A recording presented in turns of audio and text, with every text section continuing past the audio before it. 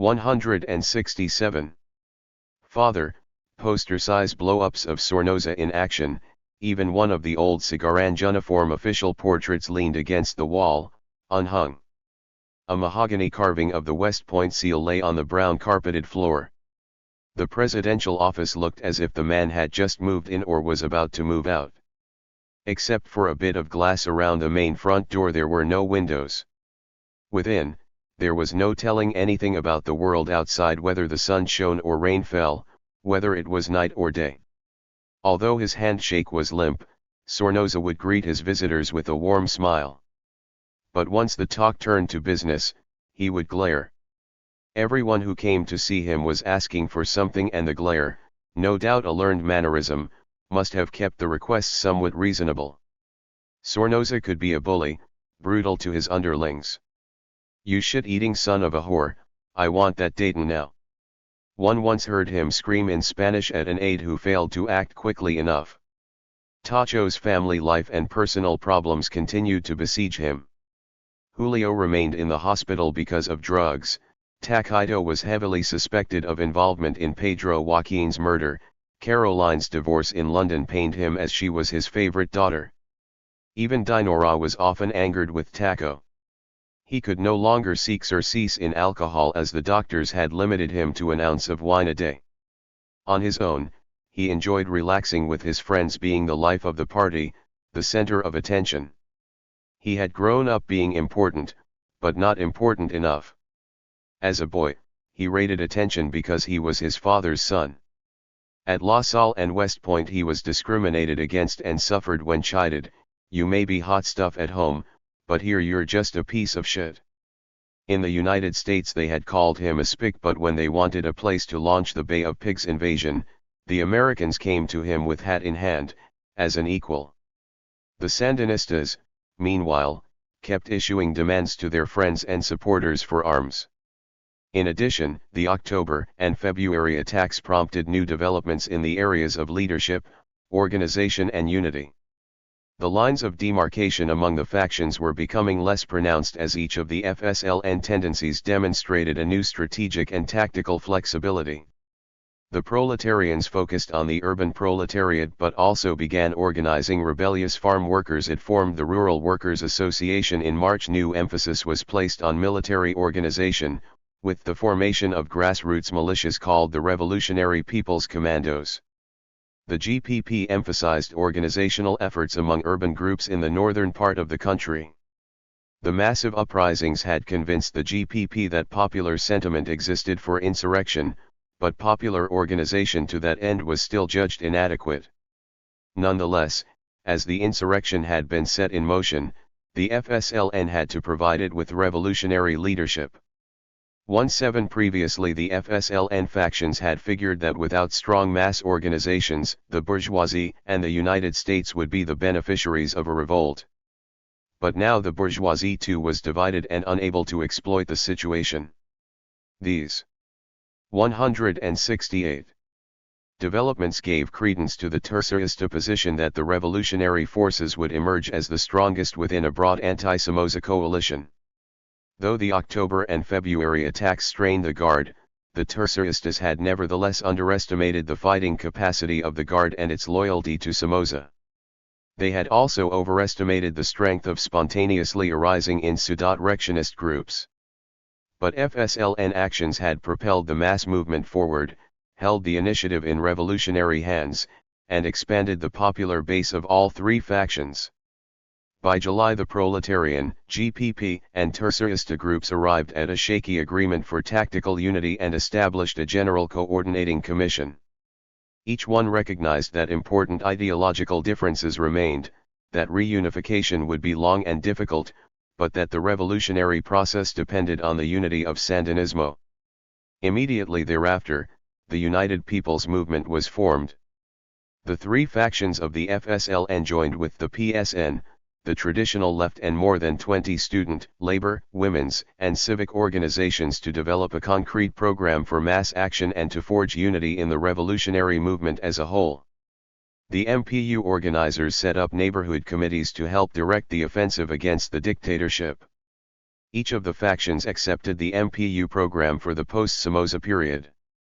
According to Solon, this period saw Washington walking a tightrope, evinced by the mixed public signals that it was perceived to be sending.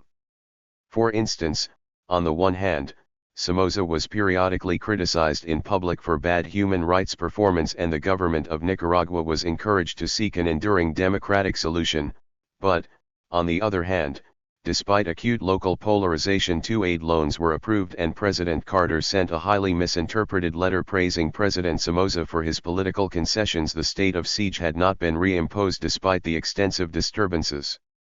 Carter continued to encourage Somoza to further democratic progress in Nicaragua. 1-8 Somoza went to the United States in June for a round of politicking, striving for a new human rights image on visits to New York and New Mexico. While spending time with his son Roberto, a recent prep school graduate, Somoza told the press that Carter's pressure for policies respecting human rights was an act of moral imperialism. The Nicaraguan dictator indicated he disapproved of the use of human rights to subvert public order. Among his charges was that the United States wanted to sacrifice Nicaragua on the altar of human rights. He also launched a verbal attack on opposition leader Alfonso Robelo Callejas, who in an earlier visit to New York predicted the dictator would be out of office by the end of the year. Robelo isn't even a deputy sheriff. He has no political mandate, and I don't consider him an opposition leader.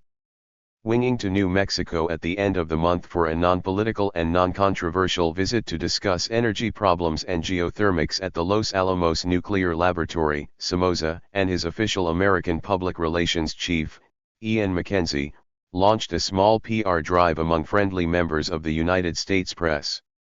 169. On the trip, despite his past refusals, Somoza finally succumbed to appeals from Venezuela and the Carter administration to allow the Organization of American States Human Rights Commission and Amnesty International to conduct on-the-spot investigations in Nicaragua. Taco came off as a reasonable, tolerant man, reiterating that accusations of human rights violations in Nicaragua were inspired by communism. During his visit he met with an Amnesty International representative in Albuquerque, though he had previously denied them meetings in Managua. Somoza was reported by Amnesty delegate Dean Haggard as being receptive to a general amnesty to both sides in the recent civil clashes. Haggard presented him a list of 12 prisoners considered prisoners of conscience, and called the meeting a victory for human rights. In fact, it was a coup for Somoza. In the meantime, Venezuelan delegates to the OAS continued to blast Somoza's human rights record, prompting Somoza's brother-in-law, Guillermo Sevilla Sacasa, who was also Nicaraguan OAS ambassador, to denounce Venezuelan allegations as slanders and unjust accusations that amounted to intervention in Nicaraguan internal affairs. Upon his return to Nicaragua, Somoza faced new problems along with the old. Among the first was a direct attempt on his life. 2 Sandinista guerrillas checked into Howard Hughes's former suite on the 8th floor of the Intercontinental Hotel, assembled an 81mm rocket launcher, and took careful aim on the bunker only 50 yards away, where Somoza was meeting with his cabinet. The 2 rockets went astray and hit 20 yards beyond their target, crashing into Takaido's conference room in the Basic Infantry Training Center. 1 rocket exploded, the other was a dud, but the single explosion caused more than 250 guardsmen to come running from their quarters, shooting wildly at the hotel. Curious guests poked their heads out of the windows. One passerby, the son of a prominent doctor, was running past the hotel when he was shot and killed by the guard. An estimated $70,000 damage was caused to the hotel in the attack. The guard seized Fernando Chamorro Rapaxiolo, 42, an auto import executive, who allegedly admitted firing the rockets, though the FSLN later claimed the assault unit escaped. Somoza himself would still not entertain the idea of resigning even when the Roman Catholic hierarchy asked for his resignation to make way for a pluralist national government. The 6-bishop, 11-priest Nicaraguan Episcopal Conference also demanded the establishment of a new economic order, the right of free political association, reorganization of the armed forces based on national, rather than personal, interest, annulment of laws limiting freedom of expression and an end to violent repression.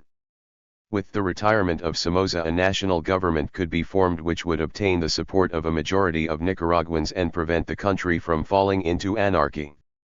Backing the church demand was the Nicaraguan Chamber of Commerce, the Chamber of Industry, the Broad Opposition Front, the Nicaraguan Institute for Economic Development and Banking and Financial Group owner. 170. Alfredo Pelas, called the wealthiest man in Nicaragua after Somoza. Observers saw the move as a chance to avoid a Sandinista government and allow Taco to slip out quietly with his money. His replacement would be a coalition of Nicaraguan groups working within a representative government stopping short of the far left and favoring a free enterprise economy. Some, such as IND Executive Secretary William Baez, feared that if Somoza remains in power, Nicaraguan society will disintegrate. Somoza foments communism solely by remaining in power. The groups were hoping the Guard would step in and play a role in fulfilling their demands, but it became clear the Guard continued to support its commander-in-chief. Somoza answered all demands with an emphatic no. Following the bunker rocket attack, he told reporters he had twice considered stepping down, once after his heart attack and then following the riots succeeding Chamorro's assassination. But he decided to stay on. Who is going to get the pie if I quit? One asked myself. The conservatives or the Sandinistas? No way. I was elected to serve until 1981, and if I quit before then, civil war will break out. Somoza publicly announced that he would not resign. He used the occasion to launch the Liberal Party's 1981 election drive, telling a rally of liberals that we have the majority, a powerful party, a loyal army and a peace-loving people. Neither I, the president, nor the party intends to quit. At the same time, Somoza hit his enemies in the private sector by reimposing a profits tax on industry, raising the invoice tax from 6 to 8%, creating sales levies on 120 new products, and raising existing levies on 249 others. The money was needed to raise $43 million to meet a credit crisis. At the same time, the government was taking out a $41 million loan to cover budgetary deficiencies. Interest on the foreign debt was more than $52 million a year, and the debt service was equal to 18% of the value of the nation's exports. Nicaragua became even more of a tinderbox with the return in July of Los Doce, the group of respected intellectuals, wealthy businessmen, professionals, and two priests who, during the October offensive, had gone into self-imposed exile in Costa Rica and signed a document in support of the Sandinistas. The government had tried the group in absentia in Masaya and issued an order for their arrest upon their return, even though the Masaya judges rejected government charges. The regime then told TACA Airlines to refuse to sell them tickets for their return, but Somoza, trying to improve his image in the United States, had no alternative but to let them come back and try to weather the storm. More than 10,000 people showed up at the airport, many walking the 12-kilometer route after the Guard closed down public transportation in that direction. Upon landing, the group of 12, now dwindled to 10, told their cheering supporters they intended to fight Somoza from our own soil. Among the exiles' first acts was to visit the anti-government stronghold of Monumbo. The government overreacted, setting off new clashes when it arrested prominent journalist Cesar Cortés Tellez in Masaya while he was en route to cover Los Doce. Writer Sergio Ramirez Mercado served as spokesman for the 12 and immediately told rallies that the group would work within the broad opposition. 171. Prompt, and urged all Nicaraguans who opposed Somoza to begin forming a single front. Ramirez, also a lawyer, was known throughout Latin America for his depiction of dictatorship in his novel Do I Make You Afraid of Bloody? He had also published a book on Sandino. Joining him at the group's daily meetings and joining in the issuance of manifestos to somehow save lives were corporation lawyer Dr. Joaquin Cuadra Chamorro, whose son was an FSLN tercerista leader, Emilio Baltodano Pelaez, wealthy coffee planter and former chairman of the Nicaraguan Human Rights Commission, former rector of the National University Dr. Carlos Tunerman, Ecobedo Castillo, lawyer and professor and organizer of free legal services for the poor, Casimiro Sotelo, architect and urbanist, Dr. Carlos Gutierrez, a dentist active in professional circles, Ricardo Coronel Cots, a prominent engineer, poet and priest Fernando Cardenal, and Miguel Descoto, a member of the Marinol Order and witness before United States human rights panels. Many of Somoza's advisors thought allowing the return of the 12 a mistake, especially with the upcoming visit of the OAS Human Rights Commission, an event they feared would set off riots and bloodshed. 2 years later Somoza agreed that permitting the return of the 12 was a mistake but complained that he had capitulated to American pressure at the time. On July 18, 1978, the FAO called another strike, this one for 24 hours, to protest National Guard repression in which at least 14 people in Jinotep, Masaya, and San Marcos had been killed. The FAO joined with the nation's labor unions to shut down some 80% of the nation, but business organizations did not take part in the action, a reversal from the January strike which had business support but little from the unions. Stores and factories closed and buses had but few riders. Demonstrations broke out in a half-dozen cities, most were broken up by guard tear gas. The strike, however, had little effect except to reiterate continued opposition to Somoza rule. The FAO had gained considerable strength since its formation earlier in the year. It now numbered 16 organizations comprised of moderate political groups, trade unions, and student bodies. Among its supporters were the Group of 12, UDEL, Liberal Independent Party, Nicaraguan Socialist Party, Nicaraguan Christian Socialist Party and others. Robello served as a spokesman for the group which was by now prodding Washington toward a peaceful removal of Somoza. When President Carter sent his letter of support to Somoza that same month, he was chastised by the foreign press, though Americans defended it by saying the message was a joint White House State Department effort and that Somoza was worthy of support until the 1981 elections as no viable alternate leader was visible in the opposition. Many raised the specter of a second Cuba as the only likely immediate alternative. The rocket strike on the bunker and the Sandinista attempts to gain legitimacy among the opposition did little to sway official American opinion at the time. When Ambassador Solon had delivered President Carter's letter, dated June 30, to Somoza, he had noted it was a private letter and not for publication. Ruling out the publication of the letter as ammunition to throw his opposition off balance. 172. Somoza saw another use for the communication.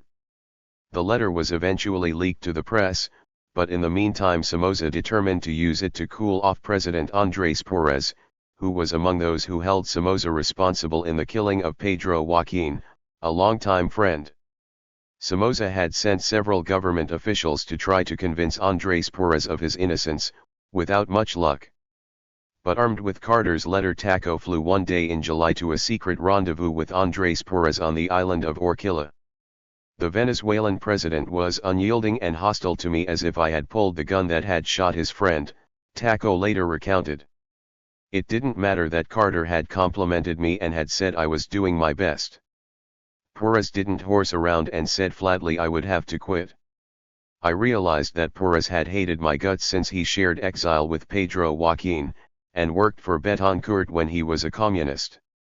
One knew now he was determined to overthrow me. Returning to Managua after his unhappy encounter, Somoza said he already knew Carter's letter by heart, having read it so many times, and it had begun to have a hollow ring. The letter complimented Somoza for steps towards respecting human rights, citing his willingness to cooperate with the Inter-American Commission on Human Rights. The commission, it noted, would be favorably impressed that he had allowed the so-called Group of 12 to return to peaceful lives in Nicaragua. Taco was so desperately searching for straws to hang on to, it was some time before he fully realized just how devious Carter's letter was, a close aide explained. For a while he actually thought the letter reinstated him as the American he always thought he was, the aide added. The letter in fact was a cautiously worded except for the remarks on the 12 prodding Somoza along to elections. I was also encouraged, the letter stated, to hear your suggestion for a reform of the electoral system in order to ensure fair and free elections in which all political parties could compete fairly. This step is essential to the functioning of a democracy. Carter, Somoza's aide noted, was telling Taco he ran a dictatorship. Carter ended, "I look forward to hearing of the implementation of your decisions and appreciate very much your announcement of these constructive actions. I hope that you will continue to communicate fully with my ambassador, Mauricio Solon, who enjoys my complete confidence." The letter ultimately made Taco realize, the aide explained, just how far Washington was now from Managua. Somoza continued to attack the unrest as the work of a minority and refused to admit there might be a threat to the stability of his government or that there was any likelihood of his leaving Managua before 1981. With the Washington Post's Karen DeYoung in July, he discussed the situation at length. "I want you to know something, you are living a very interesting experience in Nicaragua. There's no other country that has been able to stand the publicity, the onslaught of subversion, of misguidance, etc. This is a tremendous society." Taco told the Post he was farther away from a fall than in January 1978. He predicted less unrest in the last 6 months of the year. "One think the is going to quiet down because we are 173. Going to move the Liberal Party, and when the Liberal Party moves, it's a devastating machine. It's going to be quiet. I have identified my problem. A small minority that are handled by the leftists, and they are all the ones who are creating all the problem, the potential problem. I think the best way to handle it is to treat them politically, show them that there's a bigger force than them in the civilian population that will make them quiet down. They thought they could overthrow the government just by using Chamorro's assassination as a fuse," he told DeYoung. "But now that they've seen that the people who are the vanguard of organization are the Sandinistas, they are now thinking twice because the Sandinistas represent the Marxists, which means they have to give away their property. There are a lot of people who say that all of this agitation is not in their interest. Businessmen and some of the labor groups. Who is doing the agitation? They are kids between 14 and 17, and they're a very small minority. I'm not saying they have support." In reference to demands he get out of office, Somoza said, "I would be crazy." He admitted they wanted him to leave, but, yeah, well, that's their privilege. Taco continued to express the opinion that things were going to wind themselves down and problems would go away. "I think we're going through a process of mediating. People are seeing that one side offers them something that they don't know anything about. Confiscation of their property. Changing of the structures. And the other side is the one of the liberal establishment. Ours. And that's permeating among the people. If the kids who were threatening the Somoza regime did not go away," Taco said, "well, we're going to have a cultural confrontation. You see, we have not moved our political people yet. Well, we have not moved the Liberal Party in the sense that the Liberal Party would take political activity and neutralize these people. This in many ways, including fighting in the streets. The political campaign for the 1981 elections would actually begin as early as August 1978, Taco said. I wanted to save the country from that political campaign. You know, actually go out and get to the grassroots, and talk to them, indoctrinate them, and explain to them what these other guys are going to do.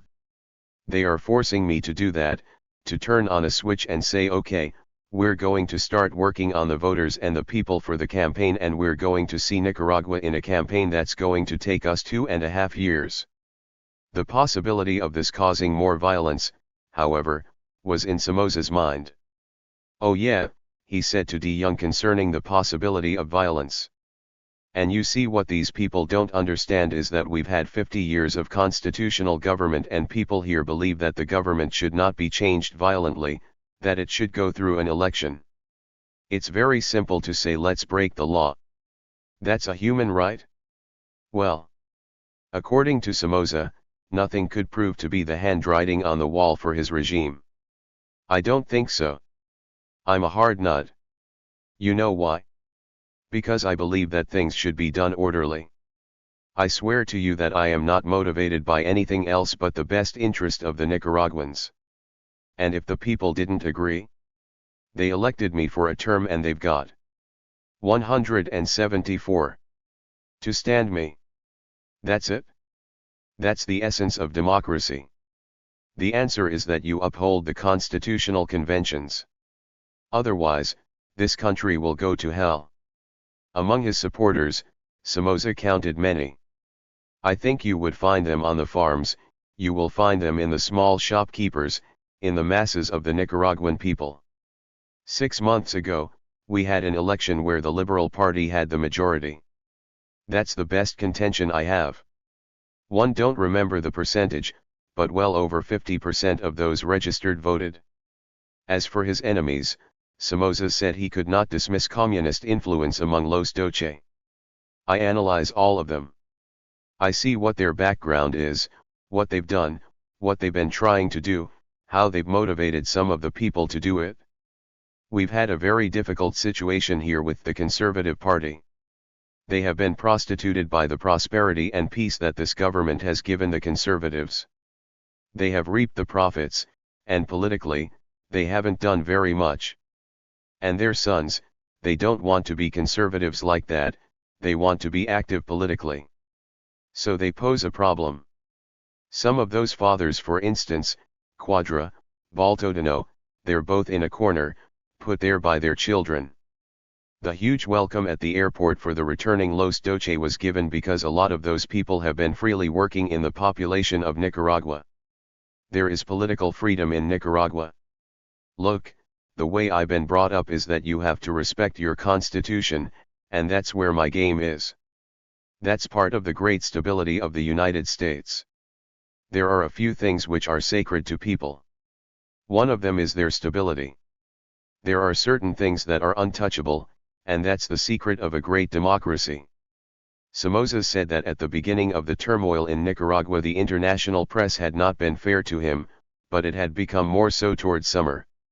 As for his personal wealth, well, with inflation and everything, I think maybe $100 million, but I wouldn't want you to put it in the paper because that wouldn't be cricket. There are certain things we keep by book value, acquisition cost.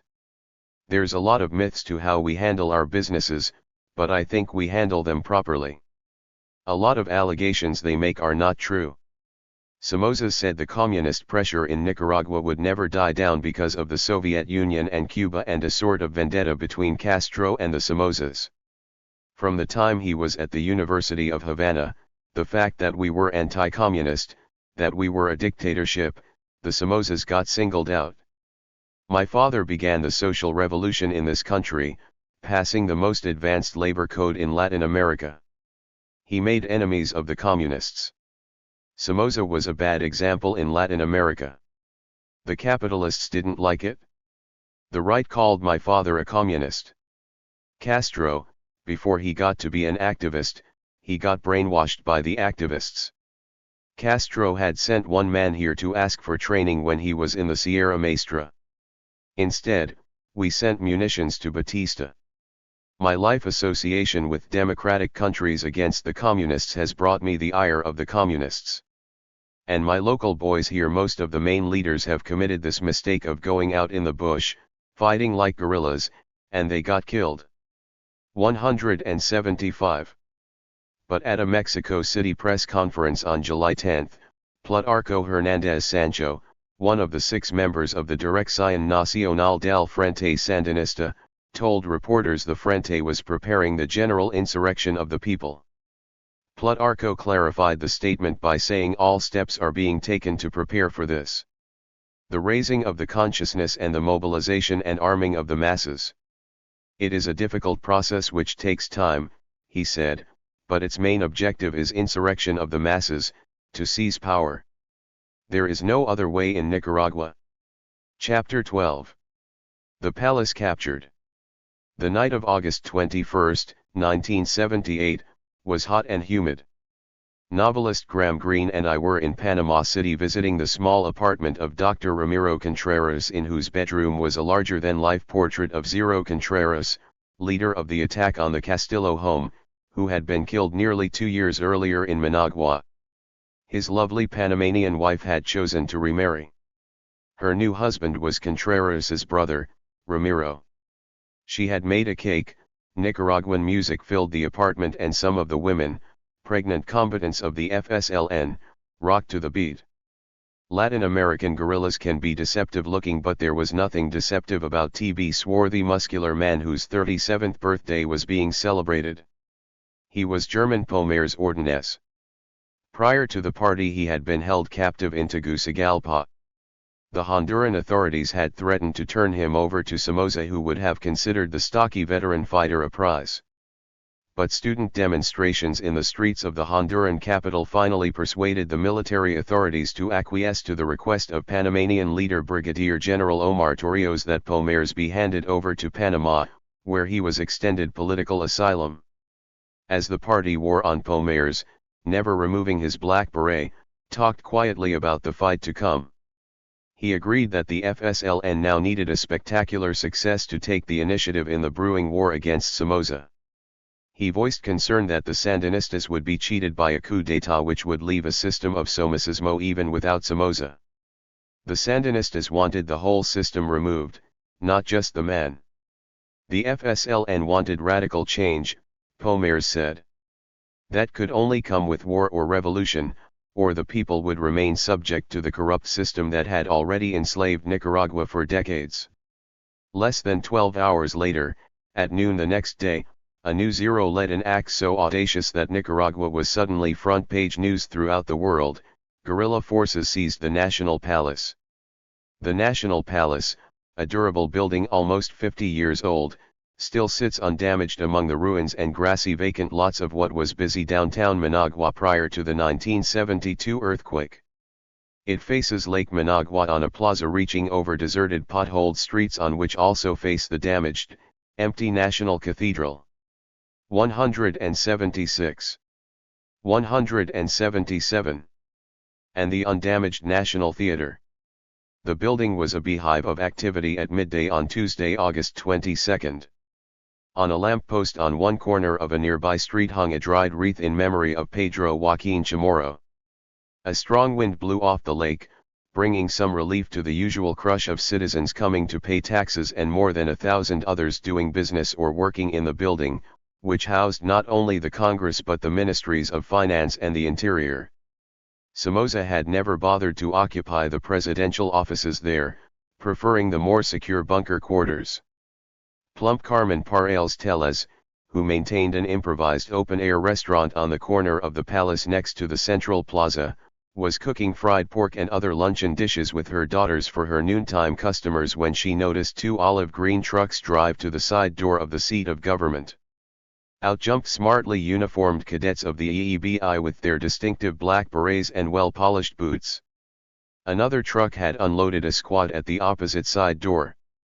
Carmen heard one of the men give the familiar command, "Viene el hombre," as he opened a path through the crowd toward the building's entrance. Still frying a piece of pork, she looked around to see in what direction el hombre, Somoza, was coming. Suddenly shooting rang out. Carmen, who had been operating her little kitchen diner for 25 years, didn't wait to see what was happening. Grabbing her money, she fled for cover into the park with her daughters and customers. Only 2.5 minutes after the soldiers had disembarked from their trucks in smart military fashion, the entire Nicaraguan Congress had been captured intact. By disguising themselves as Somoza's elite, 25 members of the Tercerista Sandinista Commando Rigoberto Lopez Perez captured to hold as hostage 49 deputies, 24 palace reporters, and nearly 1,500 others present in the salmon-colored building. Most were hiding behind doors and couches or under desks, not knowing the origin or the meaning of the shots they heard. Working expertly, the Sandinistas broke into groups of 4 inside the palace. Each member was assigned a number designating not only his name but also his group and function in the raid. They had fanned through the hallways of the block-long building, yelling, "Out of the way, here comes El Jefe," disarming soldiers standing guard or loitering, who were used to such precautions when Taco paid a visit. Commanders Ciro and Dos led their groups up the wide stairs toward the second-floor chamber of deputies. Discussion had just opened to give approval to the signing of 2 new United States aid loans for nutrition and education. The Sandinistas moved quickly to chain doors and ferret out high officials in their offices, careful not to stretch their limited forces too thin. As Commanders Ciro and Dos reached the main hallway, they encountered 2 guard officers, one of them a captain with a machine gun, guarding the doors. "Here comes El Jeef," Ciro shouted again in an authoritative voice. The guardsmen, not fooled, immediately opened fire. The guerrillas in Dos's group returned the shots, killing the captain and wounding the other soldier. The gun. 178. Blasts were heard downstairs by Commandante Trace, whose group was entering the offices of the Minister of the Interior. A captain and lieutenant who served as bodyguards to the minister ran from the office to seek the origin of the gunfire but were cut down as they passed through the door. The discussion in the Blue Room, as the Chamber of Deputies was called, continued despite the firing but was hushed when the short, handsome Ciro stuck his G3 rifle between the emerald green doors of the stately chamber and walked in, giving the order, "The guard. Everyone to the floor." Without warning he fired into the ceiling and shouted, "Everyone to the floor." Novedades reporter Luis Manuel Martinez recalled. "We all dived down. We could see there were 8 other armed men and 1 woman who had come in after him and taken up positions. Although many of the congressmen and bodyguards in the gallery had pistols, they offered no resistance. Most stayed down under their desks, few dared move their heads while the guerrillas moved through the chamber to take up positions. The only man not down on the floor was Somoza's cousin, Luis Pelaez de Bale, who remained frozen at the presidential table. The initial thought that ran through the minds of many was that the soldiers who had entered the chamber were indeed National Guardsmen, now staging the oft-rumored coup d'état and ready to begin eliminating what many called the rubber stamp Congress. The internal and external strife developing over the last 8 months had given them ample reason to believe anything was possible. The soldiers were wearing uniforms similar to those of the EEBI, Taquitos soldiers. Everyone knew how much the younger Somoza's lust for power had grown since his father's heart attack. But the legislators' fear of a guard-inspired mass execution soon passed. The officer who leaped through the door to terrorize them was 42-year-old Eden Pastora, known to the other 24 members of the commando as Ciro. A medical student in Nicaragua and Mexico between stints as a guerrilla, he was carrying out a daring act he had planned and fought to put into action for 8 years. The FSLN had acceded to the plan broadly called Operation Death to Somocismo, Carlos Fonseca Amador only 15 days previously. The Sandinistas had waited until August 22 to get the optimum gain from their risky operation. They knew the building would be filled with congressmen gathered to vote on the important economic aid package. The attack plan itself was named Operación Chanchera, or the Assault against La Casa de los Chanchas. Ciro's first in command was 30-year-old Hugo Torres Jimenez, a seasoned guerrilla who had served as Uno once before in the attack on the Castillo home. Along with Dos, 22-year-old Dora Maria Tellez, a former medical student from Leon and the only woman in the group, they had recruited 22 other Sandinistas. The average age was 20, 3 commando members were just 18 years old. Most of them had never been in Managua before, meeting in a safe house in the capital only 3 days before the attack was to take place and willingly accepting the risk of death. Except for the 3 commanders, none of the others had ever seen each other or even knew the nature of the plan. 179. Ciro was the only one who had ever been in the National Palace when he was a small boy accompanying his mother, who went to pay taxes. Dos had never seen the Chamber of Deputies except on television news broadcasts. But with the help of others they had studied the layout of the building for weeks until they knew every door and portal. On the morning of the attack the 22 recruits were advised of the secret plan. They dressed in uniforms made by clandestine tailors and boots bought in 3 different stores. They were equipped with red and black handkerchiefs for identification, 2 more kerchiefs to tie possible wounds, a flashlight, gas masks, rope, bags to fill with emergency drinking water in the palace and bicarbonate for stomach problems in a gas attack. They were also given weapons taken in previous combat with guardsmen: 2 Uzi machine guns, AG-3, an M3, an M2, 20 Garand rifles, a Browning pistol and 50 grenades, as well as 300 rounds of ammunition apiece. 3. The trucks had been bought for 13,000 Cordobas each and painted an off-color olive drab, a factor Ciro was concerned would give them away. The deputies lay on the floor for 20 minutes after the attack, while guerrillas took their names, tied them up and began photographing them with a Polaroid camera. When Dos asked Novedades reporter Martinez his name, Dora Maria Tellez shouted, "Ciro! Ciro! Martinez is here!" Ciro turned to Martinez, an official apologist for the government by virtue of his position, and said, "If the Somoza forces attack, you will be the first shot." Elsewhere in the building, other commandos rounded up government employees and officials. Besides police, among government officials caught were Interior Minister José Antonio Mora, his chief assistant, several other Somoza relatives including José Somoza's son, and Deputy Eduardo Chamorro. Not caught was General Alagrad, who was having a coffee break. As the Sandinistas were taking inventory of their newly won prize, firing erupted outside the building. Ciro ran from the chamber to discover a guard patrol attempting to break through the principal doorway. He took a grenade from the belts crisscrossing his chest and threw a perfect strike below, killing 4 soldiers on the red marble steps and dispersing the rest of the assault squad. Somoza learned of the situation as he was sitting down to eat lunch. His immediate reaction was to order an indiscriminate attack against the palace.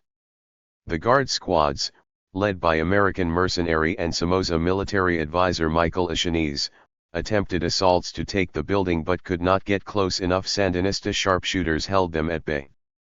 A helicopter made passes over the building for 15 minutes, strafing the windows where the gunmen were located and wounding 1 guerrilla in the leg. Takito helped in the attack command, but he stayed behind the firing line as it was forced back by the Sandinistas. It was evident that Echeniz prepared the assault with all of the elements he had, so we gathered some of the most prized Somocista prisoners and placed them in front of the windows, Ciro said. They were trembling with fear and believed that the guardsmen were going to kill them without further thought.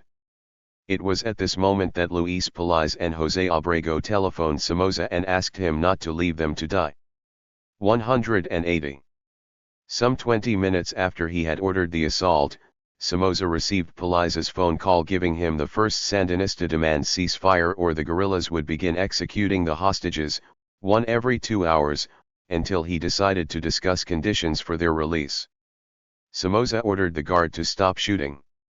The decision left the soldiers furious, especially Echeniz, who had a $6 million budget to run all anti-guerrilla warfare operations for the guard. Echeniz later reported he took 78 of his Black Parade commandos to the palace in trucks when it was seized. They shot up the lead truck and killed 1 of my captains. I dragged his body around the side of the building. We wanted to hit them right then, before they got organized, but they told us by radio to hold off. Echeniz said he drew up plans to attack the palace for the chiefs of staff. We could have taken the building in 18 minutes. I figured maybe 200 to 300 would be killed. The plan was to shock the building with tank fire and blow the doors with recoilless rifles. I was going to helicopter in with my commandos and drop down through the roof hatches. The old man wouldn't buy it, and the only reason was they held Papa Chief's son. My guys were unhappy. For a little later Pelaez called Somoza again to inform him that the Sandinistas had proposed that Archbishop Obando y Bravo and 2 other bishops then coincidentally meeting in Managua act as intermediaries. The ambassadors of Costa Rica and Panama also offered their services as mediators. The churchmen quickly reported back with the guerrillas' demands: the release of 59 political prisoners, $1 million, repeated broadcasts over government radio of an almost 2-hour-long Sandinista communique, and Mexican, Panamanian, or Venezuelan planes to escort them from the country. The Sandinistas also demanded the guards stay some 400 yards from the building and that the government immediately accept the demands of striking hospital workers. 5. The eyes of the world immediately focused on Managua. The Sandinistas' audacious raid was the biggest thing to happen in years, anywhere. Where else could they ever capture a national palace, with the Congress intact? A Guatemalan newsman asked. There was undisguised admiration for the action throughout Latin America. Envoys carrying demands back and forth between the palace and the bunker worked throughout the night. The condition of the hostages was different from those that had existed in the Castillo home. The congressmen remained tied up, there was little if any food, and there were only 4 bathrooms in the building. Some hostages needing to relieve themselves did so in a waste paper basket behind the chamber's speaker's lectern. They lived with the awareness that Somoza was not beyond calling on the guard to storm the palace, thus forfeiting their lives. They also knew failure to comply with the guerrillas' demands might spell death for any of them. As Dos told a United Press International reporter on the phone, the execution threat was no joke, this is something very serious.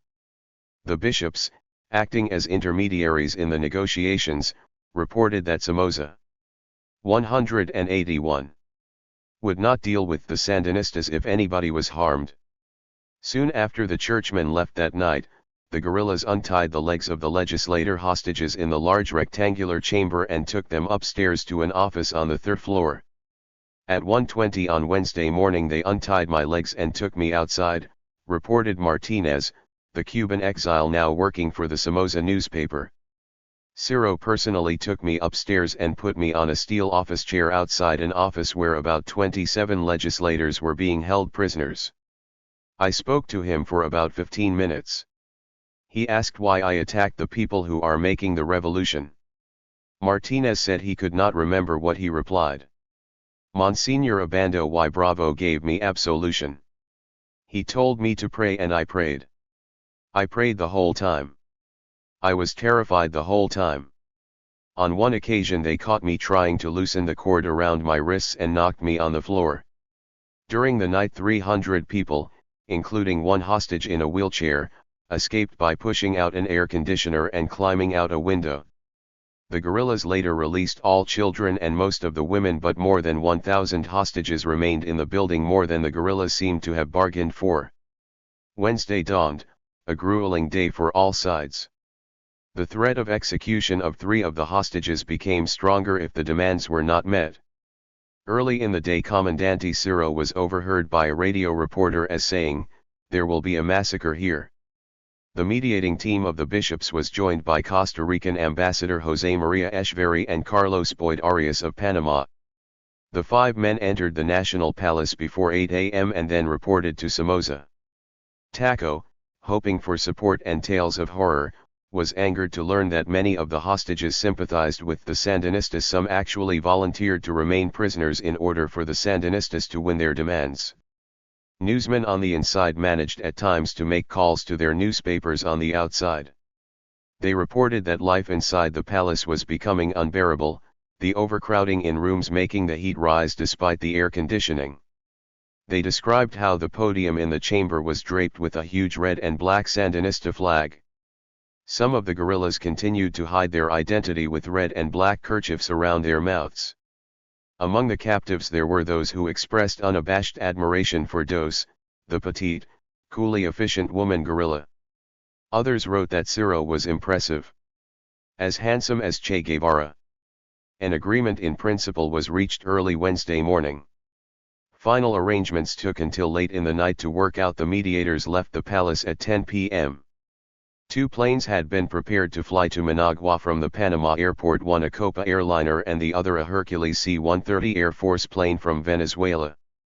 Though the evacuation details had been agreed upon around 4 p.m. Wednesday, Somoza tried a last-minute move to dislodge the Sandinistas. He gave them a 3-hour ultimatum to leave the palace for the airport and exile. The guerrillas refused to move for the obvious reason that it would soon be dark. Wednesday evening saw a more relaxed atmosphere after the long hours of tension. Soldiers lounged on leaking sandbags in front of the Telker Telecomunica. 182. Shins building 2 blocks from the palace. Some talked freely about the daring raid, others were not so friendly. One group warned newsmen away, refusing them access to the Red Cross post with tents and a half-dozen ambulances on standby on the far side of the plaza next to the Ruben Dario Theater and the train tracks. Many Nicaraguans stayed in their homes to listen to the Sandinista communique on the radio or watch it on television. It was clear that Somoza had had little choice but to negotiate and bend to the Sandinistas' demands. The FSLN was in control of events. The public image of the guerrillas was one of romantic freedom fighters. The war communique makes us believe Somoza has accepted the Sandinistas' demands, said one barrio resident Wednesday night, sitting around a radio in his clapboard house with his 10 children. Everyone in the world is talking about the Sandinistas, he said. There was no question as to where poor Nicaraguan sympathies lay. They had heard every word of the Sandinista war communique number 1, read over a nationwide radio hookup at 6 o'clock that evening. The communique was read 3 times a day for the next 2 days and published in the press the next morning. It took 105 minutes of radio and television time to read the political statement. Businessmen were unhappy because of what they considered the socialist tone, which took the wealthy classes and tame opposition to task. The message had a strong leftist tinge that made private entrepreneurs uneasy about what the future might hold. The Sandinistas called the anti-Somoza struggle a war waged between two sides. The first was represented by the worker, the peasant, the exploited consumer and the student who were forced to battle against miserable salaries and the latifundista and forced to earn their wages under the shadow of Somocismo. They are the poor of our nation, the humble, those who have supported the entire weight of economic exploitation and political military repression of the Somoza tyranny. And only these people, firmly supported by the workers and peasants, will be able to forge a society of free men. On the other end of the economic ladder were the rich Conservative Party members who have continually sold out to Somoza, the new rich of the Christian Socialist Party who have continuously begged Somoza to accept their legitimacy, and the old rich of the Liberal Party who form the bulwark of Somoza's support. The other people with money, such as the trade people, industrialists and big financial capital, until a few months ago had no great participation in the anti-Somoza struggle. It was not until the offensive of October 1977 that all these forces, with the exception of the financiers, pronounced themselves to be in favor of a dialogue with the tyrant, the communique said. These gentlemen want an escape in which the National Guard will participate as though it were a savior. To tell the truth, they don't trust the people. Now, to speak clearly, we want to affirm that we are not opposed to the fact that the financial capital, the commercial capital, the industrial capital and all the types of capital that can exist take part in the anti-Somoza fight. What we cannot accept is that it is they who try to make the conditions for Somoza to leave power. 183. For a long time they supported Somoza, silently complying with him and causing a sectarianism among them that even led them to deny support to Pedro Joaquin Chamorro. They can't try to impose formulas in which their personal interests come before those of the populace. Other points included were charges that in the military academy Somocismo has deformed the minds of hundreds of young Nicaraguans. We call on the young men who are in the National Guard to rebel against Somoza, against Somoza's son, against Somoza's brother, against the leaders of the National Guard. Don't join the Guard, don't sign new contracts, desert with your weapons, judge who torture and murder the people. The communique ended with a call for the democratic and revolutionary forces to fight for the installation of a true and democratic and popular government in which the participation of all Nicaraguans is allowed without sectarianism of any kind. It was then generally the opinion of the Sandinistas that they would oppose any solution that did not provide for a complete change. Somoza himself was not unhappy with the communique. He told newsmen it would at last show the world whom he was fighting. The communique had told the people to prepare for the final offensive, and the threat of Somocismo without Somoza was reiterated to the people, as it had been by Ciro in the Chamber of Deputies. There he had cursed the conservatives as well as the liberals, belittling the former and accusing them of complicity with the Somoza government and saying their turn was over as the opposition to the dictatorship. To drive home his point, Ciro gave each of the conservative deputies a bullet, telling them they could show their opposition by using it against Somoza. A few minutes after midnight on Thursday morning, this newsman managed to reach Ciro by telephone. A low voice answered the phone, "Diga." His cool, calm voice confirmed that their demands had been met. They and the political prisoners would leave the airport that morning for Panama and Venezuela. The departure from the National Palace was set for 9 a.m. and they would release their hostages at the bus door. Ciro refused to answer questions about the $10 million ransom, saying it was a military secret, though it was known that Taco, ever the shrewd businessman, had bargained the desired figure down to a 20th. The Sandinistas were in no mood to argue. Ciro said that the money was secondary and lack of sleep made them anxious to get on the road before fatigue worked in the government's favor. Thursday dawned cloudy, but it was soon sunny, clear and hot. Some of the guard were in an ugly mood. "We should not give in to their demands. They will only go off with the political prisoners and return with arms they are going to purchase with the money we pay them," said a guard officer as he sat in his jeep before the National Theatre waiting the outcome of the 9 a.m. departure.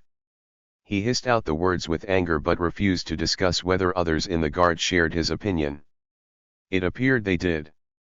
The tired-looking archbishop and his two bishops entered the palace at 8:15. 184 a.m., soon followed by the Panamanian and Costa Rican ambassadors. A score of newsmen tried to press forward, but they were shut off from a view of the palace door by the elevated land and tree-shaded plaza in between them and the building. "The people will obey or be shot," a young lieutenant ordered, waving his machine pistol in the air and ordering his soldiers not to be intimidated by the foreigners and their cameras. The tops of the buses were barely visible before the ornate palace door, a tall ironwork affair. A few minutes after 9 the National Guard suddenly came to life and began moving in on the palace. "They are gone." Elderly deputies and other hostages began to move slowly down the steps of the palace entrance. With a lone motorcyclist in the lead and 3 ambulances following in their wake with the International Red Cross representatives, the bus loaded with Sandinista guerrillas took off for the airport.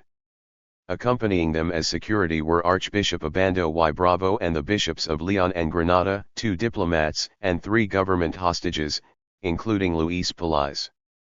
"We'll be back in 2 months, Ciro promised as he waved his rifle to Novedades reporter Martinez, and he entered the bus last. With the black and red Sandinista flag flying and the guerrillas holding their guns aloft for all to see, the trip to the airport was a victory parade. Screaming, waving Nicaraguans jumped up and down on the dusty banks of the northern highway. "Lor 9 miles," they cheered the guerrillas. The sympathetic outpouring of feelings for the Sandinistas was blatant. The people loved them. There was no military or police escort, in compliance with the negotiated agreement. Hundreds of people tried to keep up with the Sandinistas, running for miles in their wake. Others tried to hitch rides or catch buses to the airport.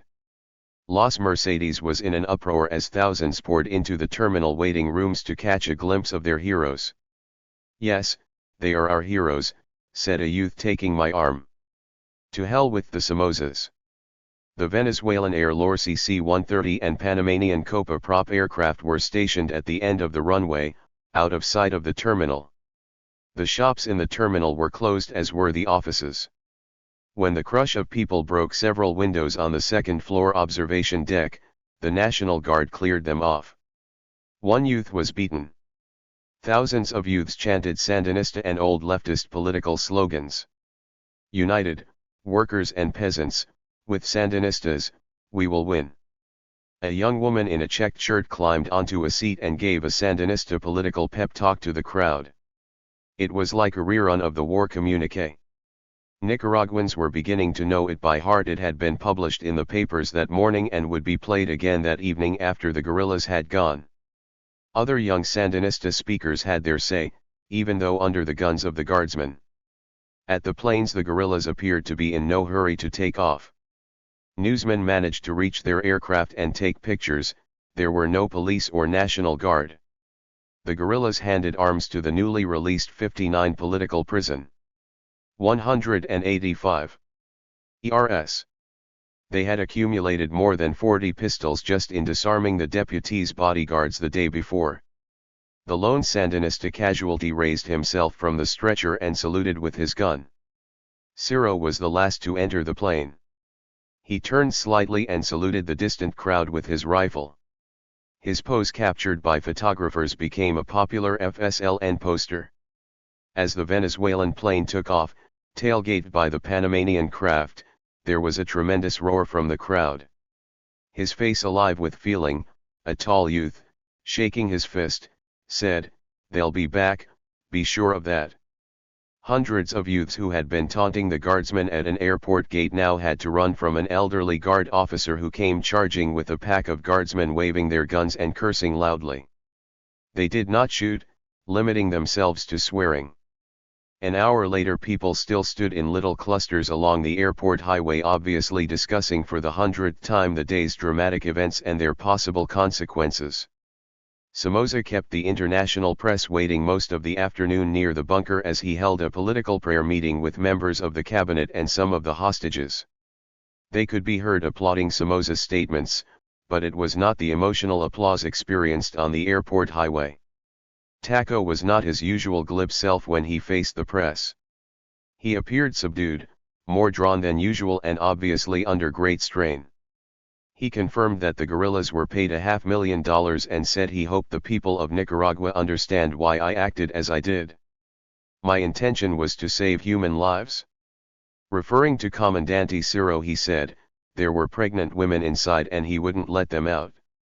At another point he said, it's sad, but it's a reality that we must take all the precautions to avoid a repeat of this. Somoza said he was grateful to the representatives of the church and to the ambassadors for their cooperation, and when asked about the way he had handled the capture of the palace, he asked, "Let history judge me." When confirming he had released 59 political prisoners, including leader Tomas Borga, he denied them the label political prisoner, calling the term debatable. Most of them were in jail for assault and battery, murder, robbery, kidnapping and so on. When asked whether he felt betrayed by the United States, which had been watching the human rights developments in Nicaragua, he replied by saying, "I'm a politician and I recognize that every administration has different attitudes. Therefore a change of attitudes of the government in the United States. I don't consider it an act of betrayal. So therefore they and we have to adjust our new relations." He dismissed the previous 45-hour drama as a continuation of a battle the government of Nicaragua started in 1959 when Castro came to power. It is something that has become popular in Latin America, and then avoided directly answering another question about the Nicaraguan discontent. This particular act to regain their people who had been legally placed in jail. They can count on people who will be ready to take violent actions in Nicaragua. Therefore we must be prepared for an escalation of such acts. 186. Somoza charged that the Sandinista National Liberation Front had been liquidated and that the commando group involved new leaders. Los Doce ordered the attack, Somoza alleged, and said, "We are going to have to spend more on security. These people are trying to take the freedom away from the Nicaraguans in the same way it was done in Cuba." He warned that Nicaraguans have to face up to the fact that ideologies other than traditional ones are on the ascent in Nicaragua, and that someday the country will be divided into democratic and communist people. He placed blame on complicity by Radio Havana and some Cuban officials. Most of the press conference was taken up by pro-Somoza newsmen and officials making their own declarations of backing and congratulating him on saving lives. Talk of a coup d'état continued. One officer who bragged as if he were supporting a coup was hardliner Brigadier General José Iván Alegret Pérez, the National Guard Chief of Operations, who took credit for having cleaned out the guerrillas in the mountains. But arrested in another plan, which never reached more than the talking stage, was its would-be instigator, Lieutenant Colonel Bernardino Larios, a 42-year-old electrical engineer assigned to ENALOV, the government electric utility. The attempt was detected as he sounded out other officers who had graduated with him from the Nicaraguan Military Academy. Alegret made no bones about his opposition to Somoza's new, light-handed policies. Tall, stocky, blondish, Allegret was a hardy, bluff professional soldier whose cramped base quarters were crowded with captured weapons and bookshelves of pornography interspersed with such volumes as How to Score with Single Girls, Getting Sex Through Hypnotism and the like. As early as March 1978, Allegret was urging to be allowed to go into towns like Masaya and clean out the rebels. He protested at being held back, warning that the longer Somoza waited, the greater the number of people who would die.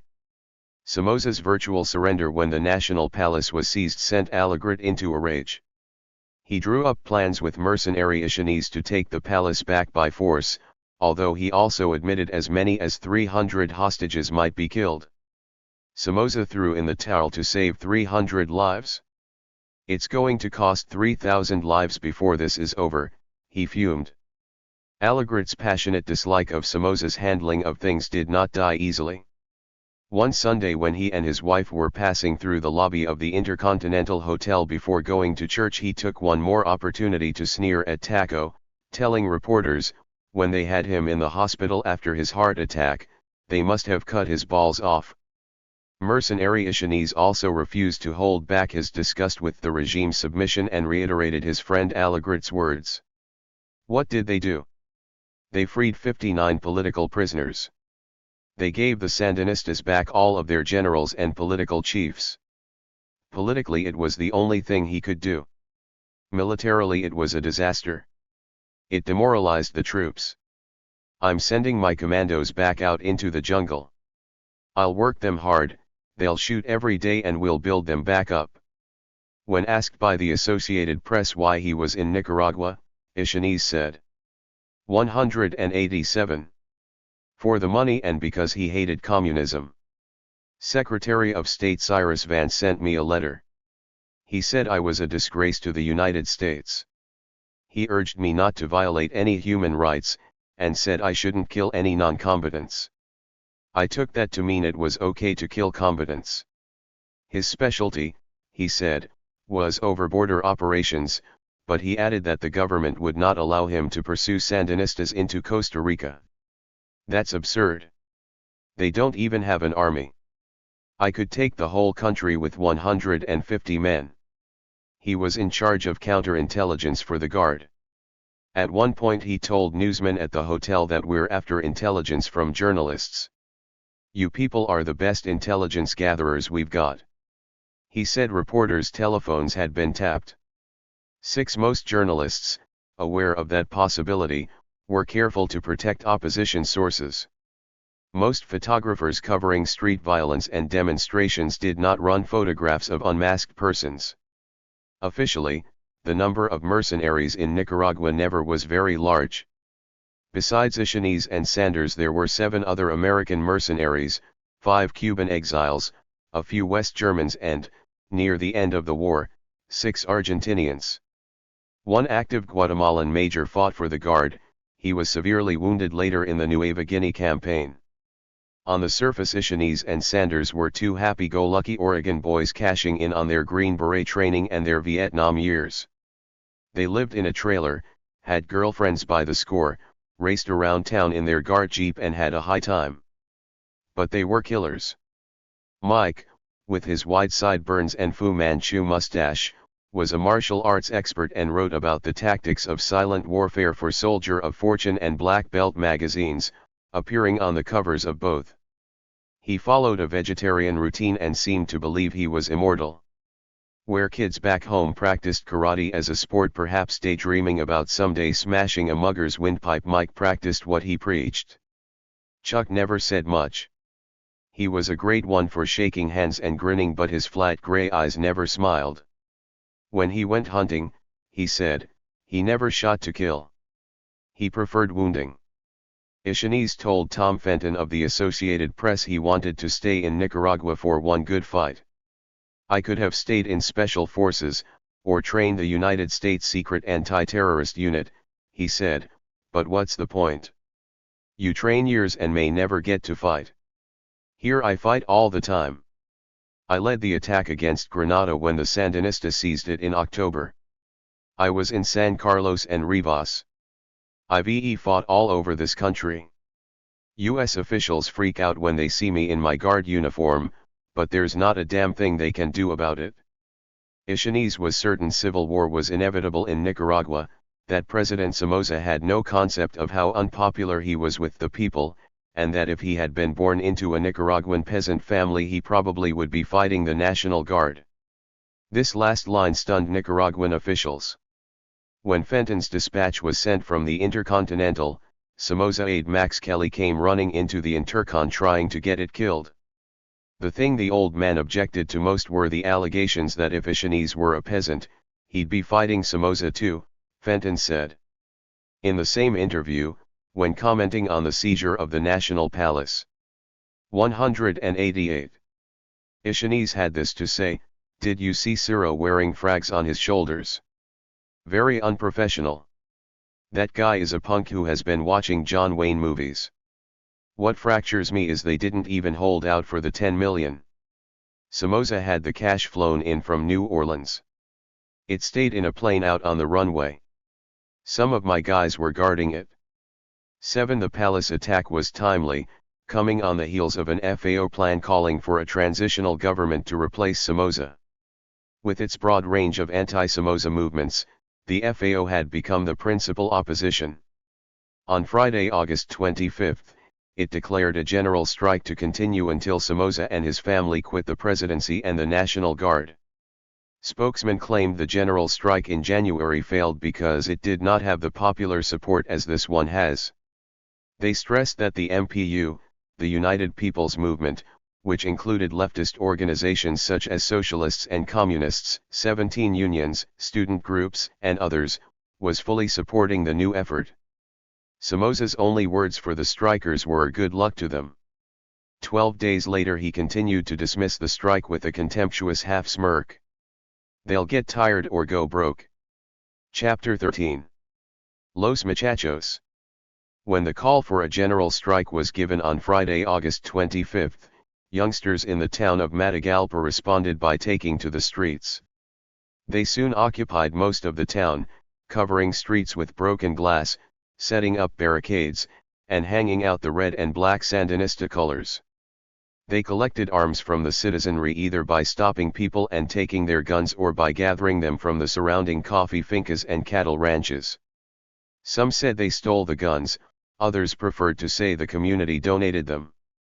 Whatever the source of their firepower, the townsboys, or Los Muchachos as they were called, had launched a spontaneous uprising they described as the people's fight against the Somoza regime. Crude signs appeared with such slogans as "This time the fight is definite." The main condition to end the people's war was that Somoza must go. During the nationwide strike in January, Los Muchachos had set up barricades and closed off the town at night. Then they wore masks and were armed with only sticks and stones. Now it was different. On Sunday morning these young people, mostly teenagers, began taking potshots at the National Guard headquarters on Morazan Park. By Tuesday the National Guard garrison had been reinforced with combat troops. The town was then subjected to a 3-hour aerial attack. Overnight Matagalpa became front-page news, not because Los Muchachos had taken over the little coffee town, but because it was being bombed by the Somoza forces. When telephone reports were received in Managua from hysterical townspeople, "They are bombing us," images were conjured up of the Basque town of Guernica, destroyed in 1937 by German planes in the Spanish Civil War. But, newsmen reasoned, these are Nicaraguan pilots, not Germans. They found the reports hard to believe. Somoza's spokesman at first denied the use of air power. Later they changed their story to say there had been some limited aerial action. Early Wednesday morning, August 30th, newsmen all headed in the same direction, Matagalpa. At the small town of Sibaco, the crossroad to Estili and only 18 miles from Matagalpa, Taquitos Black Beret EEBI troops manned a roadblock, searching cars and trucks passing in both directions. An EEBI officer with his beret at a jaunty angle made a strange request of a 189. 190. Carload of newsmen, "If you have guns you had better leave them here with us because Los Muchachos will be sure to take them off you in Matagalpa." It was the first time we had heard the young rebels referred to as Los Muchachos. It was an eerie ride over the 80 miles to Matagalpa. The major highway was empty except for an occasional small car or pickup flying a white flag speeding down the highway away from Matagalpa. The closer to Matagalpa, the more numerous the white flags. A peasant struggling with a wooden-wheeled cart full of corn and the occasional peasant riding to his fields on horseback were the only signs of life in the countryside. And these peasants seemed both uninvolved and unconcerned. As we drove into the mountainous valley surrounding Matagalpa, we heard, then saw a DC-3 spotter plane droning among the scattered clouds. Soldiers were sprawled out facing the road leading into the picturesque town. A rifle cracked in the distance. At the second road entering the town there were no guardsmen. Before the small bridge there stood the San Vicente Hospital, constructed by the Somoza administration in 1947. Across the road was the Red Cross encampment, the center of emergency relief, refugees, and negotiations. The town was divided between the Muchachos and the Guard. This is one of Nicaragua's oldest and most rebellious towns, explained Dr. Cesar Amador Cole, president of the Medical Association of Matagalpa and a leading neurosurgeon who was working with the Red Cross. The Muchachos have the support of the people. They got their arms from the people. But they have only small caliber pistols and rifles and some shotguns. The Guard on the other hand was well armed but could only count on the support of some paramilitary goons and paid informers.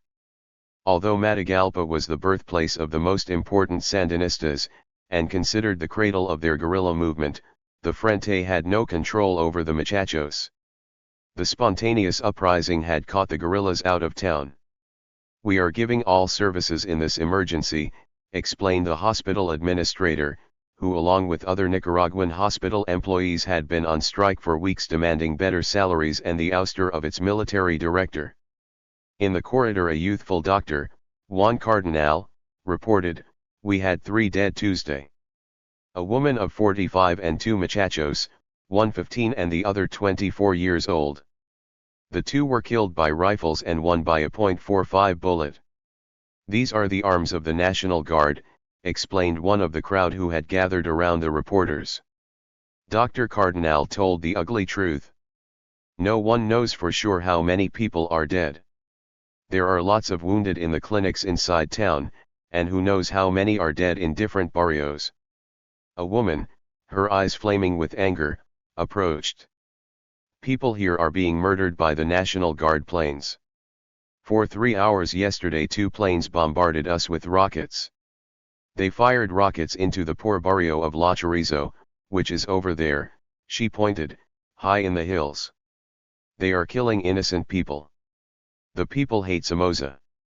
Nobody around her disagreed, a few nodded their heads in agreement at what, for the reporters, was only the first of scores of denunciations of Somoza heard throughout the day in Matagalpa. Time and again. 191.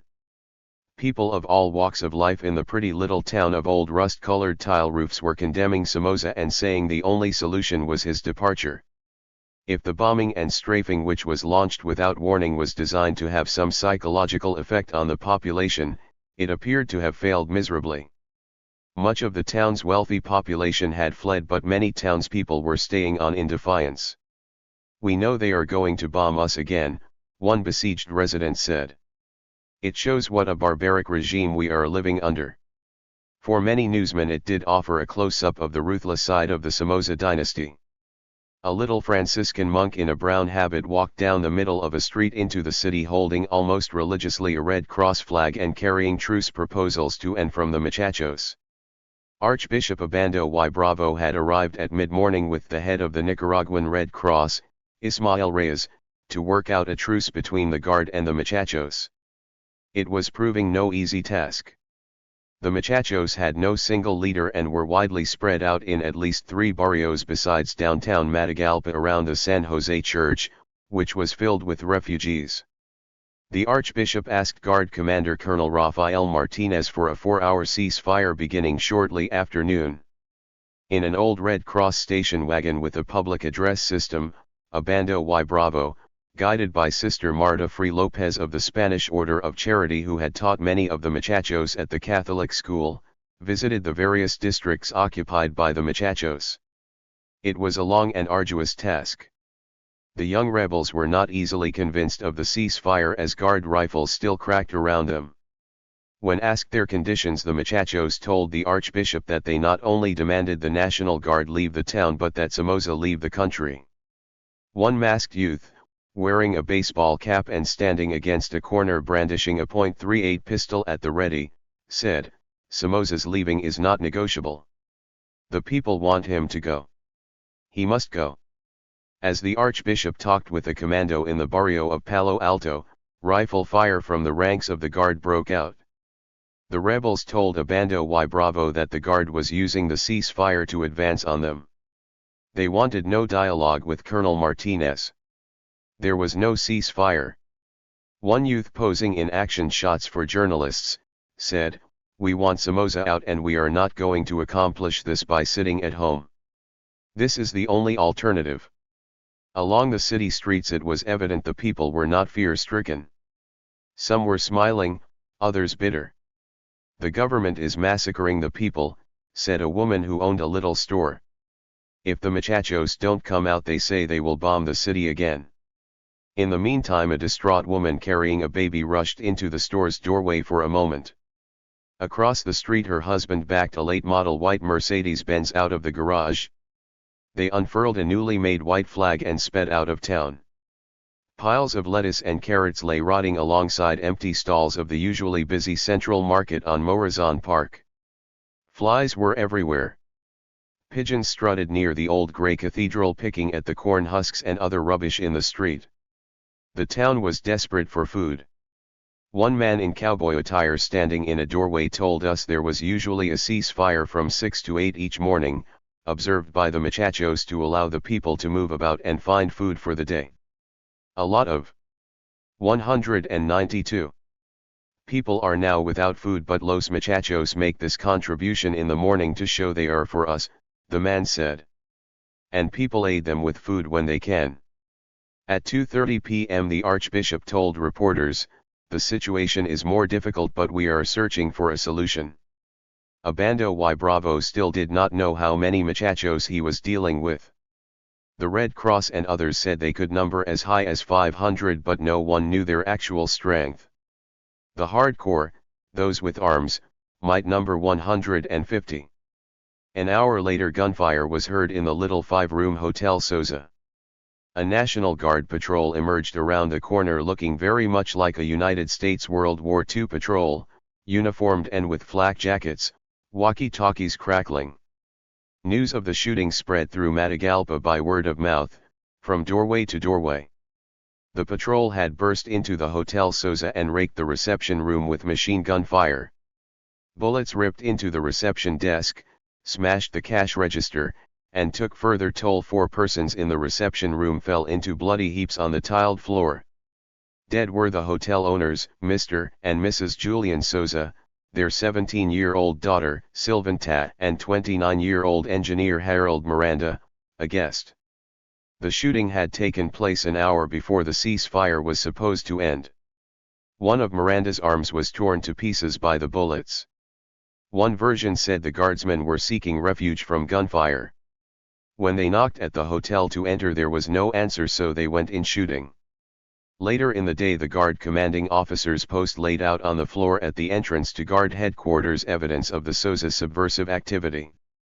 Along with some Sandinista poems and magazines were a box of nails and one empty Gerber baby food jar allegedly used to make bombs. There were also a small typeset and several shotgun shells. The exhibit was supposedly collected from the hotel where the government later declared 4 extremistas had been killed. No witnesses could confirm that the guard had actually removed the pitiful collection from the hotel. The garrison commander's headquarters on the park was a page from Pancho Villa. The snout of a .50 caliber machine gun pointed out through a slit in the wall.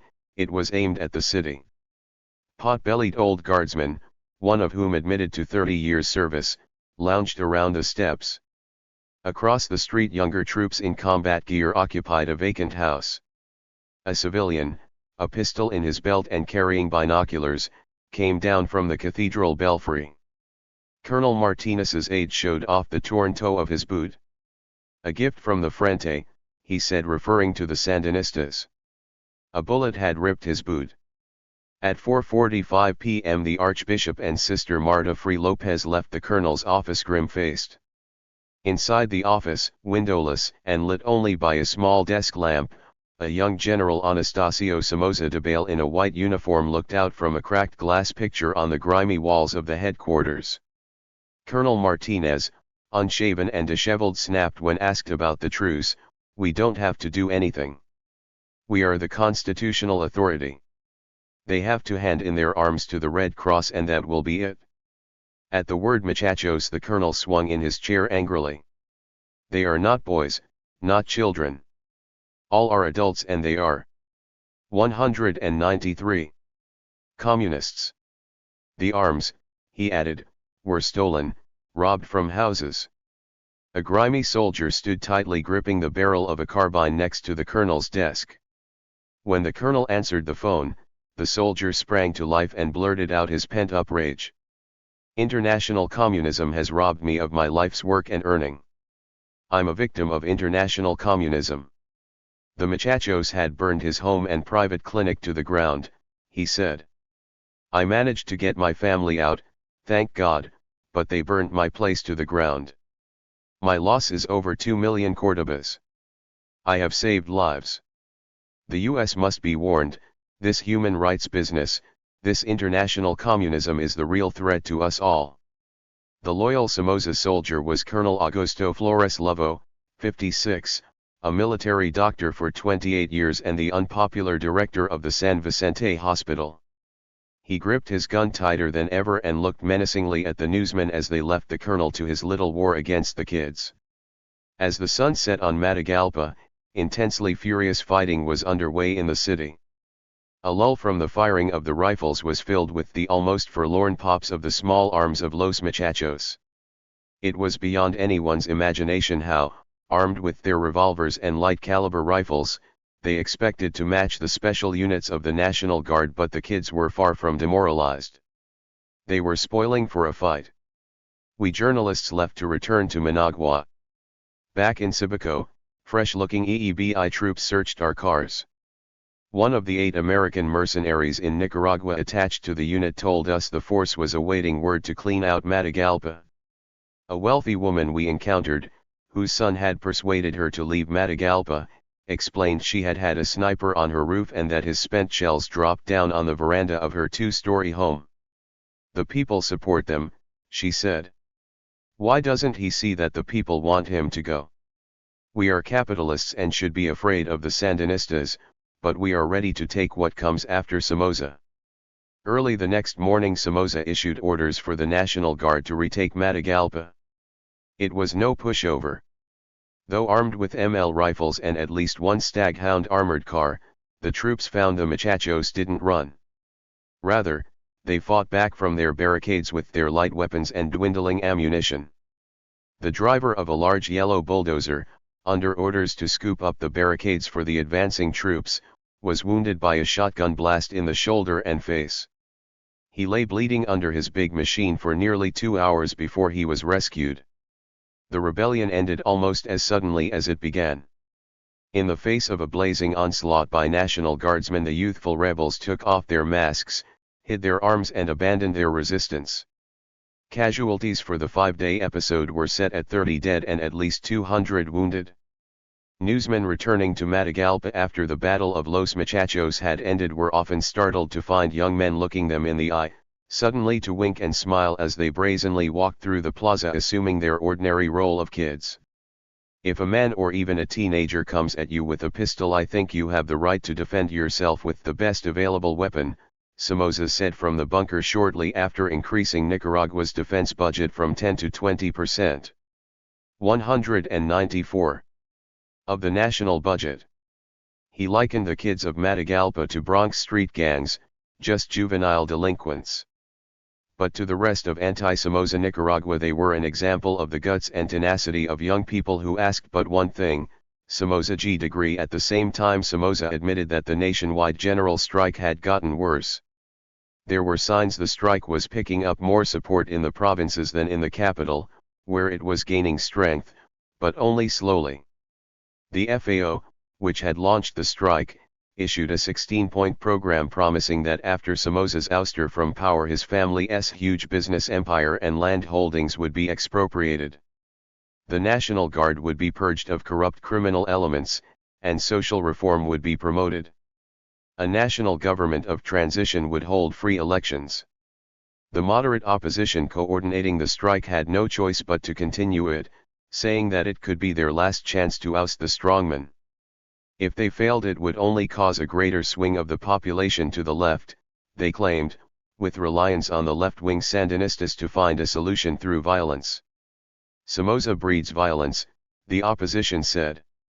Speaking for the conservatives, Adolfo Calero Portocarrero added, "The conservatives want it known that in Nicaragua there are democratic forces that represent the great majority of the people who have placed themselves in civil opposition to this government."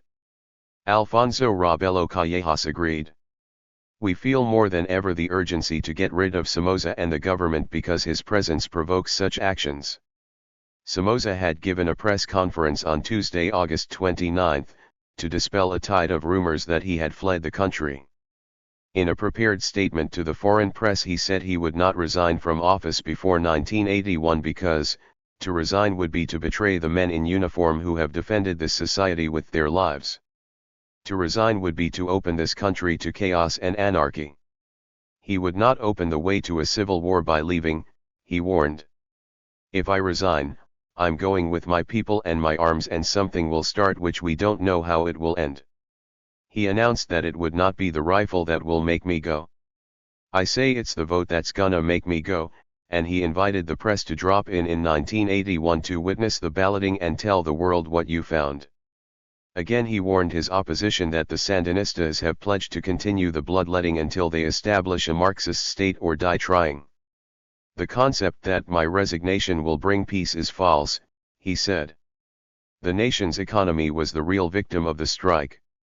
A rush on banks saw frightened Nicaraguans withdraw more than $30 million in savings.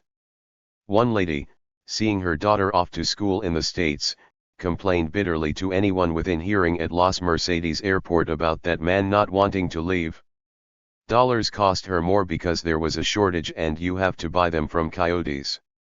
Somoza took a number of strike measures, among them an order to the government-run Bank of Nicaragua to cut off future credit to companies that joined the strike. However, unlike the January strike, when the employers had shut their doors. 195. This time it was the employees who were forcing them to close. IND, the Nicaraguan Institute for Economic Development, was dissolved and its charter revoked by Somoza. All car dealers except for Tacho's Mercedes-Benz auto distributorship had closed. The country's two largest breweries, the Coca-Cola and Pepsi bottling plants and the two major dairies went out on strike, leaving the nation dry at the mouth. But gas stations were still open, and it was unclear if general was actually the right word to characterize the strike. According to Somoza, it's a bourgeois strike. When they begin to hurt, they'll return to work.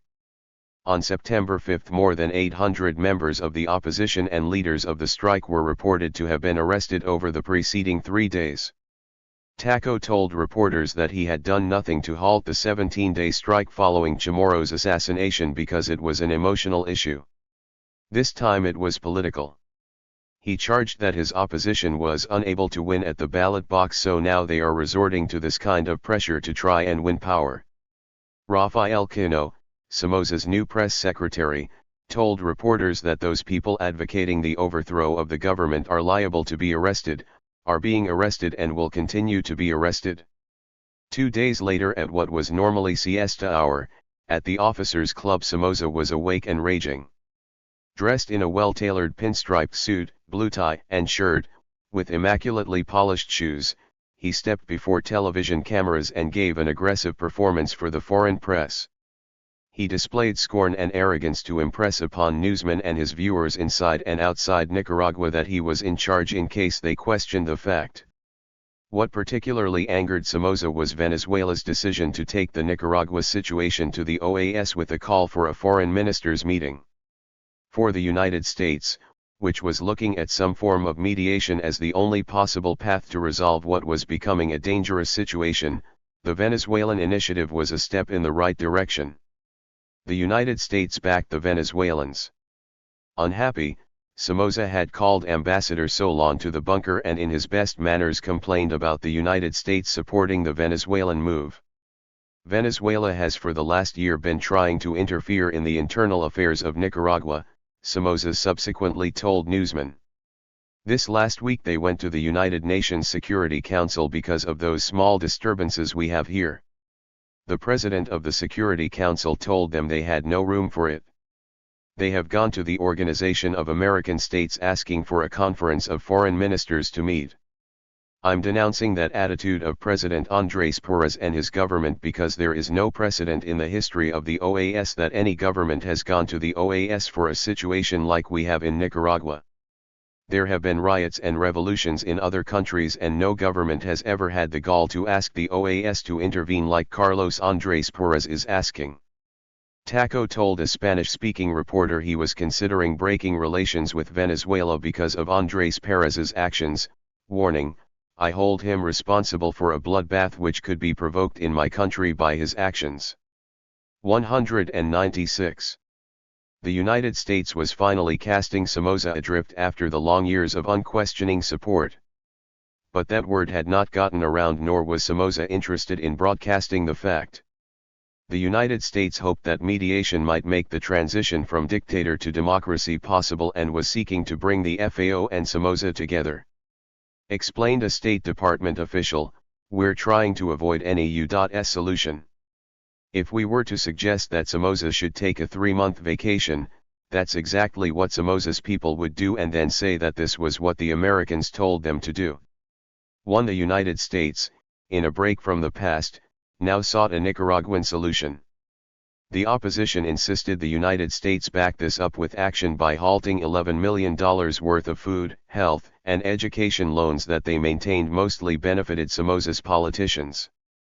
Said one Conservative Party spokesman acidly, "Somoza is part of the American system, not ours." Added Conservative Congressman Eduardo Chamorro Cornell, 44, referring to the American military force that had installed Somoza's father in power in 1933, "Somoza is the last Marine. 2 After so many years of intervention, you say, we don't intervene. That's the most sophisticated intervention we have seen," said Chamorro Cornell, who wanted to see Nicaragua make the transition to democracy by constitutional means immediately. UDEL Chairman Rafael Cordova Rivas complained, "All of Nicaragua demands Somoza's resignation and the Department of State says be patient until 1981, which I say is intervention in Somoza's favor." While the opposition argued that U.S. policy is fiction, the United States looked unhappily at the factionalization of the opposition and worried that it couldn't agree on a leader or government in post-Somoza Nicaragua. Under Jimmy Carter's self-styled moral and open diplomacy, the United States felt it could no longer resort to strong-arm methods used in the past, neither the big stick nor the unsavory destabilization methods used by previous administrations to get rid of undesirable regimes in Chile and the Dominican Republic. The CIA theoretically no longer had its license to kill. But with intervention ruled out, the Americans found it easier to preach than put into practice its new moral and open diplomacy. To sever diplomatic relations or recall the ambassador as a sign of disapproval of the dictatorship would make it impossible for the United States to influence events within Nicaragua. While realizing that support of the Somoza dynasty was no longer possible, Washington wanted to see it replaced by a moderate regime. But the so-called moderate Nicaraguans still suffered from the old protectorate mentality and felt it was Somoza's old protectors who should get rid of him by pulling out all the props. The dilemma was complicated even further by a United States Congress in which Taco could count on many friends. Earlier in the first week of September, the Nicaraguan Congress had approved the $3.5 million loan for rural nutrition and education being debated when the palace was seized by the Sandinistas. The loan was a product of legislative blackmail. Representative Charles Wilson, Texas Democrat, had threatened to hold up the Carter administration's entire foreign aid package in May if aid for Nicaragua wasn't 197 included. The administration acquiesced. All American military aid had been halted. The United States was not signing military aid sales credits for Nicaragua. An embargo on lethal weapons and crowd control equipment sales to Nicaragua had been in effect for 2 years. The only item the Guard received was $150,000 for military training abroad, which the State Department was not supporting. To Taco, the refusal of military aid was a psychological blow. The United States was no longer his ally. He was now forced to shop around elsewhere to find arms and ammunition. He found suppliers of war materiel in Europe and Israel. On the afternoon of September 9, an Aero Commander airplane crashed in Lake Nicaragua at the mouth of the Somoza River near the Costa Rican border. Piloting the plane was Brigadier General José Iván Alegret, often called the most hated member of the Guard. Mike Echanese and 2 other Mirs, an American, Chuck Sanders, and a Vietnamese, Nguyen Van Nguyen, were his passengers. That evening a newsman rushed into the Managua Intercontinental waving a communique and shouting, "Mike and his buddies bought it?"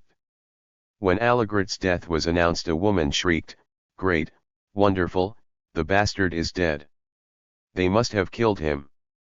Throughout the previous week Mike had been a voice of doom, insisting to reporters operating from the hotel that it would be taken by the Sandinistas, warning them to get out in time.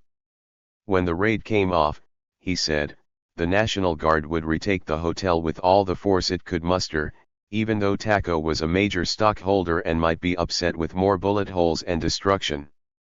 Echanese told reporters a plot was afoot to kill him and Alegret, but he spun his tale with the understanding that any story to that effect would be published only after his death.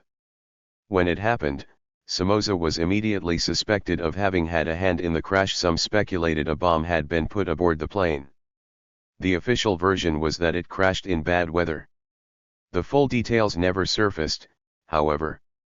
In his earlier statements, Echanese made vague references to a Panamanian plot to kill him and Alegret, but he did not know who was planning the attempt. He claimed that it was intended to sabotage the Guard's intelligence program and pave the way for a Guard coup by unidentified Guard officers. These people were plenty unhappy with the old man for his handling of the Legislative Palace takeover. "My commandos are the only thing standing in the way of a takeover," he said only shortly before his death. 3:06 p.m. Saturday, September 9, the Sandinistas launched a nationwide offensive with coordinated attacks on military vehicles and installations in Managua, Masaya, Leon, Chinandega, and Estili. Weapons were distributed to the population, and as soon as the guerrillas' well-planned attacks began, they were spontaneously joined by the muchachos, wielding hunting rifles and automatic weapons grabbed from the hands of fallen members of the Guard. "I'm no communist," said a 19-year-old economics student wearing the black and red colors of the Sandinistas over his face and carrying a 16-gauge shotgun. "I'm a Christian against Somoza, nothing more."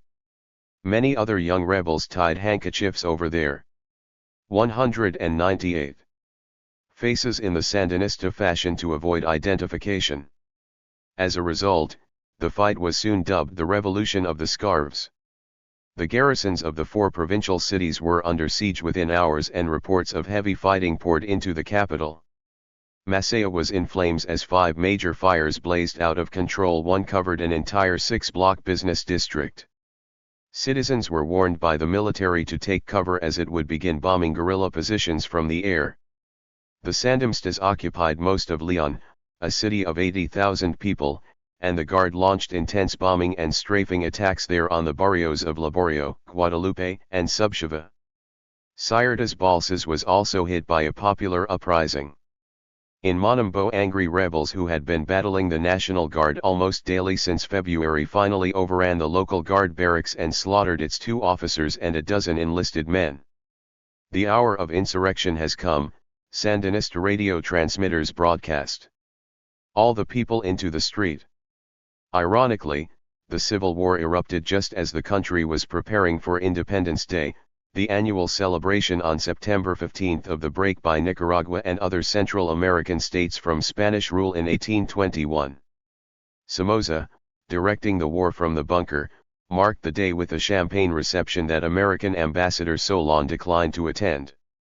The Sandinistas promptly labeled the holiday Nicaragua's Second Independence Day. As the fighting continued, neither side could really celebrate a victory. It was one of the most savage and confusing wars that Central America had ever seen. Each side predictably deflated its own casualties and exaggerated the number of those on the other side. The Nicaraguan Red Cross, whose members heroically retrieved the dead and wounded and rescued refugees in the midst of the shooting, estimated at week's end that at least 500 people had been killed and as many more wounded. In some places bodies littered the streets. The bottom line of the insurrection was that it pitted an angry, poorly armed populace against Somoza and his now 8,100-strong National Guard, already well armed and awaiting the arrival of 10,000 new Israeli Galil automatic rifles the following week. With its overwhelming firepower, the Guard began slowly, systematically to put down the uprising, first in Managua and then in the provinces, with orders to take no prisoners. Most of the casualties appeared to be civilians. In Masaya, pretty Rosa Perezgadi, 14, stood inside the broken wooden door of the Casa del Obrero, a Somoza trade union meeting hall on a corner opposite the Don Bosco School. It was early in the morning of Wednesday, September 13. I had come to report on the course and effects of the fighting there. The inside of the rose-colored hall was pockmarked by the impact of hundreds of rounds of bullets. Wooden chairs stood lined against the wall. Rosa was holding what appeared to be a torn color photo. Her sister, Esmeralda, 15, and brother Mario, 9, stood in the patio. Their 2-year-old brother Lester was recuperating from a bullet wound in the head at a clinic. In a shallow depression in the patio area lay the body of their dead mother, 32-year-old Maria Jesusgadi. On Tuesday afternoon the children had scraped out the small indentation and laid her on a mattress before covering her with earth, mostly mud. Over the crude grave they had placed wooden 199 boards and some candles they received from a neighbor, but they had not lit the candles. There was no priest across the street in the Magdalena church, and a cemetery burial in Masaya even Wednesday was impossible. Little Rosa sobbed out her story. We take care of this worker's house. It is the government. We kept it clean and watched it. We didn't get paid. We lived here. Monday at 2 p.m. we saw the guard coming. We closed the door when we saw them coming toward us in a tankaya. Mother said, "They are going to kill us." They were shooting. "Everyone quick, into the bath." "We all took shelter here," she said, showing a primitive concrete shower with a little water pipe off the patio. The tankaya came right into the hall, breaking down the door and firing all the time. They threw tear gas. Then they came into the back. We were all on the floor of this little space. Mother was standing. Suddenly her head fell to one side. A guard shot her through the nose. She pointed to the 2 bullet holes in the shower and the dark pool of congealed blood on the floor. Asked what she was holding, Rosa lifted up the remains of a torn portrait of General Anastasio Somoza Garcia and another of the white uniformed son, General Anastasio Somoza de Bale. "They saw the pictures too late," she said. The people from the neighborhood in their anger later came in and tore up the pictures. Rosa and her family had remained in the shower with their dead mother 2 hours during a firefight down the street in Vega Matis Plaza, named after a famous Masaya musician. Why had the guard attacked the home? Above the ruined doorway to Somoza's Workers' Union was a small red and black flag with the letters FSL and the size of a hand. We don't know who put it there. Maybe the muchachos put it there. A neighbor came up carrying a white flag. "Did you see what the beasts did here?" she asked me enraged. "Come and see what they did to the Don Bosco school and church. They even broke the crown of the Virgin, those guardsmen." How many died, no one knew. A young man carrying a flour sack as a white flag, a safety device quickly adopted by the entire populace, said, "Everyone is burying the dead in backyard patios or gardens, wherever they fall or wherever there is soil. I helped bury 5 today." Newsmen also took to waving white flags, many of these towels from the Intercontinental Hotel. Some unwisely painted prensa on them. To the Guard this meant the hated opposition newspaper, so the journalists then put up periodista, but that did not always help. Guardsmen often shot first and then asked questions. And no one ran in Masaya. "To run is to commit suicide," explained one man. A number of us reporters had sneaked into Masaya as the battle there came to an end. Leaving the city presented an even greater problem than getting in. I was in a 2-car convoy with Ed Rabel of CBS News. A group of enraged guardsmen on patrol, sweating in heavy flak jackets, ordered us to retreat into the town. The patrol stood in a little circle with guns at the ready. The guardsmen's eyes were red and wild, a combination of lack of sleep and fear. For them the enemy, the people of Masaya, were all around. These guardsmen were clearly an army of occupation. The only guardsman who remained cool was smoking a cigarette as he held the .200 tip of the barrel of his ML rifle to the temple of a youth sprawled out on the grassy edge of the street. Tears rolled silently down the well-dressed youth's face. He knew he was going to die. He had been hauled out of a neighboring house as we arrived. When we refused to retreat into the city, an elderly soldier finally examined our press credentials and allowed us to leave the city. They did not want any witnesses to what was about to happen. But the people who lived across the street were peering out from behind curtains to watch the summary execution of a youth whose only crime was being in the age bracket of the enemy. By Wednesday the Guard's counter-offensive had retaken Masaya.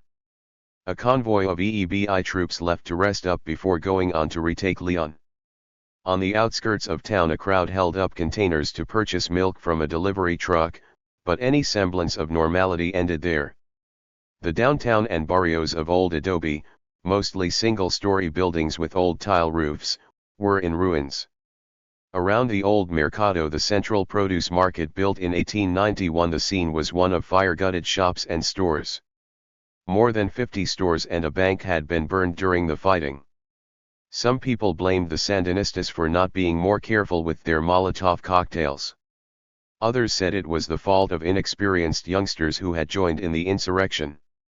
At the corner of Avenue El Progreso and C. Julio Cesar, a stream of people jostled their way in and out of the gutted Banco Nacional de Nicaragua, a state bank.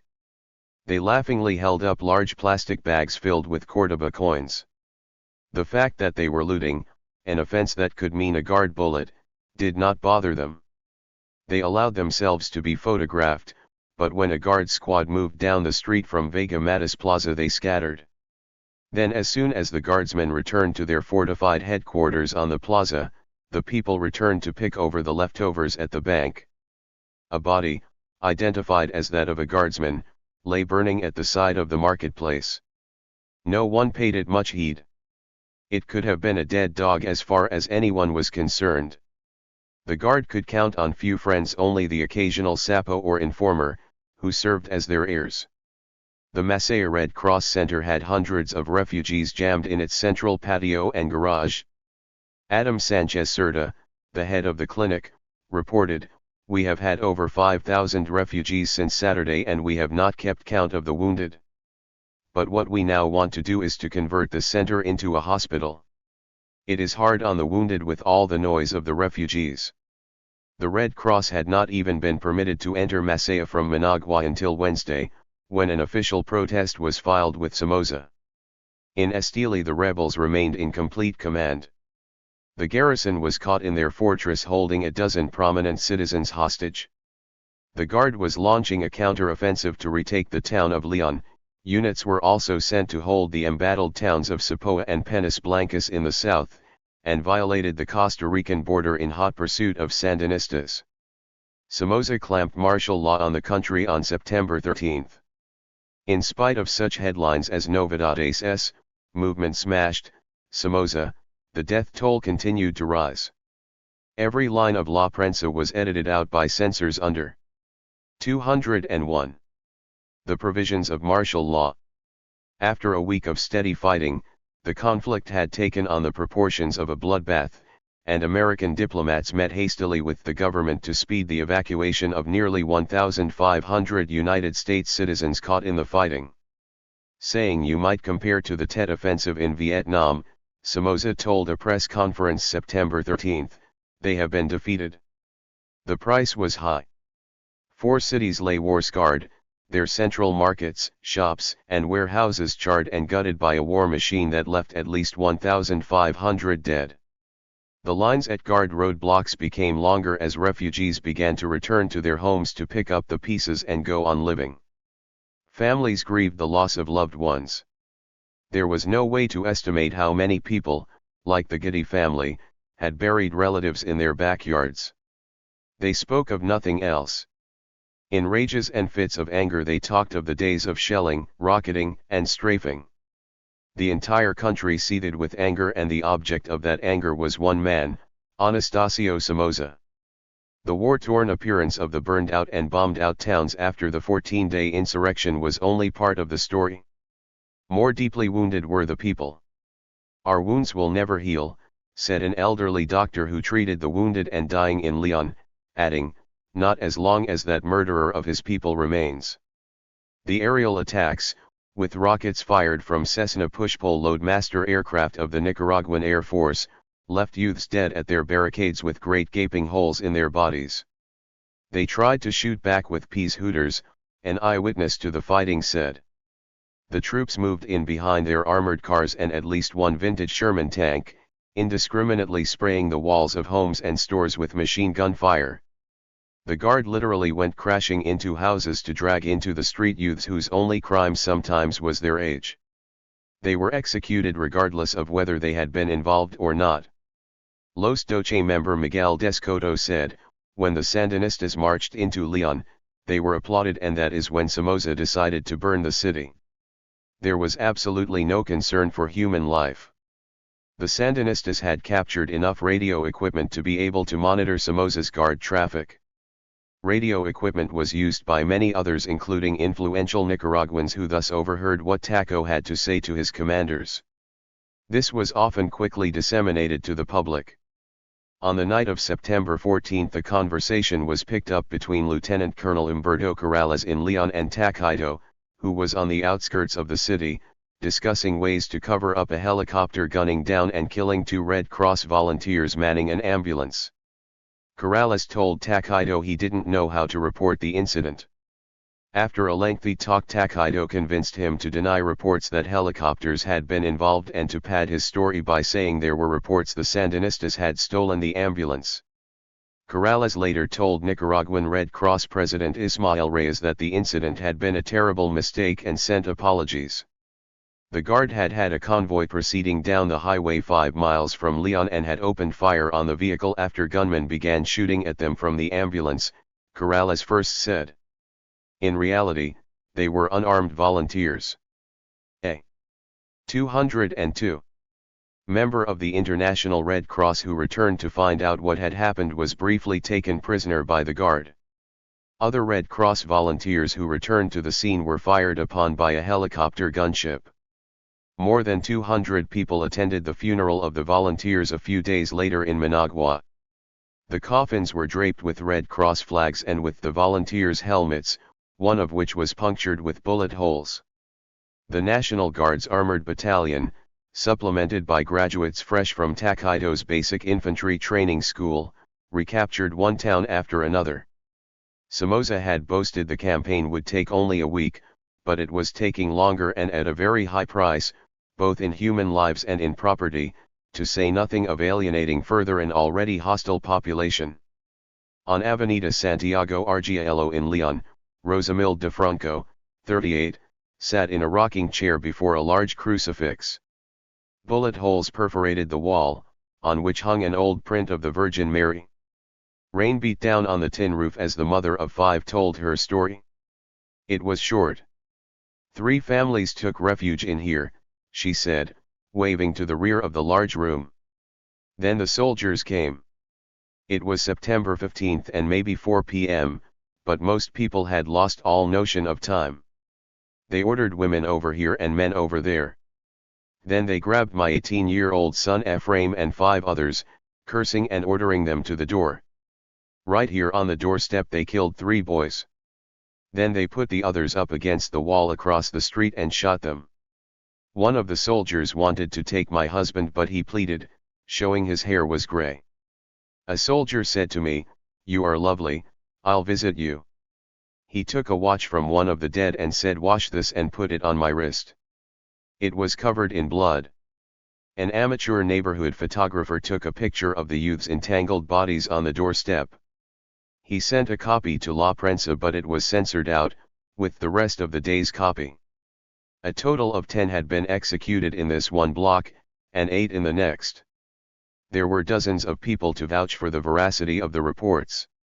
Farther down the street they told of how the soldiers made a 16-year-old youth march to the center of the street and raise his hands in the air. Then they machine-gunned him. The overworked Red Cross and other relief workers often had no choice but to burn bodies to prevent the spread of disease. Mrs. DeFranco gave her son a real burial. Others buried their dead in their backyards, rather than see them burned. People in all the battle-torn areas who had seen their cities battered mercilessly by machine guns, artillery, rockets, aerial strafing and National Guard combat troops wanted to know about the United States' position in the matter. As Guard soldiers removed an American-made rocket pod and a cluster of unexploded rockets from the backyard of a poor home in the city of Leon, an old man whispered to an American newsman, "What is Mr. Carter doing? What about his human rights?" Much of the anger was directed at Carter and his human rights policy, which Somoza had said was misunderstood by his opposition and had given them muscle to defy his government. Pointing to 2 corpses of Red Cross volunteers shot by the National Guard. 203. In Estili, a woman watched an American television crew film the burning of the bodies in the street. "This," she said, "is President Carter's human rights." All around, American journalists were asked why Carter, with all the clout that Washington had always exercised in Nicaragua, did not stop the fighting and bloodshed, most of it shed by troops trained and noticeably equipped over the years by the United States. As the National Guard continued rocketing and shelling the cities of Leon and Estili on September 15, the Nicaraguan church hierarchy sent a letter to President Carter calling on him to help mediate the conflict. In the letter, handed to the American embassy in Managua, the clergyman noted that Somoza's regime was a death-dealing regime, accusing it of indiscriminate machine gunning of the population in different cities, summary killing of captured insurgents, killing by torture of imprisoned persons, illegal raids on a large number of homes, along with physical violence and confiscation of property, torture in public thoroughfares by the National Guard of many persons, especially young people. The letter added, "Our concern would increase if the regime of General Somoza were to continue in power. The only way for it to remain in power is by bloody coercion." Father Miguel Descoto, who was underground in Managua during the fighting, said he was personally disappointed at the total inability of the U.S. to persuade Somoza to come to mediation. The U.S. has not been able to mitigate the unbridled madness of the man who has been their friend so long. Descoto said no one in Nicaragua really believed the United States was sincere in its human rights effort. Carter, he said, was now in a position where he would have to prove himself. Nicaragua, he added, presents a good opportunity. Members of the opposition and businessmen said that Somoza, even though showing little sign of collapse, had lost touch with reality. He has no idea of the intensity of the anti-Somoza feeling in this country, said an insurance executive who had traveled widely throughout Nicaragua. It has to be intense when people, ordinary people, are prepared to die for that feeling. Taco is going to leave this country in ashes, the wife of a banker said before revealing that most of the Somoza clan had departed Nicaragua for Miami. Only Taco and his son remain. The aim of the general strike had been to make Somoza quit, but both sides were by now admitting that there was no possibility of mediation or dialogue. Too much blood has already been shed, an opposition party member said. Nicaraguans were beginning to look to mediation from abroad.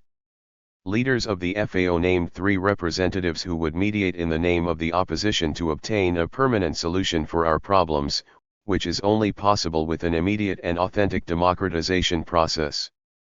Talk of the FAO preparing to form a provisional government was denied. It would cause further problems with the government. One candid member of the opposition stated, they would be signing their death warrant. Named as FAO representatives were Alfonso Rabelo Callejas, the wealthy. 204. Industrialist, Sergio Ramirez Mercado, Los Doce member, and spokesman for the group, and Rafael Cordova Rivas, UDEL president who had helped set off the January general strike. The naming of the representatives was seen as an attempt by the opposition to show it was united and that the delegates could speak for all of the opposition. The rest of the opposition, the Sandinistas, utilized the lull to rest and regroup their forces for their next military action. They also took the time for intense evaluation and self-criticism. They claimed the 14-day war was not a defeat, although they had failed to overthrow Somoza. The war had served them well in gaining battle experience, arms, men, and money, but above all it emphasized that to beat Somoza they would have to unify. Chapter 14. Mediation. The United States was seriously concerned about the extent of the anti-Somoza sentiment and the popularity of the Sandinistas. There was also fear that the next round of fighting might internationalize the conflict and engulf all of Central America. In an effort to prevent further violence and polarization, Washington began a belated search for a peaceful solution, an endeavor President Carter called one of the most difficult tasks which we have ever undertaken. Following the September insurrection, United States Ambassador to Panama William Jordan arrived in Managua as Carter's special envoy to convince Somoza to join a multinational effort to resolve the Nicaraguan crisis. Given Somoza's aversion to the word mediation, the group was to be christened the OAS-sponsored Commission on Friendly Cooperation and Conciliation. Jordan, a Texan and former New York Times newsman who, prior to his arrival in Managua, had consulted with the governments of Venezuela, Colombia, Panama, and Costa Rica, found TACO violently opposed to the suggestion that William Rogers, former Assistant Secretary of State for Latin American Affairs, be appointed as a mediator. When Jordan mentioned Rogers, Somoza snapped, "He is not acceptable. He is biased." Somoza claimed that Rogers's law firm had been active in trying to embargo goods to Nicaragua from the United States. Jordan then proposed that the United States, Colombia, and the Dominican Republic could be members of the multinational mediation team. TACO wanted the United States, Guatemala, and El Salvador.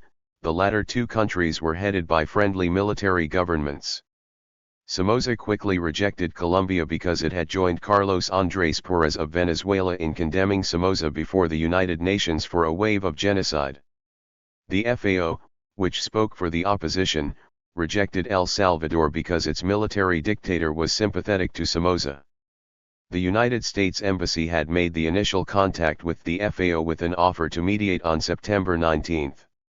The tall, taciturn William G. Bodler, who was eventually accepted to head the American side of the 3-nation team, recalled, "The FAO didn't want mediation.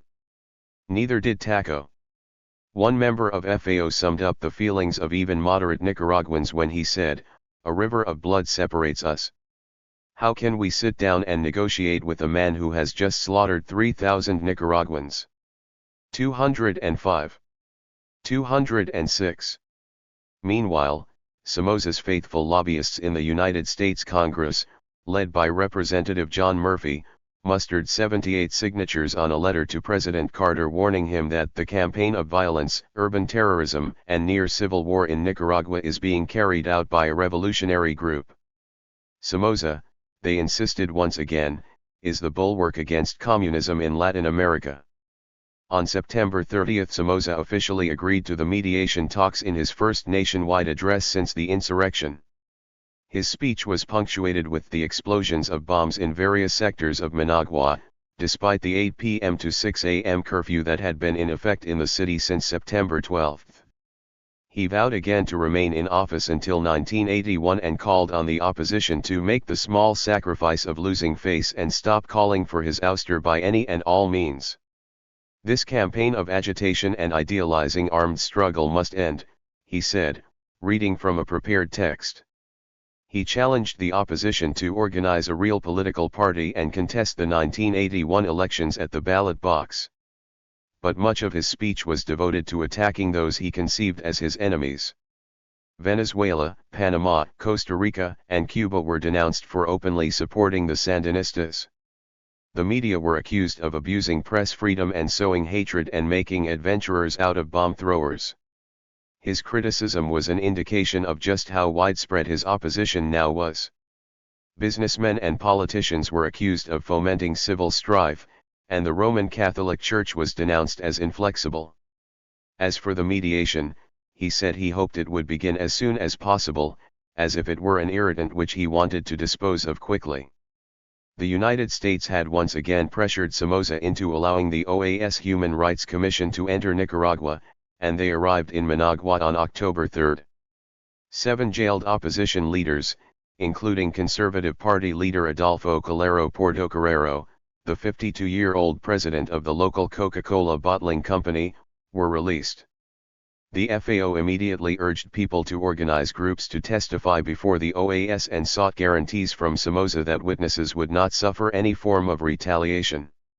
Nicaraguan Permanent Human Rights Commission President José Esteban González, whose office was decorated with a West German human rights group poster that read, "End the silence of 44 years of dictatorship in Nicaragua," testified that since the OAS Commission's arrival, the number of kidnappings and murders of Nicaraguans by presumed government agents had actually increased.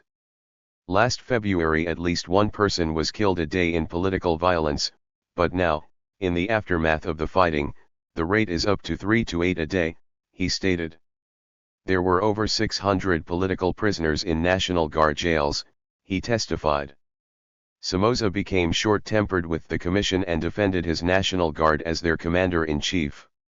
As to their committing atrocities during the insurrection, he said, "I had to respond to the combat needs of my troops. Of course there was a great deal of destruction, but what did you expect me to do? Hand over power? When there is a war, mistakes are inevitably made." There was no disguising his rage. His face twitched, and he shook his head.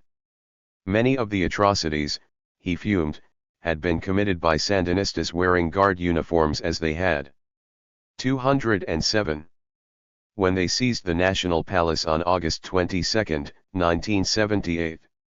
Trying to contain his outburst, he delivered his final salvo at Carter. It was Carter's human rights policy that had convinced Nicaraguans, he said, that they can overthrow my government. The investigators completed their work on October 12 and left to write their report. The 3 mediators arrived in Managua on October 6. Bill Bodler issued a no comment to the press, and Admiral Emilio Jimenez of the Dominican Republic, the commission chairman, issued a slightly longer statement, saying he was happy to be taking part in this friendly cooperation to bring peace and tranquility to Nicaragua. Never a talkative person, Bodler en route to Managua summed up the mission in one phrase: "This will be a tough one." Bodler was a formidable negotiator and no stranger to Latin America. Completely bilingual, he had worked with Ambassador Ellsworth Bunker to negotiate the end of the 1965 Dominican Civil War and United States intervention. He had also served as ambassador to neighboring El Salvador and Guatemala and New Nicaragua from previous visits. He was a former member of the National Security Council. His height was also formidable. Taco, who was accustomed literally to looking down on accommodating American envoys because of his 6'1" frame, found, perhaps for the first time, that he had to look up to the 6'6" Bodler. The other 2 mediators were studies in contrasts. Navy Admiral and Foreign Minister of the Dominican Republic Ramón Emilio Jiménez, also tall, was a man without any ideology. Somoza believed Jiménez would be disposed to be sympathetic to an old friend. But Milo, as the foreign minister was popularly known, played his role correctly and was later added to Tacho's list of people who suggested that he step down. Alfredo Obiels Gomez, former Assistant Foreign Minister of Guatemala, the third member of the team, seemed to be more interested in ecology than politics and was chosen so that his government could take a neutral position in the mediation. Facing them across the table was the three-man FAO negotiating team, Alfonso Rabello, Sergio Ramirez, and Cordova Rivas. It was decided that the FAO would have no contact with Somoza, that all the negotiations would be handled through Baudelaire, Gomez, and Jimenez. Alfonso Rabello, a United States-trained chemical engineer and wealthy cooking oil manufacturer, was a moderate and anti-communist. Rafael Cordova Rivas was a longtime Somoza critic and a lawyer. Sergio Ramirez Mercado was a university professor, a writer, and a member of the 12. Ramirez was the unofficial representative of the moderate tercerista faction of the Sandinistas. Though chosen as a unified opposition negotiating team, they proved to be as diversified as the business, political and civic groups that the FAO represented, each coming into the talks with his own project for a post-Somoza Nicaragua. There would be no final solution without Somoza quitting. Upon this they all agreed. As a condition to begin negotiations, the FAO called for an end to censorship and the lifting of martial law. Somoza agreed to press freedom, which meant that 208. La Prensa could resume publishing. But Somoza was unsure of just how far he should go and showed his indecision by agreeing during a cabinet meeting to lift the 8 p.m. to 6 a.m. curfew in Managua, then changed his mind and merely shortened it to 10 p.m. until 4 a.m. Martial law was extended through April 1979. During their shuttle diplomacy between TACO and the opposition, the mediators spent their spare time visiting the country and taking its pulse. While waiting, Baudelaire said, "We talked with all kinds of people and groups. We found the same feeling everywhere, there was no solution without his going. Democracy had been so abused by Somoza they didn't have any confidence left. It was perfectly clear to the mediators that Somoza had no popular support whatsoever." Confined to the bunker, Somoza seemed to have lost touch with reality and acted more like a businessman negotiating real estate than a chief of state upon whose decisions the life of a nation depended. While he continued to rant and rave and humiliate those around him, even during the negotiation sessions, he was showing signs of tension. His facial tic and shaky hand grew more pronounced. In early October, the mediators were incapable of articulating a way for Somoza to leave without losing face. "Why don't you just resign?" is how Baudelaire put the issue to him in their first meeting, Somoza revealed during a post-exercise breakfast. "He said his instructions were to advise me to leave, to get out of the country." On that, as on other occasions, Somoza's answer was an emphatic no. Andrés Porras sent word from Caracas to the Carter administration that resignation might seem attractive to Somoza if he were permitted to leave Nicaragua with most of the family fortune and offered exile in the United States, where he could live out the rest of his life in luxury. Somoza's only publicly reported response to that suggestion was reminiscent of a last-ditch stand in a second-rate gangster film. "If they want me," he said, "they'd better come in and get me." After 19 days of negotiation, on October 25 Sergio Ramirez quit as a member of the FAO negotiating team. He announced that Los Doce, for whom he spoke on the panel, was also officially withdrawing from the FAO as it had become apparent to them that the talks would not accomplish the ouster of Somoza. "We have realized that the Mediation Commission did not really want to extract the cancer from our society, the ouster of Somoza," Father Miguel Descoto said, minutes before he and 5 other members of Los Doce took refuge in the Mexican embassy in Managua. The departure of the 12 also meant that the tercerista moderates of the Sandinistas had decided that the mediation was not only a farce but an attempt by Washington to seek stability and the establishment of a reformist government which would exclude any participation of the Sandinistas. Father Descoto said that Baudelaire and the other 2 envoys probably realized that Somoza is a very stubborn man who could not be budged, and therefore they began to make us give in with concessions. "We had already at their request presented the mediators with an alternative political program for a post-Somoza government. Our plan was for a 3-year transitional government led by a 3-man civilian junta. The last straw came, he said, when the mediation team 209 tried to persuade the opposition to accept talks with Somoza representatives and even agree to drop plans to prosecute Somoza officials under a future government. The 12 also charged that the United States plan would leave practically intact the corrupt structures of the Somoza apparatus.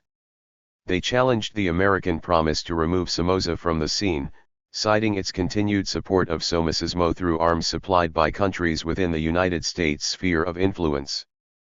The 12 and the guerrillas sought a complete break with the past, not only by Somoza's ouster, but also by the expropriation of his extensive business empire and the disbanding of his National Guard.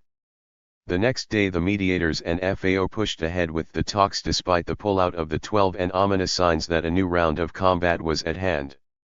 On the day the 12 pulled out of the talks, a Sandinista deadline for the anticipated new guerrilla offensive ended, and Somoza called the guerrillas bluff, saying, "Whatever the guerrillas do won't be successful." The deadline, he said, was only propaganda. Speaking of the future, Somoza boasted he was going to give Nicaraguans peace and tranquility for Christmas. The past deadline, a guerrilla source explained, is part of our psychological warfare. When the real offensive comes, we'll catch him with his guard down. Washington's timid approach had in fact drawn the 3 Sandinista factions closer together. Neither the GPP faction nor the proletarians had been happy with the Terceristas' involvement in the talks, even through the 12. All 3 tendencies were now agreed that only by force of arms could the Somoza regime be removed. They rejected an imposed solution that would retain any trappings of Somocismo. Somoza, encouraged by what he saw as the breakup of the opposition, toughened his own stand and objected to the United States peace formula, which called for a national plebiscite on his future as president. But he reaffirmed his formula for a plebiscite which would allow the opposition to share power with him, an old family recourse during a period of crisis. Knowing the opposition's objections to direct talks with him, and hoping it would divide their ranks even more, he sounded a moderate note and offered to hold direct talks with opposition leaders, rather than through international mediators. Somoza backers released the Nationalist Liberal Party report to the mediators, rejecting the so-called Washington plan of a plebiscite under which Somoza would resign immediately and leave the country with his family if he lost. "With due respect," they wrote, "we differ with your proposal because it is unconstitutional since a plebiscite, or a referendum, is not contemplated in our constitution. The demand that the president and his family leave the country is notoriously unconstitutional because that would involve banishment and that has been excluded from our constitution." Hours later the FAO also rejected the plan because it did not seek Somoza's immediate resignation. The FAO urged the United Nations and the OAS to apply sanctions against Somoza's regime, isolating him and forcing him from office. FAO negotiator Alfonso Robelo in Nicaragua said a plebiscite with Somoza not viable. 210. Padding the thick OAS human rights report, he said, "It is going to be very incongruous having the OAS condemn Somoza for massive violation of human rights. He should be on trial for these crimes and yet they want to put him in a referendum. Is that logical?" The OAS Human Rights Commission's 81-page report called upon the United Nations member states to impose effective sanctions against Somoza's regime for the horrendous crimes he committed and urged them to take immediate action to prevent a repetition of these acts of genocide. The strongly worded report gave the opposition new ammunition to hurl against Somoza and attack his flagrant, persistent abuses of human rights, including summary execution, torture, arbitrary detentions, indiscriminate bombing of unarmed civilians and the obstruction of the humanitarian efforts of the Red Cross. The report, described as a shocker by the Carter administration officials, was regarded as the most critical ever issued by the Commission. Nicaraguan Human Rights Commission coordinator José Esteban González said, after the report was released, that the United Nations Charter made it possible to bring formal charges against Somoza for acts of genocide. There is ample proof of these acts of genocide for which Somoza is directly responsible. The human rights climate couldn't be worse. 5 to 10 people are being killed daily. Most of them, he said, turn up dead after being apprehended by the authorities. Most of them show signs of torture, and the women are often raped and found dead with their breasts slashed. 90% of the victims are under the age of 25, and while some bodies turn up in the morgues, most are found dead on the country roads. The victims are not necessarily youths who participated in the September Civil War. Many appear to have been denounced for one reason or other by informers of the regime. As there are no constitutional guarantees under the present state of martial law, the police and soldiers make the arrest by simply knocking on the door or knocking the door down. From Costa Rica, FOS Doce member Carlos Tunnerman declared that the OAS report must be carefully examined so that international sanctions can be applied to isolate the Somoza regime. Tunnerman said even an economic boycott should be considered, but he warned that if all such pacific actions failed to bring down Somoza, there would be no other choice or alternative but armed struggle. On October 26, the international mediators made their first public statement since their October 6 arrival, announcing that they had presented Somoza with an opposition document that contained an alternative formula for the peaceful, lasting, and democratic solution to the current situation in Nicaragua. Although the mediators' statement did not reveal the exact contents of the document, sources close to FAO said it called for Somoza's resignation to the Congress in a constitutionally acceptable form and the banishment of both him and his family from Nicaragua. His successor would be appointed by the Congress from its ranks and would probably rule until 1979, when a three-man civilian junta would lead a transitional government which would allow a free election in 1981 after reforming the constitution, perhaps in 1980. 5. 211. The conditions of the document Somoza said later, are conditions that they are asking or demanding that we do.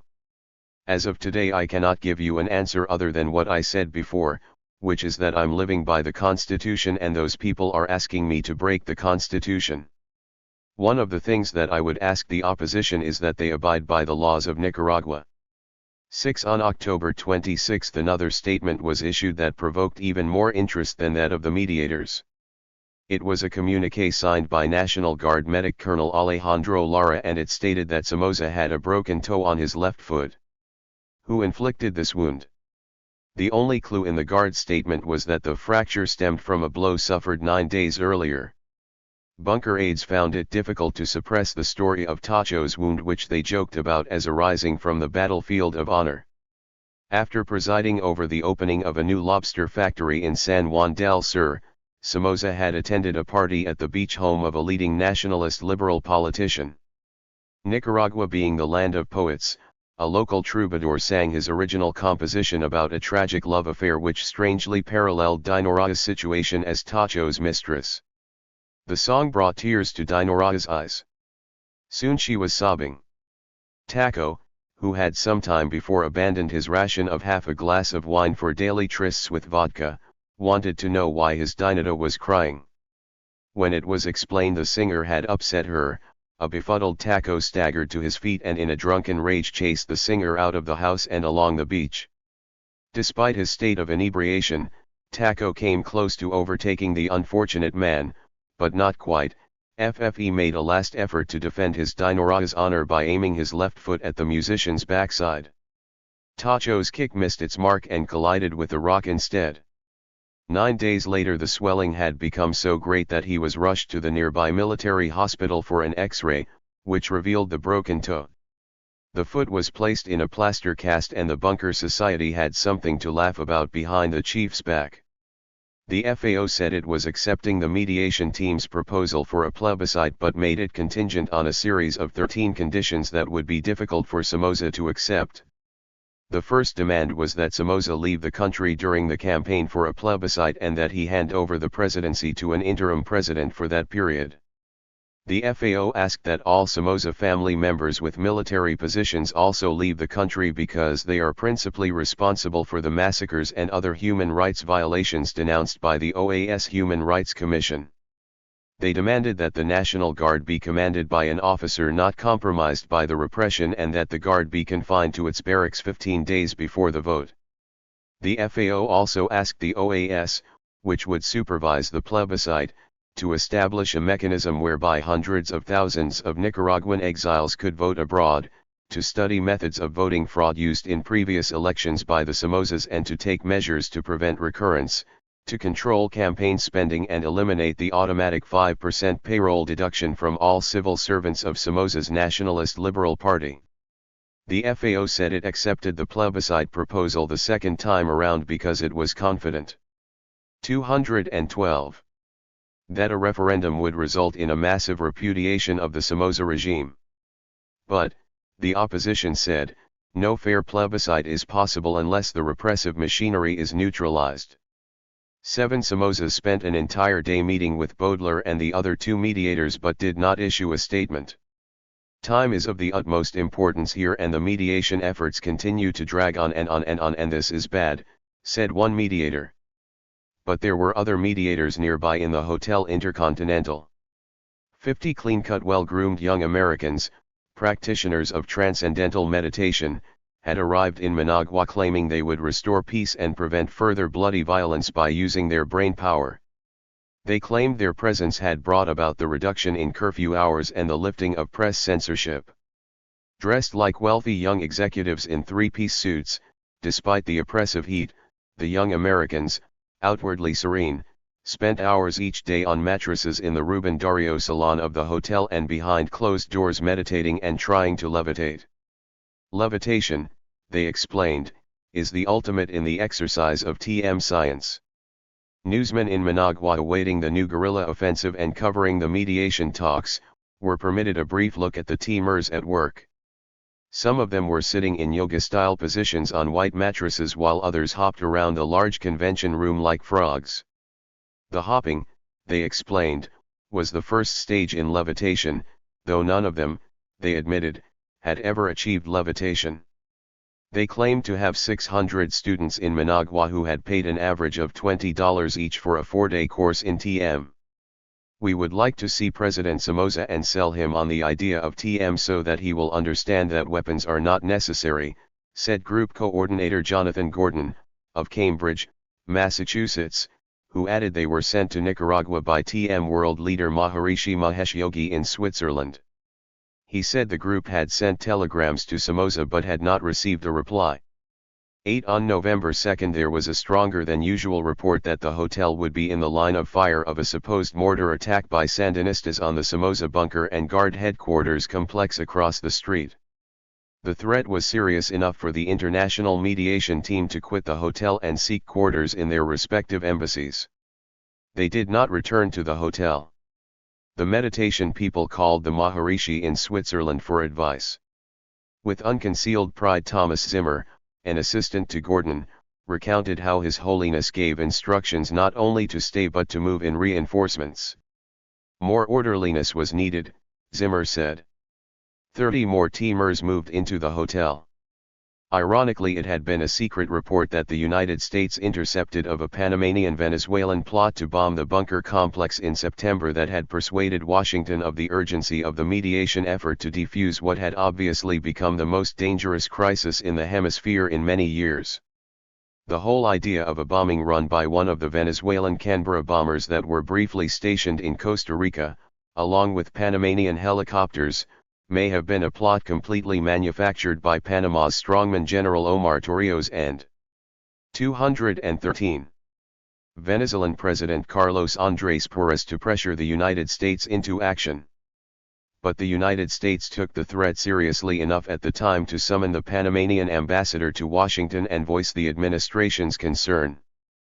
Panama has not revealed what National Security Advisor Zbigniew Brzezinski told its ambassador in September 1978 at the White House, but Torrijos traces a toughening of the American attitude toward Somoza after that episode. The meditators took credit for warding off the mortar attack, which would have certainly changed the shape of the pyramid-style Intercontinental. Nearly 2 weeks later, Somoza announced he had accepted the plebiscite in theory and would share power with the opposition if he lost, but he brushed aside the main opposition demand that he resign and leave the country. By this time the FAO mediators had given Somoza a November 21 deadline to quit or they would pull out of the mediation. A new stalemate had begun on November 12 when Baudelaire and his colleagues, exhausted by Somoza's intransigence, had returned to their countries for consultations. On November 17, two of Somoza's staunchest supporters in the United States Congress flew to Managua to back up their friend. Sitting behind automatic rifles and a rocket launcher said to have been captured from the Sandinistas, Representatives John Murphy and Charles Wilson agreed with Somoza's version of a plebiscite and stressed that it was the only way in which to test the electoral strength of all parties and prevent further violence. On November 23 it appeared as if both Murphy and Wilson were running for office in a Somoza-type election. In a very different kind of air raid from what the people had become accustomed to in September, low-flying Air Force planes bombed the city with red-colored pamphlets showing pictures of both Congressmen Murphy and Wilson. The pamphlet endorsed Somoza's idea of a plebiscite, which was called a voters' census to see what members of the opposition might join him in power before his term ended May 1, 1981. Somoza explained to one aide that he was encouraged by the visit of his congressman friends who had advised him, he said, to stick around and not give in to the goddamned commies, here and there. This was not a new charge. Somoza's trump card was his anti-communism and he knew how to play it. In September he had said that Carter was surrounded by communists and fellow travelers. He refused to name them, saying, "My American friends know who they are." The following day Ray Molina, Somoza's close business associate, identified Patricia Darien, Assistant Secretary of State for Human Rights and Humanitarian Affairs, as a Marxist. He added that Robert Pastor, the National Security Council expert on Latin America, along with Mark Schneider, Darien's deputy, were in the leftist camp. The State Department issued a statement saying the charges were groundless and that the United States rejects totally these defamations. But Taco had managed to picture himself as a victim of an international communist conspiracy with contacts even in Washington. The mediators returned a few days before the FAO deadline but reached no agreement with the negotiators. On November 21, with a few hours left, Somoza 214 refused to resign but did lift the nationwide curfew which had been in effect since September 12 and eased television and radio control. But Robello replied that the measures were not enough. "Our deadline stands firm. For us to change our minds would take a restoration of full constitutional freedoms and guarantees plus total amnesty for all political prisoners." The deadline had made the editorial pages of the leading United States newspapers and the negotiators began 11th-hour talks with both sides. The Washington Post warned, "All guns are on a hair trigger," and said, "One can understand why the opposition feels angered and insulted by the thought of having to enter an electoral contest against a man who, it correctly thinks, has forfeited any legitimate claim to hold power." The Post editorial of November 21 ended, "Part of the Somoza strategy is to hope Washington will fear that a free-for-all will lead to a second Cuba. That is blackmail. Anastasio Somoza is a bloody dictator and he cannot be allowed to hide behind American apprehensions about communism." The New York Times percent editorial the same day noted that General Somoza has made war against his own civilian population and alienated all the forces whose cooperation would be needed in a democratic society. He seems now to have decided not to submit his regime to a popular referendum and to reject all compromises that depend on the ballot. There is nothing left for a frustrated mediator except to make clear to him that he will be completely isolated if he seeks to retain power by force alone.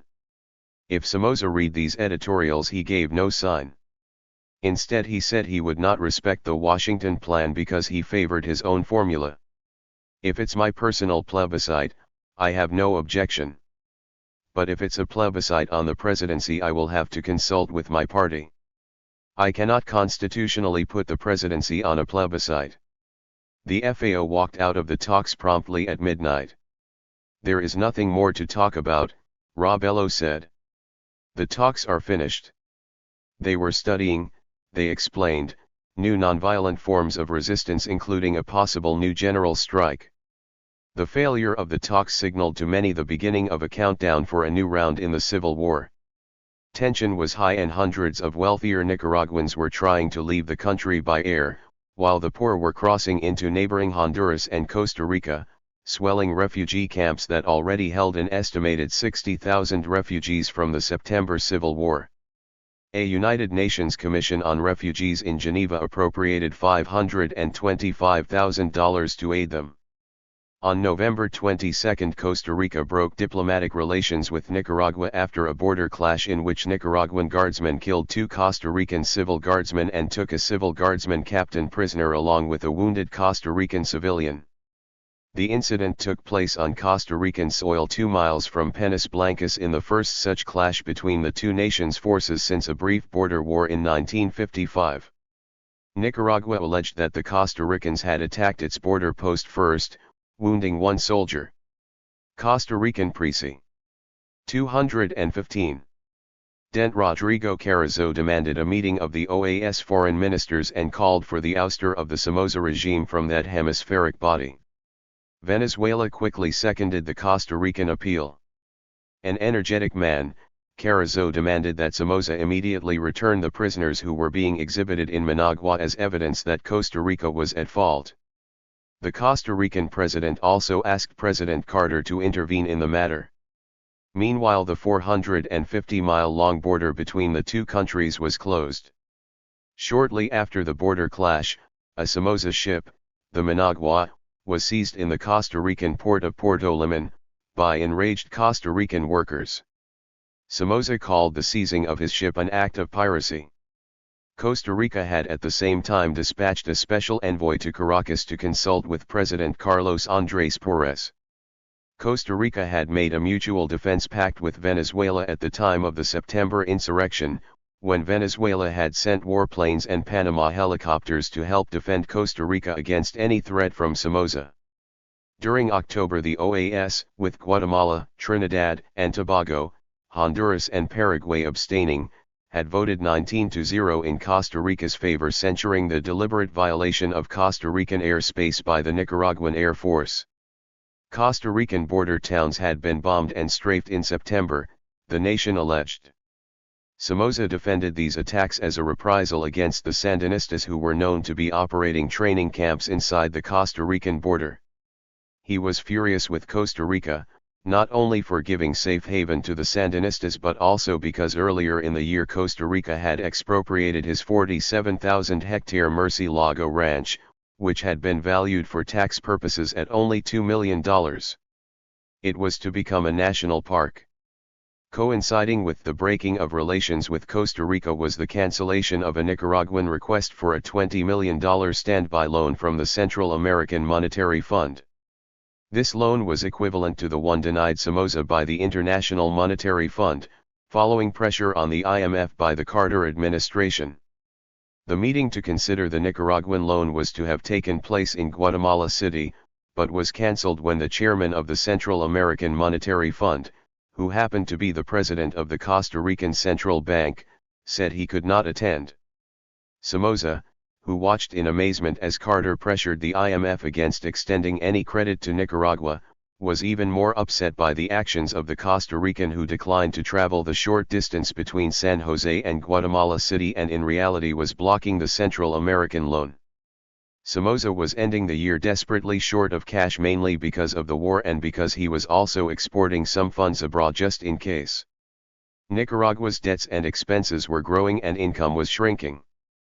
Former Central Bank Financial Director Dr. Raúl Lacayo told La Prensa that Nicaragua's external debt had grown at such a rate that the cost of servicing it in 1978 was $148.4 million compared to $88.4 million in 1976. The cost of debt servicing had risen 237% from 1973 to 1978, Lacayo said, while the government's tax income had increased only 129% in the same period. 9. 216. Harvesting of the traditional coffee and cotton crops presented problems. Not only was much of the country's population dislocated by the war, but seasonal workers from Honduras and El Salvador who helped in the harvests had been scared off by the fighting. There was growing evidence that the opposition might sacrifice the crops to sabotage rather than see the government collect urgently needed funds for guns. Arms and munition purchases were swelling the government debt as Somoza increased the size of his National Guard from 8,100 to close to 11,000. But the event in which Tako took pride was personally promoting Takaido to the rank of lieutenant colonel for his outstanding service in helping to put down the September uprising in Masaya, Leon, Estili, and Chinandega.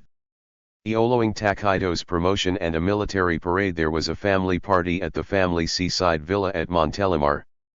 Dinata, as Tacho's mistress liked to call herself, acted as hostess. Eoran weapons salesmen were flocking to Central America in search of high profits from the little arms race already underway. Though he boasted superior firepower and an arsenal of unused American automatic rifles, Somoza went on a buying spree in early 1978. He had decided to change the Guard's standard arms, the American World War II Garand ML, for the modern Israeli Galil assault rifle, he explained. Actually, Somoza had decided to seek an alternative arms supplier even before Washington suspended military credits to Nicaragua and banned arms sales. Israel was the logical alternative. The Somozas could trace their pro-Israel stance to the United Nations vote creating the Israeli state. Israel had an excellent inventory of weapons, and sold to governments no matter what their politics. The unused weapons in the Guard arsenal included 5,000 ML6 automatic rifles that the United States government stipulated in the sales contract could not be used for internal police work. Somoza's specially trained 100-man bodyguard detail was armed with ML6s and they were soon issued to other Guard companies, despite the prohibition clause. The Galil assault rifle and the lightweight Uzi submachine gun from Israel soon began to appear in the hands of the Guard. But ground-to-air missiles and high-speed patrol boats, which were part of Somoza's arms deal with Israel, did not arrive. The United States intervened.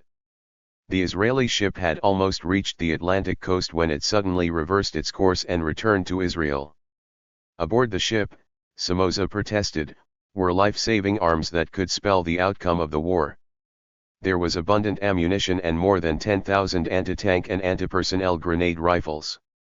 The military governments of El Salvador, Guatemala, and Brazil aided Somoza by replenishing his munition supply while Argentina became involved in the sale of more sophisticated weaponry. A month after Pedro Joaquin Chamorro's assassination, Somoza purchased a rocket launching device along with a supply of 4,000 rockets for $2.7 million from Argentina. The purchase was made through Interpac Enterprises, S.A., which had a United States address in Key Biscayne, Florida. The apartment turned out to be the address of Ray Molina. The Sandinistas and Somoza used the mediation period to stockpile arms and munitions and train fresh troops for the next round of the fight. 217. Panama and Venezuela had become the principal supporters of the Sandinista cause. Panama's Brigadier General Omar Torrijos was particularly disposed to aid the terroristas of the FSLN, as was President Carlos Andrés Pérez, the Social Democrat. The FAL automatic rifle of Belgian make, which was also manufactured in Venezuela, became the standard weapon of Sandinista guerrillas. With their serial numbers removed, the rifles were routed from Venezuela through Panama to Costa Rica, where they were then smuggled into Nicaragua. But the sources of Sandinista arms were many. Some FAL rifles Venezuela had seized in the 1960s en route from Cuba to Venezuelan guerrillas showed up in Nicaragua.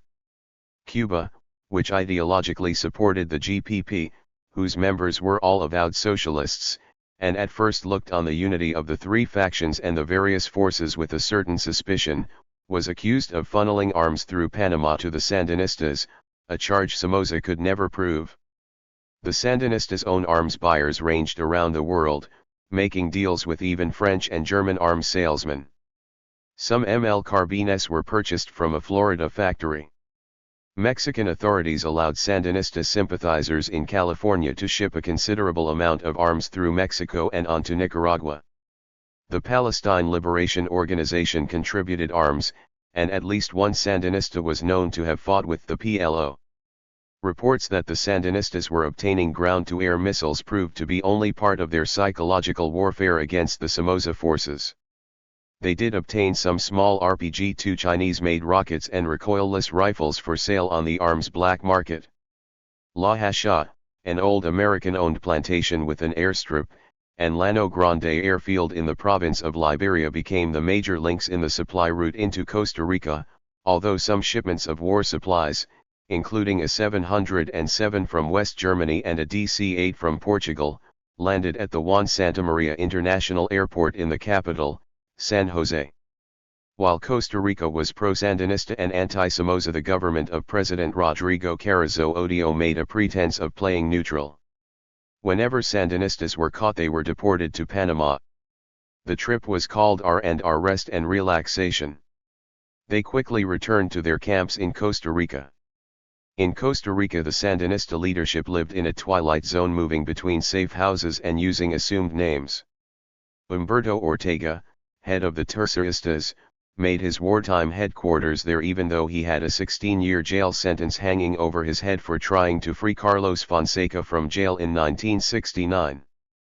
The Sandinistas claimed their forces now had swollen to more than 2,000 and were placed in command of Eden Pastora, the charismatic 42-year-old Comandante Ciro, whose gesture of defiance on leaving Managua after the palace raid had conveyed the right image to millions. The Sandinistas told reporters they had had little to do with organizing the spontaneous rebellion in September. If they had planned it, one guerrilla leader said, the people would have been better. 218. Armed and better prepared. It was only after the extent of the Guards' retaliation was seen, they said, that their commandos stepped in to organize and lead the population. 10. The Sandinista secret training camps in Costa Rica and Honduras were visited by reporters. Newspapers throughout the hemisphere began carrying accounts of life in the camps datelined somewhere in Nicaragua, since a condition the guerrillas imposed on those permitted to witness their training was that their location could not be disclosed. Some overcame this by using the dateline somewhere in Central America, or as Karen D. Young did, at a Sandinista training camp.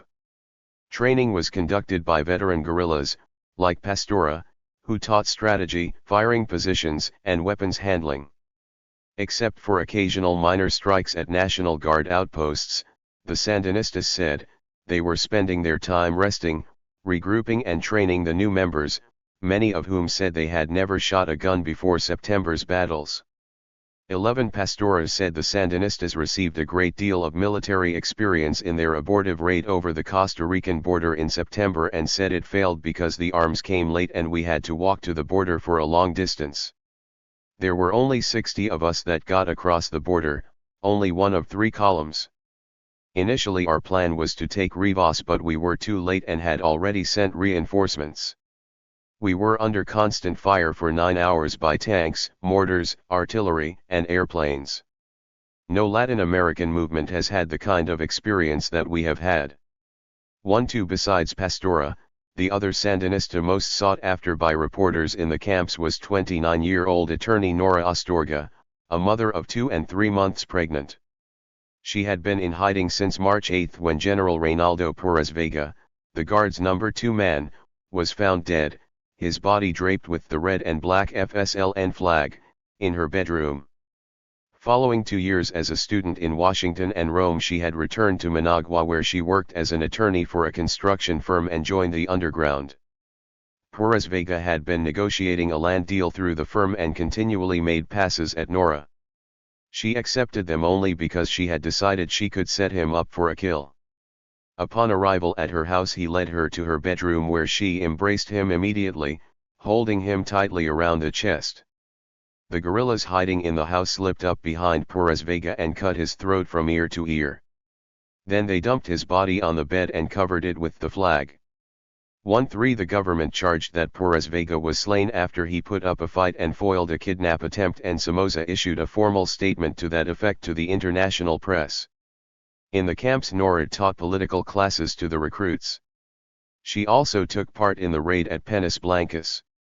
According to her, she was, like the rest, a Sandinista first. I studied law in Managua and became an attorney for a large construction company. There is nothing special about me. I spent 2 years studying in the United States and in Europe. I was part of the privileged class. It was easy to see, in my own profession, the way the Nicaraguan government 219. Operates. The injustice, the corruption. My own job was to find ways for the company to avoid paying taxes. For years, I tried to change things legally, and I saw that it was all impossible. I realized that, no matter how good, or how dedicated, one person can't fight alone. And I saw the Sandinistas as the only organization that had a chance of succeeding. Among the recruits in the Sandinistas camps was an 80-man Panamanian volunteer brigade Victoriano Lorenzo led by former Panamanian Deputy Health Minister Hugo Spadafora and including volunteers from Costa Rica, Venezuela, Colombia, Honduras, Mexico, and the United States. On November 25 Somoza threw a Sunday evening cocktail party under clear, starry skies for about 40 foreign correspondents, serving $30 bottles of Moskovskaya vodka which were imported from Moscow, and filling Lakarvita's backyard with the music of a four-man combo to serenade the guests who were nibbling on shrimp, tiny meatballs, and beef dipped in rich sauces and served by waiters in red coats and black pants. Outside was an armored personnel carrier, and dozens of troops in battle fatigues and black berets toting automatic weapons. Somoza's party, said an aide, was a way of telling the foreign press that the man neither expected violence nor would step down as his opponents wanted. And, the aide noted, Somoza could also get some public relations mileage out of it. He loves the American press, said another aide, even if it criticizes him so much. The reporters, their cameras clicking and tape recorders rolling as American network TV cameras taped the scene, grilled Somoza, mainly on whether he planned to resign. "Everybody is so interested in pushing me out," Somoza said at one point. "My adversaries, they want all of a sudden to fix up everything so that Somoza can go. But they forget that I am not inflexible in things that can be flexible. If one gets sick I can resign, or if I get disgusted, I can resign." Quickly, almost in unison, reporters asked if he was disgusted. "Not quite," he answered. He hinted that almost the only way to decide his future would be his own version of a plebiscite to decide on whether the opposition should be allowed to share power in the government. "Do you think I would stay in power if my cabinet was against me?" he asked. He had previously said that if the opposition won such a referendum he would include opponents in his cabinet. Then, reflecting on the national crisis, Somoza revealed that he had been forced to cancel a planned weekend trip to the United States because of unsettled conditions in Nicaragua. He said he would have gone to the United States for family matters had the opposition reached an agreement the previous week.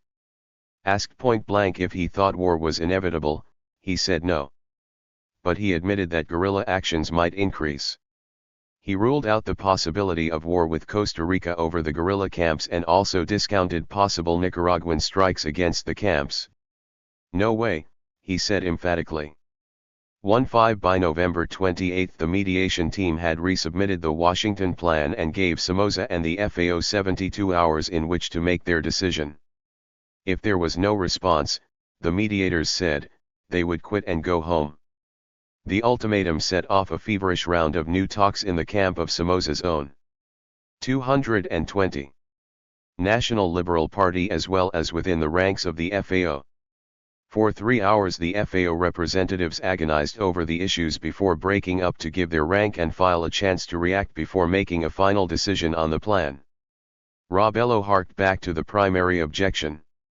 No plebiscite with Somoza in power. With Somoza in the country it would be impossible to change the climate of repression, he said. Other opposition leaders complained bitterly that in resubmitting the same proposal already rejected by both sides, the mediators had shown a lack of initiative. To some members of the opposition the almost oriental patience of quiet Bill Bodler was getting under their skin. They questioned the motives of the mediators and were now highly suspicious, not wanting to admit that Somoza, playing for time, had made a monkey out of the so-called moderate opposition. The mediators defended their course of action saying you always return to the central issue, whether Somoza will leave or not. Any way you approach it, you come upon it. 16 Somoza, meanwhile, was reported in permanent session with his cabinet and National Liberal Party Executive Committee preparing a reply for the deadline. His newspaper Novedades noted that he had been interrupted by a telephone call from General Alfredo Stroessner, the right-wing dictator of Paraguay, who wanted simply to deliver a personal message of encouragement to Taco in his fight against international communism. A beaming Taco passed on the words of the Paraguayan general who had already established a modern-day record for holding on to power in his South American fiefdom. Both sides then tentatively agreed in principle to the idea of the plebiscite and then again began to tack on mutually unacceptable conditions. Baudelaire saw the mediation attempt begin to unravel again. "We ran into difficulties again," he said. The FAO wanted on the ballot the president should continue in power, SI or no. Then Taco went back to the October document. "We dialogued and thought we had overcome it." Hanging tough, Somoza said, "Look, I'm willing to go and I'm going to give them a crack at me in the democratic way with a national plebiscite. If I win, I'll stay here. If the FAO gets a majority, then they'll have to run this country. The FAO is made up of good, decent people. I'm not fighting the FAO. But they don't know what they are getting into. Whoever wins this popular vote is going to have to fight the Sandinistas. If the FAO wins and I leave before my time is up in 1981, the only way a new government can survive is by joining forces with the National Guard for defending the country and preserving order. And I am the only one who can bless this marriage." 17 The mediator's next move was to try to persuade the opposition to hold face-to-face talks with Somoza, but Rabello quickly overruled that. "I see no chance for getting together," he said. "With the current conditions and with Somoza in power, this is going to be very hard for the FAO to agree on. It'd be very unpopular to go to the same negotiating table with them while we have a lot of political prisoners in jail. How could we explain to them that we have gone to the same table with the guys who put them in jail?" Tunnerman agreed, adding, "What the FAO should do is reject the plan and break off the mediation talks." 221. The plan suggested that the referendum be held in 2 or 3 months, or within 60 days of an agreement by the two sides, mentioning January 1 as the target date to begin organizing the vote. Somoza had shown himself more astute in playing with the mediators than the FAO. In early December some people were wisecracking that it was no longer Somozaism without Somoza but a good possibility of Somozaism with Somoza. The Sandinistas meanwhile were taking steps to ensure the war would have another act before the final curtain. On December 4 Tomás Borges showed up in the Del Prado Hotel in Mexico City and announced to a small group of newspeople that the FSLN was unifying its military and political command to include each of the 3 factions. Leaning forward in his chair he talked earnestly about the unity move. The final step had been taken, he admitted, after Esteli in September where the Frente united and managed to resist longer than in the other towns. "The 3 factions have sufficient resources to launch the war in our country," Borges said. "We will never abandon our arms. We won't lay down our arms before or after victory because they are our guarantees of democracy. We have enough resources to carry the war on to its ultimate consequences. The blood that has been shed will not be in vain and will spur on the revolutionary struggle." It was a different Borges who had emerged from prison after the August Palace raid to declare himself a Marxist in Panama. "Somoza painted us as Marxists," said the only surviving founder of the FSLN. "We have some Marxists with us but the Frente is much wider. The concept of the prolonged popular war was not Marxist. It is a military concept which will lead to taking advantage of the favorable moment." Borges was not optimistic that December evening in the Mexico City hotel room. He warned the small group of newsmen present that the war would not be a quick one. "It's not a final offensive that is going to start," he said. "People die every day in Managua. It will be an intensification of the struggle that is going on and it will last a long time." In regard to United States aid to the dictator he touched a more realistic note. "We have to be realistic and realize that it is in our best interest to have normal relations with the United States, to forget the past," he said. but he believed the United States was playing a dubious role in trying to negotiate a settlement in Nicaragua which he believed was designed chiefly to halt the popular revolutionary process. Somoza, Borges said, will never allow such a vote because he knows that he is completely rejected by the Nicaraguan people whom he has bombed and shelled as an enemy and continues to kill daily. The FSLN rejected mediation, he said, because it was intervention in the internal affairs of Nicaragua. The war would continue and the FSLN would back a patriotic solution of the Unified People's Movement which he described as not socialist but democratic, a movement with a broad popular base. As to whether the MPU was Marxist-Leninist, Borges replied, "We are all Sandinistas, and Sandinismo is revolutionary science applied to the Nicaragua reality. We are neither Marxist nor liberal, we are Sandinistas."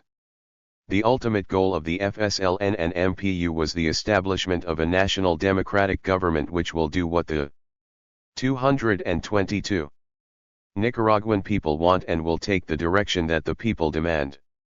The next day, December 5, in Managua, Somoza, who was celebrating his 53rd birthday in his Tizcapa bunker, was also in a nationalistic mood saying he would never accept a foreign solution for Nicaragua.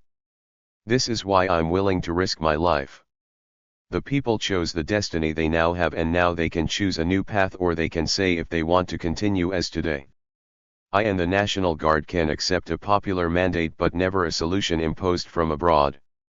Speaking to top National Guard officers, Somoza said, "I'm sorry that on my birthday, usually a time of joy, I have to speak to you of things like this.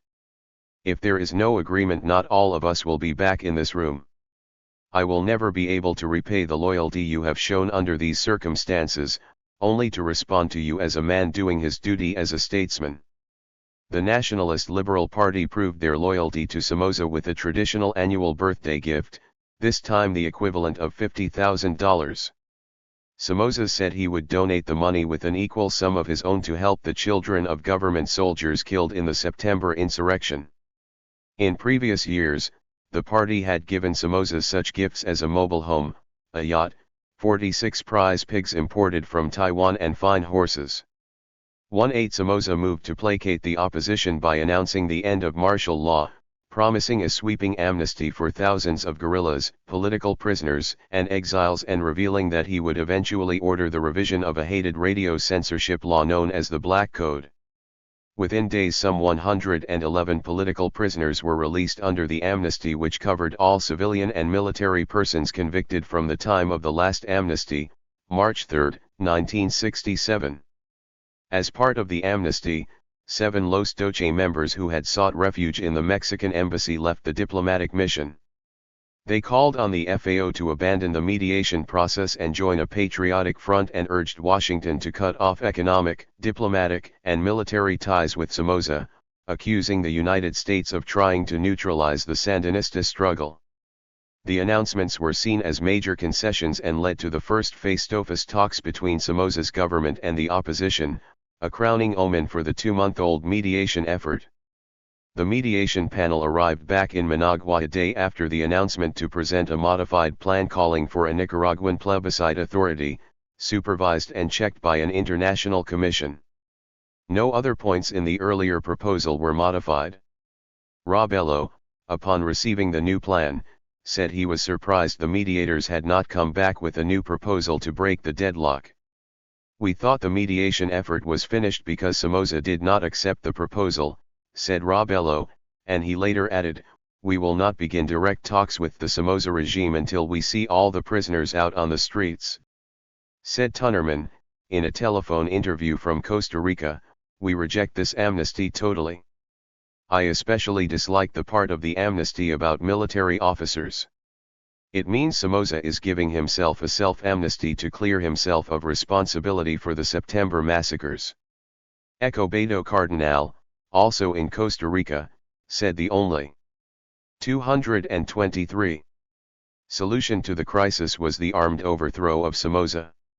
It would be high treason to a nation which has lost so much blood to accept this plebiscite which would be in Somoza's benefit. This plebiscite will be known as the plebiscite of the buzzards because of all the dead in September. The struggle will continue. Robello made a trip to Costa Rica to try to push for agreement in backing the talks but failed to persuade guerrillas and radicals to support the FAO. Cardinal said that if the opposition front began negotiations with Somoza still in power, it will become a traitor to the Nicaraguan people, and as such it will be condemned by the Sandinistas. As if to prove their point, the Sandinistas intensified their military operations with armed confrontations, bank robberies, and other actions around the country. In one action, gunmen opened fire on Somoza's private secretary, Edgar Solano Luna, but killed his chauffeur while the two were handing out Christmas toys in Monumbo. The much-awaited offensive has begun, one army officer said. But it is not a frontal attack, rather it is a war of attrition. Clashes between the Sandinistas and the Guard continued in the north, where a mountain war had raged for 3 weeks with air strikes and ground sweeps in the heaviest fighting since the September insurrection. In the south, on December 11, a 5-man squad led by the Reverend Gaspar Garcia Laviana, a priest from Asturias, Spain, battled guardsmen in an area known as El Infierno near the Costa Rican border. Father Garcia, a major figure in the Tercerista faction and the best-known Sandinista leader in the region, was killed along with guerrilla chieftain Luis Arroyo, the former manager of a hotel in Rivas.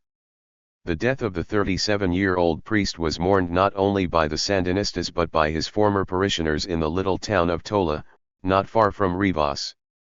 In an interview in October, Father Garcia sat inspecting a cache of automatic rifles and told why he had become a firearms expert with the guerrillas. I tried to save the situation in a Christian manner, in the pacifist sense of social promotion, but I realized that all this was a big trick. With the mediation at an impasse and with the realization that Somoza had no intention of bending to pressure from the negotiators, the administration ordered to Nicaragua General Denis McAuliffe, Commander-in-Chief of the Southern Command in Panama, on the chance that a high-ranking officer in the United States Army might be able to talk some sense into Taco. After all, Taco was a graduate of West Point, and while he hated those striped pants bastards, he treasured his links with the American military. But when General McAuliffe arrived for his meeting on December 21, Taco was disappointed to see that Baudelaire was with him. "I knew then it would be the same old crap," Taco told an aide. Baudelaire, he said, began making the same old pitch and complaining about a lack of cooperation. "They didn't want to hear what I had to say, but I said plenty and told them it was I who wanted peace. But they said it was too late for negotiations, it boiled down to Somoza has to go." McAuliffe had explained the concern of the Joint Chiefs of Staff about stability in the area, Taco later related to an aide, and there would be no stability as long as I remained. I was supposed to be the magnet that was attracting the communists. The United States position had not changed. If Somoza stepped down, there was 224. A chance of a moderate government taking power, and the National Guard could be reformed and then perhaps supported. Somoza's remaining at the helm would continue to polarize the country until a moderate solution would be impossible. The interview with General McAuliffe ended as all the others had. Taco made no promises, and the meeting only reinforced his private theory that he was a victim of a diabolical conspiracy in Washington. A few days after Christmas, Somoza revealed a clever counter-proposal rejecting the key points of the United States plan, but Baudelaire told Taco his plan was again unacceptable.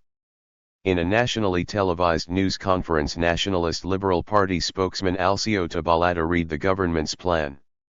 It accepted OAS supervision of the plebiscite vote, but not full control, which it proposed be kept in the hands of the government party and the opposition.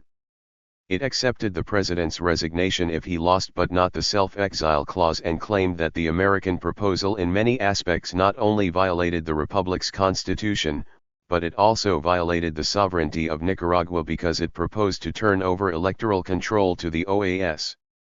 Somoza added his own statements later in the day, saying, "Their plan proposed that the polling stations be presided over by a foreigner, and we propose that the polling stations only be watched over by a foreigner, but he would not have the right to reject voters or become the arbiter of the destiny of Nicaragua." As to State Department criticism of his plebiscite rejection, Somoza asked, Why does the State Department censure me for trying to defend the national sovereignty of Nicaragua? He said that in due course he would file a protest with the State Department. 19 Baudelaire called Somoza's proposal clearly unworkable and said the responsibility for the failure of mediation was clearly on Somoza's side. All the negotiations were in Spanish, but Baudelaire had taken Taco aside and given him some advice in English. I told him, if you decide to accept the mediation, you may not win the respect of your people, you will win their gratitude. There was never any doubt, Baudelaire said later, about the results of a plebiscite. Somoza could never win such a vote. But at no time did Taco weaken, he was obstinate, never wavering in his determination to finish out his term until May 1981. He had received additional weapons, but he didn't reckon with the help Venezuela, Panama, and Cuba would give his enemies. He thought he could repeat his tactics of the September insurrection by holding the capital and moving out and crushing uprisings at his leisure. But he didn't foresee what was coming. His crack units were soon to be tied down by an invasion of Sandinista forces from neighboring Costa Rica. According to Assistant Secretary of State for Inter-American Affairs Viren P. Vaki, the mediation attempt temporarily attenuated the climate of violence, and identified a number of procedures by which a process of reconciliation might develop. 20 But Somoza's fundamental rigidity also demonstrated the tenuousness of hopes for compromise. Intransigence fed intransigence with the relentlessness of a self-fulfilling prophecy. Week by week, Somoza's position deteriorated and his opposition became more radicalized. Somoza's friends in the United States Congress had not helped matters. Their 225 advice only fueled Tacho's obstinacy and gave him false hope. When Texas Congressman Charlie Wilson on December 6 issued a statement in Managua saying he had linked the Nicaraguan issue to the Panama Canal treaties, Tacho thought he was more secure than he was and that his friends had President Carter over a barrel. Wilson accused Torrijos of supplying the Sandinistas with guns and with encouraging Marxist revolutionaries in Central America. He claimed he had enough House votes to block the Panama Treaty legislation, which he said he intended to torpedo. The State Department was furious over the congressman's pro-Somoza press conference in Managua. Wilson responded to their anger by charging the State Department was being run by a bunch of adolescent anarchists and said that the policy the United States backed in Nicaragua was encouraging communism in the Caribbean. He said that the department had broken its word to him with its refusal to disperse $12 million to the Somoza government following the Civil War. The State Department retaliated the next day by saying administration policy was directed toward a peaceful, democratic resolution of the Nicaraguan crisis and that such efforts are not helped, nor is public understanding of the situation improved by statements and charges such as those by Congressman Wilson. 21 Fighting remained heavy along the Costa Rican border and Somoza was forced to airlift troop reinforcements to the Peñas Blancas area before ordering an indefinite shutdown of the entire southern border until the government of Costa Rica takes the necessary measures to prevent Sandinista forays. The town of Peñas Blancas has been harassed constantly by subversive elements who have positions only 300 yards within Costa Rican territory, a Nicaraguan Foreign Ministry statement said. This situation has created an atmosphere of insecurity in the area, endangering the lives of travelers and hampering the free transit on the Pan-American Highway. The government is forced to close the border. And it will remain alert until Costa Rica stops these attacks. In Costa Rica, the Sandinistas moved to name Tomás Borga general coordinator of the FSLN forces. With the year nearly over, Somoza huddled somewhere in Central America with the military presidents of Guatemala, Honduras, and El Salvador seeking support in the Costa Rican border crisis and the international pressure mounting against his government. Returning from his trip, his first outside the country since September, Somoza made a New Year's Eve speech saying, "The year of 1978 was one of the most difficult in the contemporary history of Nicaragua, but I fervently wish that 1979 will restore reconciliation and change toward a lasting and permanent peace." Although he said he was still willing to talk to his foes, he warned that the National Guard is stronger than ever and is ready to repel any attack on his regime. However, he called on guerrillas and dissidents for a reconciliation. 22 On New Year's Eve, United Press International reporter Alfonso Ciardi and 226.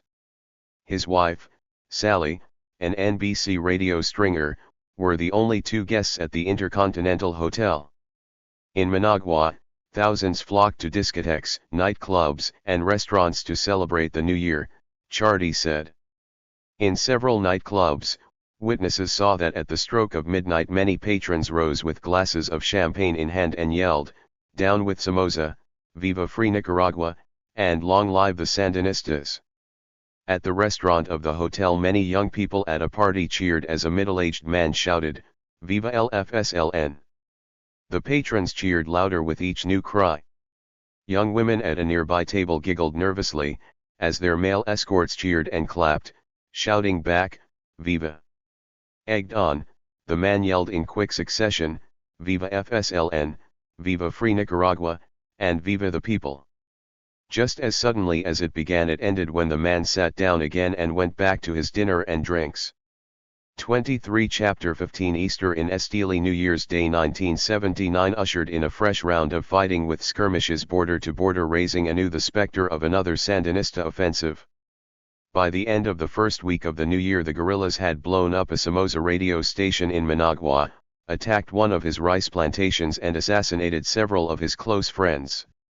Somoza began the year with a rhetorical prayer to the Lord that he may guide mankind on the paths of love and peace, preventing men and their leaders from plunging the nation into the abysses of hatred and discord.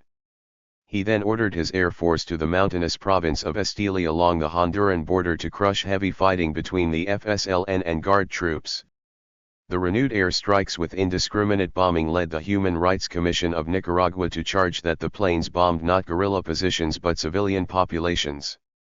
On the ground, the commission charged soldiers with raping women and murdering children and the elderly.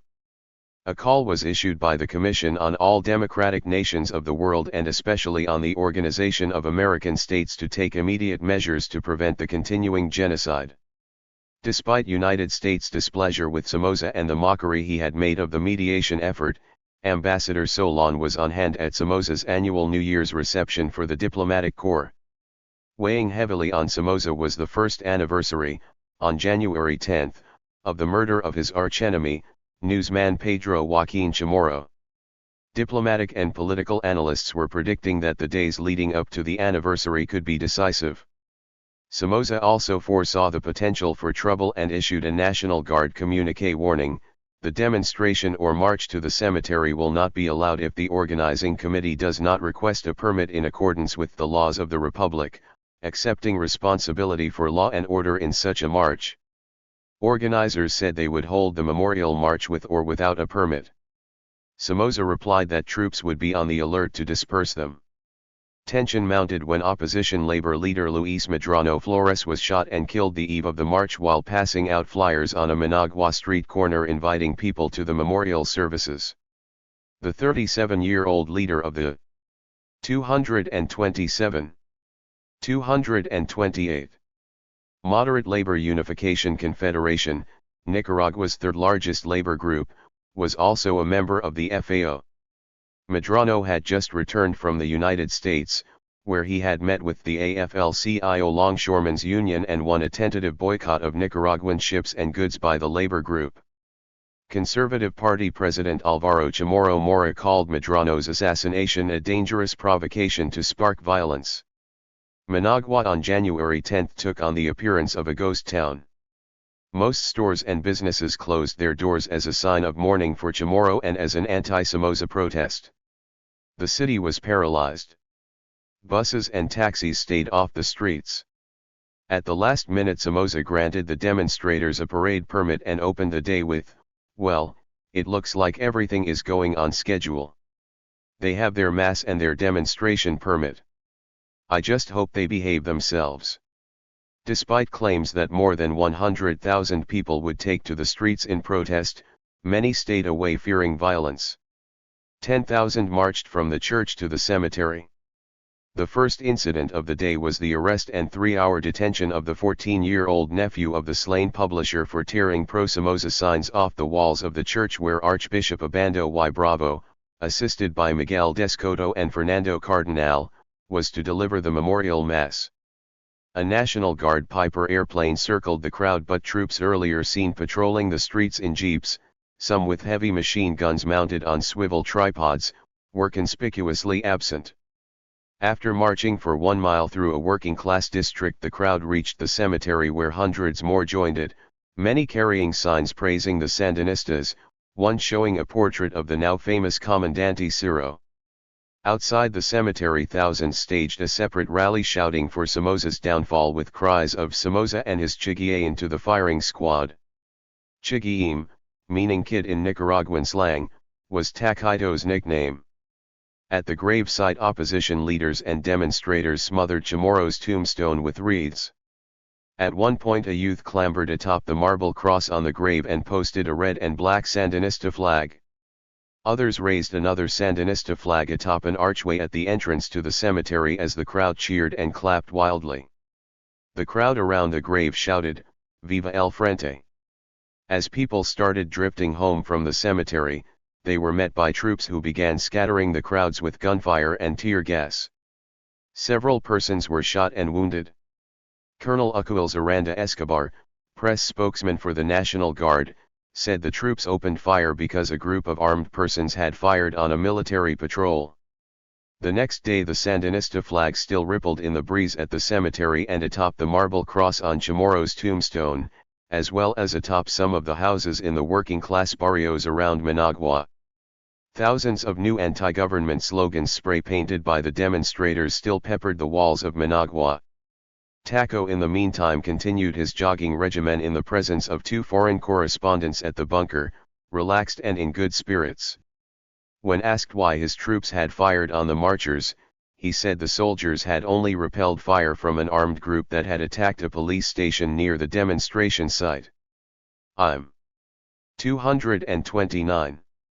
Very grateful that they did it peacefully," Somoza said. "Can be considered as a day without incidents." The United States-endorsed mediation team returned to Managua on January 11 to present a modified peace plan allowing Somoza to control a plebiscite but stipulating that the referendum would be supervised by an international authority.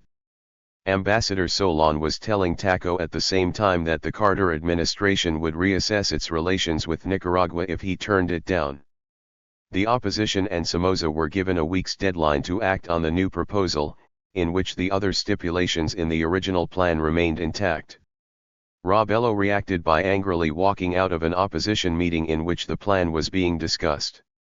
Somoza said to Washington Post correspondent Karen D. Young before the mediators' arrival that he was still open to dialogue and would receive them, but as far as reconsideration, "My position on the plebiscite is quite clear. I proposed it and I never thought that my proposal would be deviated into a vulgar intervention in Nicaragua." Somoza referred to sanctions by the United States in retaliation for his no vote as presumptuous and admitted relations are going to get cool. The United States had had influence in Nicaragua at one time, Somoza said, but they've lost it. They've been 2 years harassing my government. If they remove the military people and lower representation, materially I would not lose anything else but a few nice gentlemen who are living in Nicaragua. Asked if he knew Washington's supposed plans to withdraw its diplomatic mission, Somoza said, "Since it's a unilateral mission, it's for your grace to desire. We're not throwing them out. We're not fighting the people of the United States. It's the administration who has gotten tough against the government." A few days later, the Liberal Party rejected the new mediation attempt. With the failure of the new attempt at mediation, Washington's next move was anxiously awaited by the left, right and middle groups in Nicaragua. After 3 weeks of hesitation, the White House decided to administer diplomatic punishment to Somoza for rejecting the Washington plan. Long-standing military ties were severed, no new economic assistance would be considered under present conditions. 21 Peace Corps volunteers, 4 members of the military mission, 11 Agency for International Development officials and 11 embassy officials were withdrawn. The transfer of these 47 persons out of the country sliced by more than half the United States official representation in Nicaragua. The unwillingness of the Nicaraguan government to accept the group's proposals and the resulting prospects for renewed violence and polarization, and the human rights situation in Nicaragua, as reported by the Inter-American Commission on Human Rights, unavoidably affect the kind of relationship we can maintain with the government, American State Department spokesman Harding Carter III said. The U.S. government has reassessed its relationship with Nicaragua and has concluded that in these circumstances we cannot continue to maintain the same level and kind of presence in Nicaragua as we have had in the past. Harding Carter added that $30 million in economic aid projects were all well advanced and would be continued since they are aimed at the basic human needs of the poor. 230. Somoza's reaction to the aid cut-off was low-key. He took it in stride, saying only that he regretted that the United States has taken this decision against its old ally, but added that here things go on as before. Few thought that the cut-off in military aid would have any effect on the Somoza forces. The U.S. has so saturated Somoza with weapons, one opposition leader said, that he will be self-sufficient for years to come. 3 observers saw the move as more symbolic than substantive, saying the United States was reluctant to apply additional pressure to Somoza in fear of a radical overthrow of the regime in which the Sandinistas would play a large role. At the same time, the FAO, fast losing support and strength, merged into a leftist umbrella organization called the National Patriotic Front, of which the backbone was the United People's Movement that sponsored its formation. The new organization was forged of an array of progressive elements opposed to the entire mediation effort, including independent liberals, social Christians, the Conservative Party and Los Doce, who had withdrawn earlier from the FAO. The new organization nominally supported the Sandinista effort, but not all sectors were committed to FSLN goals, their single objective being the ouster of Somoza. However, the group gave no long-range scenario as to what was to follow that event. For the MPU became the political base for 19 student and labor groups that sympathized with the guerrillas as well as the political arm of the FSLN after the September insurrection. The relative strength of the MPU was shown in the Chamorro Anniversary March. Although the demonstration was called by the FAO, 90% of the participants represented the United People's Movement. The problem with the groups that remain in the FAO is that they represent nobody, said one politician whose party was going to leave the coalition. They exist only because the mediators talk to them, so they accept anything the mediators suggest. The National Patriotic Front, on the other hand, not only represented the numerous grassroots organizations that had emerged in previous months but also underlined the growing unity of the 3 guerrilla factions and their need for greater political preparedness in anticipation of a new military offensive. 5. Preparing for the new offensive, the FSLN began selling $50,000 worth of non-negotiable war bonds in Puerto Rico. The end of February was proclaimed Sandino Week by the FSLN. Skirmishes with the Guard stayed limited mostly to brief daily sorties. In one of the more consequential of these, 8 guerrillas burst from a lonely stretch of road near Matagalpa and pounded a furious barrage of bullets into a truck carrying Colonel Federico Davidson Blanco, allegedly a member of the hit squad that had executed Sandino. Blanco, 67, died instantly, as did his 2 companions. After a jeep driven by Blanco's son rounded a bend and drove into the ambush, the guerrillas stopped it and asked which of the 3 men was the colonel's son. When Jackie Blanco answered, "I am," the guerrillas put a gun to his neck and shot him. 6. In early February, Taco perceived help coming from an unexpected quarter, the Vatican. Pope John Paul II had just visited Mexico, where he told the Third Latin American Bishops' Conference in Puebla that the Catholic clergy should stay out of 231. Politics. "This is a victory for all of us," Somoza told the Voice of America's Jack Curtis, apparently referring to his fellow Central American general presidents also facing church opposition. "Who do you think gets these kids so worked up? The priests. Every time I go outdoors I hold onto my ribs wondering if I'll get blown up with the weapons these kids are getting now. Sitting alone with Taco in his dark-paneled private office at the bunker, Curtis asked Somoza about the Carter administration's order cutting back the United States Embassy staff in Managua. "Yeah, how about those jerks?" replied the dictator. "First they send me this," and he took a small envelope from a drawer and tossed it across the desk to the VOA correspondent. It was President Carter's 1977 letter to Somoza praising the suspension of the state of siege. "And then they send an ambassador down here to tell me I have to resign." February also marked the departure of Ambassador Solon, who quietly slipped out of Nicaragua saying he had no idea when he might return. While Somoza said Solon, as far as he knew, was in the United States for consultations, others put forward the rumor that Solon was going to be kidnapped or killed by Somoza forces who would arrange to blame it on the Sandinistas. Some said it was the other way around. Solon himself reportedly believed that he was the target of both sides in the storm and felt superseded by William Baudelaires' presence and without any influence with the Somoza government. Doctors and his delicate health also had little influence on Somoza. He had returned to the bottle as in the old days. For a February interview with Washington Post foreign editor Peter Osnos and reporter Karen D. Young, Taco invited the two to the El Coliseo Italian restaurant on the Masaya Road. They arrived at 11 a.m.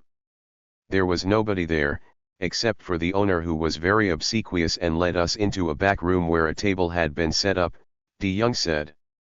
Somebody immediately brought in 2 unopened bottles of Stolichnaya vodka and we politely declined Somoza's offer of a drink, saying it was not yet noon. We started to talk and at about 30 seconds after 12, Somoza asked was it now okay to drink and was served a big glass of ice, over which he poured straight vodka. Somoza ordered a big bowl of pasta, we all ate lunch and pretty soon he had consumed about 3/4 of a bottle. Toward the end, he was inebriated and started railing against the United States, saying everybody was out to get him. Somoza noted he was angry, but I keep my cool and said he had no plans to retaliate to the diplomatic and military recalls by ejecting other American diplomats or recalling any of his own diplomats from Washington. The official merging of the 3 Sandinista factions into a single organic entity took place in mid-March. In Managua and in most cities throughout the country, guerrillas were skirmishing with the Guard on a daily basis. As Tomas Borga of the GPP had announced in Mexico City 4 months earlier, the FSLN Tercerista, Proletariat, and GPP factions were finally uniting to share the same goals and the same strategy. The announcement was seen as a prelude to popular insurrection. National Guardsmen were placed on alert throughout the country. Somoza maintained that all the Sandinistas were doing was attempting to 232. Maintain a climate of uncertainty in Nicaragua by these hit-and-run tactics. But we are after them. I would say that the country is at peace and whoever has done anything, we will keep in check. In an interview with me and Don Boning of the Miami Herald at the end of March, Somoza, dressed in a pinstriped business suit, did his best to exude an air of confidence. The interview was held in the bunker. Somoza claimed that there was no longer potential for another September-style civil war because the Sandinistas have lost credibility, in the sense the people who took up arms in September were left by the would-be cadres to be defeated by the National Guard. They said that their cadre was intact, they hadn't lost any people. And of course the population isn't dumb. Placing the number of hardcore Sandinistas at 300, Somoza, trying to keep cool though the veins in his neck swelling with each question betrayed his irritation, described the current situation in Nicaragua as going through a phase.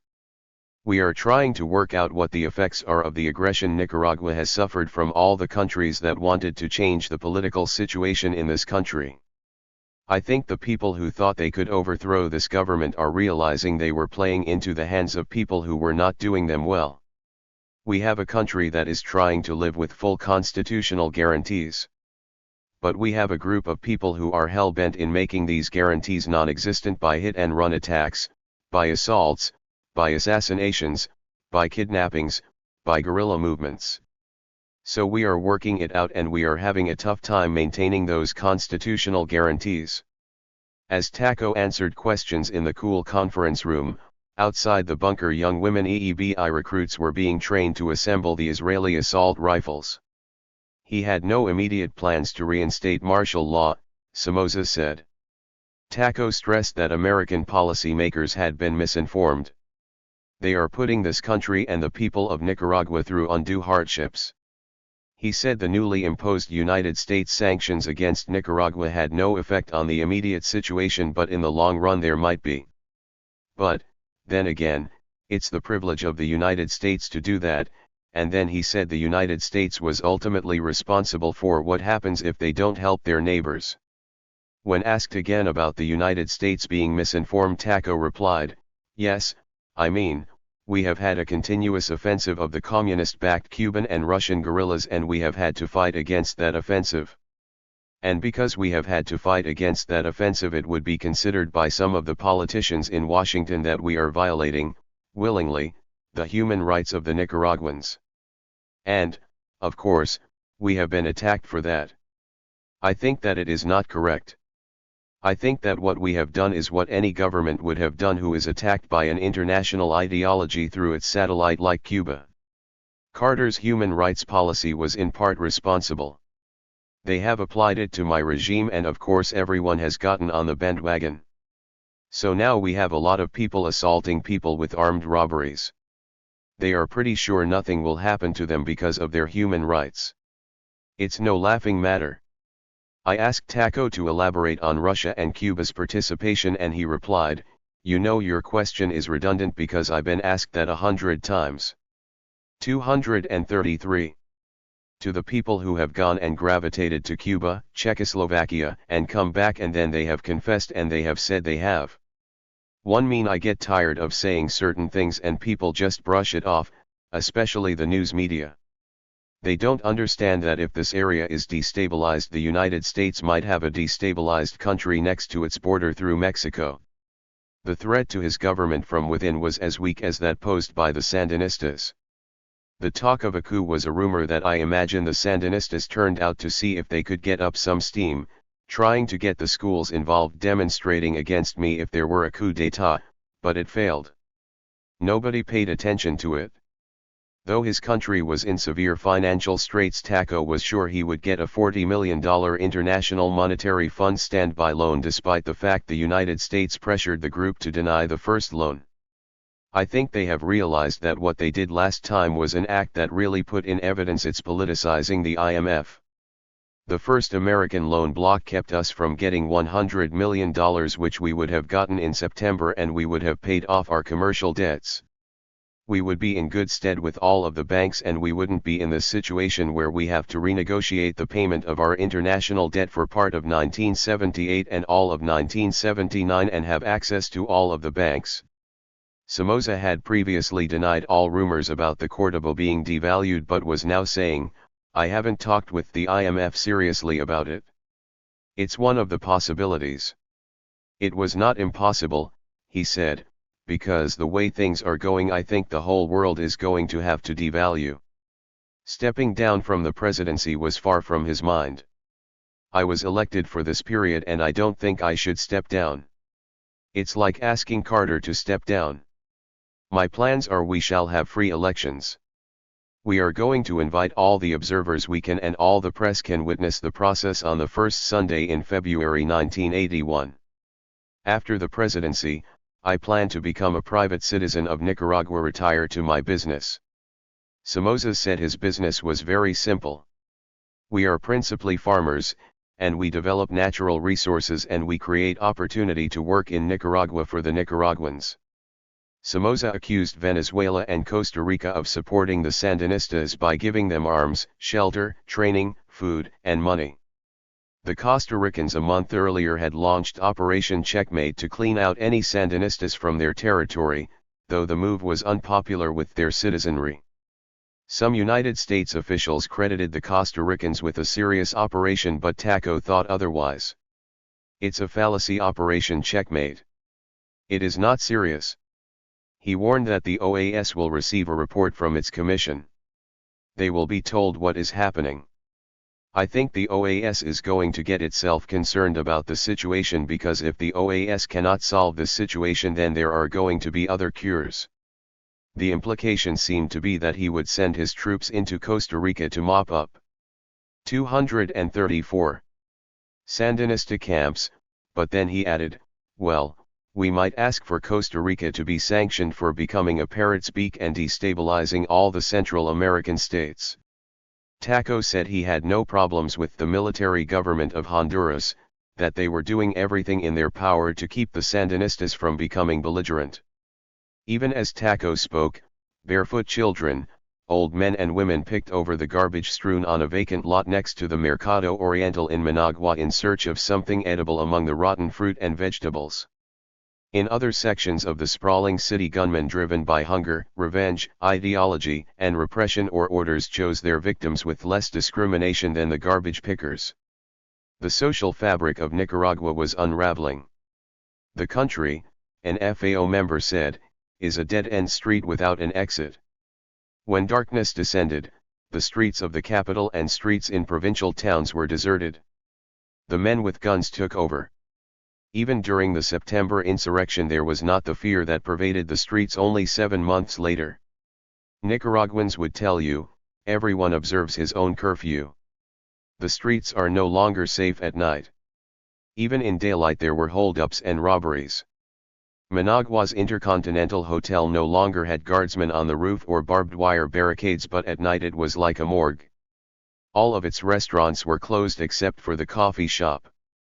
The Sandinistas had increased the tempo of their attacks throughout the country, but at the same time, with a seeming abundance of arms in the country, common criminals were continually on the prowl, assaulting and shooting people. Robberies and burglaries increased, and with the end of the harvest season, unemployment was now around 40% and expected to climb even higher along with crime. Criminal elements began impersonating Sandinista guerrillas. Then there were those who maintained that the FSLN did not have effective control over its urban guerrillas. Even Sandinista forces suffered from the upsurge in criminal activity.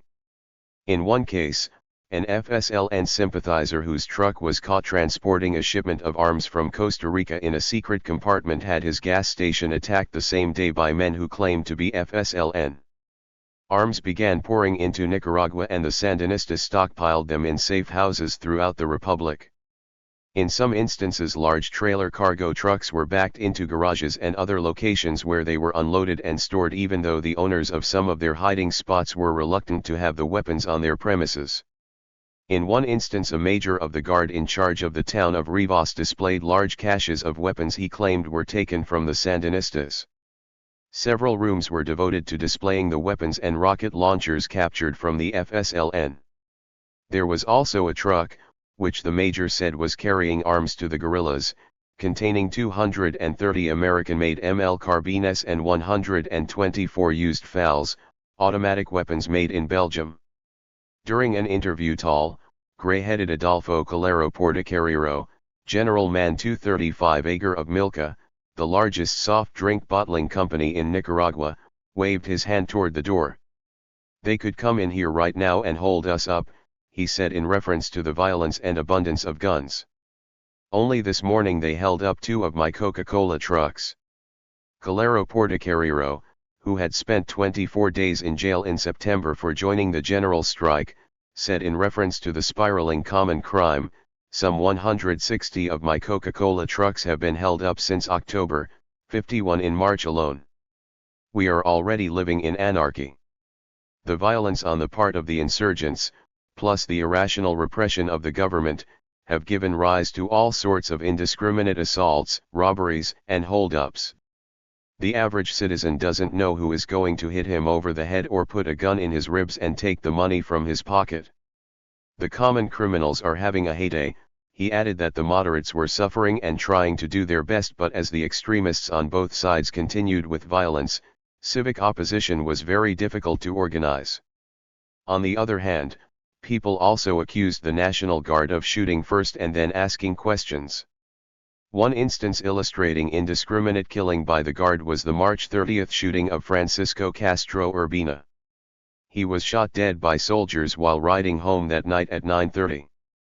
A soldier who inspected the car with his flashlight turned to Castro's brother, Ilario, who was driving the car, and said, "Sorry, brother. It was a mistake." Then they charged him for transporting the body to a funeral parlor, the only business that seemed to be open. A mother of 5 in one of the poor barrios that surrounded Managua warned, "The guerrillas now move in groups of 30 and 40. When they attack the National Guard, you must be very careful not to be caught in the crossfire." Pointing to her naked, pot-bellied children, ranging in age from 2 to 10, she said the guard took any younger men they saw. If they are believed to be guerrillas, you never see them again. Even if they are not, you still don't see them again. La Prensa's daily editions appeared with a regular gallery of photos of young people who had disappeared the day before. Nicaraguan human rights sources said at least 500 persons, mostly youths, disappeared in the first 3 months of 1979. Most of them were killed. The National Guard lost at least 50 soldiers. The largest unified guerrilla operation since the September insurrection came when 120 guerrillas captured the town of El Jacaro in Nueva Segovia, where General Sandino once fought. The government admitted 6 soldiers had been killed in the attack, and newspaper headlines reflected the reality that the country was at war. La Prensa headlines announced, "Jets bomb north, civilians flee war zone." While the guerrilla war escalated, the moderate opposition, mostly in the business community, appeared demoralized and in disarray. And despite the confident face Somoza put on, in an interview in the bunker, he paused for a moment when he was asked whether the National Guard was still loyal to him. "Yes," he said, "at this moment. The opposition remains stymied." According to Alfonso Rabello, the situation 236 in Nicaragua is very confused. Unity among the opposition is not strong. The only point of convergence we have is that we all agree we can't have a solution without getting rid of Somoza. But we can't agree on the next step. The next 5 months are going to be hell. Economic problems will get worse. We are ending good months and starting bad ones. Rabello said that the private sector was fairly aware that there is no solution with Somoza. It is also fully aware that any solution that could lead to radicals coming to power is not desirable. The Sandinistas want to keep Somoza in as long as possible to create the environment for drastic change. I have come to the conclusion that if there is a military victory of the Frente, and I think that improbable, we would end up under a totalitarian regime of the communist type. Rabello saw Somoza as a feudal lord in the Middle Ages sitting in his bunker, which is a fortress. Whatever happens, as long as it doesn't bother security of his fortress, is not important. It is a very simplistic and very brutal situation. He doesn't care. This has led to economic bankruptcy. Somoza has no respect for anything, Rabello continued. He is there and he is going to stay until 1981, officially and forever. The solution? You have to realize the country is polarizing more and more, people who have suffered and people who want to protect what they have. There are those who are radicalizing and those who want some stability, even if it is Somoza. Rabello remained bitter about the United States' role in Nicaragua. First, the US came and told everyone they would put pressure on Somoza to go. They created false expectations. When Somoza's reaction was to say, "Come and do it physically," they backed down. They actually downplayed the process and at the end put little pressure on Somoza and gave him valuable time to build up his National Guard. It has a boomerang effect on the civil opposition, on the US image, and has created this situation, Rabello said. Human rights has become a conflict. If the US applies human rights and puts on pressure, you have the problem of maybe ending up in the hands of a communist government.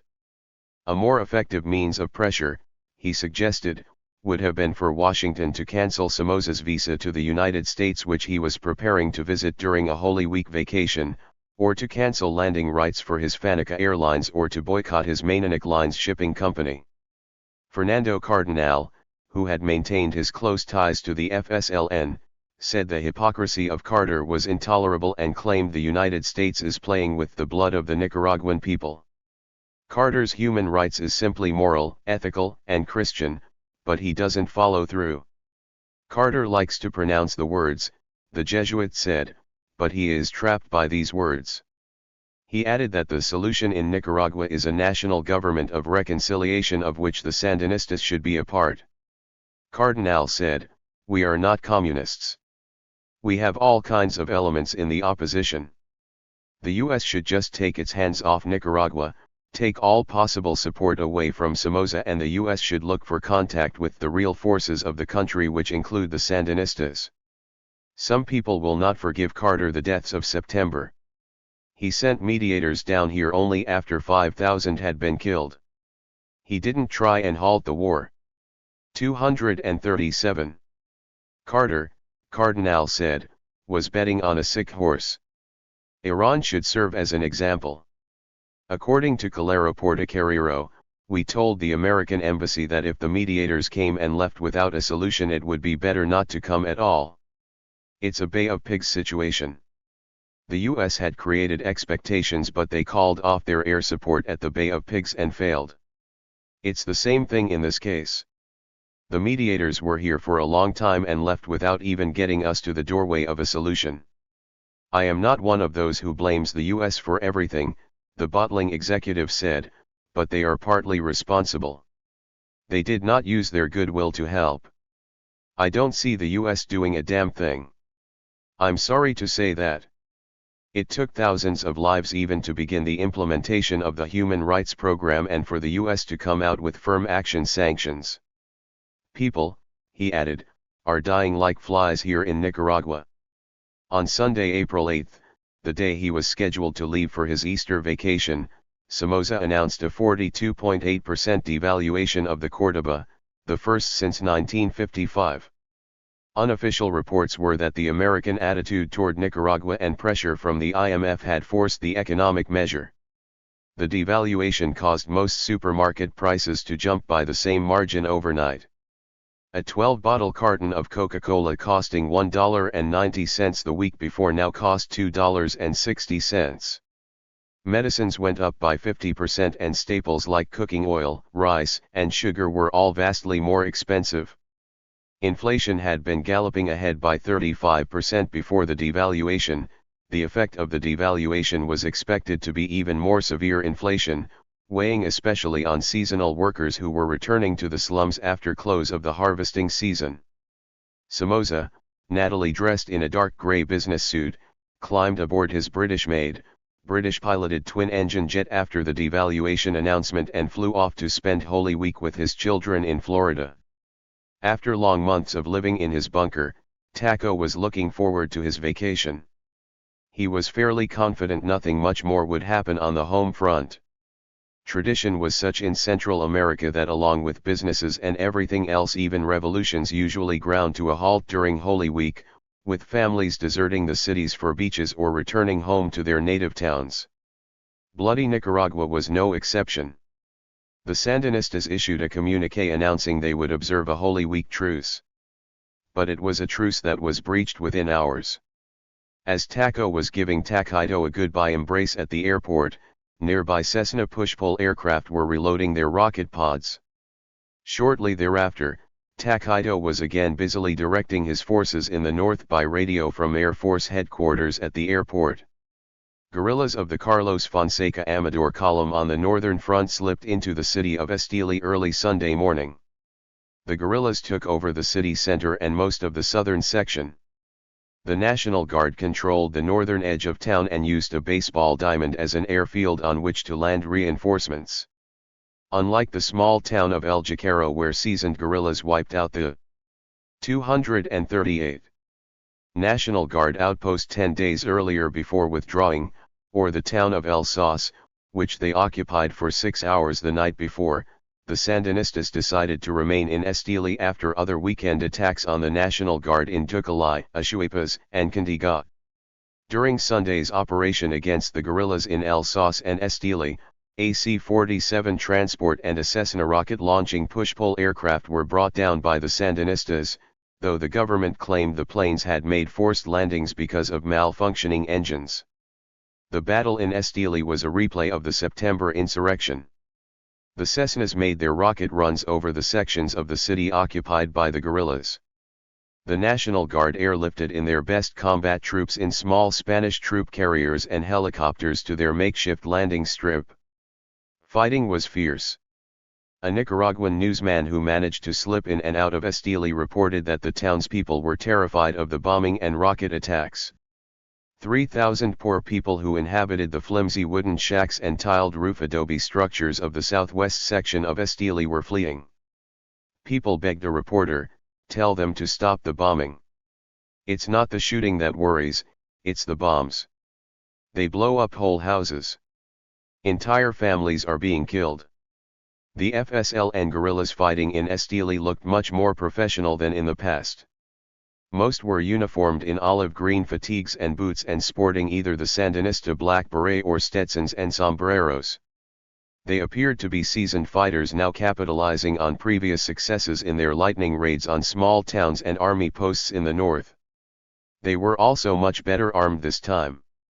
One squad, which included a woman, sang as it marched along a street to take up new positions behind barricades which had been constructed from street paving blocks.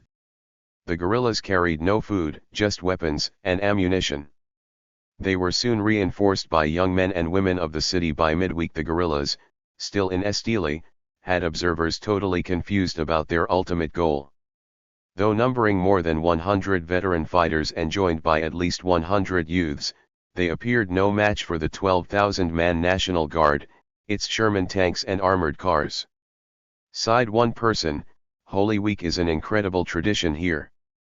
The guerrillas have the people with them, they have to be careful not to alienate them. Tactically this fighting during Holy Week is not good. Frankly, I don't know what went wrong. Maybe the departure of Taco provoked them into this." The Sandinistas elsewhere were wondering whether or not the guerrillas had overplayed their hand and remained too long in Estili. Might they in fact be trapped in the city? If not, what were they trying to prove? Only seasoned veterans would be capable of retreating through the Guard's lines. Those who remained would be slaughtered when the Guard eventually retook the city. The smell of burning corpses filled the air on Thursday.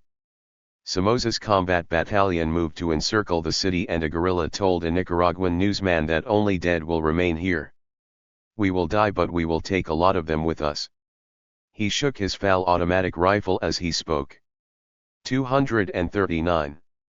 Eyewitnesses in Estili reported that the Sandinistas retreated from the city about 7 p.m. Thursday with some 80 recruits, most of them grown men. Sporadic fighting continued Friday and Saturday. Shooting was still heard Sunday when the foreign press was admitted for a few hours. The commander-in-chief of the Guard was adamant that the Sandinistas were still hiding in the city. He did not believe reports that they had managed to escape. The Guard claimed to have killed 37 guerrillas on Saturday alone, 2 days after the reported escape. Radio Sandino reports said the guerrillas had slipped through the Guard perimeter on Friday and admitted only to losing 3 of their men during the siege, including a commander named Juan Alberto Blandon who fought under the code name Froilan. The government maintained that more than 100 guerrillas perished in the week-long fighting. The National Guard announced a death toll of 77 for the first day of fighting, but did not release any more figures. When asked about the number of dead, Paul Schock, a Swiss member of the International Red Cross, said, "We have to worry about the living ones." Clandestine Radio Sandino accused the Guard of using civilians as shields in attacks on FSLN positions before the latter began their orderly retreat into the mountains. It reported the FSLN as always on the offensive now. No one should expect any relaxing of the daily clashes occurring between the Sandinistas and the National Guard. On Sunday outside newsmen were finally permitted to visit Estili but an hour later they were ordered out at gunpoint, their film and videotapes confiscated by the National Guard. Upon entering the city they found cars and trucks backed up for more than 2 miles as the refugees waited in the hot sun for permission from the Red Beret Guard troops to enter. Few refugees could leave the city and even fewer were permitted to return. Many of the refugees said they had read the morning paper Novedades Extra edition in which Somoza declared in huge headlines, "Estili liberated from the communist hordes," and showed pictures of guardsmen backed by Sherman tanks moving over street barricades. Foreign correspondents were told that no one was being permitted to enter or leave the city because the guard was still searching for guerrillas and their sympathizers. Reporters found the city heavy with the smell of burning flesh even though only 2 burning bodies near an abandoned Sandinista command post were visible. Buzzards circled overhead. The bodies of 2 other youths about 15 years of age lay on adjacent streets filled with rubble, their throats slit, their hands still tied behind their backs. The city was without light and water. In one street, guardsmen were trying to deactivate some 50 booby traps left behind by the retreating Sandinistas. They also collected homemade bombs and found a homemade mortar. Near the city's SOS camp for abandoned children, a man had been shot dead trying to reach refuge. The guard commander refused to permit the Red Cross to take away wounded when its convoy left the city. Only one wounded child in a coma was allowed to leave. Some 240 refugees were permitted into the city for an hour but were not allowed to take out members of their families. The guard was paying particular attention to the footwear of all males in town. At a city shoe store they found 15 pairs of old combat boots that had been exchanged for city shoes. That made them suspect that some of the Sandinistas were still in the city and would try to escape as ordinary citizens. Anyone with new shoes was being arrested. A letter allegedly captured by the National Guard from a Sandinista was published in full in Novedades, outlining the lessons to be learned from Estili.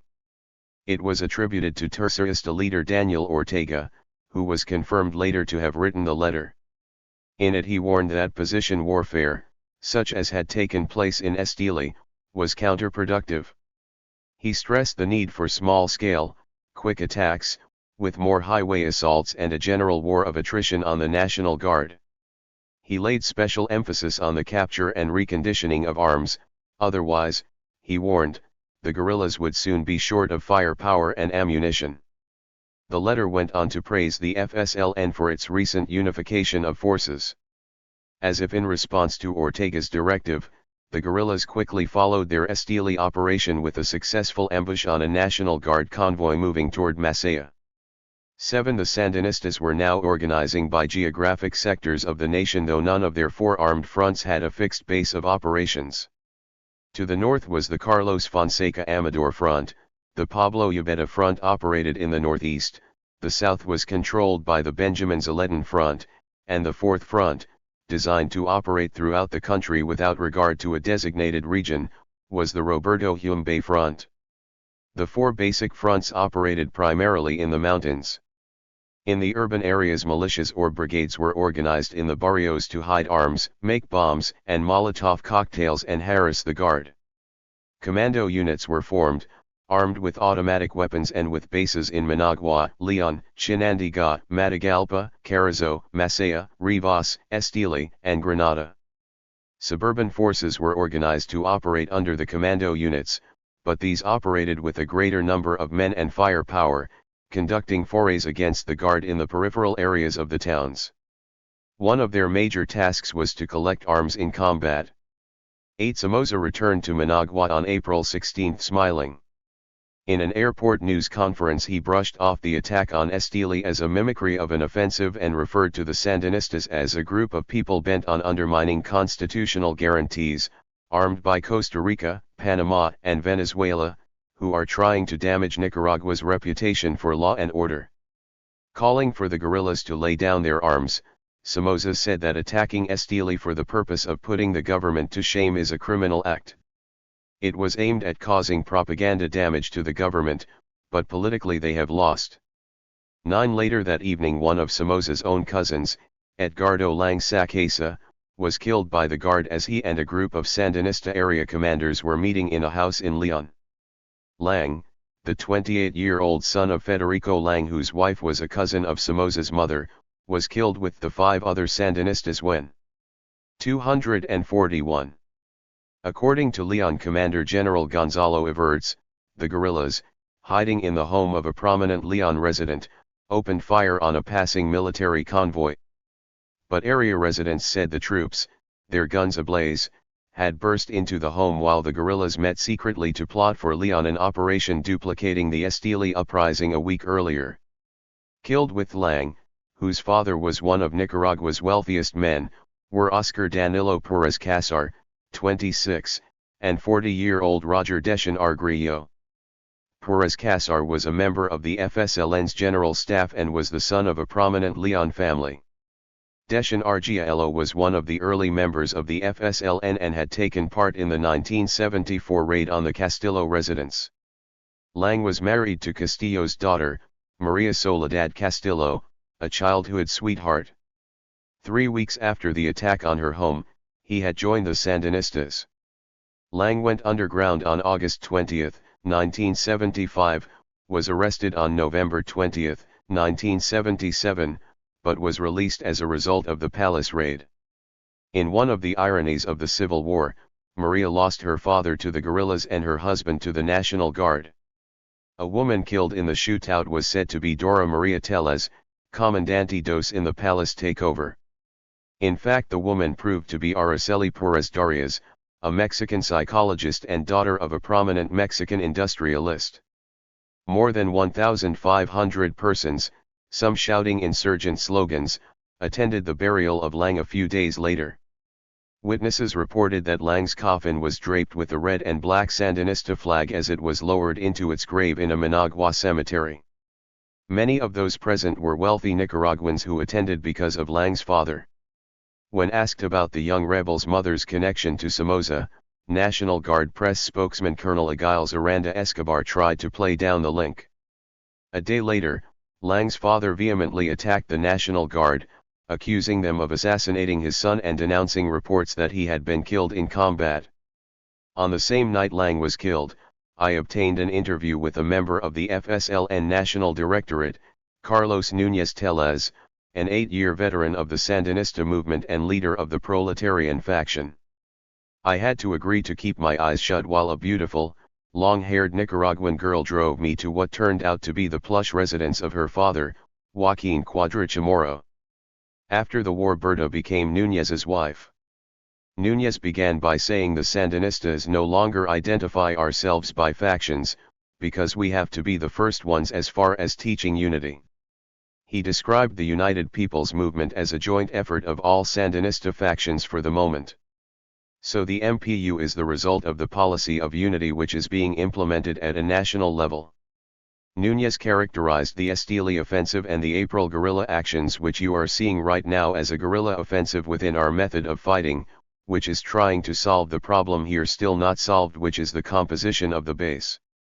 We consider that to unleash a general uprising in the country, there is one condition: to undermine, erode, and demoralize the military apparatus which right now is sustaining the dictatorship.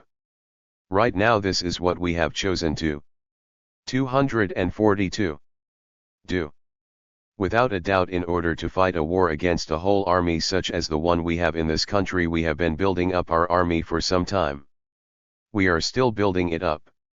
This is the role which is reserved for the forces we have in the mountains, and in the future they will face combat in the south and east. We still believe that the means to overthrow the dictatorship is by insurrection. We are preparing these conditions. At Estili, according to Núñez, the world was witnessing an army being born. But what happened, he went on. The level of fighting we are reaching in Nicaragua is such that the masses tend to enter into insurrection. In Estili we are witnessing this phenomenon in a more acute manner. The nearby action of the revolutionary forces, which are trying to fight a war to wear down the guard, stimulates the masses and precipitates the uprising. In Estili there was a partial insurrection. This cannot be denied. But we didn't plan on staying in Estili up until the end precisely because of tactics. Rather, we maneuvered militarily to break up the guard's encirclement and to avoid that this strategic force be annihilated because of taking fixed positions and defending them, and at the same time, to go on striking so that the army would not concentrate itself on the population. It would have been a great mistake to accept the challenge of the dictatorship to fight a battle of fixed positions prematurely. This is what we want to avoid. Núñez felt that the end to Somoza's rule in Nicaragua would come in 1979. The political situation in the country tells me so, and the international situation also. The end of the dictatorship is irreversible. Nothing worse than the dictatorship can happen here. It's got to be something better. The much-rumored possibility of a guard coup d'état, Núñez said, would only serve the purpose of involving all FSLN units in combat throughout the country to abort it, stripping it of all legitimacy and tending to take immediate advantage of an army no longer centered around Somoza. We believe the major error of the United States at this moment would be to push for a coup d'état. Such a coup d'état would cause serious, uncontrollable fissures within the National Guard which we would take advantage of. The FSLN's attitude toward the more moderate opposition in the case of Somoza's leaving office would be to incorporate all the popular, revolutionary, and democratic forces including the bourgeois sectors who have not associated with the regime in order to establish a true democracy. He rejected any thought of the FAO as a significant element in the opposition. The FAO, he maintained, had stripped itself of popular support by endorsing the United States mediation efforts, which did not seem aimed at a real end to Somocismo. The FSLN was still trying to implement its policy of unity and to promote a greater unity among all forces of the nation against the dictatorship. As to a post-Somoza future, Núñez said, we consider that with a provisional government, not only should the forces of the National Patriotic Front be represented but also all the forces which are also struggling against the dictatorship. That is why we have to persuade them that the alternative offered by the FSLN is the most correct one. 243. If the FAO assumes a subsequent position, we guarantee that they will be part of this provisional government. In this we are in agreement. We are at the same time trying to persuade them of the necessity of directing all forces against the dictatorship and to somehow establish a political compromise. At the end of the interview, Núñez agreed that all prospects indicated a long hot summer ahead for Nicaragua. On April 18, Taco addressed the 9th World Anti-Communist Youth League Conference in Managua. Somoza opened the confab at the Rubén Darío National Theater with a speech to the group of mostly obscure, aging, professional anti-communists. There he struck out at his enemies, accusing them again of backing a Russian-Cuban conspiracy against his government, explicitly singling out Venezuela, Panama, and Costa Rica for condemnation.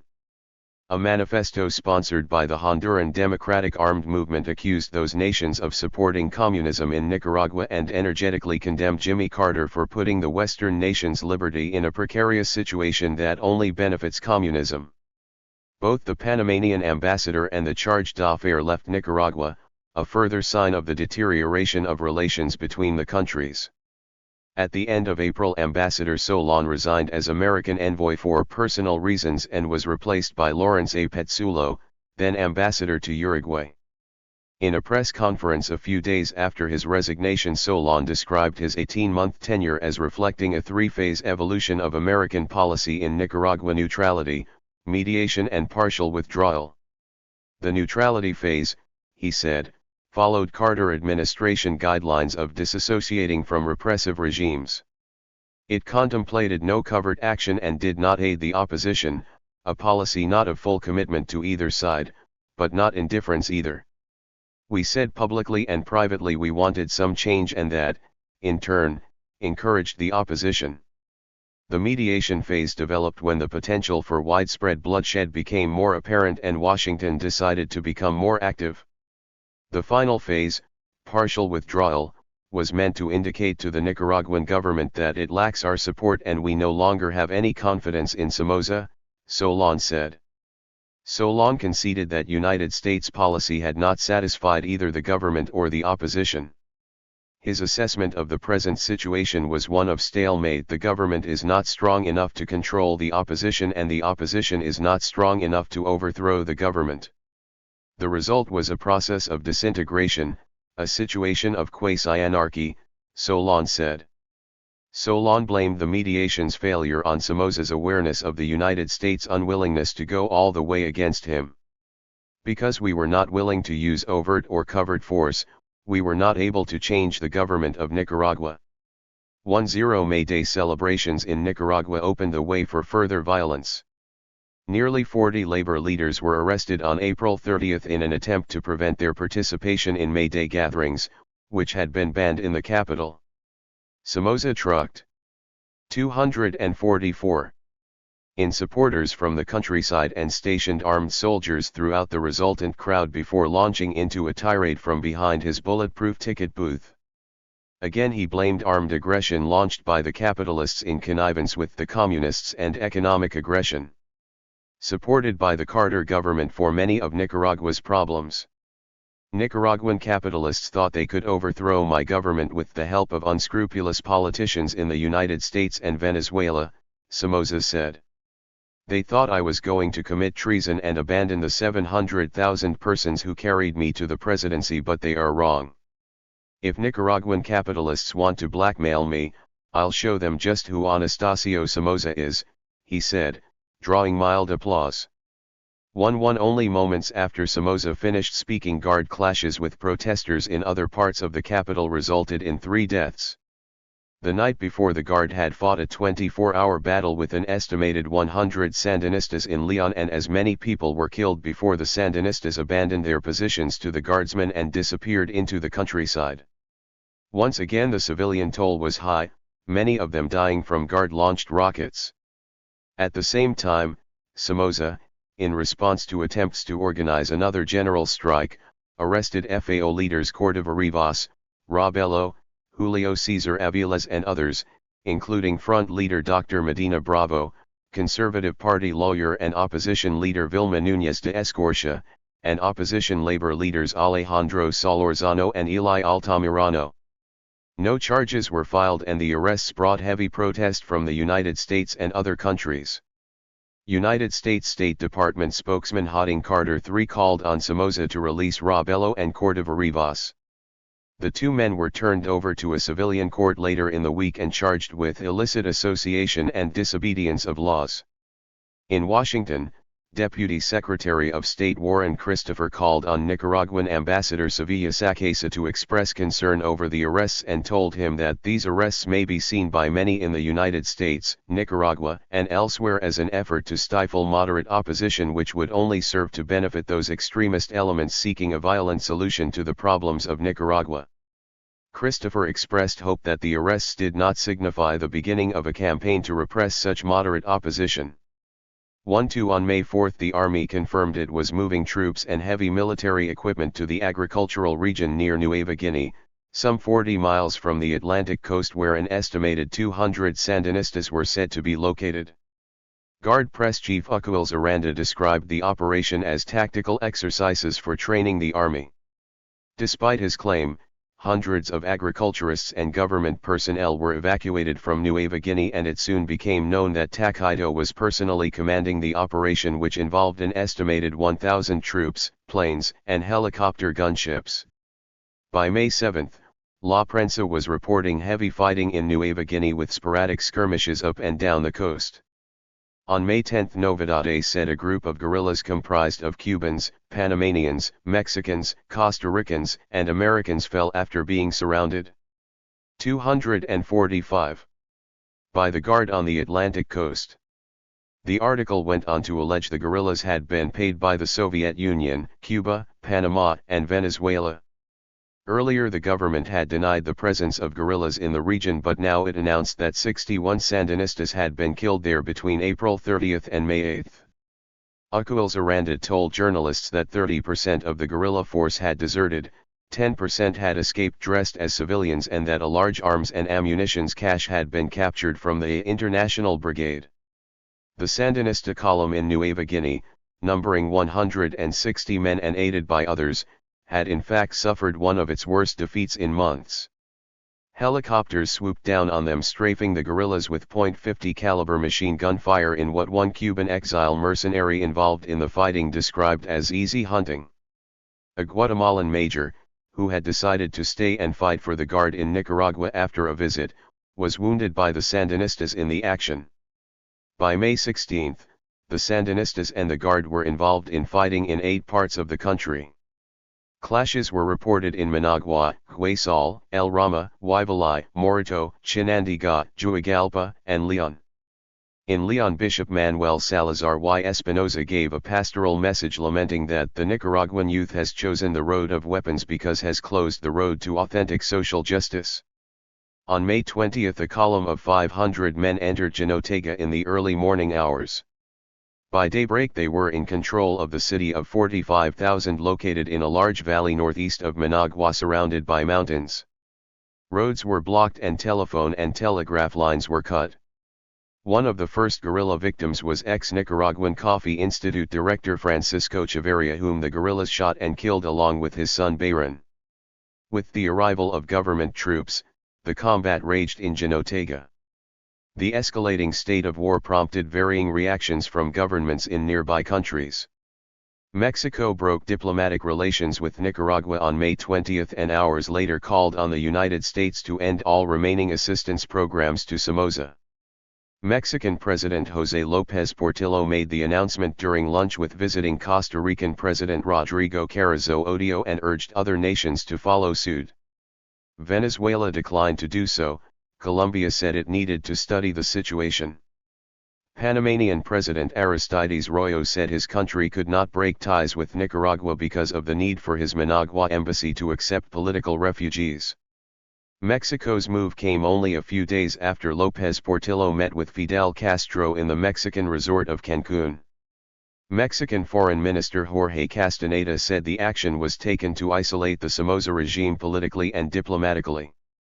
Castaneda also urged the United States to cut off Nicaraguan aid. 1-3 We hope our action may lead to other breaks in relations with Somoza and that the diplomatic and political isolation of Somoza will speed the downfall of this bloody regime, Castaneda said as he dispatched 2 high-ranking missions to South America and the Caribbean urging countries there to follow Mexico's example and break relations because of the horrendous genocide committed by the Somoza regime. 246. In Managua, Somoza was enraged by Mexico's action. When the subject was brought up on June 3 by newsmen, he would only say, "López Portillo is a fucking hypocrite." He immediately blamed the diplomatic rupture on Cuban intervention. The leaders of Guatemala and El Salvador gave him moral support and joined him in blaming Castro for insurgency and political violence throughout Central America. By May 24 the Guard had either driven out the guerrillas or they had escaped from Jinotega. An estimated 200 persons were dead. Partially burned corpses lay rotting in the streets as residents surveyed the results of 4 days of fighting. At one street corner, a knot of silent people, some clutching handkerchiefs to their noses, stared at a charred figure, its arms reaching grotesquely for the sky. A floppy hat and leather holster lay nearby. Buzzards circled overhead. A lone foot, still wearing a blue tennis shoe, lay in one street. In a demolished house a charred figure could be seen lying on a metal bed. Spent cartridge cases and burned-out automobiles littered the streets. Many homes were pockmarked with bullet holes and a few looked to have been heavily damaged by tank cannon fire.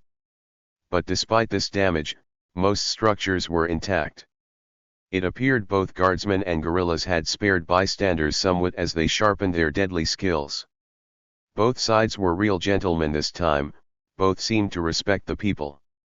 They kept the fighting between themselves, said Leon Pelaez, a district court judge in Jinotega and distant relative to Somoza. Pelaez said the guerrillas went from house to house asking for weapons and urging people to join them. He said he had feared for his life but was told by the guerrillas he would not be harmed because he had a reputation for being fair. They warned me they would be back, he said. 141 guerrilla who would not be back was Sandinista fighter German Pomers, the toughest FSLN warrior of them all. He had been killed. Well known as the top Sandinista soldier on the battlefield, his death was kept a secret to keep morale high in what was becoming a crucial stage of the fight. Chapter 16. The Final Offensive. In the pre-dawn hours of Tuesday, May 29, a well-armed Sandinista column from Costa Rica crossed into the tiny neck of land between Lake Nicaragua and the Pacific Ocean. Unlike the numerous attacks on the well-defended Peñas Blancas border crossing in the past, This was no simple probing action. Following the September insurrection, the 9-month gestation period of arming and training had given birth to the final offensive. By daybreak, the 300-man column had occupied the farming community of El Naranjo, so small it appears on few maps, near the Pacific coastal hamlet of El Ostianal at the extreme southwestern corner of the Nicaraguan border. The launching of the final offensive was no surprise. In fact, Mexico had timed breaking of relations with the Somoza regime on Sunday, May 20, to the expected beginning of the offensive, which was put off even though German Pomers had led his troops the following day into Jinotega in a premature move that cost him his life. Television viewers in Costa Rica had been informed a few days earlier by Tomás Borga, the general coordinator and a member of the 9-man Sandinista Directorate, that the last battle was about to begin. Those who could monitor Radio Sandino on its shortwave frequency heard Humberto Ortega, commander of the Sandinista army, call from somewhere in Costa Rica for a general mobilization of all Sandinista forces, because the hour of liberation was at hand. In major cities, arms stockpiled or hidden since September were quietly distributed, while defense committees set up by the Frente and its political arm, the United People's Movement, began preparing for the war. Clandestine field hospitals secreted away in some barrios went on a war footing. Food depots for combatants were made ready. Clandestine communiques were quickly distributed by runners throughout barrios in Managua, advising people to leave their lights off at night and doors unlocked to permit fighters to take refuge when necessary in the coming battle.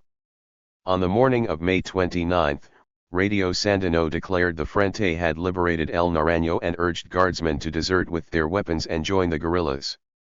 Coordinating their attack with the strike at El Naranjo, a group of guerrillas harassed the southern town of Rivas.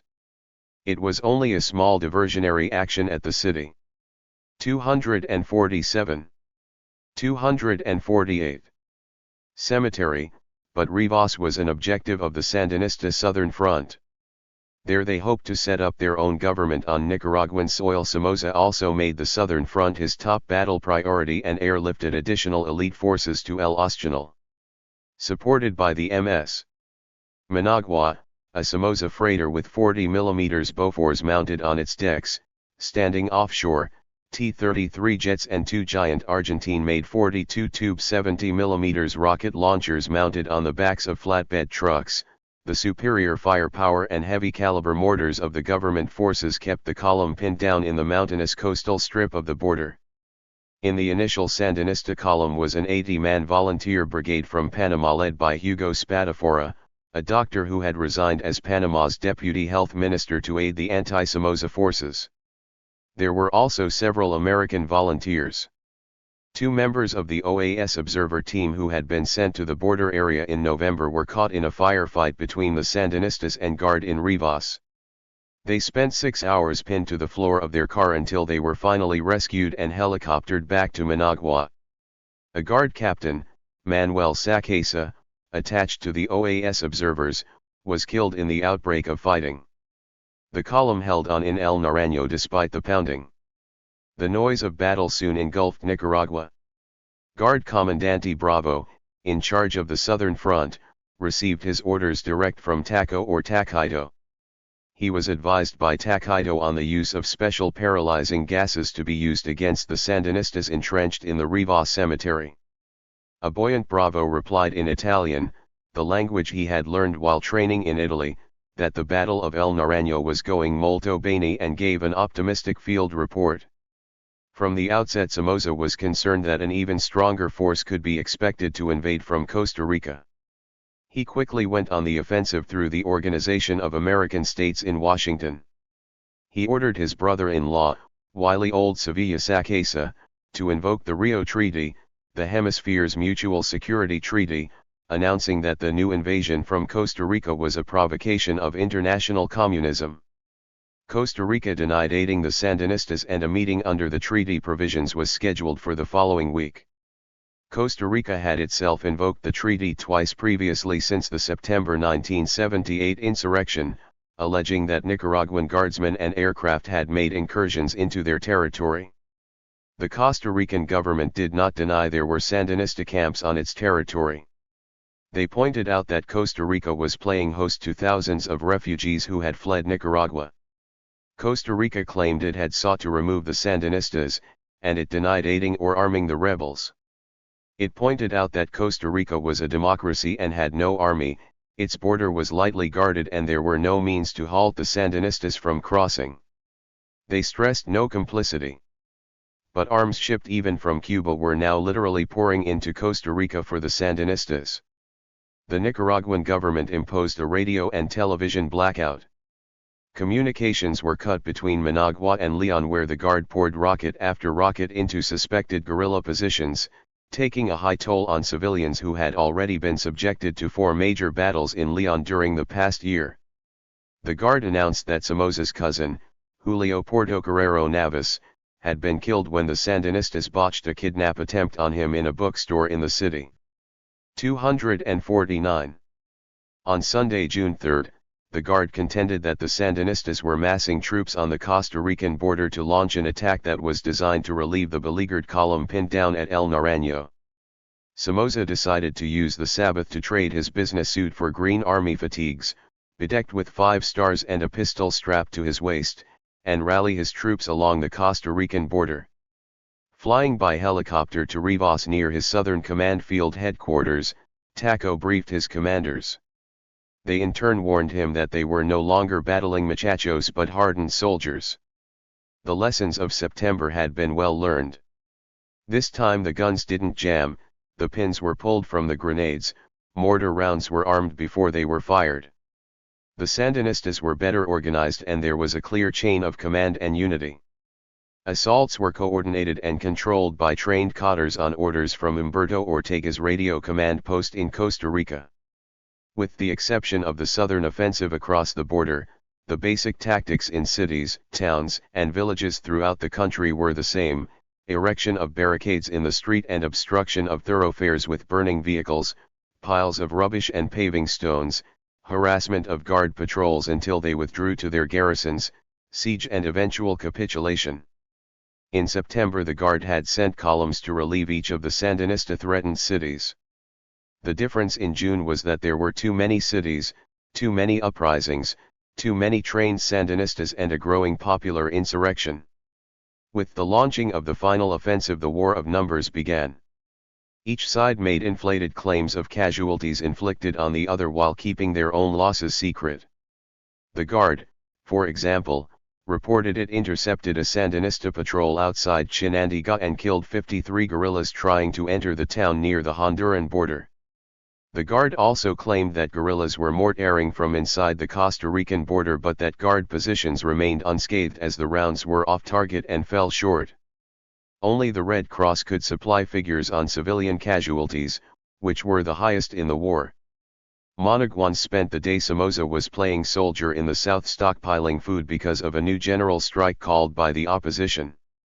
It was a wise move for those who could afford it because supermarkets were closed the next day, Monday, June 4, and long lines formed at the few stores and gas stations that were open.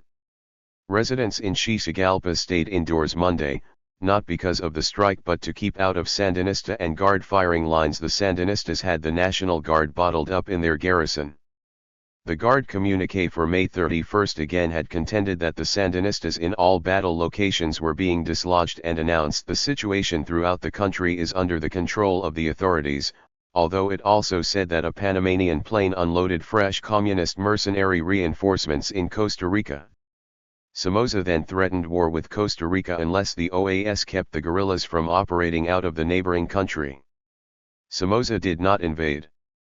The OAS met June 4 to rebuff Somoza's call for intervention in what one diplomat called one of the greatest humiliations I have ever seen. The OAS ministers refused even to consider the Nicaraguan resolution. 250. Baudelaire was in Washington to deliver a special report to Secretary of State Cyrus R. Vance. The report indicated that the most obvious and tangible manifestation of the crisis in Nicaragua was the lack of free participation in the political process and warned that the escalating violence may transcend the limits of internal conflict and affect the peace and tranquility of all Central America. Despite Guard claims to the contrary, the guerrillas soon controlled most of Leon and once again succeeded in trapping the guard there inside their cuartel. The War of the Barricades began shaping up as the Sandinistas, Los Muchachos, and the new popular militia Pride Somoza made concrete blocks out of the street to build barricade after barricade. Barrios became a maze of barricades. It was a tactic from the French Revolution, but it worked. The barriers provided the revolutionaries cover while out in the open and impeded the guards' mobility. A Sandinista patrol made a hit-and-run attack on a guard convoy outside of Leon, knocking a tank carrier out of service. The Sherman tank itself still made it into town, where its 75mm cannon opened fire at the barricades from outside the guard garrison. Another Sandinista ambush less than a mile from the American embassy in Managua hit 40 men, a troop carrying half-track, armored cars, trucks, and a jeep. The general strike continued, holding closed all but a few gas stations. New fighting was reported in Matagalpa, Diriamba, and Jinotep. Reservists in the Guard were called to active duty. In the pitched battles in Leon and at the southern border, the Sandinistas were making little forward progress, but at least succeeded in tying down Tacho's best troops. On June 6 Somoza imposed a 90-day state of siege, giving the Guard authority to arrest persons without warrants and hold them longer than the 24 hours specified in the Constitution. There was complete restriction of domestic news coverage, and of movement in the countryside. The entire nation was placed under an 8 p.m. to 4 a.m. curfew. Criminal elements took advantage of the unstable situation as well. 5 foreign correspondents who ventured out of the Intercontinental Hotel prior to curfew one night were robbed at gunpoint at the Rincon Español restaurant, which was still in business. The gunmen destroyed the establishment's food and wine inventory before they were done. Managua at night was deserted. In the day the men with guns ruled. The government was finding itself entrenched in war at home and in a political war being fought abroad. Mexico had not only broken relations with Nicaragua but taken Somoza's threat to invade Costa Rica seriously. Deeply concerned, Mexican President López Portillo warned that his country would use every means within international law to prevent or check any act of aggression against Costa Rica. Luis Pelaez and Somoza's secretary Max Kelly went on the offensive in Washington, where they testified before hearings of the Panama Canal Subcommittee of the United States House of Representatives that Panama was a major Sandinista arms supplier and conduit. They displayed large tables and racks of guns and weapons allegedly taken from the FSLN in battle. State Department official J. Brian Atwood, 251, blasted the committee for permitting a foreign government to present evidence against the nationals of another government, calling it terribly awkward from a legal and foreign policy perspective and saying there were proper forums for presenting evidence of violations of international law. The motive of the testimony was clear. The hearing was held by the Panama Canal Subcommittee of the House Merchant Marine and Fisheries Committee headed by Tacho's close friend John Murphy, which was to report before the House the following week. Pelaez did his best to sabotage the vote on the Panama Canal, charging the State Department was guilty because of its policy of silence in the face of this open aggression against Nicaragua, and saying that Panama's behavior raises the critical question of whether the canal should be entrusted to the current leaders in Panama. He said he agreed with Somoza's contention that President Royo and General Torrijos were unfit to operate a canal of such socio-economic importance to the world. Is it possible that these people will comply with the neutrality provisions of the treaty? One also testifying before the committee was the United States Army's Southern Command Chief, Lieutenant General Dennis P. McAuliffe, who had come from Panama to tell the Solans that the Panamanian involvement appears directed more against the Somoza regime, which is perceived by Panama as repressive, than toward advancement of the Sandinista cause. He acknowledged some Panamanians were supplying guns to the Sandinistas but stopped short of commenting on whether the government itself was involved. Supporting the Somoza regime and telling Congress it should not allow the treaties to pass was retired Lieutenant General Gordon Sumner, formerly chairman of the Inter-American Defense Board. Torrijos had told him in 1977, Sumner said to Congress, of his intention to support rebellion and insurrection in his neighbor republics. Brandon Grove, a Deputy Assistant Secretary of State, went before the subcommittee to say that the administration felt it is a mistake to link the Nicaraguan conflict with the Canal vote. If this is done, the results will be self-defeating.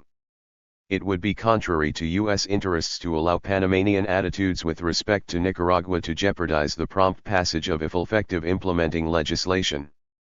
We are disturbed by actions taken by the Nicaraguan government, including the violation of human rights. We are also disturbed by the activities of outsiders, whether Panamanians or of other nationalities, who are feeding the flames of violence in Nicaragua. 2. In the actual fighting in Nicaragua, the Sandinistas proved better prepared than ever before. They were more numerous, armed with more sophisticated weapons, and could count on more backing from the people. The population witnessed firsthand the increase in bloody fighting. The sight of rocket-laden planes screaming down out of the sky was soon all too familiar. Neutrality was almost as risk-laden as combat. Red Cross workers, the heroes of the September uprising, found their job even more dangerous this time, sometimes pinned down in their offices in guerrilla and guard crossfire. In Matagalpa the dead and dying lay only a few hundred yards away from 252 them, but they didn't dare venture forth to give aid, well aware that their Red Cross insignia no longer guaranteed immunity. During one exchange, a Sandinista jeep skidded into the Red Cross driveway with a wounded man, his leg torn apart by a shell. The medics screamed for the guerrillas to get away, afraid that guardsmen in the floor above them would open fire. But they didn't, and the Sandinistas carried their comrade inside on a stretcher. The government sought to repeat its September tactics in putting down the fighting in a methodical, repressive manner. But no sooner did they contain fighting in one area than it sprang to life again after they moved on to a new objective.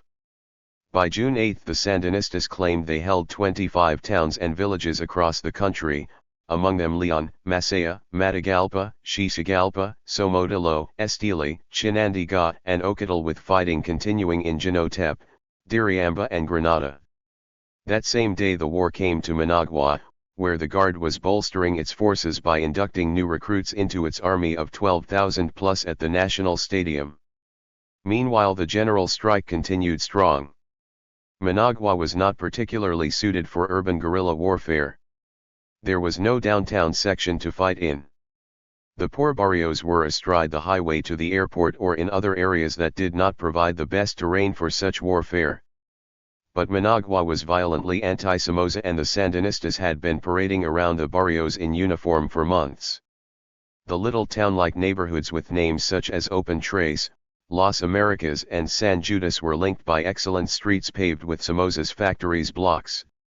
Overnight on June 8 these barrios erected their street barricades. Old ladies and small children helped erect some barricades. The government charged they were forced to build these fortifications by the Sandinistas. This was the war of barricades, but it had no barriers. Fighting could and did flare up anywhere at any time. For the populations of many of the poorer barrios it was disastrous, with damage and suffering even more terrible than that inflicted by nature in the 1972 earthquake. With indiscriminate rocket attacks from the skies and mortar barrages into any area suspected of holding Sandinistas or militiamen, there was no safe refuge in the city. Many of the poor population took to the road again, carrying a few belongings and clogging the highways out of Managua, seeking refuge in the countryside. As the tempo of the war increased, so did the atrocities. A telltale bruise on an arm or leg was sufficient proof for guardsmen that a person had been fighting at the barricades, and the bruised individual could be hauled away to jail or summarily shot, depending on the mood of the guardsman. That Friday night the normal amount of shooting in Managua suddenly increased. The Battle of Managua was underway. Warned that the battle was about to begin, returning from Masaya we ran into firefights around the corner from the Hotel Intercontinental. The white flag, the indispensable sign of peace, appeared on the streets of Managua and few people ventured out. "The flag is only psychological," said one old man as he walked toward a normally busy vegetable and fruit market that had been closed. "It cannot stop." 253. "Bullets," he said. "Anyway, it has become a sign of hate of war and of Somoza. Newsmen were taken on a tour of the southern zone by the government on Saturday, June 9. They were shown the small, broken-down barbed wire fence and border markers separating Nicaragua from Costa Rica. Comandante Bravo, the dashing guard officer in charge of the area, described to newsmen how an international communist brigade made an offensive into my country from Costa Rica. They were 350 strong, he said, adjusting his sunglasses and M16 rifle. They were equipped with sophisticated equipment and they commanded 10 square kilometers of territory. We killed about 120 of them and the rest are in Costa Rica. We won the battle this morning at 9 a.m. The tour was viewed as a farce by many of the newsmen. They left in an air-conditioned Mercedes bus stocked with picnic lunches. We only saw what the government wanted us to see, the National Guard controlling the town of Rivas after a mopping-up operation, reported Newsweek's Stryker McGuire. We were shown a small cache of captured weapons, a few rifles, 2 small mortars and 3 machetes, but we saw no prisoners and no dead guerrillas. In the central square of Rivas, a relaxed guardsman told us, this has become a routine. We drink coffee, we eat lunch, the guerrillas start firing and we fight again. They are as well armed as we are. 3. The southern zone was important for a political and military victory because the Sandinistas said they wanted to liberate the area and seek international recognition, one official told newsmen.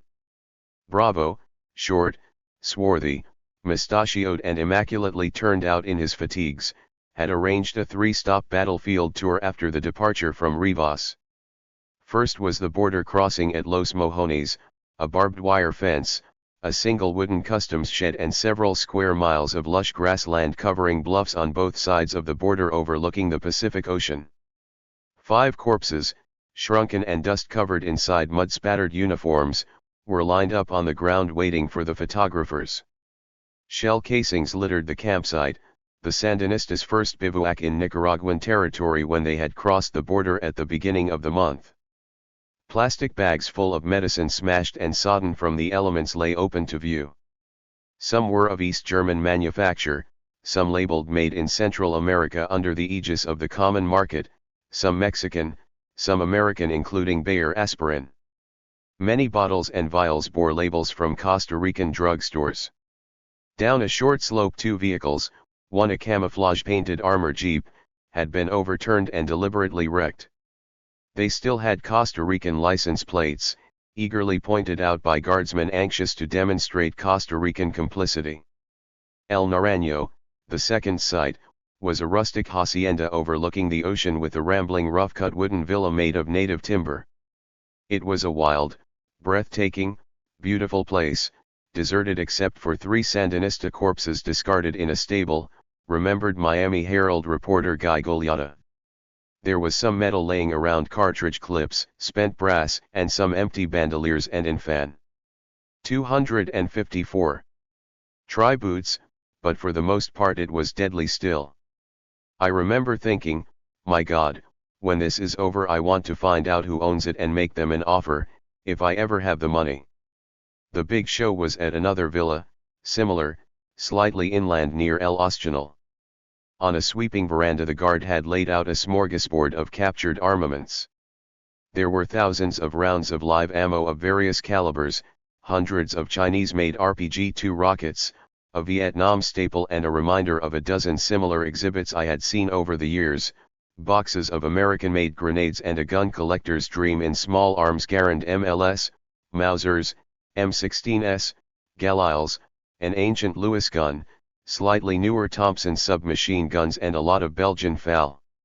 Some of these had had their serial numbers milled out, the trademark of the Panamanian shipment. The guard took care to point this out, as they had with the Costa Rican license plates. By this time, nobody seriously questioned that the Sandinistas were getting outside help.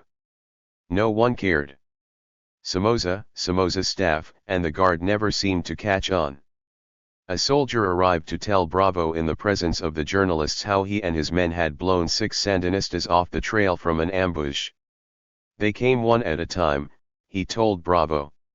We blew them off the path and then pulled their bodies away waiting for the next.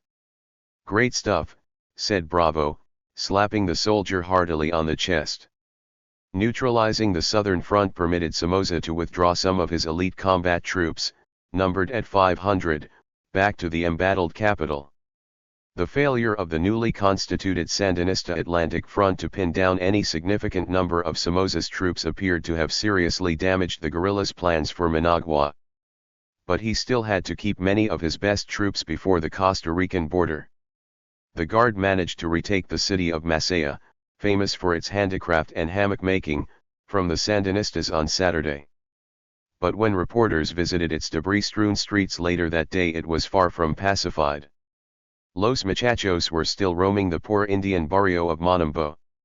Matagalpa Saturday was being pounded by artillery and aerial attacks by a T-33 jet, a push-pole Cessna and a C-47 Puff, the Magic Dragon craft whose .50 caliber machine guns mounted in an open door left white puff trails when fired on the Sandinistas.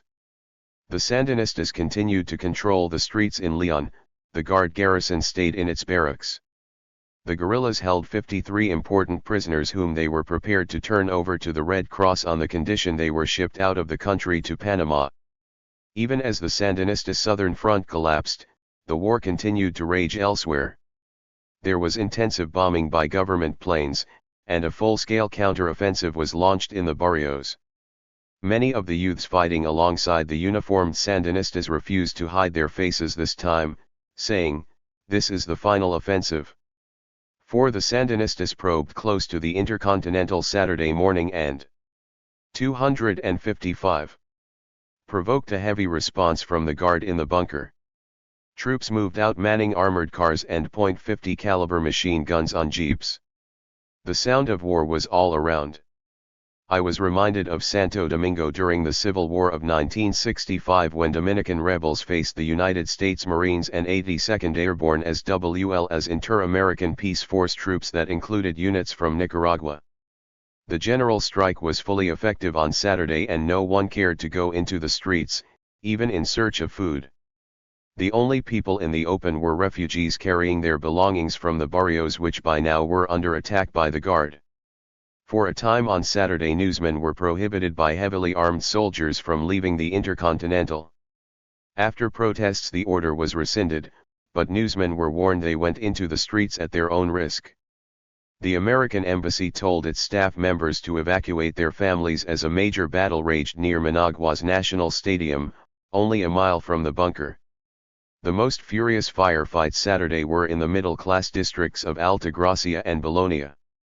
Rebels set fire to automobiles and a school bus a short distance from the United States Embassy. On Monday, June 11, the Guard had still shown no sign of cracking or disloyalty to Somoza, and the trigger-happy army could still outgun the guerrilla forces. Yet this time the Guard had their hands full. Somoza held a Monday morning press conference in the Officers' Club and was businesslike as he fielded questions, mostly in English, from the growing international press corps. Matter-of-factly he said that it would take at least another 2 weeks to contain the fighting. His excuse for not retaking Fion, Chinandega, Matagalpa, Estili, and San Dionisio and the numerous barrios in the capital was to force them to use up their ammunition first. But the fighting in Managua was so fast and furious that guardsmen were using everything they had just to contain the guerrillas and their supporters. Somoza paused, blinked into the TV lights and made a prediction: the Sandinistas have decided to shoot their last gun here. Taco gave no sign he would seek a political solution, even though he met with the Andean nation envoys in his bunker on Monday. When he told people on television, "Please don't force me to apply the law, because above all things I love my citizens," his words were interpreted by most as meaning more bloodletting. In an angry tone he denounced the governments of Panama and Cuba for the international aggression of which Nicaragua is being made the victim. To prove his case, Somoza flashed the Panamanian driver's licenses and ID cards of 3 Panamanians he declared had been killed in the fighting in El Naranjo. The first documents, he said, belonged to Dr. Hugo Spadafora, who had never made any secret of the fact he was leading the Victoriano Forenzo Brigade into Nicaragua. He had formerly fought in the Western Sahara with the Polisario guerrillas opposing Moroccan rule there. Somoza said the casualties in the new round of fighting could number 300 National Guardsmen killed or wounded along with 1,000 Sandinista casualties. The only 2 prisoners the government reported taken on the southern front had been exhibited to the press 2 days earlier. They gave a poor showing, certainly they were not very convincing. They said they had been trained 2 weeks in a camp. 256. In Costa Rica, but they were fuzzy on facts. Neither was able to describe to newsmen the Little El Naranjo farming complex. Taco said he accepted the presence of the Venezuelan and Ecuadorian foreign ministers, but he said he did not have any concrete proposals to discuss with them. The people in the streets had a clearer idea of what they wanted. They openly said that peace would be possible only if Somoza left, but Somoza told reporters Monday for the 100th time that he had no intention of leaving until his term ended in 1981. That same day 28 American embassy dependents tried to leave the country together with 28 other Americans trapped in Managua, several of whom were missionaries. When it was discovered that fighting on the airport road had in fact closed the airport, the Americans were transferred from the embassy's consular section to the ambassador's residence, where they were shown movies to pass the time. The airport was virtually closed, no ground crews could reach the facility. Ecuadorian Foreign Minister José Ayala Loza and Venezuelan Foreign Minister José Zambrano arrived as representatives of the Andean-packed countries on a peace mission. They were able to land at the airport but had to be helicoptered from the airport over the fighting to the Intercontinental. By early Monday most of the city's water supply was cut off and electricity was out in many places as well. The American refugees were the most fortunate. They were leaving the country. Among the few others who did so were some wealthy families and government officials. Most of Somoza's cabinet appeared to be staying and taking meals at the Intercontinental. Then there were the 15,000 Nicaraguans forced to flee their homes in Managua either by direct attacks or from fear of imminent attack. All had horror stories about atrocities committed by the Guard. Many stated they had fled the barrios because they had been warned the Guard was going to begin aerial attacks on the barricaded neighborhoods. Few had any safe place to take refuge. Tacho's hate for La Prensa and all it stood for finally got the better of him. He quietly authorized an operation against the newspaper plant and offices, just a mile from police headquarters on the Northern Highway, which had become a war zone. Normally foreign newsmen and photographers could penetrate the war zone, but on Monday afternoon it was temporarily off limits. Somoza wanted no witnesses to what he shrugged off as a casualty of war. During the night the word spread quickly, they have burned La Prensa. And there were plenty of witnesses to testify how Operation La Prensa had been carried out. 15 employees had managed to escape over the back fence to give a vivid account of the destruction of Pedro Joaquin's newspaper to his sons, his wife, and his brothers Xavier and Jamie. A Staghound armored vehicle had leisurely lumbered up from its position before the police station to La Prensa. Turning in the middle of the street it fired at point-blank range into the building. Then several guardsmen climbed the still padlocked high iron fence and were handed cans of gasoline which they emptied over the building. One of the cans still stood in the front driveway the following day. For good measure, and with the excuse that Sandinistas were using the building to snipe at the Guard, a Cessna subjected the newspaper offices to rocket attacks. 257. Ironically, the huge facade of La Prensa had recently been reinforced with concrete to protect it and its 230 employees from bomb throwers and machine gun attacks, to which the newspaper had been subjected in the past. But apart from the heavy facade and the nameplate, nothing remained. La Prensa had carried Pedro Joaquin's picture on the front page every day since his death, with the number of days since he was assassinated indicated and a call for justice in each issue. Other members of the Chamorro family had been killed since Pedro Joaquin, including 2 children of a Chamorro relative killed by the National Guard in May. As newsmen stood and surveyed the still smoking remains on Tuesday morning, refugees poured out of the city, waving their white flags to salute a paper they believed in even if it wasn't impartial. After all, said a neighbor who gave reporters an account of the Guard's daylight operation, it opposed Somoza.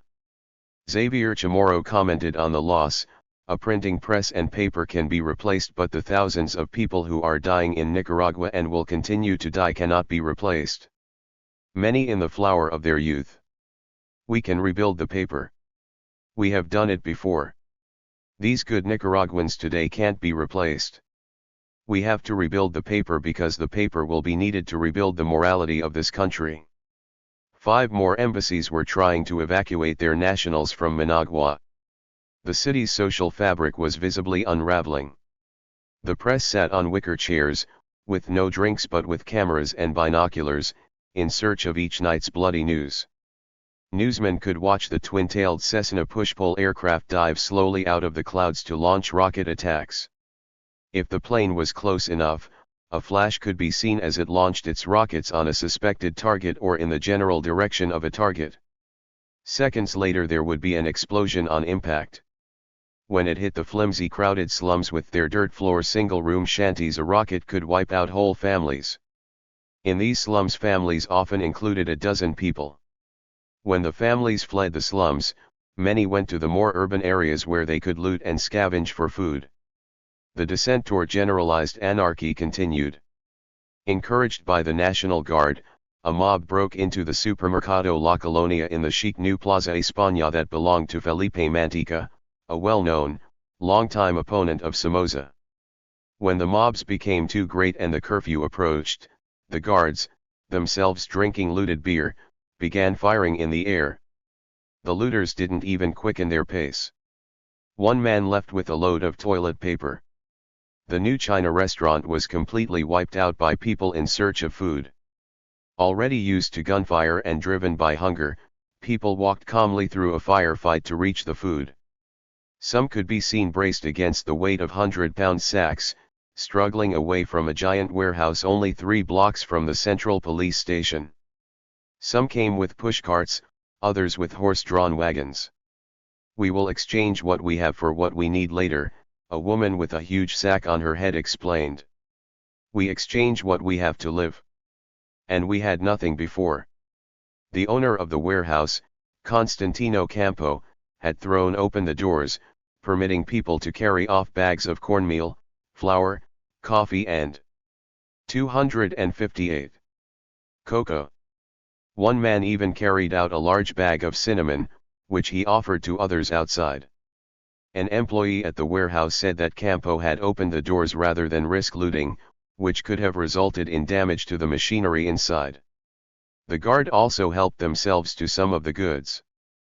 Guardsmen stalked one man as he left the warehouse carrying a case of Nicaraguan Flor de Cana rum. Nearby, people showed reporters a grave in the backyard of a small wooden shack where a 15-year-old boy had been killed by a guard bullet as he slept in his bed Tuesday evening. The tales of woe and anger were all the same. There was almost a chorus directed against Somoza in the streets. Large numbers of angry people were in the streets, including the owner of a drugstore, Pharmacy Union, which he said had been looted by the National Guard. "I lost 500,000 Cordobas," he said. "I have only 200 Cordobas. I have worked all my life. I am 50. But all that matters is that I may live with my 7 children." There was also evidence that the Sandinistas had gained considerable military skill. 4 blocks from the central police station 8 teenagers, all unarmed, pried up paving stones with crowbars and built a barricade. Then they placed empty oil drums across the highway. When a column of National Guard troops arrived in jeeps, the teenagers quickly fled. All but one of the soldiers opened fire on them. The lone exception among the guardsmen sat in his jeep like a wax figure. Suddenly, he slumped forward. He had been expertly killed by a single sniper shot. As a newsman commented later, it was a perfect urban guerrilla ambush less than a mile from the headquarters of the National Police. The streets of Managua presented a study in paradox. I was with a group of reporters who, in one tree-shaded area, came upon men in shorts playing baseball.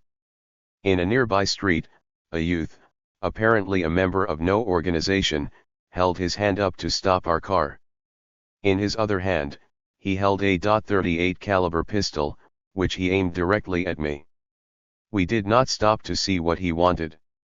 At 9:30 Wednesday morning, June 13, Operation Cleanup was launched by the Guard against the community of post-earthquake structures in 3 of the Las Americas barrios located near the airport.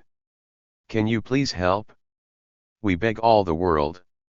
God help us, was the emotional outburst of a middle-aged man on the highway leading to Las Mercedes.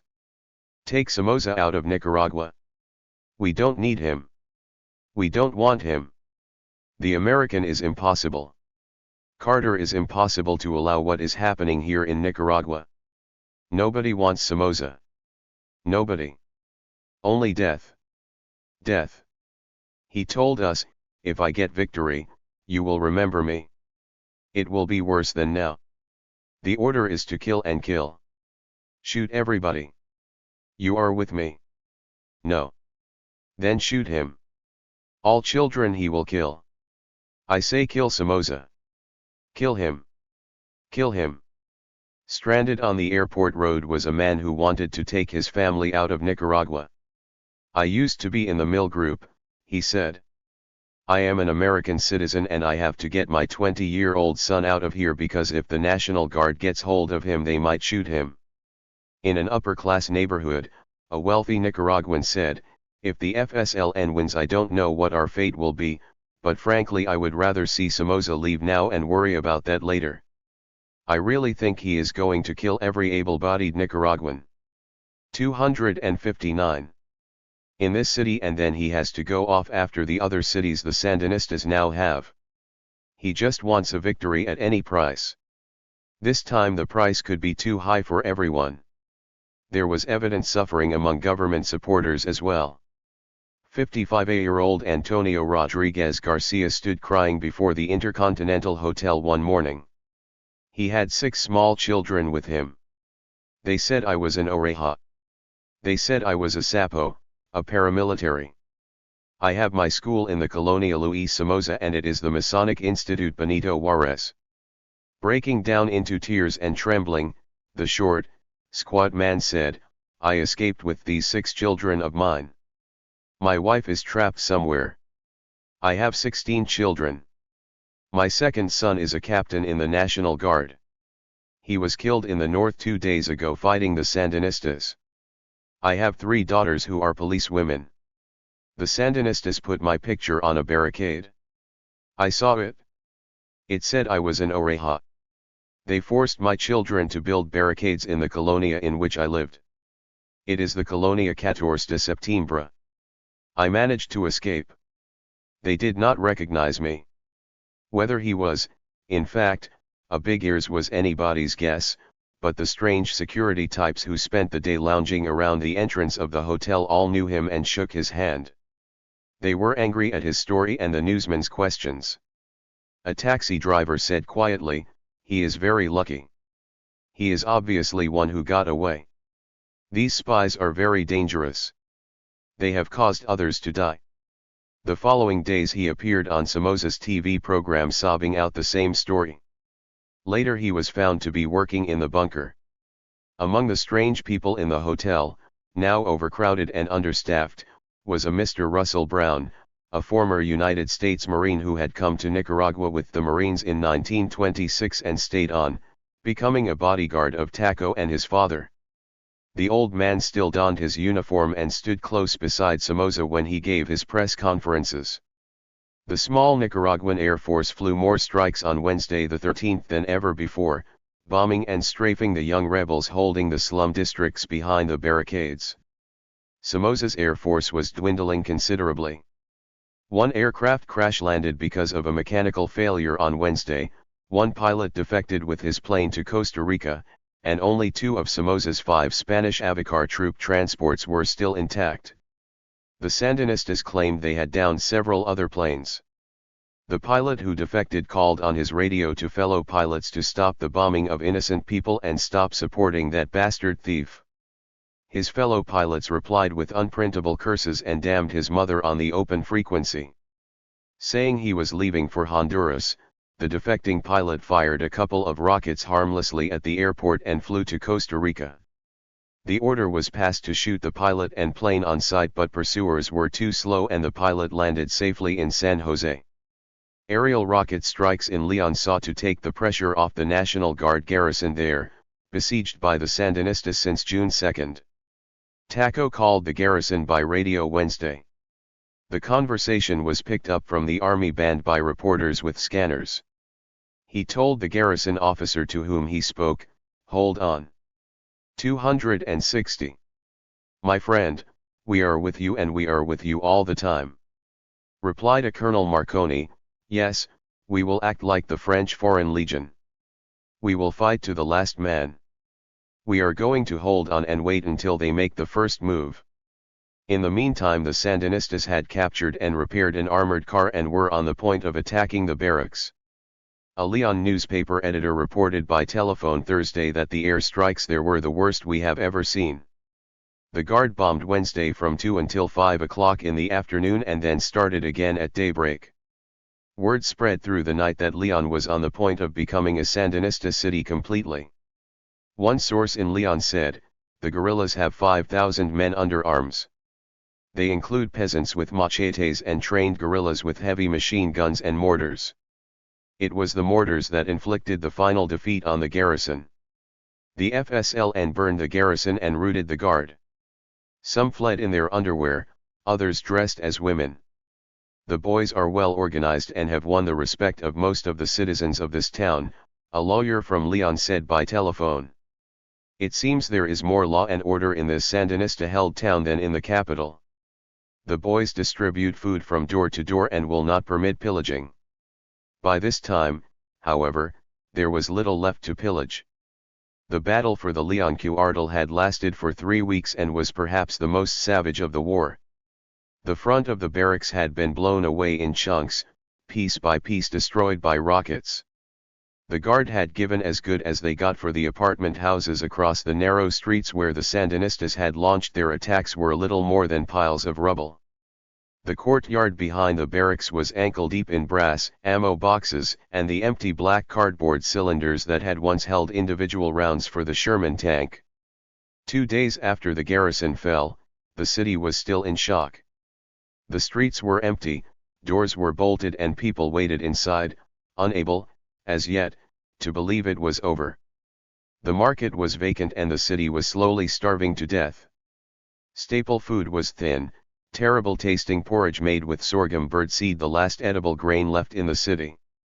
Up the street from the Cuartel was an empty building whose street floor window had long been shot out. In the big cellar room was a heap of moist black earth, covering the dead of Leon. The stench was overpowering. While he did not admit it at the time, toward the end Taco admitted that the tide of war turned in favor of the Sandinistas when they won the Battle of Leon. Major General Gonzalo Everts, one of his top Guard officers, was wounded in the defense of the Leon Cuartel in which they were trapped. A retired Guard officer, Brigadier General Ariel Argiello, came forward in that moment of peril, Taco noted proudly, and took command. Both Argiello and his son died in the battle for Leon. Taco liked to compare his gallant defense of Leon to that of the Alcazar in the Spanish Civil War, when Franco forces held out heroically against the Republican forces. The International Red Cross delegate, Ulrich Biedert of Switzerland, said that some 31,000 refugees had registered with the Red Cross in the capital and that he, 261, believed the nationwide total could now be more than 150,000. One report said as many as 7,000 Nicaraguan children refugees were crammed into Honduran camps in near-starvation conditions and that there were many refugees in Costa Rica as well. Nicaraguan Red Cross President Ismael Reyes said many refugee centers in Nicaragua did not have adequate sanitary facilities and had no water for sanitary use. Many of the children already have stomach problems and diseases will begin soon, Reyes said. This is 10 times worse than the 1972 earthquake. The church was called upon to assume its traditional role as a haven of refuge. At the National Seminary, a blue and yellow bus with its destination sign saying Managua Rivas was one of several such vehicles in the institution's front yard. Each seat was occupied by a refugee with no place to go. The bus was deluxe accommodation in comparison to the crowded squalor of the seminary, which once trained young men for the Roman Catholic priesthood. Whole families minus their teenaged sons were camped throughout the seminary's rooms and corridors, in every inch of available space. There were more than 11,000 people crammed into even the seminary's chicken coops and animal pens. The yard and gardens, once the pride of the old priests who had used the building as a retirement center since the 1972 quake, were turned into mud. Few of the refugees, who had left the bombing in the barrios, brought any food with them, just occasional personal effects and household objects. Some had brought their pigs and chickens. Families sat around cooking fires fueled by a few sticks of wood, boiling rice and beans. Miriam Morales, 20, had just given birth to a daughter in the chicken coop. "I've called her Diane, and I hope she never hears a rocket in her life." Other children smiled and played underfoot. As conditions in the makeshift camp became seriously overcrowded, workmen began to construct single wooden rooms with the help of Catholic charity organizations. Before even the tin roofs and some walls had been completed, whole families moved into the new living space.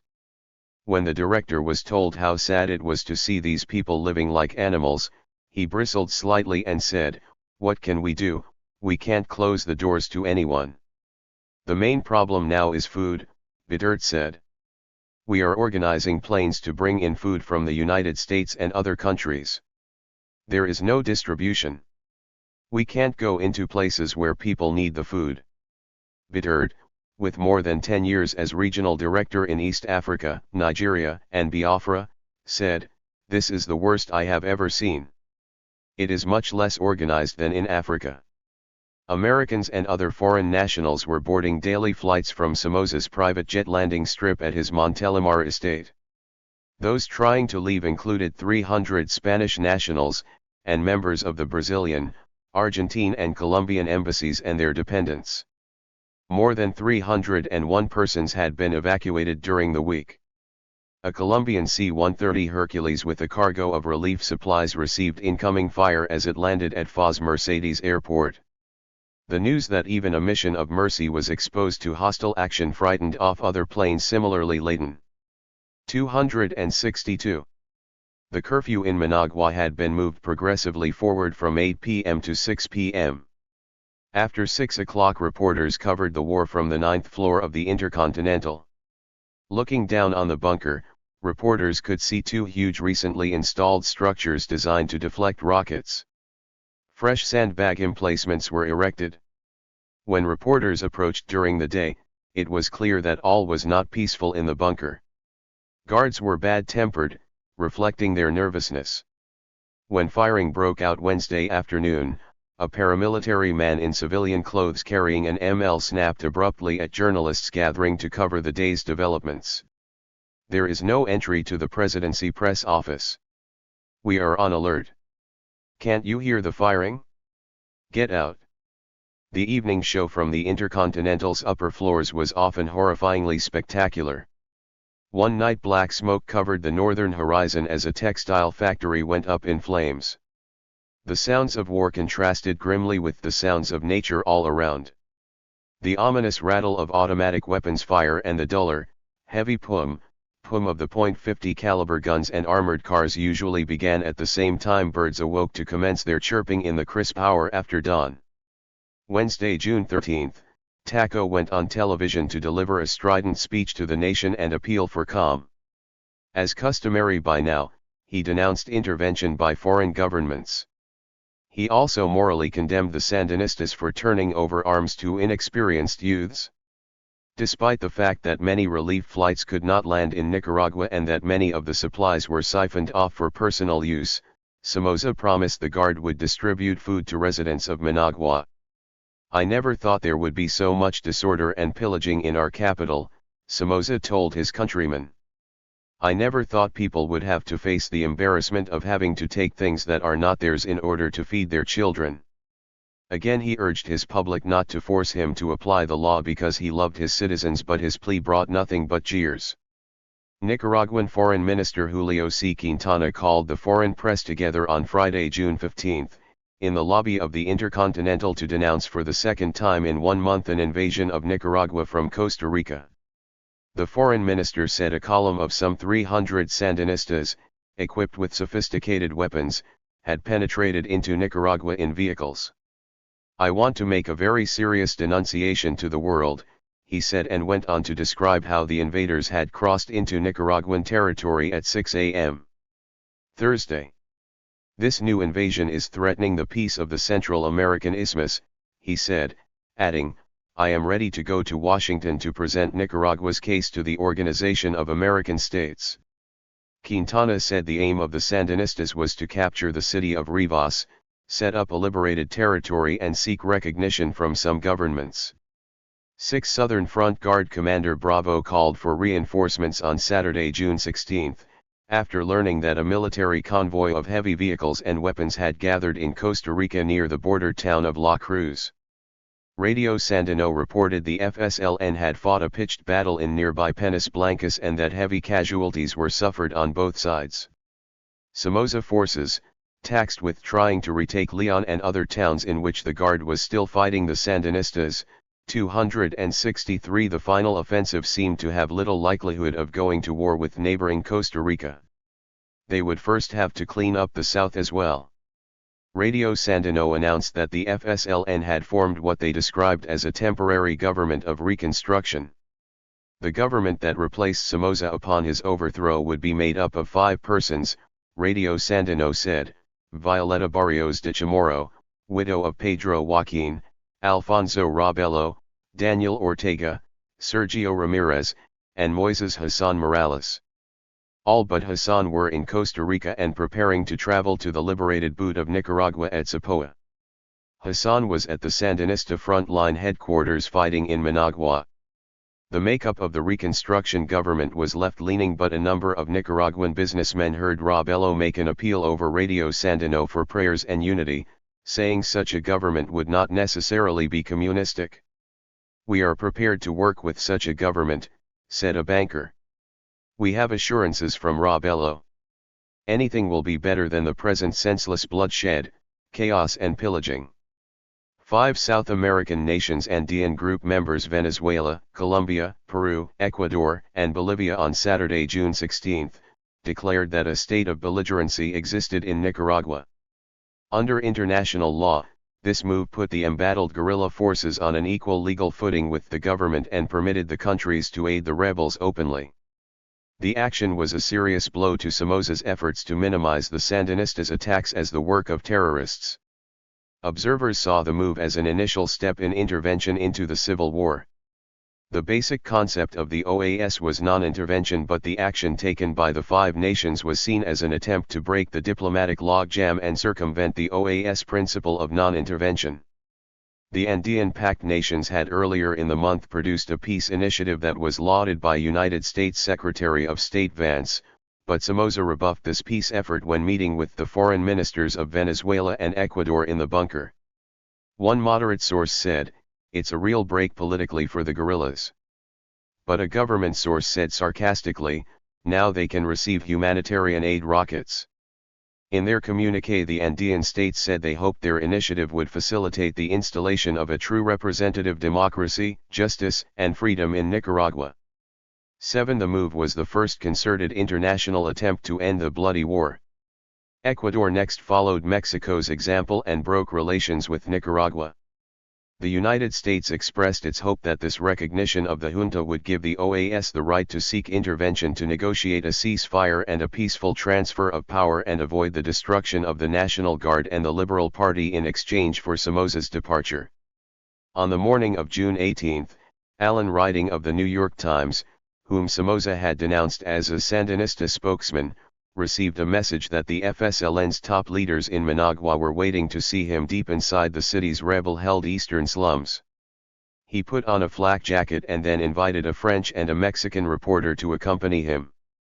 They set off in a car, passing the bullet-marked statue of the late Luis Somoza, along a city highway traveled only by occasional 264 refugees carrying their paltry belongings and a white flag, until they could go no farther. Broken glass covered the road leading up to the first barricade. They parked the car and listened to the sounds of battle taking place in the area they were to enter. Overhead, 3 Cessna push-pull aircraft took turns firing rockets into the slums. To the south, the National Guard, unwilling to penetrate the rebel-held zone, lobbed mortars into the area. And nowhere in particular but always close there was the report of sniper fire. The reporters looked at each other. No one wanted to go on, but no one dared turn back. They began running into the deserted slums, doubled over, listening for sniper fire, watching the trajectory of the rockets, occasionally hitting the ground as a mortar fell nearby. At one point, a family opened the door of a hut and called them in. "Careful! You'll get killed." "Where are you going?" they were asked. Breathlessly, they explained. A young man offered to guide them and they set off again. For more than a mile, they ran along muddy streets, hugging walls and houses for protection, stopping only at crossroads to listen for snipers, until finally they reached the first barricade manned by the muchachos. The young rebels, some uniformed, most not, looked at the group with curiosity. The guide quickly explained the mission. The reporters were pointed on their way, beyond perhaps a dozen more combined barricades and trenches. Then they were told to wait beside a house where life seemed to be going on almost normally. At one corner, women and children with pots in their hands waited for food handouts.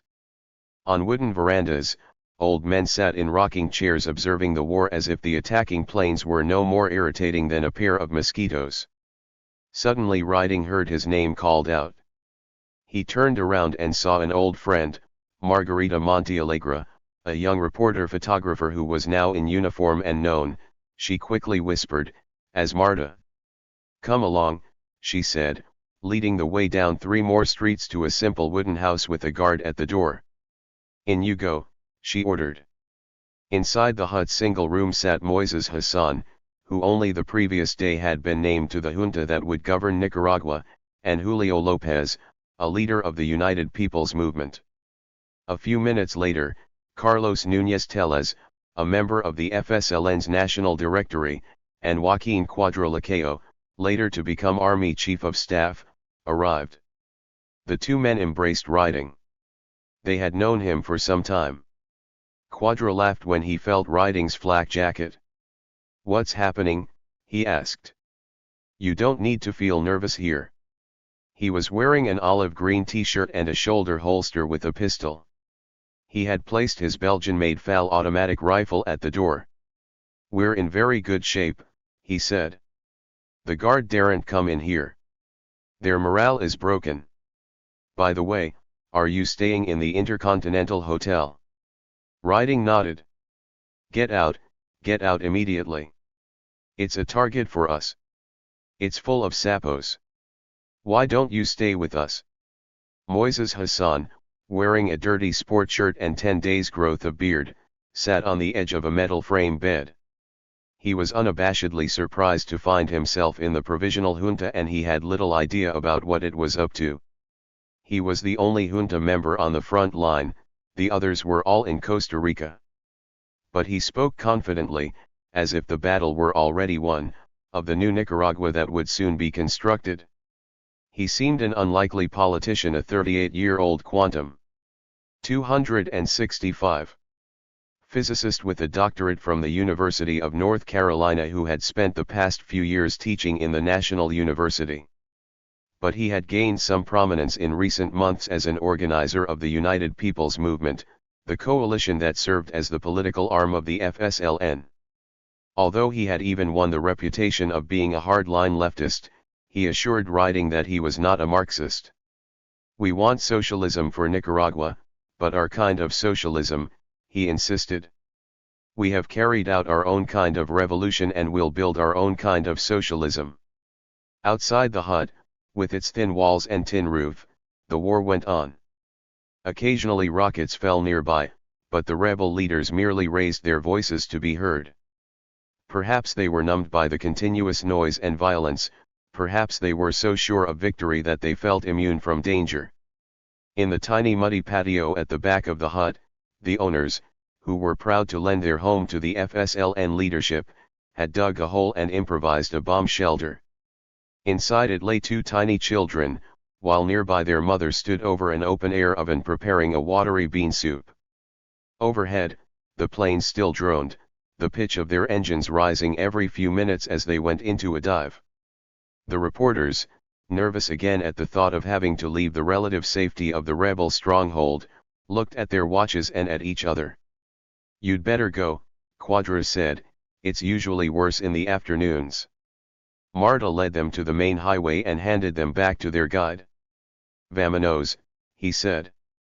But at the fourth barricade, the muchachos stopped them. "You can't go on," one said, "there's a guard sniper blocking the way." Every few seconds, a shot rang out and dirt jumped on the path they were to take. "You may be better off that way," he said, pointing beyond an open sewage canal. The guide set off, followed at an interval by each of the reporters. They half jumped, half forded the canal and, crouching while running, headed into a deserted area of slums. They turned a corner and almost bumped into a young guerrilla with a pistol in his hand. He held up his hand and they stopped. "We're carrying out an operation," he whispered. "There's a guard around. Go that way." The group headed off again. Half an hour later, perspiring, exhausted, they reached their car. They embraced their guide with gratitude. "Let's get the hell out of here," Riding said. They drove off in silence. In the rearview mirror, Riding watched the guide wander slowly back into the war zone. Somoza was distressed at developments and showed bitterness in interviews that the United States was not supporting him in his hour of need. As the third week in the final offensive began on Tuesday, June 19, aides in the bunker were increasingly quick-tempered, showing the fatigue and strain of the 19-month civil war. There were shouts and barking commands, the slamming of phones. Taco, in an open white shirt, was jowly and his eyes red and heavy-lidded. In a meeting with an interviewer, much of the optimism and certainty of victory that he had voiced over previous months was gone. He predicted victory but qualified it with "when the will of the people weakens, then it could go either way. Maybe we win, maybe they do." He was a man gripped with paranoia. A day earlier he had told another. 266. Reporter, "At least I have one friend left." He lashed out at the merchants and businessmen whom he singled out as among major insiders of the insurgency, took a shot at the United States once again for not coming to the aid of an old anti-communist partner, assailed Panama and Venezuela for supplying aid to the guerrillas, and reiterated the well-worn theme of an international communist plot to take over his country. He retracted his prediction that he would put down the insurgents within 2 weeks. Because of the second invasion from the south, he did not know how much longer it would last. "As long as the communists continue to supply weapons, there will be a battle," he said. "They practically outgunned my government," he asserted, citing alleged outside arms flowing into Nicaragua and displaying a variety of foreign-made arms to make his point. At times Taco sounded confused and contradicted himself. At one point he blamed the merchants themselves for bringing on the rampant looting and pillaging that had left hardly a store or factory in Managua unscathed. Then he put the onus on the communists. He vowed, "There will be a military solution. I think I'm winning. Right now I think I am moving ahead." He sounded uncertain. He tried to explain away popular support for the uprising, contending that it had no backing from the citizenry, that the Reds were forcing the people to erect barricades and fight the guard. Somoza once again rejected negotiations with the Sandinistas, declaring they had wrought too much damage to permit the opening of a dialogue. He scoffed at the idea of talks with representatives of their new temporary government of reconstruction, branding a majority of its 5 leaders as people with known communist records. If he sounded more muted, his strategy had apparently not wavered: "We must defeat the insurgents." He claimed to have the second front invasion contained and to be recovering Managua yard by yard. But as shells burst around the city and rocket planes dived on dense barrios, that statement was hard to accept at face value. Again he appealed for United States help, not specifying exactly what in this battle against communists trying to take over my country. He was a bitter man, lamenting what he termed the ingratitude of the United States failing to return the aid he had given in the past. "I helped them for 30 years to fight communism. I'd like the American people to pay back the help we gave in the Cold War. The US can't afford to lose a good partner. I am transitory but the Reds are not." On one point he was adamant. Under what conditions might he consider quitting? None. "I won't go unless they throw me out." Somoza's latest offensive began in the capital on Tuesday the 19th. In a replay of his successful September strategy, companies of crack troops began the drive to clean out Managua. The question was whether it was too late. Were the guerrillas too well entrenched? A vast section of the capital, several square miles of sprawling barrios in the northeast section of Managua, was completely in the hands of the guerrillas. 267. Somoza's plan was to uproot them fast. Then he'd move to the south with his best men to halt the second invasion and clean up Rivas, a city of 50,000 only 68 miles from the capital which had seen sharp fighting for days. And then finally he'd go after the northern towns, including Leon, which was wholly Sandinista now. The thud of 120 mm mortars, whistling rockets from the Cessnas, and the crackle of the .50 caliber automatics from Puff the Magic Dragon signaled the drive on Managua's barrios Tuesday morning. Somoza's men, about 1,600 tank-led soldiers, were throwing everything they had into neighborhoods where many still lived, despite the massive refugee outflow. Thousands of innocent civilians were involved. Arrayed against the guard were 300 hardcore guerrillas, with their own .50 caliber machine guns, makeshift mortars, and rockets. They were well dug in. Colonel James McCoy, the United States military attaché at the embassy, in a deep background report Tuesday morning, estimated that the guerrillas had numbered 800 in the sector of the city now under attack. Many had slipped out, possibly heading down to Rivas where the Sandinistas had the guard under attack in the central barracks, or they were possibly regrouping on the outskirts of Managua for an attack from another direction on the capital. Somoza's security people spread word that the guerrillas intended to hit the bunker. The Intercontinental next door would be right in the middle of the war. The 97-member Foreign Press Corps housed there waited in tense expectation. The focal point of the attack by the guard in the barrios was but 3 miles from the bunker. The sky was thick with black smoke, the thunder of shells and the whine of attack planes and helicopters bringing in the wounded from other fighting around the country were constant. Somoza's predicament was that his forces were being spread increasingly thin. He was not getting significant replenishment of arms and ammo because of United States pressure on his allies. Reliable estimates had it that the guerrillas had already destroyed half his air force and armor. He had but 2 old Sherman tanks left, he had lost 4 of his push-pull aircraft and a main assault low-level aircraft. Planes he did still have were staying increasingly higher because of the Sandinistas' better weaponry and expertise in use of it against low-flying aircraft. He now had only 5 push-pulls and 3 Spanish-made troop transports. His most modern planes were the T-33 jets. He had but 3 of them and only 2 could fly. There was the troublesome south where Somoza's success or failure in the long run would rest on how quickly he could win back Managua if indeed he could. He was devastated as well by the fatigue of his men and the inexperience of many of his troops. Some reservists were as young as 13, with no more training and with none of the zeal of Los Muchachos. Somoza's intelligence gathering was poor and lines of communications vague. Many of his senior generals didn't have the faintest idea of what was going on. The long-range prospects were increasingly grim. The Guard was still holding loyal to its leader, but some were openly asking, "What is the solution?" and began to question more and more as they saw their countrymen die in greater numbers. 268.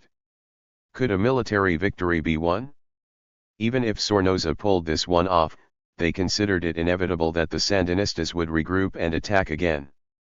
Heavy mortar and aerial attacks on the Don Bosco barrio thwarted an attempt I and several other journalists made to interview Sandinista commanders in Managua.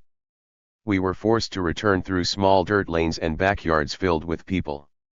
They helped by opening their homes, pointing out what streets were dangerous and where the firefights were taking place. Many families had dug their own air raid shelters in the soft soil in their backyards or, like the Viet Cong, right under the flooring of their little homes.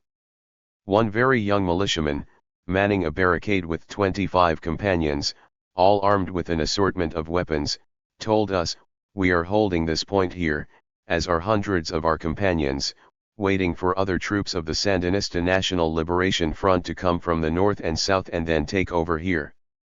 We are not strong enough to take over the government ourselves." Deeply entrenched behind rugged concrete barricades and waist-deep foxholes and tank traps, they had been fighting a standoff sniper war with the Guard for days and in doing so had tied up Somoza's much-needed troops. Elsewhere in the war-weary country firefights raged in a half-dozen cities. In the south the guerrilla force numbering nearly 700 dug in near the village of Sapoa. In Leon the Sandinistas, fully in control, organized a revolutionary municipal council, the first such rebel governmental apparatus in the nation. Chapter 17. Death of a newsman. Buenos dias, you see, I'm making progress, ABC's Bill Stewart said in English to a Nicaraguan woman and her young daughter in the elevator of the Intercontinental the morning of Wednesday, June 20, the second day of Somoza's big offensive to clean up Managua. I was riding down to the lobby with him that morning. It was easy to see Stewart was trying to improve his non-existent Spanish. He had been in Managua since June 10, after most recently covering events in Iran. For Stewart, his four-man crew and some 90 other foreign correspondents, it was just the beginning of another routine day of terror covering the Nicaraguan war.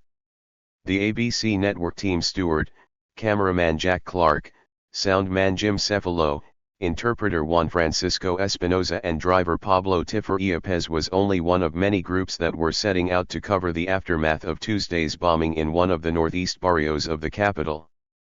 The Guard had made progress in cleaning out many of the Managua barrios, but their advance was slow.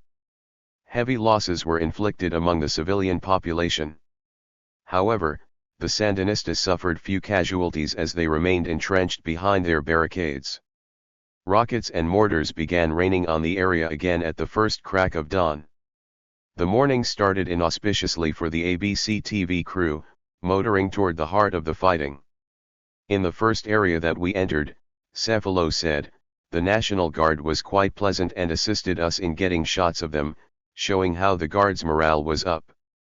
There was a fellow there with a guitar and a group of soldiers got together to sing a couple of songs. We filmed all of this. The Guard also told us that there were some other outposts several blocks further into the barrio, so we took a road and went through the area. It was shortly before 11 a.m. The team moved on in their small blue Mazda van with sliding doors and TV and foreign press signs emblazoned on all sides.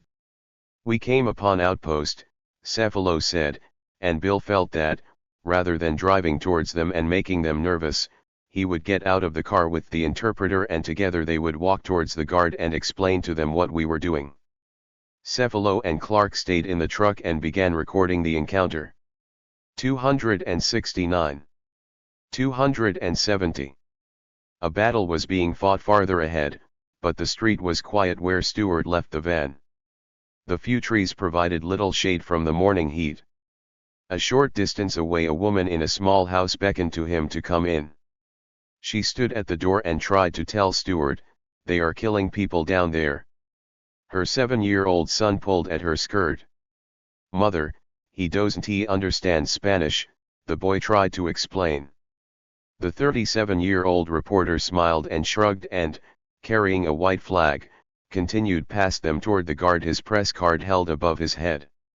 Espinoza inexplicably walked on the other side of the street, out of earshot. Stewart, dressed in a white and blue check sport shirt, immaculate white trousers and shoes, perhaps the cleanest-looking person in Managua that day, moved onward to the 15 to 20-man Guard patrol scattered and lounging at a roadblock at the end of the street. A lone soldier walked between him and Espinoza. The woman and her son, both sensing what was going to happen, retreated into their house and peered out from behind a small curtained window. At that moment Cefalo looked down to adjust his tape machine. the boy watched the guard order Stewart on his knees. When I looked up again I saw Bill on his knees, the big, heavy-set Cephalo said. Whether the guard told him to do that, I don't know. I think Bill may just have been making a gesture. The guardsman motioned for him to lie down on the street and Stewart complied, his hands stretched in front of him. He stayed in that position for 30 seconds or a minute and wasn't making any overt moves. We still at this point thought that the situation wasn't that serious, Cephalo said. Then the guardsman approached Stewart. "Mommy, they kicked him, they kicked the man," blurted the youngster audibly in Spanish. Killing had become a way of life, but kicking the ribs of a newsman lying prostrate in the street seemed to shame even the little boy. We realized that this was more serious than we thought it would be, Cephalo said. The soldier stepped back and motioned to Bill as if he wanted him to put his hands behind his head. Stewart started to comply, but then the soldier suddenly took a step forward, calmly leveled his M14 rifle, and shot him behind the right ear. We saw Bill's head bob, couldn't believe it and still weren't quite sure of what we had seen, the sound man said. Clark's camera lens shot up into the air and focused on trees through the van's windshield. The words "Let's get out of here" were recorded on Cephalo's machine. The driver cautioned them it was better not to move. After a few minutes, the guard soldier motioned to us to come forward with the van, which we did, Cephalo said. We drove past Bill's body to the right-hand side of the street where there was a last house before a field and a barricade. The guard soldiers had us get out and show our identification. While we were out of the car, I noticed our interpreter's body lying on the left-hand side of the house. He had also been shot in the head. It was quick thinking that got the ABC crew out of its tight spot. The credit went to the fast-talking driver, THIRD, who told the guardsman a lie so bold it 271. Apparently saved his own life and that of Cephalo and Clark. The driver said the soldiers first asked me if I knew that dog. THIRD replied that the crew was from Managua's Channel 6, owned by Somoza. Cephalo and Clark presented their government-issued press credentials. One of the soldiers told the driver, "We've stuck our foot in it this time." The guardsman then asked THIRD if he knew Espinoza. THIRD answered that Espinoza was an interpreter. "What do you mean?" one soldier said. "He's an interpreter, that son of a bitch. I know him. He's a porter at the airport." Espinoza was indeed a porter. He was also bilingual and reportedly had been dismissed from his job because he was becoming too chummy with incoming Americans. Stewart's crew had met Espinoza at Las Mercedes and hired him shortly after their arrival. The soldiers first insisted they would have to kill the witnesses, but then let them go after THIRD told another lie, promising to blame the incident on Sandinista snipers. The guardsmen were mildly irritated and indignant at the situation, but the crew was allowed to leave. The guard was unaware that the execution had been videotaped and that they were letting the news crew go with the evidence intact. As the crew got back into the van, THIRD asked them if they wanted to take Stewart's body back to the hotel. They said they did. The driver and I backed up, put Bill's body in the van, and came back here to the hotel, Cephalo said. It had been a cold-blooded execution, starkly filmed by the veteran crew in the van. After making and hiding extra copies of the video cassette in case it was seized by the government before it could be transmitted to the United States, the crew sent the footage via satellite to New York to be shown on the evening network news. Asserted the shaken Cephalo to reporters, there was no reason for the shooting. The sequence was run on all three networks that evening, CBS leading its newscast with it and ABC reserving the Nicaraguan war story for the last 5 minutes of its program, devoting the time to the memory of Bill Stewart. Television stations across the United States and around the world reran the horrifying footage of Stewart's death several times a day for the next few days until you just couldn't watch it anymore, as one newsman in the States said at the time. People were numbed by it, and when the numbness wore off they were outraged. Public opinion quickly registered that Somoza had to go. The few minutes of videotape did more to injure Somoza's reputation around the world, even among conservatives, than perhaps any single incident in the decades-long family rule. President Carter called the newsman's killing an act of barbarism that all civilized people condemn. A group of United States senators and congressmen signed a declaration labeling Somoza the Idi Amin of Latin America. The murder outraged the 97 foreign newsmen covering the war, most of whom promptly signed a strongly worded letter of protest that I handed to Somoza at a press conference 8 hours later at the military casino, the Officers Club. The letter was written in both English and Spanish so that it would be disseminated in Nicaragua. It flatly contradicted an assertion by the government's Radio Nacional made shortly after the murder that Stewart had been killed by a Sandinista sharpshooter. 272. Taco had a love-hate relationship with the foreign press. The ham in him was evident in the way he styled his press conferences after those at the White House. As he entered, a guard would announce, "The President of Nicaragua." Congressmen and local newsmen in his pay always rose and applauded his entry.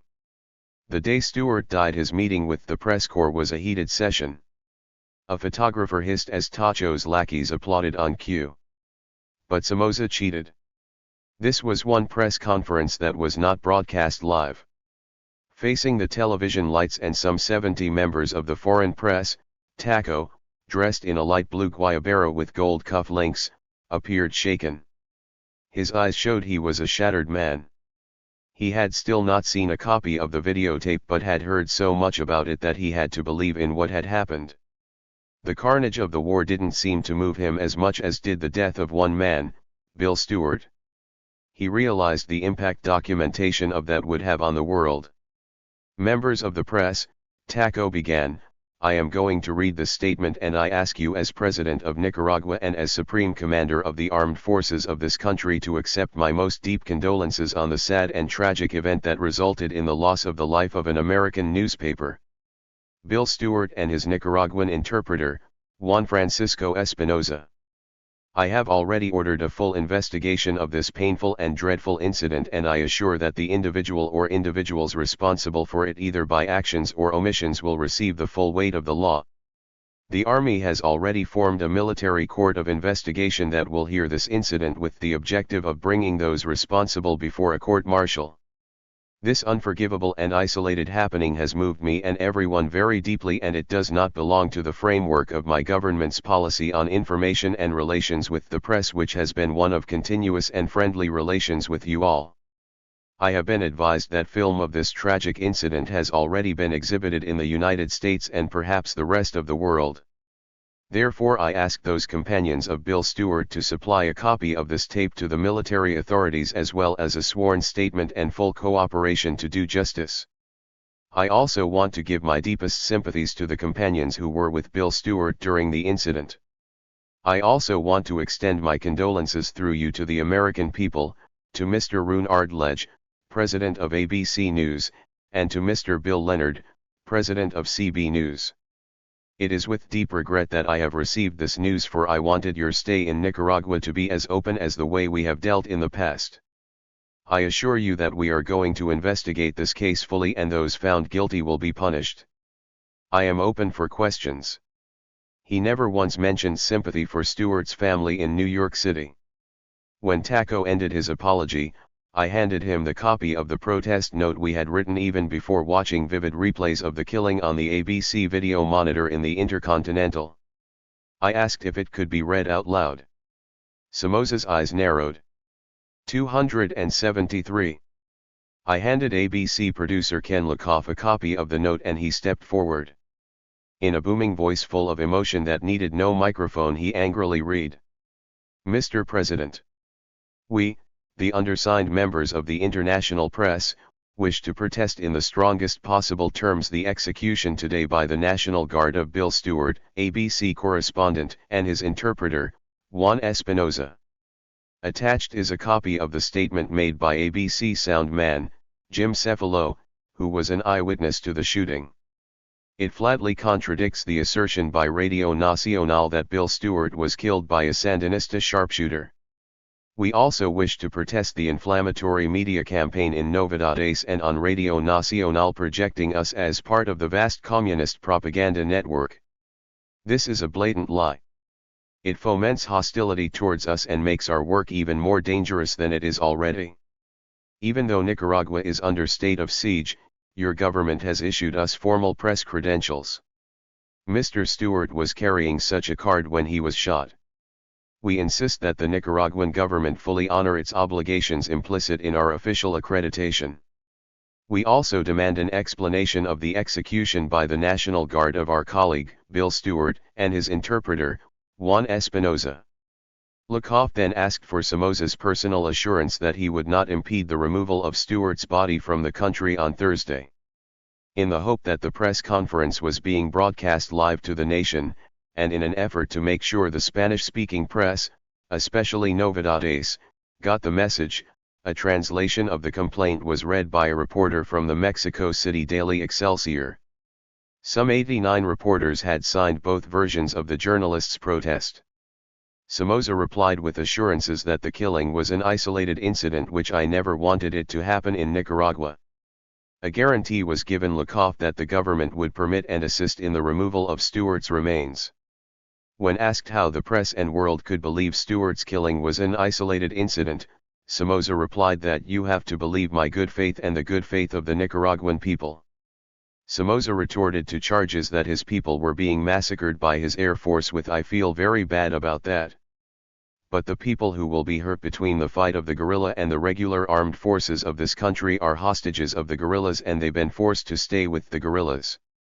We have made radio announcements to evacuate the areas where we were gonna operate and we already have received the testimony of people who have escaped saying that the guerrillas have kept them under threat of death and sometimes execution so they will become the shield of their intentions, so this is a very difficult situation. Reporters besieged Somoza with query after query concerning allegations of guard brutality and excesses. Questions such as this one posed by a film crew were typical. The guard rounded up 4 civilians on the street and took them into a warehouse for questioning. A few shots rang out and the guardsmen exited alone. What happened? Somoza's answers were simple. He had no specific knowledge of 274. That or any other atrocity. Send him the details and he would check into the matter. There were questions in Spanish, with responses that made one feel the answers were rehearsed beforehand, the reporters from Somoza's paper and radio stations playing the part of shills. The answers were quick and had none of the pauses and disjointedness of his replies in English. Somoza was quick to say in English that he would give assurance the guard would not kill another journalist, he would promptly order them not to. One reporter then asked why the press was no longer being issued credentials. Somoza asked how many journalists were without credentials and a person in the back yelled I am. The matter was referred to one of Somoza's men in the audience and a three-way shouting match began in English and Spanish, the topic quickly changing to Stewart's death until Taco stepped in to referee. Speaking over the other voices, Somoza began to order, I am going to ask you, but he was drowned out and he tried again. He started in a high angry voice that he forced down an octave in mid-word, you are getting very emotional, and I am too. But neither you nor I know the circumstances unless you were present at the incident. The reporter replied, we have all experienced similar if not all of the tragic circumstances at one time or another. I said I'm not going to get into an argument, Taco retorted. I'm listening to you. Thank you, the reporter answered. Taco attempted to be a little apologetic and fatherly. And, I'm sorry that you go through this. But you know that newspaper pause, men, is one of the most dangerous businesses in the world whether you're in peace or in war. One thing. And, the other thing is that those Nicaraguans fighting also have to look after their life. They don't know you. You get into crossfire to get your picture and to do your journalism. I'm aware of the risk that I have of allowing all of you to go every place, Somoza said. He then put in a good word for his soldiers. But it really seems the Guardia Nacional who has been, very comprehensive to have you visit them. I think that some of you have very good experiences with the soldiers, so it isn't really an overall attitude. Commenting on the Nicaraguan press branding foreign reporters as communists, Taco said he would speak to Radio Nacional about broadcasting these rumors, but as far as Novedades was concerned, go to the editor.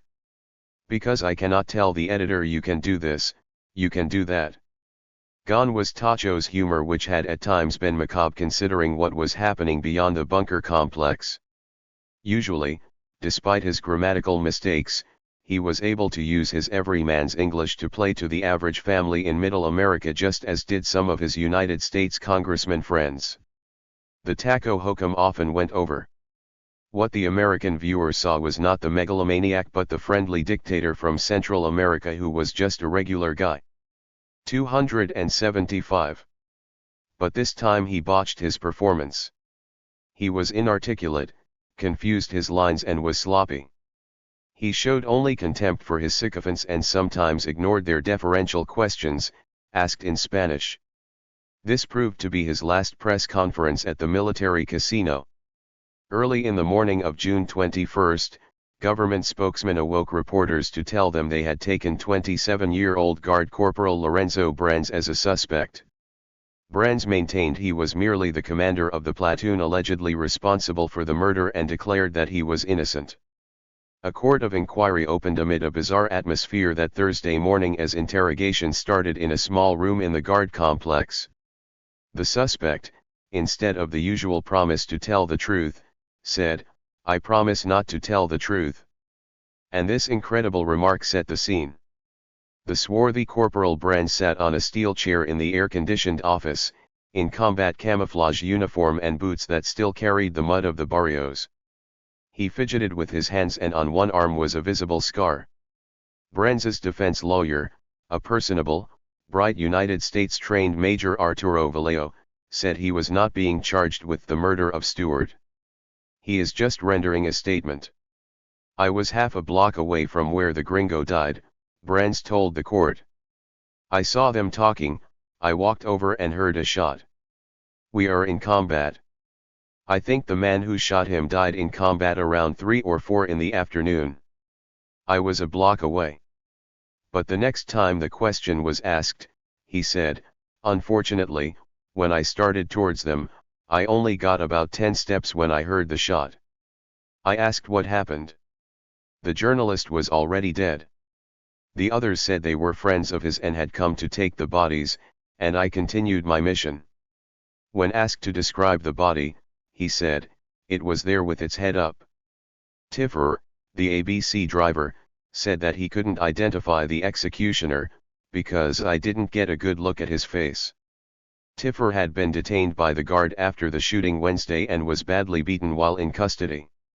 The sound of the northeastern sector of the city being steadily pounded to rubble by artillery was audible inside the courtroom, where typists were busy taking down the questions of Prosecutor Colonel Felix P. Sanchez and the responses of the various witnesses and suspects. Fudge Colonel Manuel M. Sandino sat at another desk as head of the court. Said Major Vallejo, trained at a number of American military bases, after he also listened to the description of the film showing how Stewart was kicked and then shot in the head, "I am sorry to say, but executions are now part of our daily life." Another officer admitted, "No side is taking prisoners. This is a war without quarter." When told that the Sandinistas were holding guard prisoners in Leon, he said, "For how long will they hold them? They also could be killed." Vallejo added, "Nobody gives an inch in this war, they don't withdraw." When asked when this killing could stop, he answered, "The current round could cease in 2 weeks or maybe a month or even more. But when it stops." 276. Both sides will rearm and we will be fighting again in 3 months or so, just like before. A C-130 military transport left Managua that morning for the Panama Canal Zone with Stewart's body, about 25 foreign newsmen and all but one of the American television network's 24 representatives. Most cited lack of safety. "No story is worth a man's life," Ken Lakoff said. The evacuation brought a sharp criticism from a number of journalists, notably CBS's Walter Cronkite, who felt the war needed to be covered and pointed out that the deaths of correspondents in other wars had not brought the same evacuation response. About 1 a.m. Thursday, a small Sandinista airplane made a bold attempt to drop 9 concussion grenades on the bunker. They missed their target. The grenades fell instead on a residential district 3 miles away, injuring 1 woman and damaging 2 houses. The Sandinistas announced on Radio Sandino from Costa Rica that the Intercontinental was situated next to a military target and recommended that its guests check out. Foreign journalists and Nicaraguan congressmen and their relatives made up the guest list at the hotel. Its staff had dwindled. Only 35 valiant employees remained, and they were scared. One waiter's brother had been killed by a bomb, and a woman in the laundry room had lost her husband. The staff held a secret meeting with journalists that night in the hotel's restaurant and warned them that they were going to disappear as soon as curfew ended the next day. A Sapo tried to crash the meeting but was warned by the journalists to get the hell out. It was clear during the session that the workers could no longer keep the hotel functioning. Food was scarce and the hotel had little if any hard cash to buy provisions. A few journalists decided quietly to pay their bills, but many did so with credit cards, which was no help to the hotel. The congressmen did not pay their expenses and all banks were closed. Prior agreements had been struck with the hotel employees whereby the journalists agreed to make their own beds and accept fewer changes of linen, as well as assist in arranging buffets to feed the press corps when they could. A resourceful Dutch chef helped out the best he could. Pineapple was abundant and became a staple diet for many correspondents, but one can prepare pineapple in only so many ways. Beer and most other alcoholic beverages were gone. The tension and strain finally got to the telephone switchboard operators. Now they fled, too. They had spent countless hectic days and nights waiting for hours just to get the Telker overseas operator to answer. They never lost their tempers, and despite the yelling and pleading around them, they were always kind and considerate. In that room behind the front desk, no matter what the hour of the day, there were always newsmen screaming stories to stenographers in various parts of the world, with one newsman banging out his story on the lone telex while dozens waited their turn at the machine. The Intercon, as it was called, was home, mainly because its staff was tolerant, concerned and kind. Stewart's death affected them as much as anyone. 277. But the demands of the congressmen on the hotel employees had been too much. They refused to keep order of any kind in their rooms, made incessant calls for room service, demanding the luxuries they felt their rank afforded them. When not sitting in their rooms eating and drinking contraband food and booze, they could be found roaming the hotel asserting that all the newsmen should be taken out and shot, declaring openly they were happy to see Stewart killed, and wishing there could be more treated just like him. By morning the staff had completely evaporated.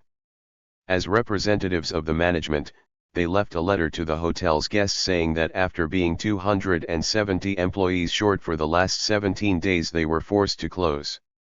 Max Kelly, the chubby Somoza aide, was awakened. He rushed around asking what happened, and made hurried trips back and forth between the bunker and hotel, sweating and giving assurances he would find ways to keep the hotel open.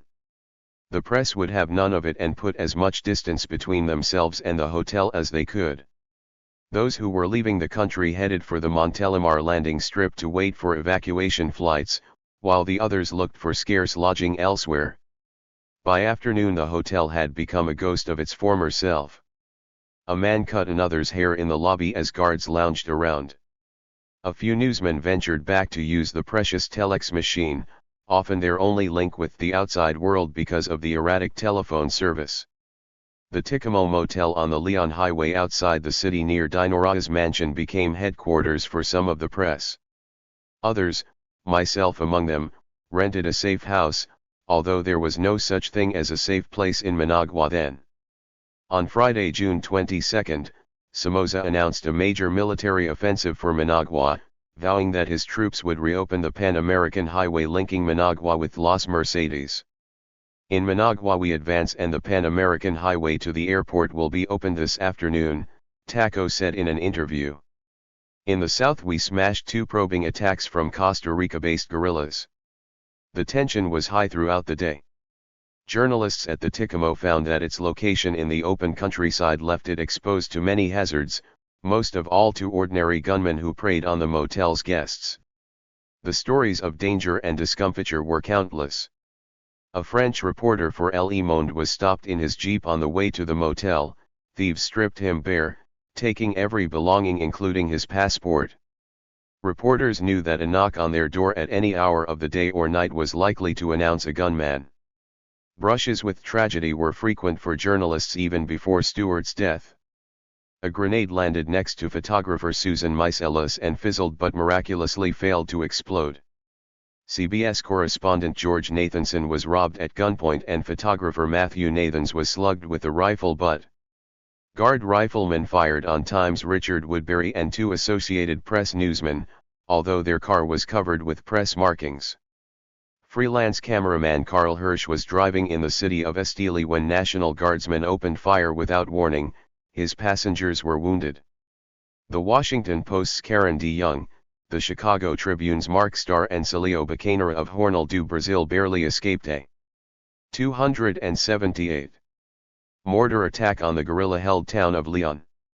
In Managua 3 other reporters and I were caught in an artillery bombardment as we attempted to keep a rendezvous with Sandinista leaders. Said the Baltimore Sun's Gilbert Luthwaite, "It's Russian roulette. You don't know where your enemy is or whom they're firing at." To get any solid assessment of how the fighting was going, correspondents had to make regular and frequent visits to the battle zones. Frustrations abounded for those trying to gather the facts. The government maintained a press office, but all that the National Guard issued were fragmentary communiques on the fighting that could never be taken at face value. On the other hand, the Sandinistas maintained no press office. Their headquarters were unreachable, their leaders scattered and virtually inaccessible, and official spokesmen were just about non-existent. Then there was the unreality of the bunker and the usually poised Somoza addressing the press like a Rotary Club president, as if nothing were really happening outside. Yet much of the barbarism was taking place just a bit farther up the hill, where security forces under Colonel Giron tortured youth suspected of any involvement with the rebel forces. The widespread nature of the fighting, spread in all directions in many cities, compounded journalists' frustrations and placed a premium on the exchange of information. Until the major fighting moved to Managua itself the week of Stewart's death, the mode of reportage was for correspondents to pick a town each day, join up in groups of 3 and 4 for security, and whisk off to take in a few hours' battle. Then they would return to the hotel and swap information. With the battle spread over a vast section of Managua itself on Friday, that format still held.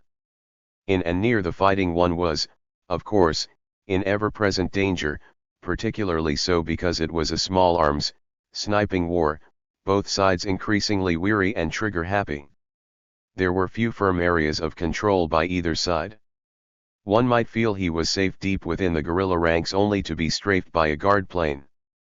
Then when one rode with the Somoza platoon, he was also a target of potshots from the guerrillas. There were no battle freaks among the reporters, none who got a kick out of the release of their adrenaline. There were atrocities all around that were not easily forgotten. The horrors and stench of the war were vivid. We saw dogs tearing the remaining flesh from rib cages of bodies half buried after execution by the guard at Leon. We witnessed the despair of the Red Cross worker in Esteli who, upon receiving word that his wife had been wounded by a rocket, was prevented by the guard from rushing to her. When he finally reached her side, he found her dead, the dogs gnawing at her. Then there were the numerous small children who had been wounded, lying in safe churches, trying to play but the pain not allowing it. There were other problems. Some reporters didn't speak Spanish and didn't know their way around a city not easily navigated because it had become so spread out after the 1972 earthquake. And many of the newcomers didn't know how to go about dealing with the guard. These problems were all especially evident in Stewart's case. Alan Riding of the New York Times, who had been reporting on Nicaragua since 1971, said that Friday, "I think it's irresponsible to send into this situation." 279. Anyone who doesn't speak Spanish. Bill Stewart might have been able to save his life if he had been able to speak it. Another important aspect of the war was the Somoza government's paranoia about the foreign press. They confiscated boots and bulletproof vests from reporters at the airport for fear they would fall into guerrilla hands. It was true that most of the press was hostile to Somoza. Indeed, government officials complained bitterly that the press hadn't mentioned that Sandinistas had executed Novedades reporter Pedro Espinosa earlier in the week. The Somoza people believed that the foreign press made a point of blasting the Nicaraguan president while giving the Sandinistas the benefit of respectability. The government spokesman harped repeatedly on the Cuba analogy, citing the New York Times' Herbert Matthews, who had interviewed Castro in the Sierra Maestra when he was believed dead and who was blamed forever after for resurrecting Cuba, as an example of pro-communist leanings in the press. There was marked contrast between Somoza's public air of friendliness toward the press and the inflammatory local media campaign that assailed the foreign press corps as part of the Red conspiracy against him. A lot of Tacho's own press hacks were planted in the Intercontinental and joined directly in the foreign press baiting. Some carried pistols in their waistbands, others were followed by their Uzlo-carrying bodyguards. Most had nothing to do but sit around the hotel and drink morosely, and send the tap to Somoza. The dangers in covering the conflict, the reporters agreed, were real and ever-present. But each there had resolved the question in his or her own mind by remaining behind after the exodus of the others. A shortwave radio broadcast tuned to the Voice of America aired a report filed by its correspondent in Managua, Jack Curtis. The report included the voice of Jim Cefalo recounting the horror of Stewart's execution and Somoza's hollow apology. Then the correspondent reported to VOA listeners. In covering this war, foreign reporters have found that what President Somoza terms an isolated incident, a summary execution, is one of the most frequent accusations leveled against his government troops by Nicaraguan citizens. The local Human Rights Commission has files bulging with testimonies of such acts. It is one of the ironic tragedies of this cruel civil war that the first time the international press could irrefutably document such a crime, the victim was one from its own ranks. The international press, whose representatives were temporarily stunned by the brutal murder of correspondent Bill Stewart, and scattered by threats against the Intercontinental Hotel, has now regrouped and re-established a base of operations from which to follow the war. As the decisive hour of the Nicaraguan crisis draws near, despite threat and dangers, the foreign reporters are determined that the eyes and ears of the world shall not be closed to what happens here. Comparing Nicaragua with 5 other wars, Luthwaite said that it was the most dangerous situation I have ever been in. The difference between war and civil war is that in the former you know who the enemy is and where he is. In the latter, 280. You don't. You can be shot at any time. The real danger here is that both sides have become extremely tense. Too many people are all too ready to fire too many guns at too many moving targets.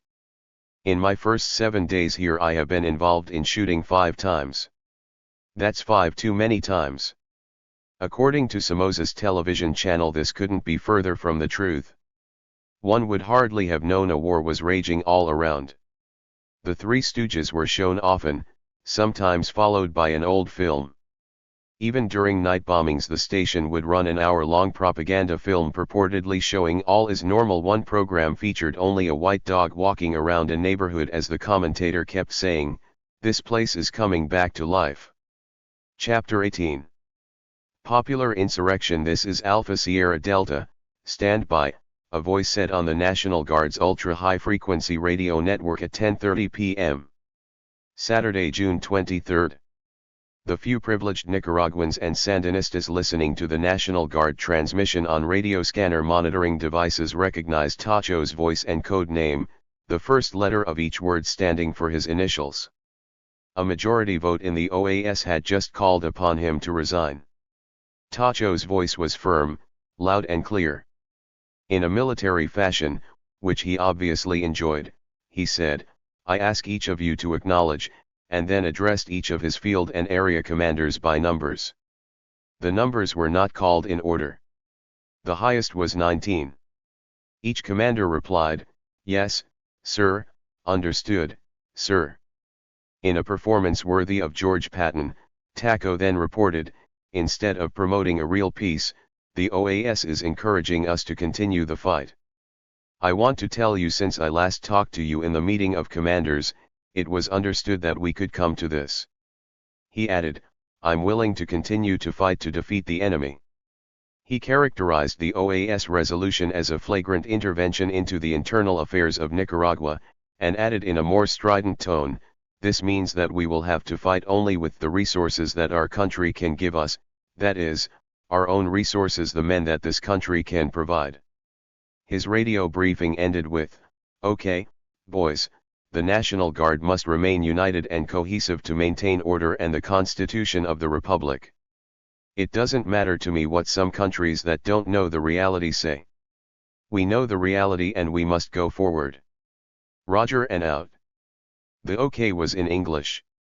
The OAS resolution was a defeat for Somoza as well as for the United States.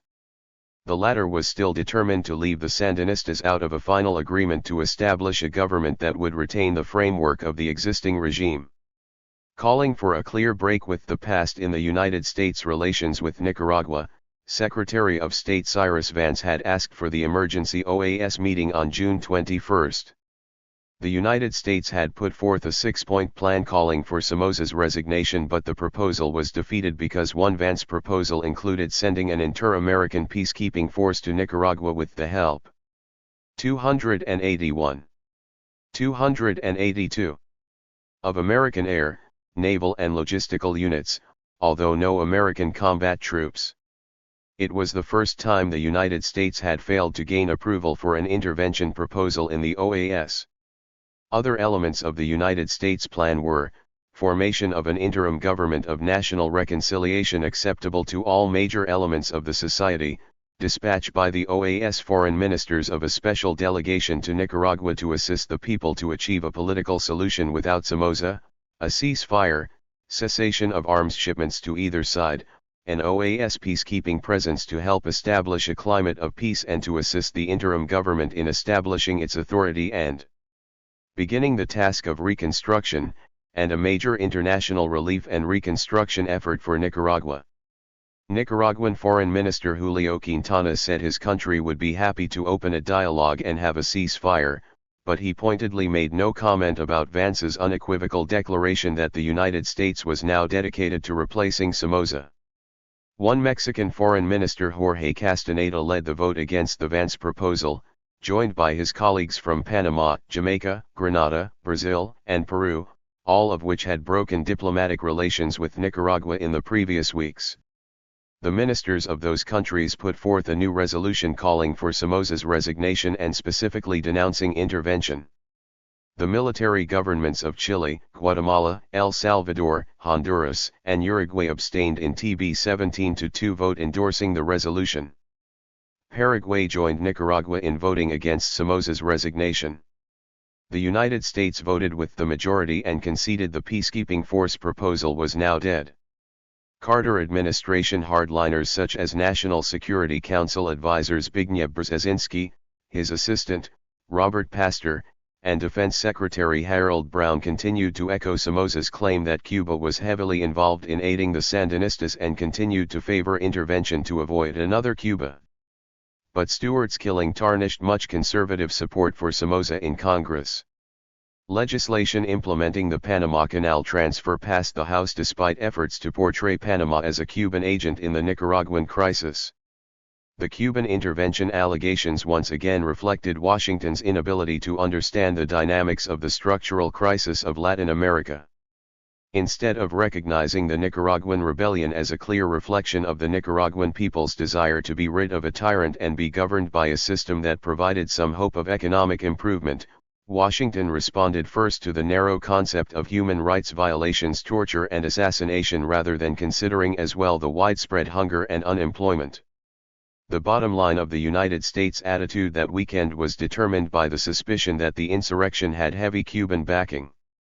Cuba's involvement had in fact been peripheral until the final offensive, when it stepped up arms delivery to the winning side.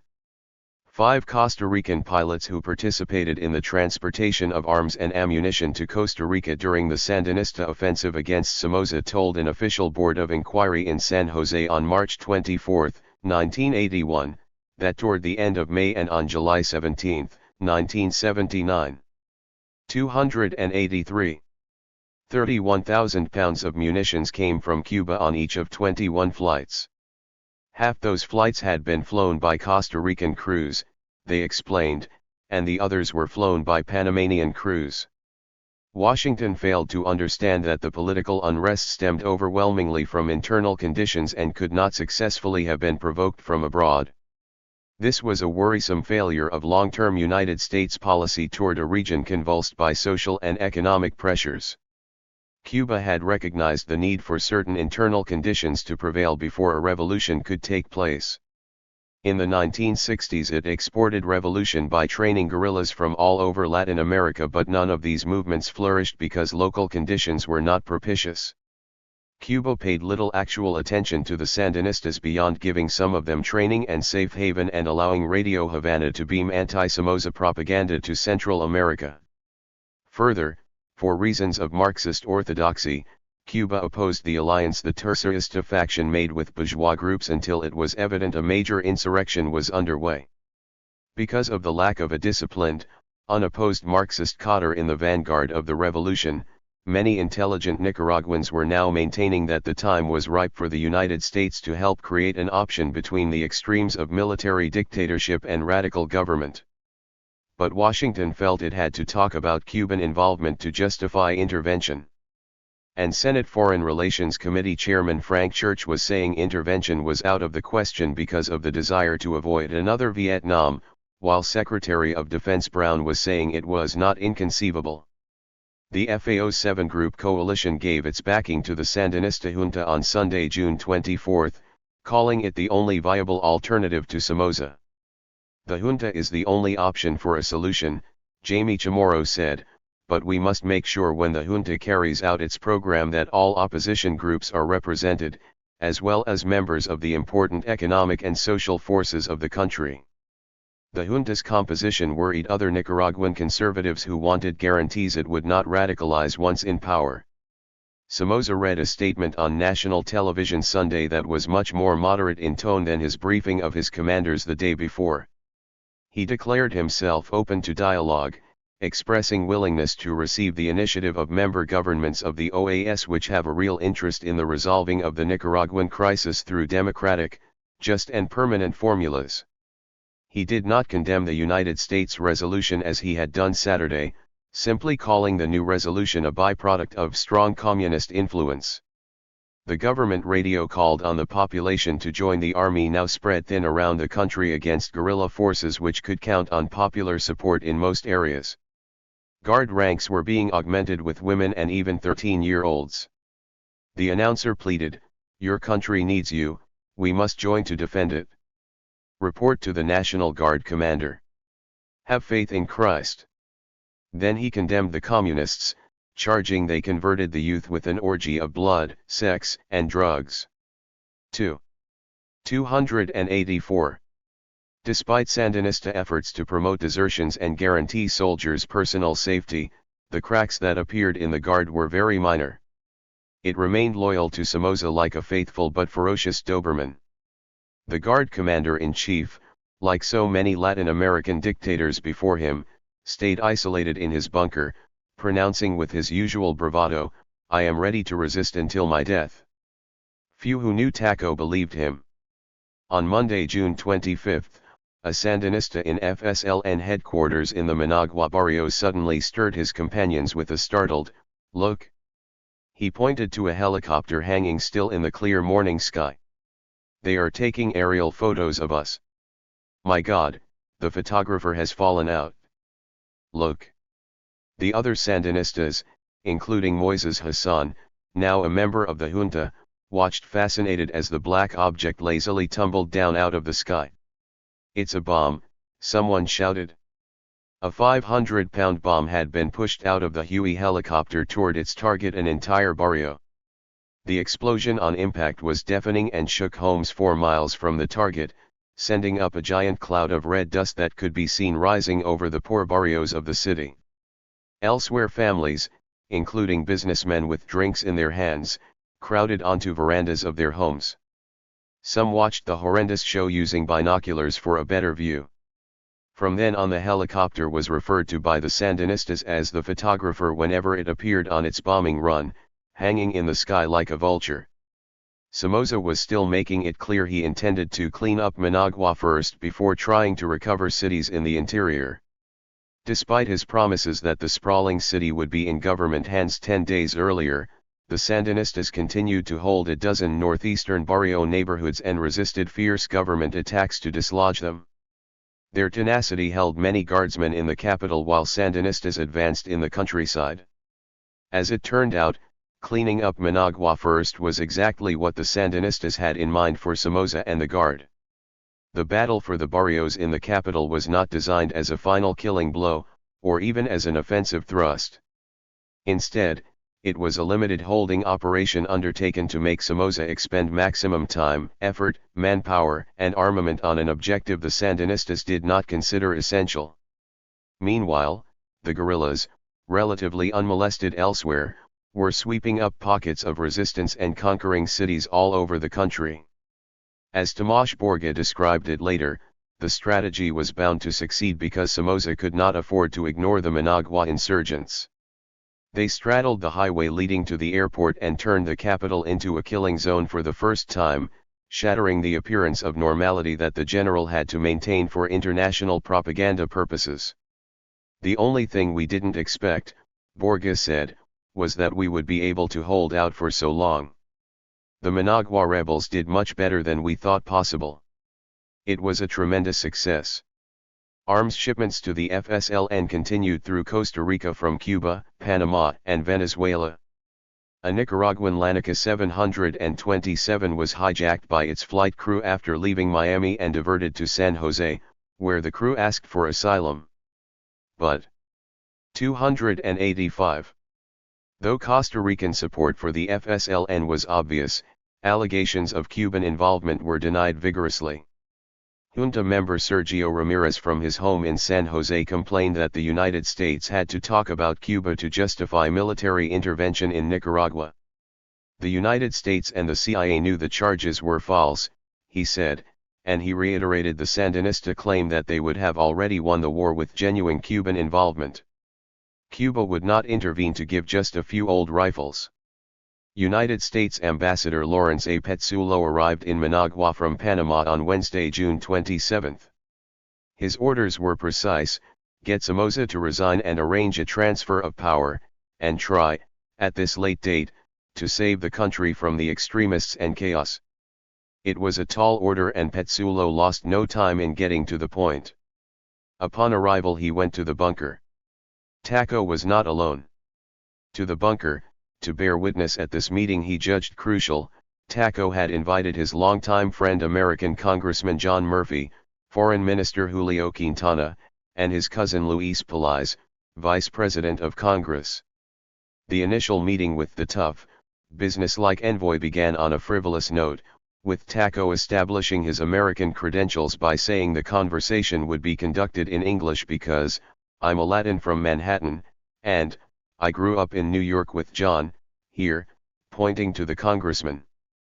Petzulo established that he had in fact grown up on Staten Island and could have been one of the congressman's constituents if he had remained there. But there was a lot of procrastinating on the part of Taco at this and the many subsequent meetings he was to have with Petzulo. His bitterness welled up and he spent much of the precious time denouncing the State Department, and even that Baptist. Petzulo told Somoza that what he had to say was from the highest level of government and that because of the long and friendly ties with Somoza and Nicaragua the matter had been given the highest attention. The United States, he explained, saw no solution without Somoza's departure. At the same time the United States wanted to preserve the institutions that could be preserved and wanted to avoid chaos. Time was short, he noted, but the United States wanted Taco to be able to leave in a dignified manner. It might take 4 or 5 days, but they had to move quickly before the whole goddamn thing comes down on our heads. Sensing that time was still needed to arrange what he referred to as his own coup d'état, Taco answered, "Okay, what if I leave tomorrow?" "We still need a little time," answered Petsulo, and they made a date for the following day. Tight-lipped Petsulo said later that night to a reporter that he did not expect any dramatic happenings in the near future. In Panama, Petsulo had huddled with Baudelaire to discuss negotiating Tacho's resignation. But as is often the case with United States diplomacy, Petsulo had arrived too late. COSEP, the large umbrella organization that included most of the private business sector, now joined the FAO in backing the new junta. And both groups ruled out the involvement of any Somoza forces in a final settlement, in opposition to the new United States package which advocated gradual constitutional change with continuing involvement of some of Somoza's people. 286. COSEP called for Somoza's immediate resignation.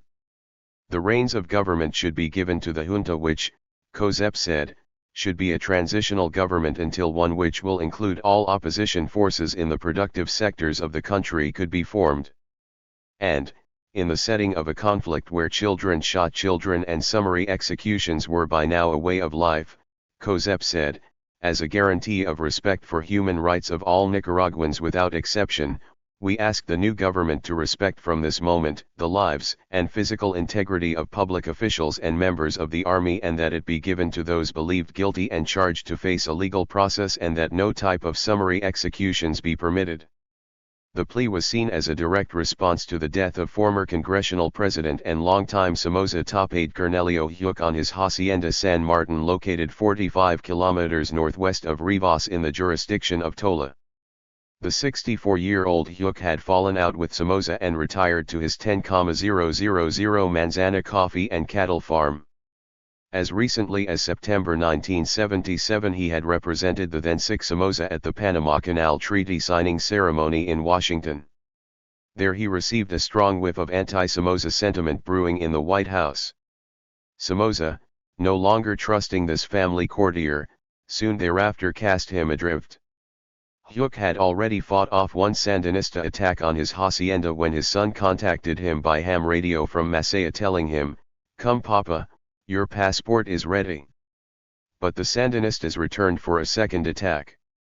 Huic escaped from his house, ran into the nearby Pacific and tried to hide in water up to his neck. He was followed, captured, summarily judged, and executed in Tola. Taco shrugged at the news of Huic's death. He was a fool. He moved too late, he said. COSEP also affirmed its determination to participate actively in the great task of national reconstruction within the context of the free enterprise system, and expressed confidence that in spite of the material destruction of the great majority of businesses, if it is to rebuild the country, it could begin as soon as a new climate of peace, order, justice, and liberty is established. Wealthy Nicaraguans who had fled the country were asked to return and help with the reconstruction effort. So many had left Nicaragua that one large company held its annual board meeting in Miami. Baudelaire remained in Panama, where 3 junta members arrived from Costa Rica to a hero's welcome. Meeting Chamorro, Ramirez, and Robelo at the airport was President Royo, his entire cabinet, and thousands of Panamanians. Baudelaire was assigned the task of establishing contact with the junta and attempting to persuade them to broaden its base in the direction of moderation. The Sandinistas had earlier rejected a so-called Brzezinski plan calling for Somoza to resign in favor of his hand-picked Senate leader, Pablo Reneer, who would turn over the country to an unnamed council of notables in which the rebels would have only a nominal role. Baudelaire's new plan was sticky: induce an agreement that would include the Sandinistas to a greater extent but still involve pro-Somoza elements. It appeared to have little chance of success once the FAO and COSEP gave their unequivocal support to the junta. 287. In Managua, Petsulo's message to the National Guard was that their best chance for surviving in the post-Civil War period was to help expedite Somoza's departure. It was part of what State Department spokesman Tom Reston called a procedure for removing Somoza promptly, and are discussing with all sides a means that may lead to a ceasefire. We do not want a set of competing forces or a vacuum. The United States recognized that no political solution could succeed until Somoza left. The trouble is that you cannot take away from the Sandinistas at the conference table what they have won on the battlefield, one administration official said. No American official had any realistic idea as to whether the Guard would take a hand in removing Somoza or whether there was any solution the United States and the OAS could put forward that would satisfy the Sandinistas when they were so close to victory. 3. There were some signs that the Guard's loyalty was finally beginning to waver. Enlisted men and officers alike had begun to reassess their position. The heavy bomb destruction of Managua and mounting international and domestic pressure for Somoza's resignation were leading many Guardsmen to wonder aloud if they and the country would not be better off without Somoza. Officers said that when they were fighting their only alternatives were to kill or be killed, but now they were pondering whether their futures were tied to Somoza's. But there seemed no escape. It was already too late. Somoza's position was fast eroding. On Thursday, June 28, the rubber-stamped Nicaraguan Congress was called to an extraordinary special session by TACO but could not muster a quorum. Conservatives remained in hiding while liberal congressmen were also unwilling to attend for unknown reasons. Rumors circulated the session was called for budgetary matters while others said it would be an attempt to find a constitutional solution to the crisis. Somoza told reporters by telephone while waiting for the session to begin that I will stay in power at all costs, and if Congress asks for my resignation, I will dissolve it. They had no such initiative or intention. Later that day, a rump session was held at the Intercontinental involving only 4 of the 40 opposition members and 28 of the liberals. The session proved anticlimactic. The conservatives demanded a prior guarantee that the session would solely deal with Somoza's resignation. Chamber of Deputies President Francisco Urquio Molinero said, "In no manner will the session treat Somoza's resignation. We intend to treat budget matters." Even so, speculation persisted as to whether Somoza would continue to fight or offer a constitutional solution that would include his resignation and departure from the country. When Petsulo returned on June 28 for their second meeting, TACO was in a more caustic mood and spent a lot of time placing the blame for his predicament on the United States, while Petsulo countered that it was he, Somoza, who had polarized the political forces against himself. The same little group including Murphy listened sympathetically as TACO tried to illustrate, as he referred to it, the wrongdoings of the Carter administration and the communist peril. 288. At one point TACO changed tactics. "Okay, I'm ready to go. I have no conditions. I'm not in a position to have conditions." He then followed up by warning Petsulo, "From now on, the United States will be responsible for the blood that is spilled in Nicaragua." Petsulo snapped back, "We will not accept that." But even steering the conversation back to the subject of preserving some part of the National Guard, needed to maintain law and order, proved impossible. The second meeting ended with Petsulo saying he would return the next day to talk specifics. With ammunition running low on the morning of June 28, the Sandinistas in Managua's barrios moved out of the city at dawn in buses and trucks and on foot. Airdrops behind Sandinista lines had failed to provide them with the necessary supplies to hold their territory. The decision was for a strategic retreat to Masaya to regroup in that town, already in rebel hands. It was perhaps the most audacious act of the war. Pilots spied the Sandinista columns lined up and down the highway for miles, excitedly reporting, "They are everywhere, they are like ants." But only 17 people were killed in the retreat. Hassan was among the wounded. The Sandinistas had become excellent snipers while defending the barrios. They even succeeded in killing a top anti-guerrilla expert, a major appointed by Somoza. TACO then tried to recruit one of the country's top marksmen to head an anti-sniping squad, but he found an excuse to decline. After the FSLN retreat, newsmen found evidence throughout Managua of the Guard brutality that had taken place.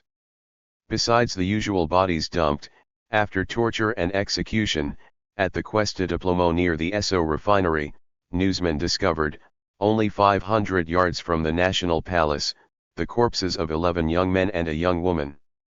Their hands were bound and they were blindfolded. One of the dead was wearing the black and red Sandinista neckerchief. They had been executed beside the little ledge at Lake Shore. The ground was littered with shell casings. Other groups of Sandinistas were found in the northeastern sector of the city, also executed. At 11 a.m., 3 hours before the Congress had originally been scheduled to meet, the Guard called fire brigades to burn the bodies. By Friday, June 29, speculation concerning Tacho's resignation was rampant. "We Nicaraguans want to know one thing from you American newsmen," said a motorist who drew up alongside a car filled with journalists. "Is Somoza going or not? If he doesn't go, then we are dead," he said, making a cutting sign over his throat. With the fighting dying down in the capital, the question uppermost in people's minds was whether the United States could persuade Somoza to resign. Petsulo found it just as difficult to pin down Somoza on specifics at their June 29 meeting, which was attended by Takaido and former Intelligence Chief General Samuel Gini. Discussion of the transfer of power wandered to a point when Tako suddenly, with a hint of self-pity, said, "My life is now worth nothing, and if I remain longer it will be worth less." Takaido was more businesslike and touched on the problem of how to keep the Guard together once the Somozas had left. He noted that most of the officer corps, 289, were at retirement age and that as power had always come from above it might need the assistance of a United States military group to help in the transition period. He pointed out, frankly, the leadership of the Guard is the President, myself and General Jose Somoza. The meeting ended with Somoza confessing again that he feared assassination and with Petsulo reassuring him he could take care of himself. Somoza aide Max Kelly said on Friday that a major offensive was planned against the southern front. Meanwhile, the United States warned Cuba, Panama, and Costa Rica against gun running into Nicaragua. State Department spokesman Reston said, "We have received intelligence reports indicating that various aircraft, some with Panamanian Air Force markings, have made flights from Cuba to Panama and Costa Rica. I'm not saying their denial is credible or that our intelligence report is correct. We see a variety of intelligence assessments of varying reliability. Airdrops were made to Sandinistas in the countryside as well as in Managua, where weapons were parachuted into the barrios at night. Once that operation backfired. One night a plane with its lights out flew over the Sandinistas' positions and waited for a signal from below. When that signal was forthcoming, it turned out that the aircraft was a National Guard plane, and it bombed the unsuspecting guerrillas." Congressman Murphy reported on his latest visit with Somoza in Managua at Tacho's invitation. He gave Somoza no advice, he said, but pointed out the heavy odds against him and was present in the bunker when Petsulo asked Tako to resign. Murphy and Petsulo conferred together later before the Solon moved to Panama to meet with Bodler. "The issue isn't Somoza but Nicaragua and the security interests of the U.S., Murphy said. "This Sandinista uprising is a Cuban, Venezuelan, Panamanian, Costa Rican operation. It's another Vietnam and it's in this hemisphere." Bodler's visit in Panama was drawing to a close. He now planned to move to San Jose where the junta had indicated it would negotiate the new government's composition and the role of the National Guard once Somoza had resigned and a ceasefire was in effect. Somoza by this time was ready to step down. But only if the Guard and Liberal Party were preserved, both terms unacceptable to the rebels. Petsulo met with newsmen on Friday, June 29. Reporters were curious. Did his diplomatic skills equal his toughness? The press corps knew Somoza could be tough and was especially aware of his political ability to maneuver around his opponents and of his talent to buy time and weaken the momentum of the opposition. In an off-the-record session, the shirt-sleeved Petsulo was more than taciturn. Negotiations surrounding Somoza's departure would be kept fully secret, he said. Reporters were complimented for their coverage but Petsulo called for understanding, saying that press reports speculating on Tacho's departure were not helping the negotiations. Somoza would go, he said, but refused to speculate on any time frame. Petsulo was just as close-mouthed and stubborn in private. His toughness showed when he told several reporters the following day that he had taken exception to a reporter's question as to whether the United States ambassador was in touch with reality. The reporter had noted that the American embassy in the past had been 290. Notorious for being out of touch with reality. I felt like telling him to kiss my ass, Petsulo said.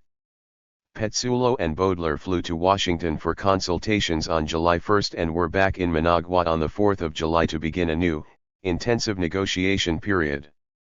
Rumors began floating back and forth, across the border from Costa Rica and in the lobby of the Intercontinental, that Somoza would leave the following Saturday, July 7. Close aides denied heatedly Taco would depart. Kelly agreed, however, that Somoza could not leave until the Guard's future was assured. The Sandinistas were in control of more than 20 cities and towns. The only two of any importance they had failed to take in the north were Estili and Chinandega, where the Guard had armed civilians and was using paramilitary units. But Sandinista control over the north was consolidated with the overrunning of the garrison of Sibaco, a small town at a strategic junction on the Pan-American Highway. The Sandinistas were stalled on the southern front where the Guard force under Comandante Bravo had the best troops and support. It was still Tacho's priority front. Government troops as well as the Sandinistas were dug in across much of the little neck of land between the Pacific and Lake Nicaragua. Local rebel forces almost took Rivas on July 3 and Guard reinforcements were airlifted to the embattled town to take pressure off the besieged Guard headquarters. The Sandinistas talked of moving the junta to Leon instead of Rivas but ruled out the idea in light of Somoza's air power. Tacho's security and intelligence service were his weak points. His broadcasts under Alpha Sierra Delta permitted the Sandinistas and press corps to read his moves. Even Taquitos Alpha Sierra Papa was often heard on the Guard network. One time, calling Bravo in the south, Alpha Sierra Papa told the commander to keep an eye out for the Costa Ricans, or Ticos as he called them. When you get to the front lines, poke your tongue out, Taquito advised, because the Ticos are the señoritas of the Americas. On Tuesday, July 3, Taco was heard again loud and clear as he ordered the commander of Rivas to hold tight while he sent reinforcements which the officer had earlier asked for but Jose Somoza had turned down. Colonel McCoy, the tall military attaché serving at the United States Embassy, said that the National Guard's inept intelligence service had given the Sandinistas the edge in the final offensive. There was now no thought of the National Guard recovering the cities firmly in the hands of the Sandinistas, he said. The Guard was losing the war and it was only a matter of time before they lost it completely. Only 15 of Tacho's 40 aged British Staghound armored cars remained operative. At least 3 had been captured by the Sandinistas and put into service against the Guard. The Air Force had lost almost half its aircraft and there was no way Somoza could purchase more planes or even the ammunition he needed. The National Guard, with a reputation for having absolutely no fire control, had used up its ammunition in enormous quantities and was ordered to be more selective. The well was running dry. The Sandinistas, on the other hand, had increased military options. Somoza's dictatorship remained sloppy and careless. An example of the way. 291. Somoza ran his war was an early morning call on Wednesday, July 4, for an air strike from Massachusetts, the code name given to the commander of Fort Cayetep, overlooking the rebel-held town of Masaya. Massachusetts called Buffalo, the code name for General Jose Somoza, requesting an immediate air strike against a twin-engine plane that had landed on the Masaya Highway. The excited commander said the Jicos, as they called well-trained and well-armed Sandinistas, were unloading the aircraft. When the commander was told Buffalo was asleep, he requested to talk to Alpha Sierra Delta. The president, too, was asleep. The commander then asked that Taco be awakened, but again the orderly replied he could not. So the plane's cargo of ammunition was unloaded unopposed by Sandinistas using trucks and jeeps. They then promptly destroyed the aircraft because a rough landing had left it damaged.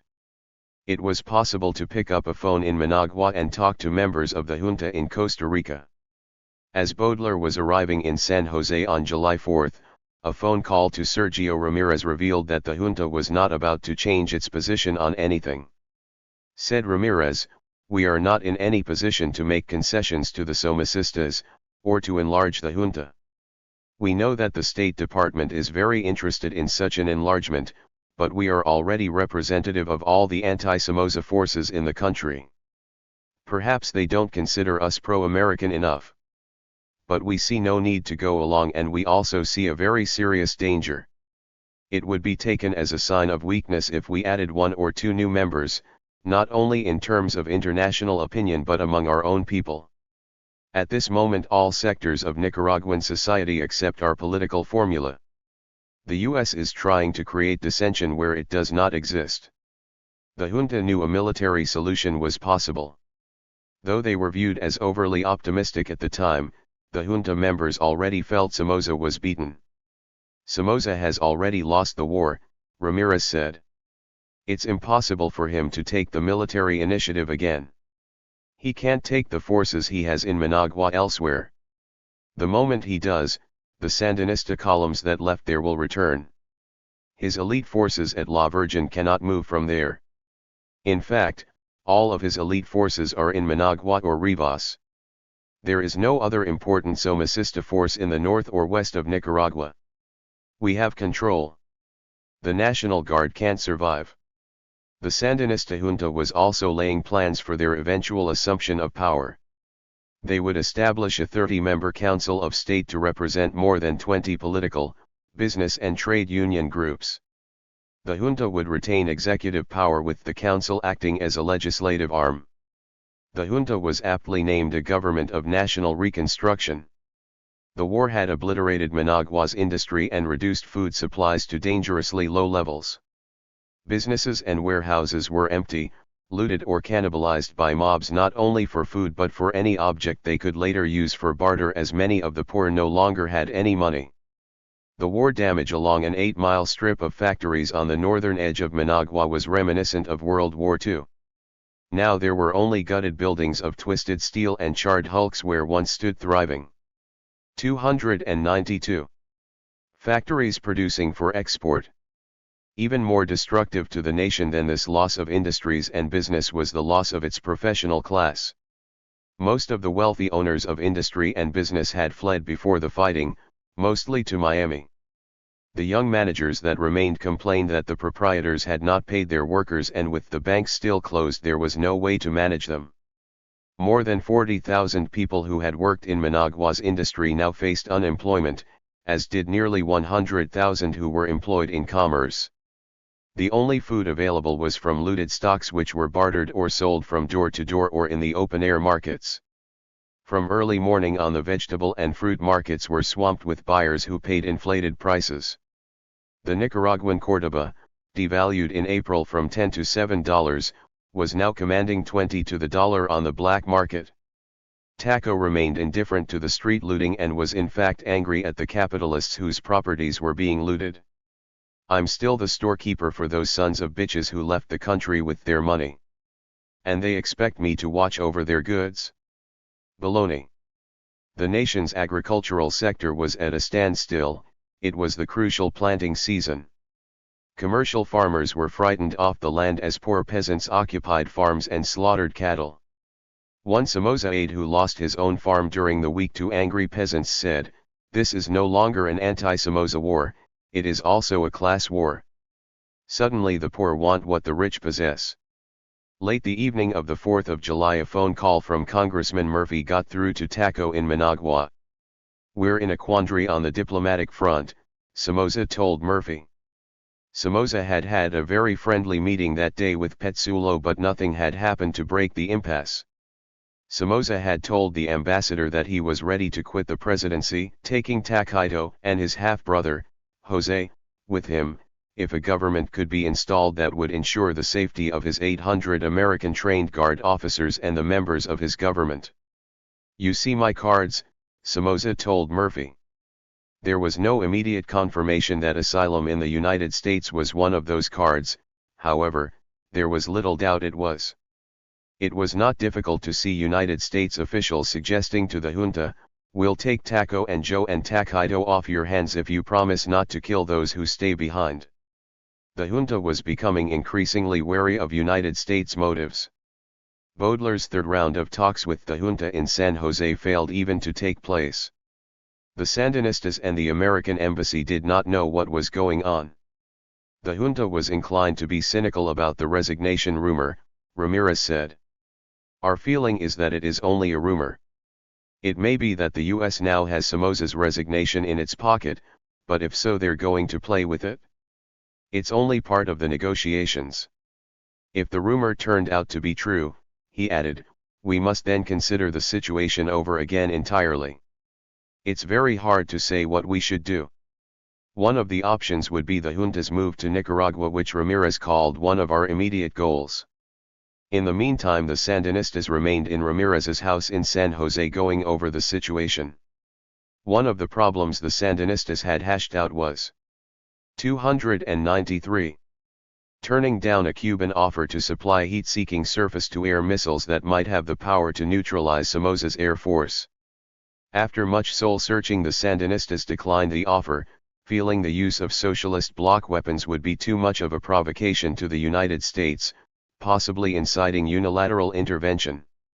While heavy fighting in Jinotep augured the fall of yet another city, American Assistant Secretary of State Byron Vaki tried to persuade Venezuela to pressure the junta to broaden its base.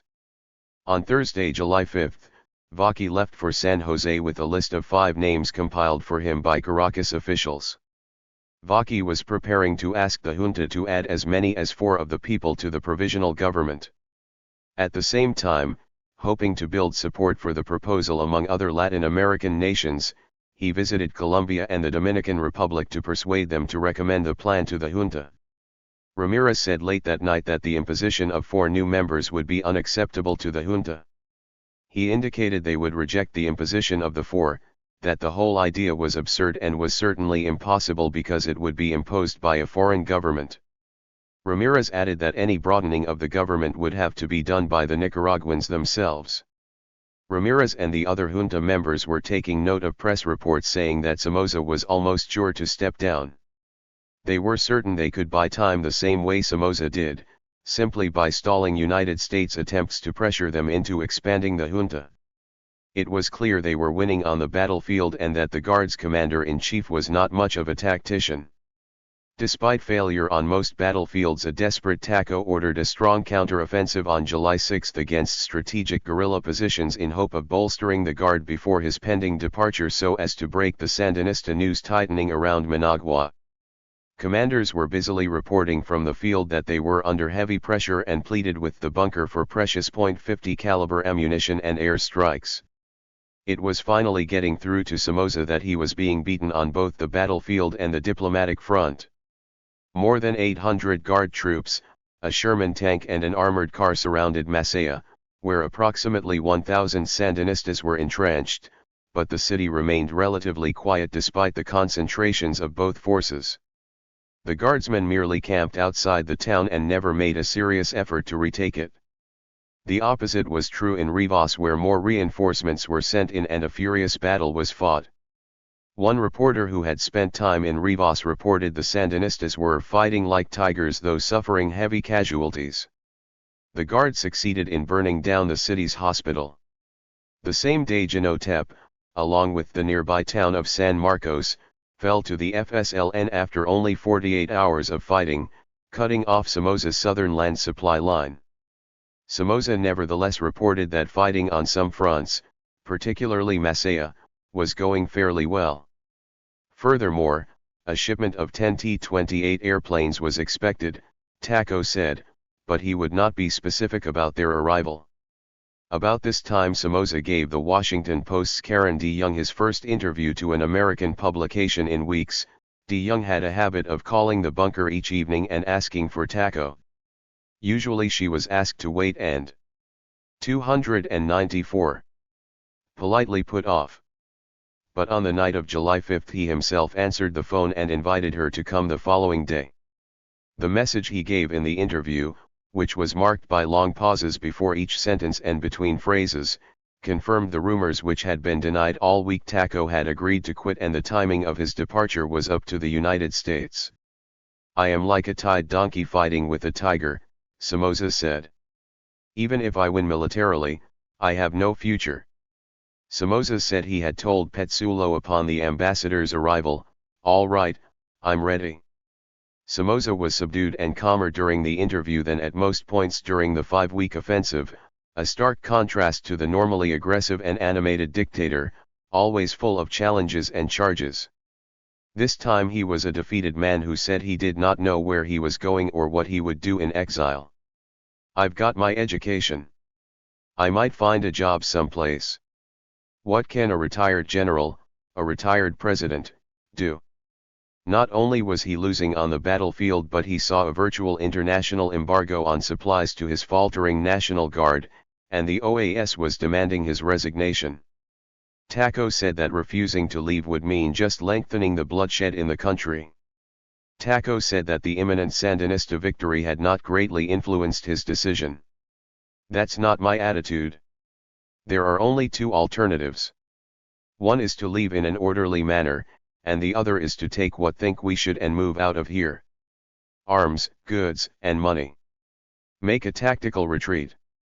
Instead of holding a lot of small, unimportant towns, we gather everything up, put up in a section of the country and we stick it out.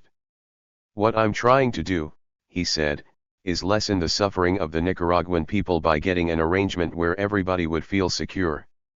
Right now, nobody feels secure, because the junta has been adamant about wanting it their own way. I am the fly in the ointment, but I cannot leave unless there's some kind of democratic government formed here." Early in the interview, Taco said he feared the junta would not provide this.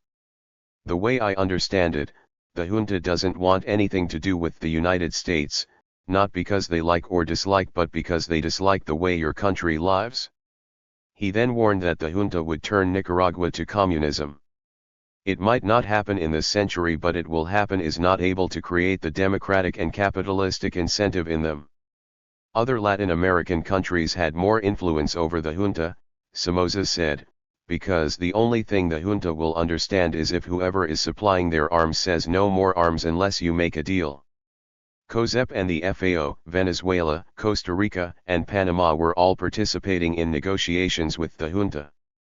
Even with the democratic involvement, Somoza maintained the Sandinistas were determined to establish a Marxist-Leninist government in Nicaragua. The distraught Taco added that the United States had its own strategic reasons for wanting an expansion of the junta. "Your national interest is that Nicaragua keeps on going like it is, with different faces running it, with different attitudes. But not to fall in the hands of the Marxists," he warned, "because you have problems if you let that happen." 295. "The negotiated settlement is not my bailiwick," Somoza said, adding the Guard would continue to fight until the deals were put together for a transitional government. "I feel that I have given a pretty good and fair battle. What can you do when you get everything cut off? The best you can do is make an honorable settlement." Part of the settlement was still guaranteeing the safety of the Guard after his departure, the resignation forthcoming providing the institutionality of the National Guard and the Liberal Party and an orderly transition of power. He was reportedly affected by the mass executions of army officers after the Shah left Iran and, as one source put it, he knows he would be a real cur to run out on his loyal army. He was, however, in no position now to impose anything. "I am not negotiating." An agreement had been hammered out, he said, while negotiations with the junta continued. The junta was to be induced to add at least 2 more politically conservative members and abide by his wishes concerning the Guard and liberals. After that a ceasefire would be forthcoming. That's the whole idea. If we get an agreement, we get a ceasefire. Without an agreement with the junta, if Somoza left and the Guard decided to continue the fight, it would mean every man for himself, Taco said. Asked when he had decided to leave, Somoza replied, "From the moment the OAS made that decision. Look, I'm a realist. What role do I play when I have the OAS down my neck? The only thing I can do is fight a retreating battle and try to get the best for my people. I feel that in my conscience I have done whatever I have had to do according to the laws of this country. People might have different ideas about me, but my conscience is clear. For the Sandinistas were irked that Baudelaire left San Jose a day before he was to hold talks with the junta, but it was revealed later he was hospitalized in Panama for an undisclosed illness. Observers had speculated the Panama trip was to persuade Royo and Torrijos to withhold recognition of the junta. The only other nation which had recognized the junta was Little Granada. The junta was holding all-night sessions in San Jose. They were stalling for time. Sandinista troops were advancing on all fronts, and if the Sandinistas continue advancing, Ramirez said, we won't have to broaden the junta. The junta was anticipating moving to a free zone within days, Ramirez said, and anyone who wants to negotiate with us will have to find us there. On July 7 a break came in the Stewart murder case. Guardsman Santiago C. Carrasco, 17, testified before the National Guard Board of Inquiry that he had accidentally killed Stewart when his M16 rifle fired because the safety was not on. An illiterate orphan who had been in the Guard for only 3 months and who eventually escaped when the war ended, Carrasco had originally testified he was standing guard when he heard a shot, turned around and saw the dead Stewart. I asked who killed him and the other guards said the dead man was a journalist and a soldier named Gonzalez had killed him. It was the same story Guardsman Brands had told the Military Board of Inquiry. Board President Colonel Manuel Sandino Mendoza said Carrasco had changed 2% his story and confessed after the Board of Inquiry said it would show him a copy of the ABC videotape of the shooting. According to Carrasco's confession, he had his hands over his head. I ordered him to his knees and then to lie prone. I kicked him in the side and was going to hit him in the head with my rifle barrel when it accidentally went off. The board became suspicious of Brands' tale, Sandino said, after a check showed no soldier named Gonzalez was a member of the unit involved with Stewart's killing. Now the board had gathered enough evidence to turn the case over to a court-martial to try Carrasco, who was being held in a Managua military prison. The trial would begin as soon as Carrasco's court-appointed attorney was ready. 5. The Sandinistas meanwhile were fuming over United States arm twisting in negotiations on Sunday, July 8. The only way to characterize this is blackmail, Father Miguel Descoto said in Costa Rica. The priest, now the junta's foreign minister, held the United States responsible for threats by Costa Rica and Venezuela to cut off war supplies to the FSLN. They're trying to bargain with the blood of our people. This can only result in prolongation of the war and anarchy. Descoto said that if the junta conceded to Washington's demands to broaden the junta and preserve the Guard, the Nicaraguan people would reject them. If we give in, the junta will have signed its death warrant. The majority of the people will feel betrayed. Washington still insisted that Somoza would leave within days and said the United States was not trying to impose a solution on the junta, only to broaden its representation.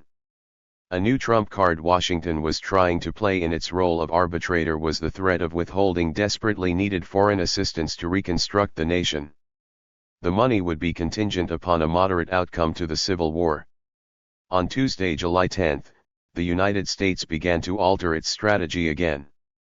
A United States aid team flew to Managua to evaluate assistance programs, promising as much as 45 tons of food daily in an effort to check future threats of mass starvation. Baudelaire met with the junta in San Jose in round-the-clock sessions on broadening the junta. Phone calls continued to the junta from a series of Latin American nations on behalf of the United States initiative. American diplomats were active throughout Central and South America in hopes of twisting the Sandinistas' arm. While Baudelaire was in Costa Rica, Viernvaki toured Venezuela, Colombia, and the Dominican Republic, and American ambassador to Panama Ambler Moss dealt with Torrijos and Royo. The increasingly restive junta not only had to deal with pressure to expand, but with the United States' desire for preservation of part or all of the National Guard, for guarantees on human rights and for judicial and electoral systems that would be in line with the kind of constitutional government the United States wished to see established. According to Robello, he saw no reason why the United States should lay down conditions on how we should run Nicaragua. It irritates us to be told to do things we've already said we'd do. We see no logic to broadening the junta. After all. 297. It had the support of Nicaragua's largest moderate opposition political and business groups. As to the Guard, Robello said, "We're fighting to eliminate Somoza and they're trying to maintain parts of the National Guard." 6. Junta resentment of pressure exerted by the United States through intermediaries was apparently somewhat alleviated by Baudelaires' personal attention. 2 other critics of American policy, but from an opposing point of view, surfaced in Managua on a quick, one-day trip Tuesday. Congressman George Hansen, an Idaho Republican, dripping with perspiration and accompanied by his ever-smiling wife, and Larry McDonald, a Georgia Democrat, carried with them 14 boxes, 5 of which contained baby food. They announced they were on a humanitarian mission. If their humanitarian aid was small, their rhetoric was considerable.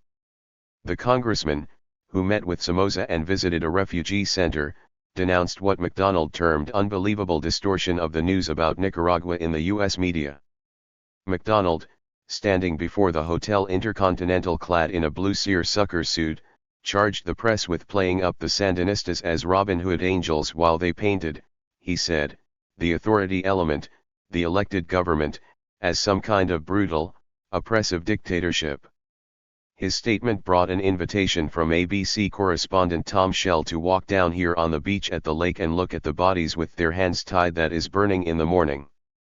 And you come down here and accuse us of distorting? Where the hell have you been, sir? Next the 2 addressed members of the Liberal Party lodged in the hotel. With Luis Pelaez doing the translating, Mrs. Hansen said, "The truth will prevail and ultimately Nicaragua will be a country free from the slavery of communism. I do believe that God-fearing and freedom-loving people of the U.S. will assist you." Mrs. Hansen took exception to newsmen referring to Somoza's nearby headquarters as the bunker and told them it looked like any office in Washington. When she was told the name was an invention of the Somoza people and not the newsmen, she smiled. McDonald told the Somoza faithful, some 60 congressmen and cabinet members, that he knew what was happening in Nicaragua, and he re-emphasized Somoza's own charges that the country had been invaded by communist forces. He said, "Our administration's response to these threats is a human rights program based on kissing the enemy and slapping our friends." He said he hoped Washington would quickly reverse its policy on arms sales to your country. "Take heart, keep your courage and stand fast. The American people are beginning to understand your plea. I know these have been lonely days for you, but you have a growing number of friends in the U.S. Keep up your guard. We are coming to your assistance." Another critic receiving much press attention was Archbishop Abando y Bravo. In a Sunday sermon 2 days before, he alleged that the United States was agreeing to stretch the fighting as an extra element of pressure to persuade the Sandinistas to accept a political solution more beneficial to Washington. "We are thankful to the understanding and collaboration of those governments who have shown interest." 298. In our people's situation, Abando y Bravo said, "But at the same time we lament the ambiguity of those governments who have thought or continue to think of their own political interests before the common good of the Nicaraguan people." The Archbishop condemned the bombing of churches by Somoza's forces and the seizure by the National Guard of youths in hospitals and refugee centers. The raids on churches, places of refuge and hospitals must be considered criminal. The indiscriminate killing of women and children, even when there is simple suspicion that they have collaborated with the adversary, must be considered a war crime. War action that leads to the destruction of cities together with their inhabitants is a crime against humanity and God. War cannot have as a goal the breakdown, and much less the annihilation, of the adversary for seeking vengeance against the adversary. To make war for vengeance is essentially immoral and contrary to the teachings of Christ. 7. His message was read in churches throughout Nicaragua. By the 10th it was becoming doubtful that Somoza's forces could continue their war on their own people. Arms shipments remained blocked, supplies dwindled and the future of the Guard remained uncertain. The morale of Somoza's beasts, as Nicaraguans called the Guard, was low. Their ammunition supply was even lower. The Guard had ammunition enough for only 3 more weeks fighting, reported tall, youthful and cool United States Embassy military attaché Colonel James McCoy.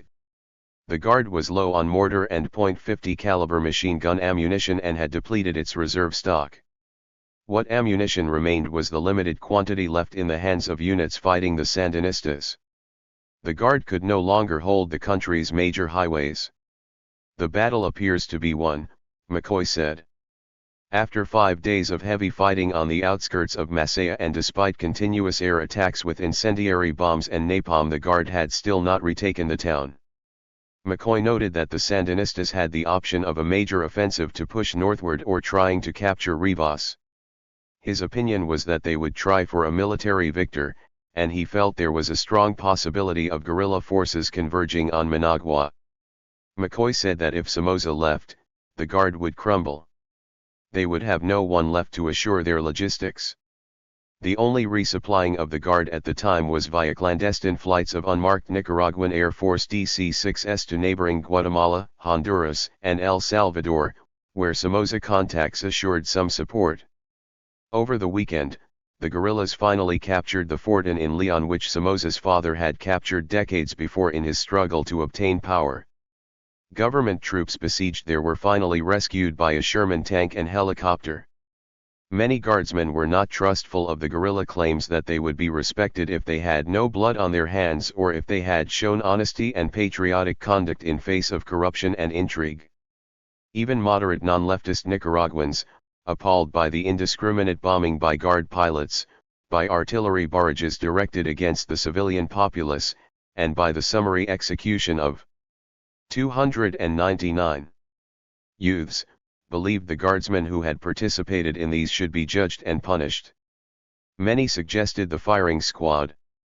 On most days during the past week, citizens leaving Managua were stopped by soldiers and made to roll up their trousers and sleeves. Any sign of bruises on knees or elbows indicated, as far as the guardsmen were concerned, that they had fought on the barricades. This led to summary execution for many. Now fear of possible guerrilla firing squads made some guardsmen determined to fight to the death, as with the Guard in Leon, which was finally overrun by the guerrillas only after weeks of stubborn fighting. But eventually exhaustion and low morale had their effect. Guerrillas entering the Fortin found soldiers hiding, not wanting to fight their own people anymore. 5 Guard officers, feeling the same way, appeared at a Sandinista press conference in Costa Rica saying they had defected.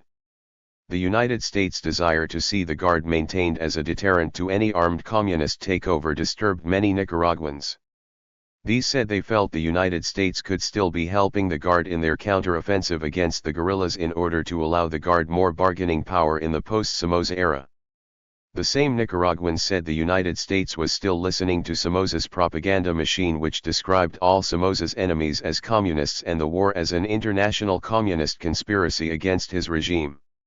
Sure, the United States had also mentioned it would like to see the Guard purified or sanitized of bad elements and perhaps its high-ranking officers retired, but that was easier said than done. Top officers in the Guard were keeping an eye on the door, one military source said. At the same time, some of the younger and moderate elements of the Guard were discussing whether they could live with a Guard that would have Sandinista guerrillas integrated into it. But, as one guardsman told me, the prospect of a National Guard that would be part of a Sandinista army was too tough for them to swallow. 8 Chapter 19 The offensive is final. Early Wednesday, July 11, buzzards circled the shores of Lake Managua, dogs scavenged for human flesh. Shortly after curfew expired, women arrived, handkerchiefs pressed to their faces, to search for lost relatives among the freshly dumped bodies and charred human bones littered among the reeds. It was common practice during the war for youths to be rounded up and shot at the edge of Lake Managua or at the Cuesta del Plomo, where fat buzzards filled the trees. The executions were as systematic as garbage disposal and carried out with as much emotion. At 8:30 one morning, 3 pickup trucks were seen driving out of Giron's security compound carrying a cargo of young men naked to the waist, their hands tied and eyes blindfolded. The night before at 6:30 p.m., a half hour before curfew, a squad of National Guardsmen had captured some of them as the government soldiers shot their way into the compound of the Nicaraguan Red Cross headquarters, which also served as the refugee camp in Managua. The guards seized 7 young men between the ages of 18 and 22, relatives of Red Cross workers living in the compound, who had been playing cards when the soldiers opened fire, wounding 3 people. Red Cross President Ismael Reyes said he didn't know why the guard was harassing his overburdened Red Cross workers. 6 had already been killed in the war. The previous Friday the guard had seized a Red Cross truck and its driver. The next day they had commandeered a Red Cross bus used to transport doctors to the hospital. 3 paramedics and the bus driver were taken prisoner and disappeared. 2 days later, Sunday, the bodies of 9 young men, including one 14-year-old, lay on the shores of Lake Managua before the National Theater. Most had their hands tied and were blindfolded. They had been shot through the chest and head. Nearby, smoke still curled skyward from the remains of bodies from earlier executions that had been set afire for disposal. At 1 p.m., Reyes drove up to check the identity of the 9 bodies to learn if any were his missing people. He was followed by a National Guard detachment in a truck that had a .50 caliber machine gun mounted on it. A uniformed 14-year-old smiled with satisfaction as he fired single shots at reeds on the lake's edge over the heads of newsmen and Reyes. "I am just test firing this gun," the National Guardsman said. Reyes ignored his 301 order to leave and climbed down to inspect the corpses. None of the bodies were his people and he continued his search of detention centers. Others arrived in search of lost relatives. One lady said her son had been dragged from their home the night before by the guard and she couldn't find him. On the other side of the war, people's tribunals often tried the ears and toads. For an informer who was convicted or found to have caused the deaths of Sandinistas whom he had informed against, the sentence was immediate execution. Then there were the loosely controlled popular militia and other undisciplined groups over which the Sandinistas often had a minimal influence. They were known to kill guard informers without the niceties of a popular trial and judgment. For many it was a war of hate and revenge. Suddenly, out of fear for their safety should the Sandinistas gain control, generals had become farmers and high-ranking government officials assumed the role of industrialists. Their ordinary sky-blue passports carried photos not of men in uniform but of civilians. The chief of immigration, a general, had a new profession, office worker. Only a few days earlier the Casa Presidential had sent out a pile of 35 passports to the United States consulate so that visas could be obtained for the men who had so quickly obtained new professions. The passports, made in Nicaragua and carelessly stapled together unlike the British-made passports of the past, were given priority treatment. Tacho's own new passport had his line of work down as industrialist, as did the one given Taquito, also pictured out of uniform. Half-brother Joe had become a farmer. All of the documents were stamped with American BL and B2 tourism and business visas. Taco also had an AL visa in his official passport, which had been renewed December 14.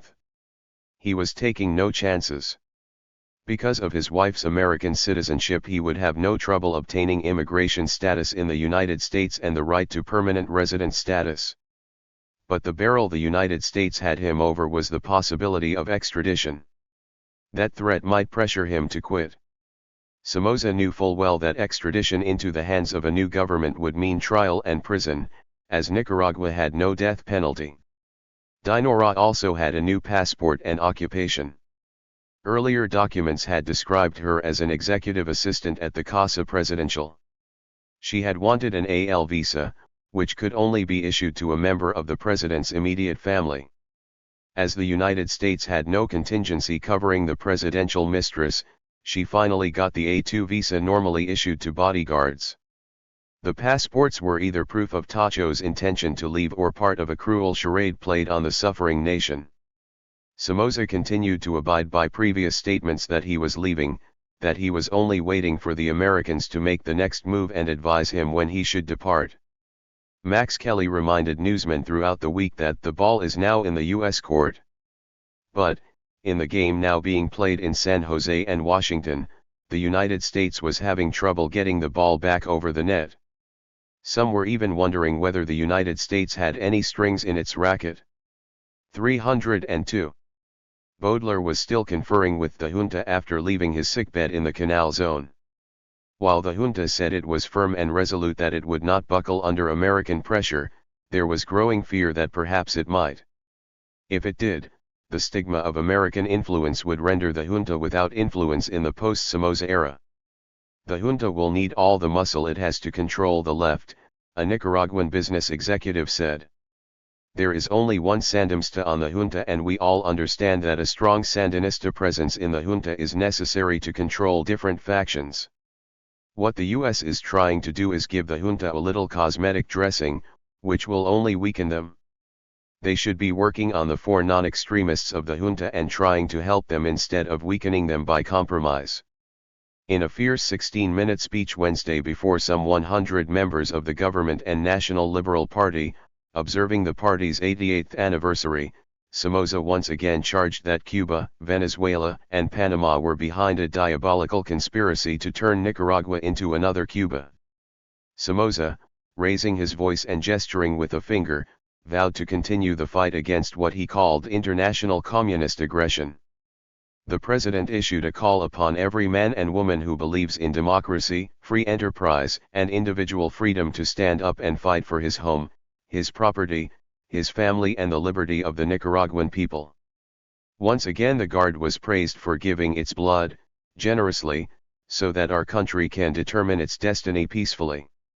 The fighting was waning, with both sides obviously using restraint to conserve their dwindling munitions. But Somoza went on a public relations offensive, giving a series of interviews in the bunker. He accused some foreign reporters of distorting facts and speculating negatively about what was happening, and he threatened to impose press censorship on foreign dispatches. In fact, United States television networks sometimes did find that the ground station used for satellite relay of their film from Managua had been closed. In an interview with the American television reporters, Somoza proved once again he was a master at using the media. This is the first time in the history of the Americas that an organization such as the OAS has made a victim of a government without giving any protection to the citizens of that particular state. This is a situation which the United States should look into, Somoza said. Especially the people of the United States who know that the Nicaraguan people have been along my side. I have been the friend of the United States, and the people who are fighting against me are no friends of yours. The war could only be settled, Somoza said, when the conditions of the OAS are met. The conditions have been met and that has satisfied me. We cannot fight 17 countries in Latin America. I'm realistic. I am a politician. But I have to fight for the integrity and the safety of the people of Nicaragua who have nothing to do with this political fight that I know would be victims of the viciousness of the communists. 303. The war could go on for a long time, Somoza predicted, because I'm trying to guarantee the constitutional rights of the Nicaraguans who are on my side, and I think there will be no more bloodshed. That's all I'm trying to do. Leaving the country was another matter. Look, it all depends. Do you think it would be humane to leave the country and leave people who have maintained the peace in this country in such a manner that they have no guarantees? I think it would be terrible. Look, we still have a lot of the country under our control. Miami was mentioned by a reporter as a possible place of exile, but Taco wasn't divulging his plans. That's the first port of entry I ever went to in the US in 1936. I have thousands of friends there. I'm not saying where I'm going. New York was then mentioned. He had once called himself the Latin from Manhattan. Laughing he replied, I've been that for years, but I'm not saying where I'm going because of the implication. Somoza's answers were often pure rhetoric. As to his resignation he replied, well, the OAS resolution said that the member states should take initiatives to see how that particular resolution should be implemented. Since our relations traditionally have been good with the people of the US throughout this government, We have been discussing it with the US government. Since also the resolution says that the government that takes over should be democratic, I think they have not found a democratic line in the government, and I also think that the factions of the communists in the guerrillas have a majority. Therefore all of this implies that there must be a stabilizing force like the National Guard and also a democratic party like the Liberal Party in existence in order to ensure that there will be democracy in Nicaragua. Throughout the interview Somoza re-emphasized, I think that the National Guard and the Liberal Party are part of a guarantee for the Nicaraguans. I think that the US realizes this. Taco also contended the Guard was not safe because it did not have adequate supplies. Nicaragua has never been a warring country. As a matter of fact, we were spending 10% of our budget on the Guard, Air Force, and Navy. Just like the US used to do before the First World War. So really, we don't have the amount of ammunition. However, the resolution of the OAS has not been complied with by the other countries. The rebels have been resupplied from Costa Rica. So our resources are limited. The Guard had only enough ammunition for 3 more weeks, Somoza claimed. Men we have, ammunition is lacking. We are trying to buy ammunition on the open market. Or maybe we will make another decision. We then would turn the table around and then become the guerrillas. And this is what I'm trying to avoid by talking to the US, and I would like to appeal to the people of the US to see that a democratic government is installed here, because the government that is pretending to be the new government is communist-dominated. The leaders of the guerrillas are communists trained in Cuba, Somoza charged, and the last thing I want to see is a Nicaragua that goes communist. I am not delaying this to keep myself in power. I am saying this to keep myself in line with the idealism which I learned in the United States when I went to school. 304. A democratic government, a Western way of living and freedom for all the people. Throughout the interview he reiterated claims and charges made dozens of times before. Again, in response to further questions about his leaving, he was vague. When he did leave, Somoza said, he was thinking of getting a job and calling that job my retirement, because I think a person who retires and does nothing just deteriorates. I plan to be productive, with a job, any kind of job, that keeps me busy and I can contribute to the community. Asked what a former president or ex-general could do, he said, whatever a man who is full of humility can do and have the respect of the community. Even as Somoza was speaking, in San Jose the junta was stalling Baudelaire while its members worked on a transitional plan to serve as a counter-proposal to Washington's effort. A session with Baudelaire the day before was the first satisfactory meeting we have had, Descoto said. We began doing what we should have started doing in the first place, clarifying objectives before we started making proposals.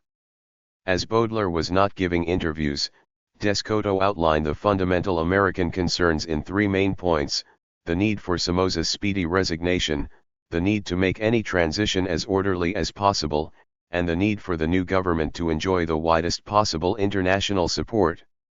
It wasn't so much what was said as the way it was said, related Descoto. We could immediately say that those were our objectives too. The United States plan did not differ much from one presented the week before. Washington still insisted on a continuing role for the Guard and the broadening and moderation of the junta. Baudelaire had included that in a 14-point proposal read to the junta. While Washington called for replacement of the top leadership in the Guard, there was little alteration suggested other than the integration of some Sandinista elements into the organization. We said that their plan seemed to be aimed at maintaining the institutionality of the Guard, junta member Descoto said. The junta presented a 4-point plan that was released to the press about 4 hours later. The first point was the immediate resignation of Somoza, to be accepted by the Nicaraguan Congress. The Congress would then hand over power to the Government of National Reconstruction. Point 2 was the installation of the government on Nicaraguan soil.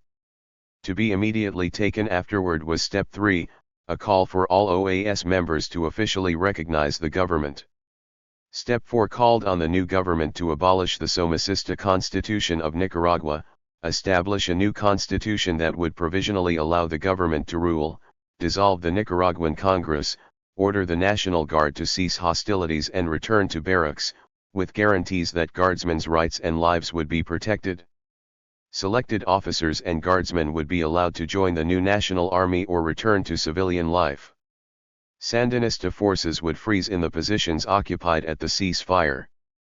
Further, designated sectors of the Guard would join with Sandinista fighters in maintaining order. Descoto explained, however, that these guardsmen would not all necessarily come from the ranks of those in uniform at the ceasefire. He said, 305. That a substantial number of guardsmen who had recently retired from the service were now collaborating with the junta and likely to be given the leading roles. Other provisions in the program called for promulgation of a law allowing for new state institutions, implementation of the new government's just published program covering political, social, and economic areas, and the guaranteeing of safe conduct out of the country for all military and bureaucratic Somocista functionaries who wanted it, except for those involved in grave crimes against the people. Descoto said Baudelaires' reaction to the program was that it was quite a bit different from the one that we were thinking about, and that he would have to communicate with Washington before replying. Baudelaire added that in his personal opinion, I don't see that this really gives us an opportunity to contribute to the Nicaraguan political situation. In a bit of byplay, Ortega suggested that it was not too fair of the United States to be pressuring countries to quit supplying arms and materiel to the Sandinistas. Baudelaire denied the charge and then said, according to Descoto, who swore it was an exact quote, as long as there is no ceasefire, the U.S. is not making any effort to prevent either side from receiving supplies. If the statement was true, then he had contradicted the official American position of an arms embargo against Somoza. The situation remained ambiguous. Either a political situation in which a compromise was possible had been achieved that Wednesday, or neither side had changed its position very much. That was the main effect of the junta's latest initiative, until the situation otherwise clarified. Baudelaire returned to the negotiating table with the junta at 10:30 Thursday morning, July 12, and 3 hours later Descoto called to tell reporters he was leaving town. He added, "Something very big has come up. This may be it. Say a prayer." One progress had been made. Within hours the United States National Security Council was saying, in 2 or 3 days Somoza will leave Nicaragua, and this is neither wishful thinking nor naivete. The main trouble, the council spokesman said, was the Nicaraguans themselves, the political struggling between the main opposition groups, the junta and the guerrilla fighters. The Sandinistas demand full control, or at least a greater share of real power, and we are not going to let that happen, the official said. Somoza supporter Congressman Wilson was already conceding the end. "We lost Nicaragua a long time ago. We are fighting our last battle there. El Salvador and Guatemala will come next. We will see the Cubans, the PLO, and Russians on our borders at the Rio Grande." The Texas congressman had little sympathy left for Somoza. The killing of the ABC journalist was a terrible thing. And it became really difficult to support Somoza and his National Guard after that horrifying event. Yet, it is our interest not to let the Sandinistas take over Nicaragua. This is our backyard, and if we lose there, how should the rest of the world regard us, not able to handle our basic backyard business?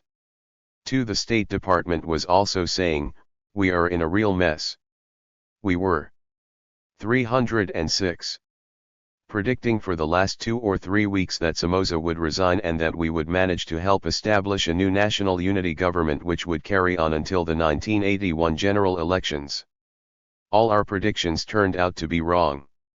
3 United States officials were still reluctant to spell out the details of the compromise the American government had offered the junta.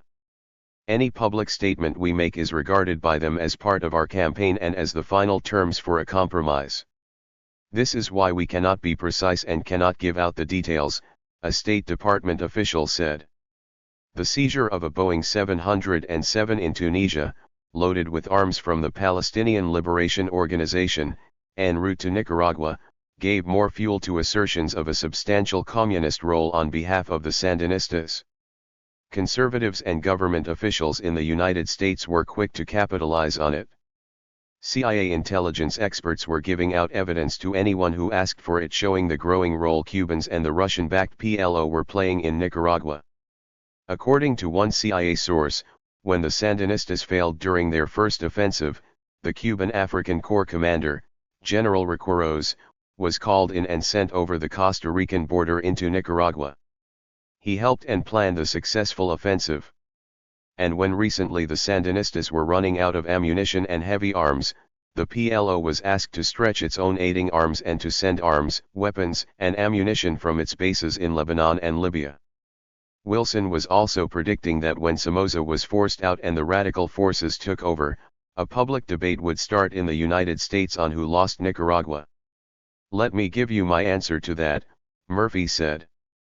"We played a passive role in Iran, refusing to act against the anti-Shah revolutionary forces. This is not the case with Nicaragua. There we played an active role, destabilizing the regime.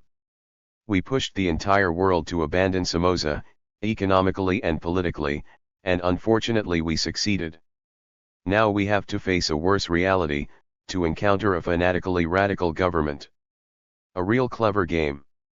The CIA continued to back with facts Wilson's allegations of Russian, Cuban and PLO dirty tricks in Central America. It took Castro almost 18 years to take revenge for the Bay of Pigs operation, but in the end he succeeded, one CIA man said. Enjoying a secret base in Costa Rica, supplied with plenty of arms from Cuba, getting money and training from the PLO, the Sandinistas' objective became relatively easy.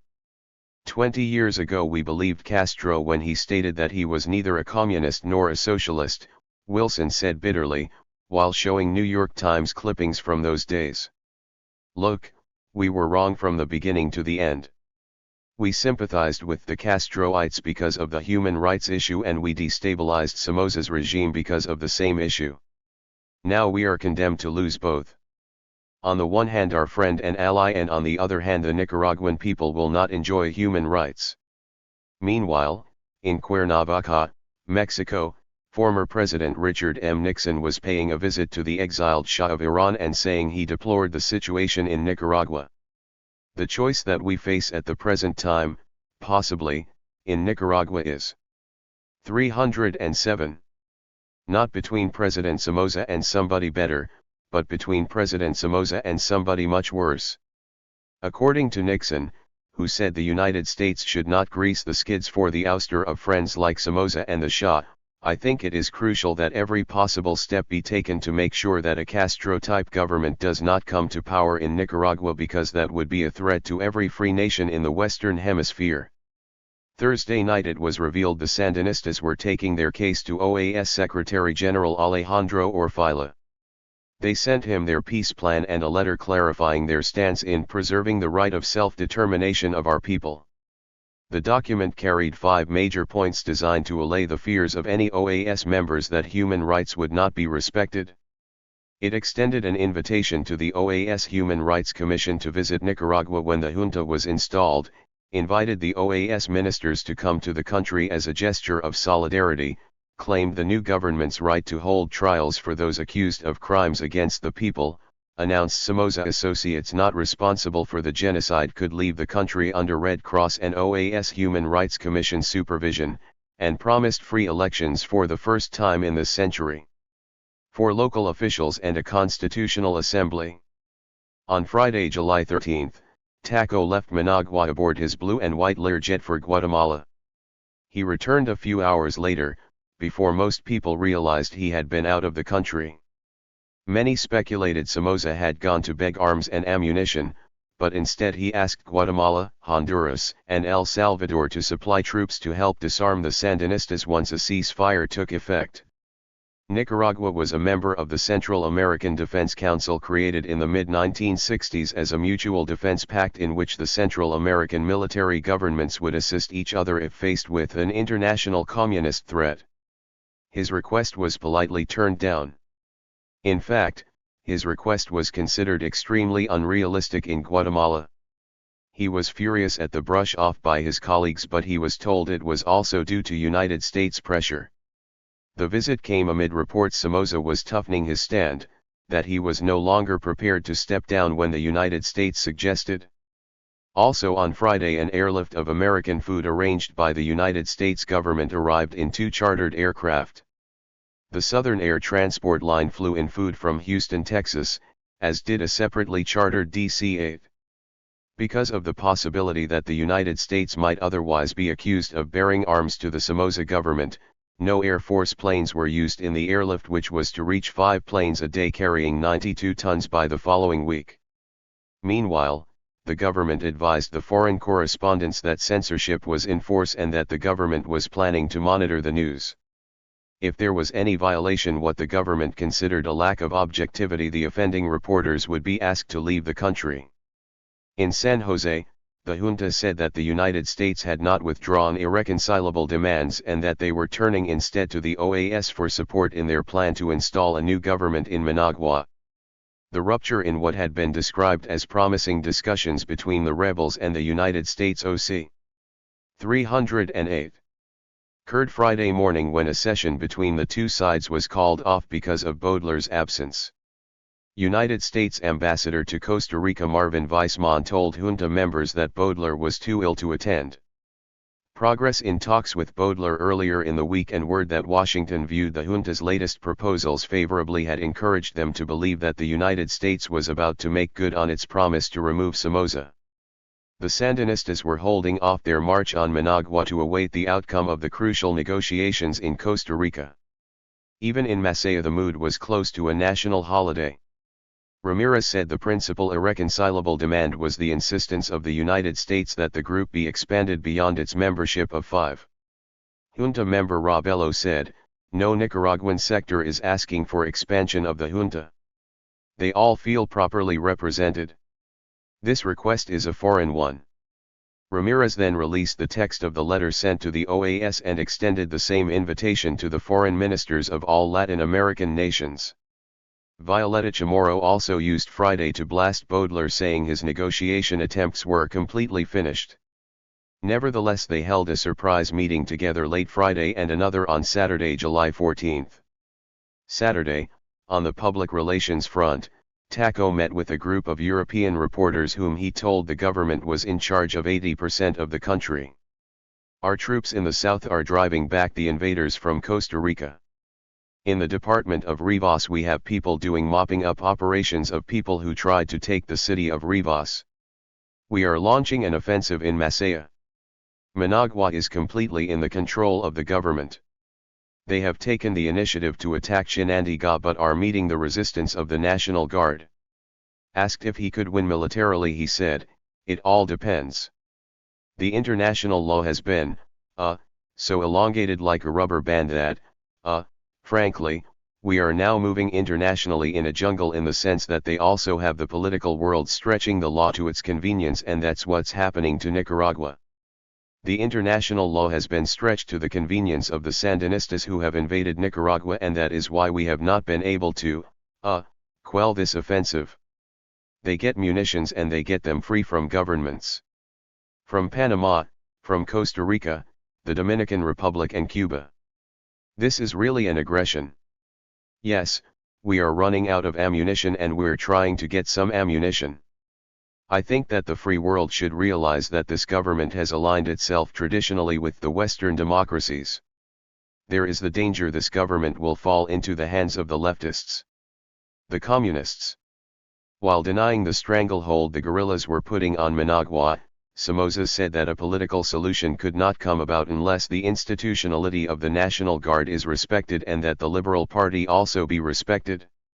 Not only security for their lives but in the case of the Liberals, the right of them to organize and to do politicking. If they are as democratic as they say they are, Somoza said, they would allow the Liberals' existence. You see, we don't maintain, we know the Liberal Party has the majority in this country. But if they 309 outlaw the Liberal Party, then they will not have a chance to work politically. Somoza said he would not accept the junta's conditions for his resignation and the offer of amnesty for guardsmen not involved in crimes against the people because they are too generalized. You must understand that the National Guard has been the army and has been the local police force and the local cops, and one don't think there is any guardsman who cannot be accused of having put somebody in jail for having committed a misdemeanor or a crime. Therefore, I must insist upon the protection of the people who respect law and order in Nicaragua since the inception of the National Guard. Taco refused to answer a question about his recent trip to Guatemala. He was keeping the leaders of the other neighboring countries advised of the military situation by telephone, he said, but they were not yet willing to help him in the war. I think they are going to have to see more communism installed in Nicaragua to be able to determine themselves. We have 3 cities now organized as communist cities, that's Leon, Matagalpa, and Masaya.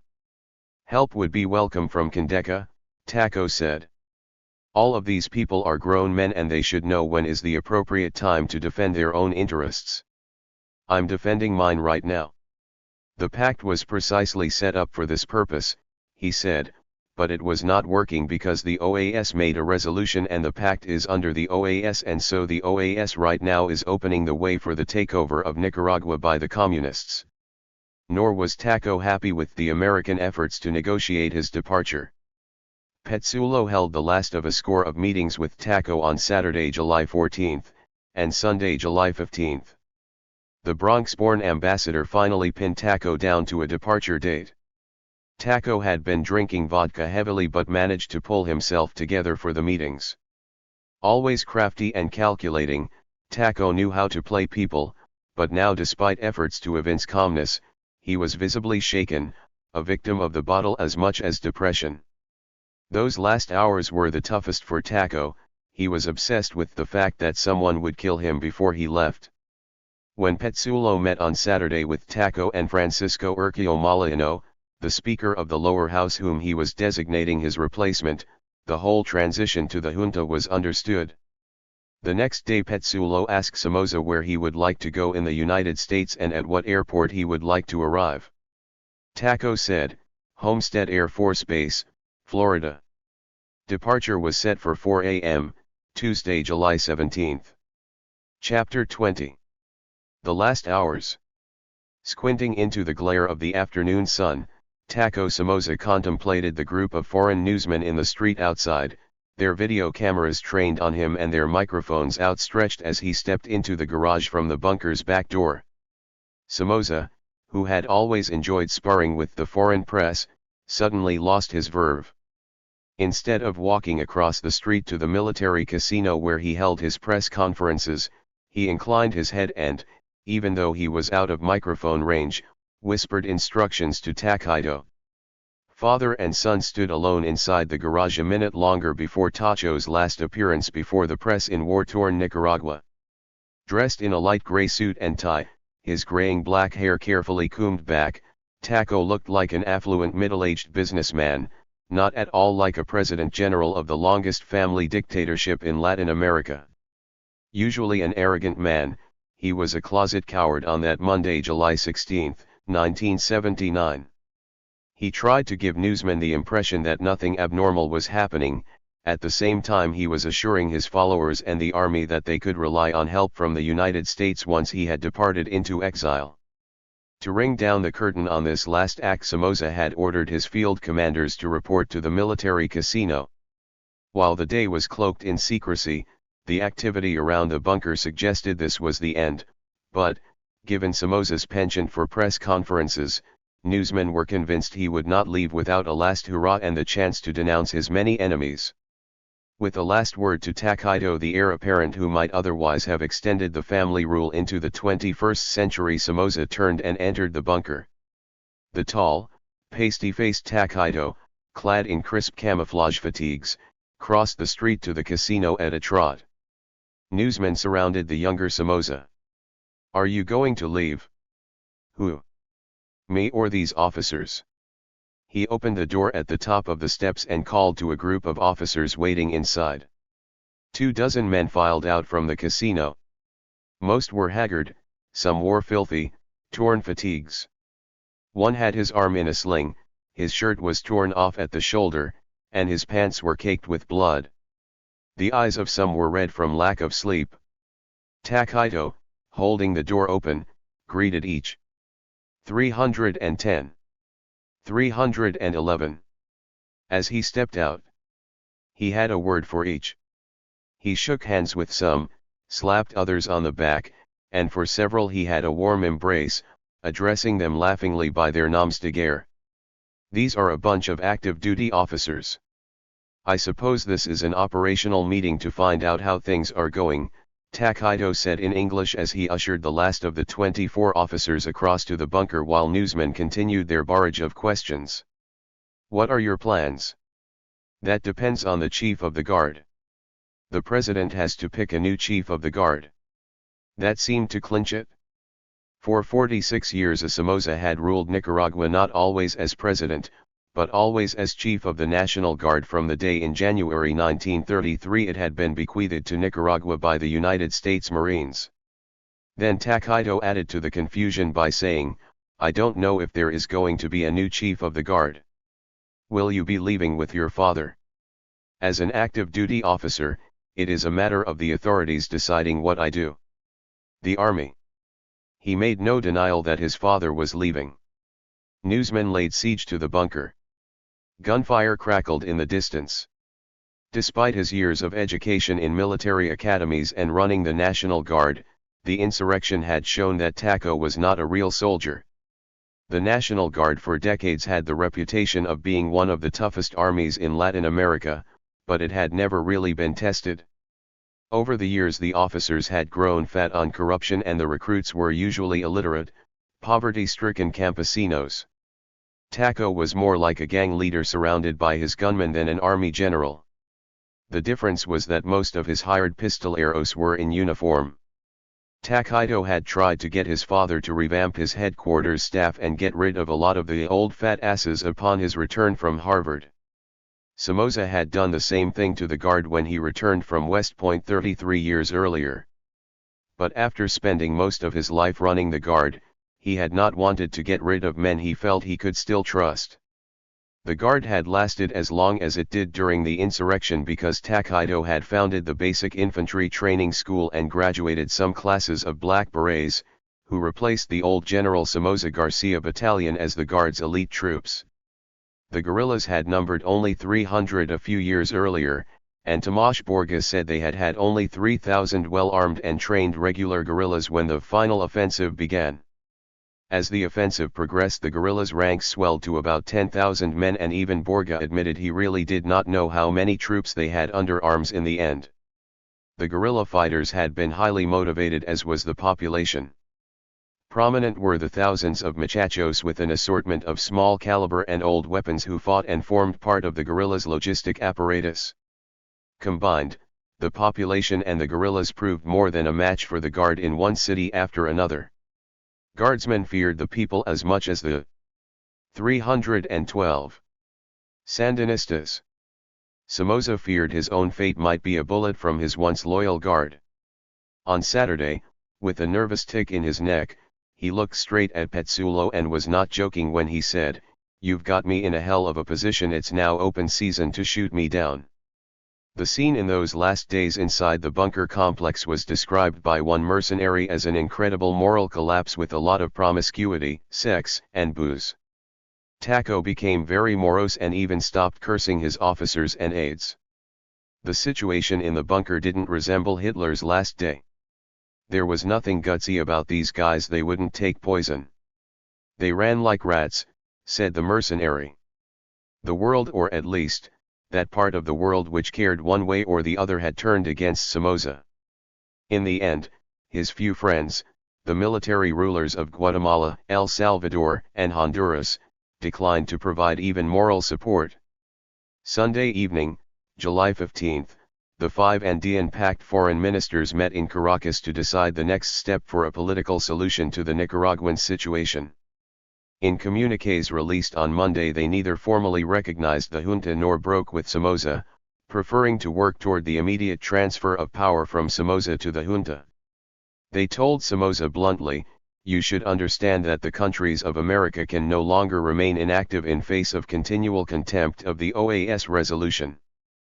Petsulo, who had spent 3.5 years as Deputy Director of Central American Affairs in Washington, intended to oversee the junta's plan for turning over power to the new regime. Over the weekend, Ramirez declared, "Our patience with the United States has been used up." The junta, however, proved flexible enough to allay most of Washington's fears. It appointed an 18-member cabinet dominated by moderates, which satisfied American insistence that the new regime should represent all shades of Nicaraguan political opinion. Among its members were corporate lawyer Joaquin Cuadra Chamorro, Carlos Tunnerman Bernheim, former rector of the National University, and Arturo Cruz, a former officer of the Inter-American Development Bank. There were only two hardcore radicals, Sandinista Commander Borga, appointed Interior Minister, and Reverend Ecobedo Cardinal, named Minister of Culture. The rebel junta also agreed to provide safe conduct for any Somoza henchmen who wished to leave Nicaragua. Only those charged with grave crimes or genocide would not be covered by that pledge. To back up that guarantee, the junta also agreed to a proposal originated by Washington's special envoy, Baudelaire, that the OAS be invited to monitor the protection of human rights.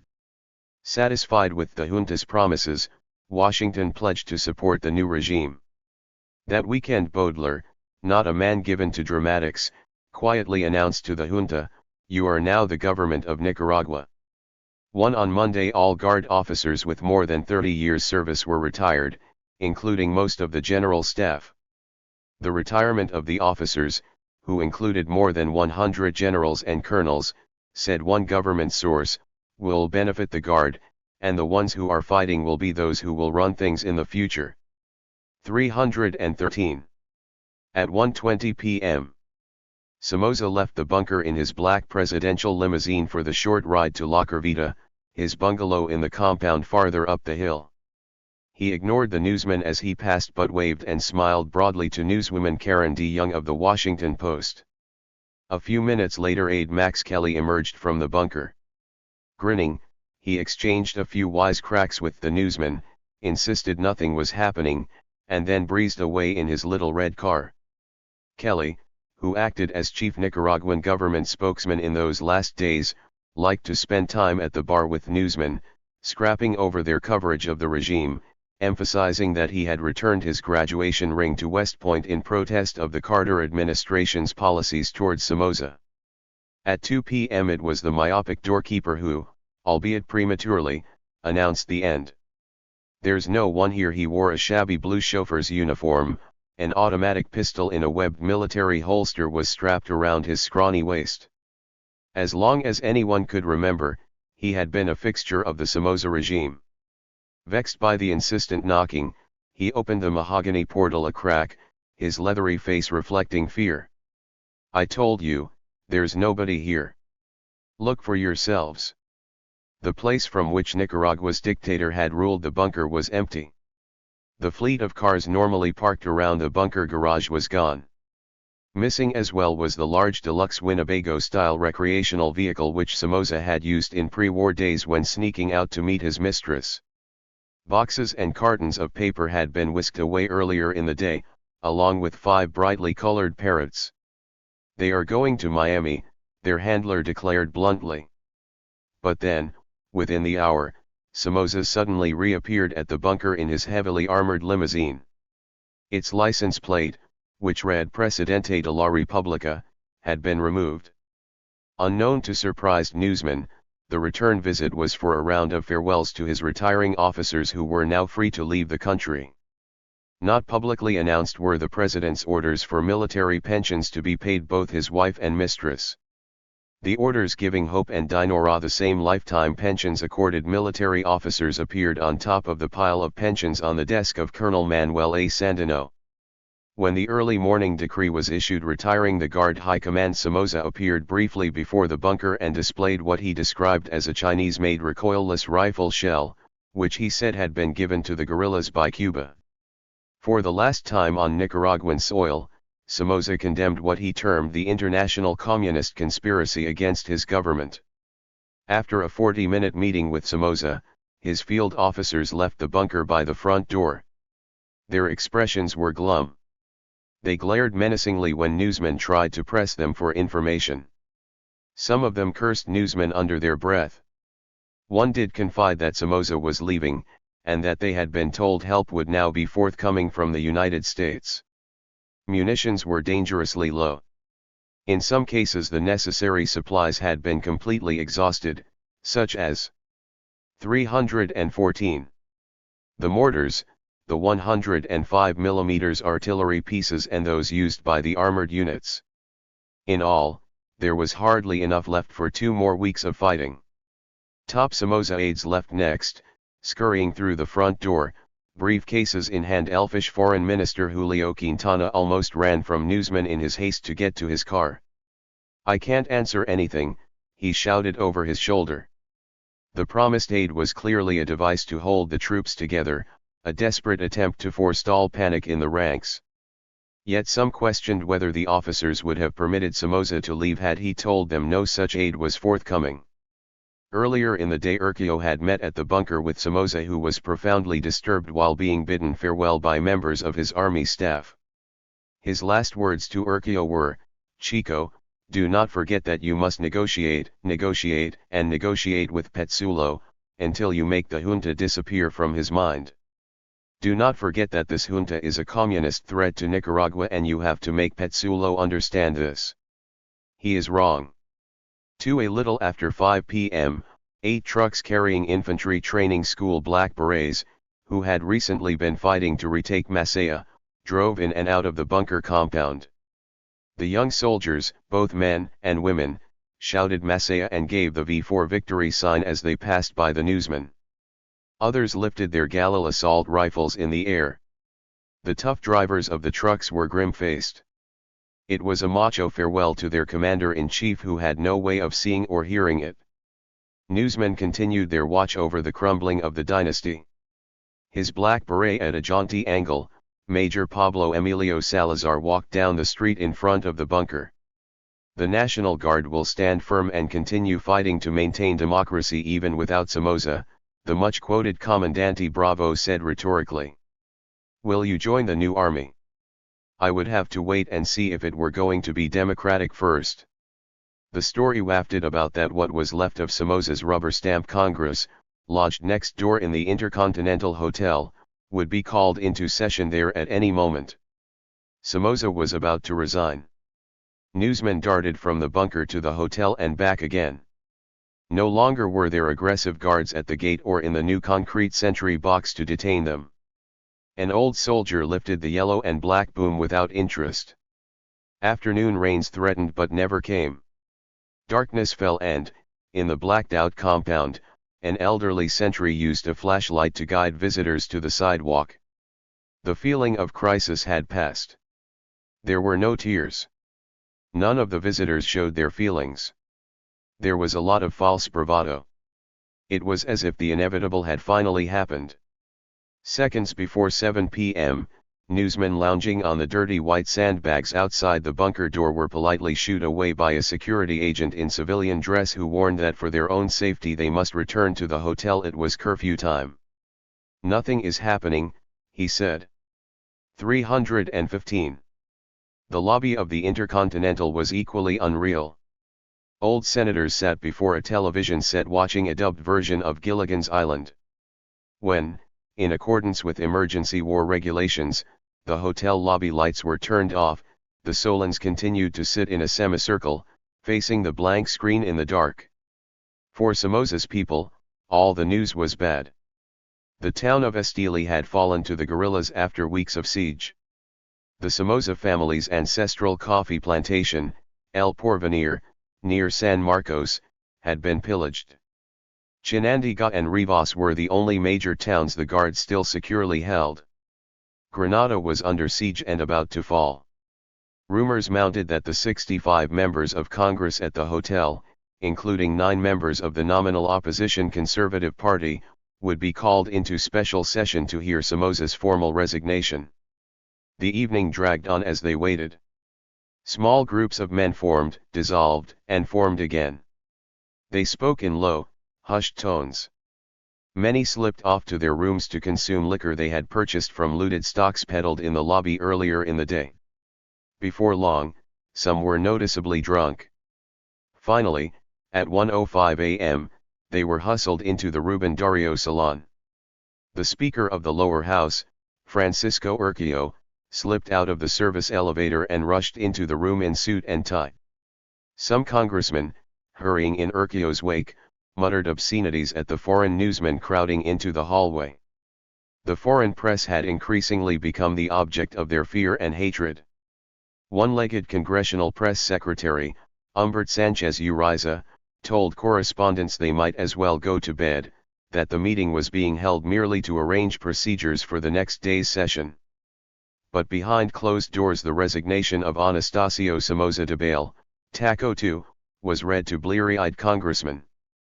Addressed to the Congress and the people of Nicaragua, it stated, having consulted the governments which are interested in the pacification of the country, I have decided to accept the resolution of the OAS, and by this means, I resign the presidency from which I was popularly elected.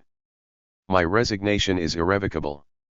I have fought against communism, and I believe that when the truth is known, history will say I was right. It was signed A. Somoza, President of the Republic. After the statement was read during the noisy and drunken session, Urquijo was unanimously elected to succeed Somoza as a constitutional buffer between Nicaragua's bloody past and its uncertain future. The blue and white presidential sash was draped across his chest, placed there, ironically, by Luis Pelais Debayle, a member of the family that had monopolized it since January 1, 1937. Meanwhile, newsmen had ears and tape recorder microphones pressed against the door of the room. They overheard a conservative senator ask in a squeaky voice what the new president would do about the American plan for turning over the government to the victorious rebels. The liberal senators raucously shouted him down. Urquijo had been selected to manage the transition of power to the Sandinista-backed Provisional National Reconstruction Government. The United States had 316. Worked out the formula, arranging political asylum for Somoza and his aides. Hawk-faced Urquijo was saying nothing about this. Most of the congressmen didn't care. It took them little more than half an hour to hear Somoza's resignation, elect his successor and endure Urquijo's inaugural address. He promised the nation peace, justice, and freedom in formal, stilted language. The group applauded dutifully. The majority of them left the meeting and rushed to their rooms to pack to join their families, long since flown to safety in Guatemala and the United States. Some diehards, overcome with emotion and or liquor, followed Urquijo into the corridor, shouting that they would remain and fight communism. As the new president moved to the elevator, he startled newsmen by declaring that political negotiations could take as long as 3 months. At 3:30 a.m. a 32-car convoy left the hotel under heavy guard for Los Mercedes Airport. It was crowded with congressmen, top-ranking military officers and Somoza aides. The moon peeked through the clouds, lighting the slick wet streets as the motorcade sped away. The rain had finally come to wash away the dust of the day. At 4:15 a.m. 2 blue and white helicopters, a Hughes 500 and a larger Sikorsky, lifted off the EEBI grounds and landed on top of La Loma de Tezcapot on the rim of the volcano, next to the ornate concrete wall across from where the Casa Presidency had once stood. A few minutes later, 4 cars, led by Somoza's black limousine and followed by the white checker airporter that always carried his bodyguards, climbed the winding road from the bunker to La Loma. Moments later 4 jeeps made their way to the rendezvous. There Somoza could look down on the black shapes of the bunker and the military base, the seat of power for more than 100 years. At 4:45 a.m., Somoza boarded the smaller helicopter. As the chopper took off for Los Mercedes and Exile, the pilot switched on the landing lights. For a brief instant the bunker was sharply illuminated, then it was again pitched into darkness. Somoza broke into tears. But at the airport he had a last burst of anger when Takaido arrived half an hour late and kept them all waiting. He feared Takaido might have decided to remain with his troops. At 6 a.m., July 17, only 5 hours after having been elected president, a sleepy Urquijo was awakened at La Curvita to find Petsulo and 2 other members of the United States Embassy paying an unforeseen visit. The ambassador opened the conversation saying he had faith that Urquio, according to an agreement between Petsulo and Somoza, would turn over the government at 9 that morning to Managua Archbishop Miguel Obando y Bravo and 2 members of the junta. According to Petsulo's plans, Urquio remembered, the junta was to enter Nicaragua from Costa Rica and we were all to meet at the Camino Real Hotel. There I was to deposit the presidential sash in the hands of Archbishop Obando y Bravo, who would then direct a message to the nation. I was to deliver another message explaining that freely and spontaneously, and to attain peace in Nicaragua, the government was now in the hands of the Junta of Reconstruction. 317. After all of these instructions, Petsulo asked me to give orders to General Mejia Gonzalez about the plan to meet with the Sandinistas to arrange the transition, and the general told me, Mr. President, I hope that you realize that these men are our enemies, and that, upon arriving in Puntarenas, they will make me their prisoner and will hold me hostage in order to blackmail you, which is why they won't kill me. Why don't they come to Penas Blancas? If you order me to, I will. I'll go there and meet with them. And I answered him, you are right, General. They must come to Penas Blancas. And if necessary, I will go with you. Of course, Petsulo and his companions did not accept our proposal. Controlling my anger, I told Petsulo that I had no qualms about meeting with Archbishop Obando y Bravo in an effort to seek solutions to the grave problems facing the nation. However, I was definitely not prepared to hand over the power that the people had invested in me through their duly elected representatives. If he and General Somoza had arrived at any understanding regarding the instructions that he had so disrespectfully communicated to me, they were null and void for 2 reasons. First, because neither he, nor General Somoza, had indicated anything to this effect previously. Second, as I was at that moment the constitutional president of the Republic, they had to negotiate with me. I was not willing to betray those who had unanimously elected me, by dissolving the Congress, or, by surrendering my power to the junta, which amounted to the same thing. I also made it known that it was necessary to take the army into account, which had fought so valiantly. I told him that at noon one would deliver a message to the nation outlining plans for the well-being and peace of Nicaragua. 3 black zanata birds roosting in laurel trees began their chorus early on July 17. They had been disturbed by Managuans forming the now common food lines. No one in the long line across from the National Palace knew that El Hombre had finally gone. In Ciudad Jardin, National Guardsmen arrived in trucks and dragged young men out of line by their hair. Beating them with gun butts, the guardsmen threw them into the back of the vehicles like cordwood. The government's Radio Nacional, the lone haranguing voice under martial law, sounded strangely subdued. No longer was the announcer lambasting the populace on the evils of communism. There was a sober, belated call for youth to use their arms to build peace. And a quote from the Bible, "Blessed be the peacemakers." Among the reeds on the shore of Lake Managua, groups of poor women continued searching for relatives. There were no fresh bodies. Flies crawled over 3 blindfolded and bound youths killed 2 nights before. Only ashes and bones remained of the other victims. During the night somebody had placed a new wreath on a wooden lamppost on the corner of a deserted downtown Managua street. The fresh flowers were in. 318. Memory of Pedro Joaquin Chamorro, killed a year and a half earlier at the same intersection. Of the 2 lifelong enemies, one was dead and remembered as a martyr and the other, now banished, was to be recalled only as a hated despot. Then came a communique signed by the new head of the National Guard, Brigadier General Federico Mejia Gonzalez, who, the day before, had been Assistant Chief of Police. It was not conciliatory, not in accord with the peace plan.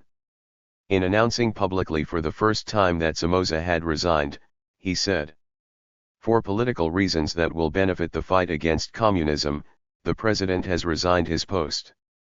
Guardsmen were ordered, redouble your efforts in the current fight, maintain the unalterable spirit that has always characterized the National Guard as the only constitutional armed force in the country. Francisco Urquijo returned at noon to the Intercontinental surrounded by guard officers. Under glaring television lights, he read a strident speech praising the guard.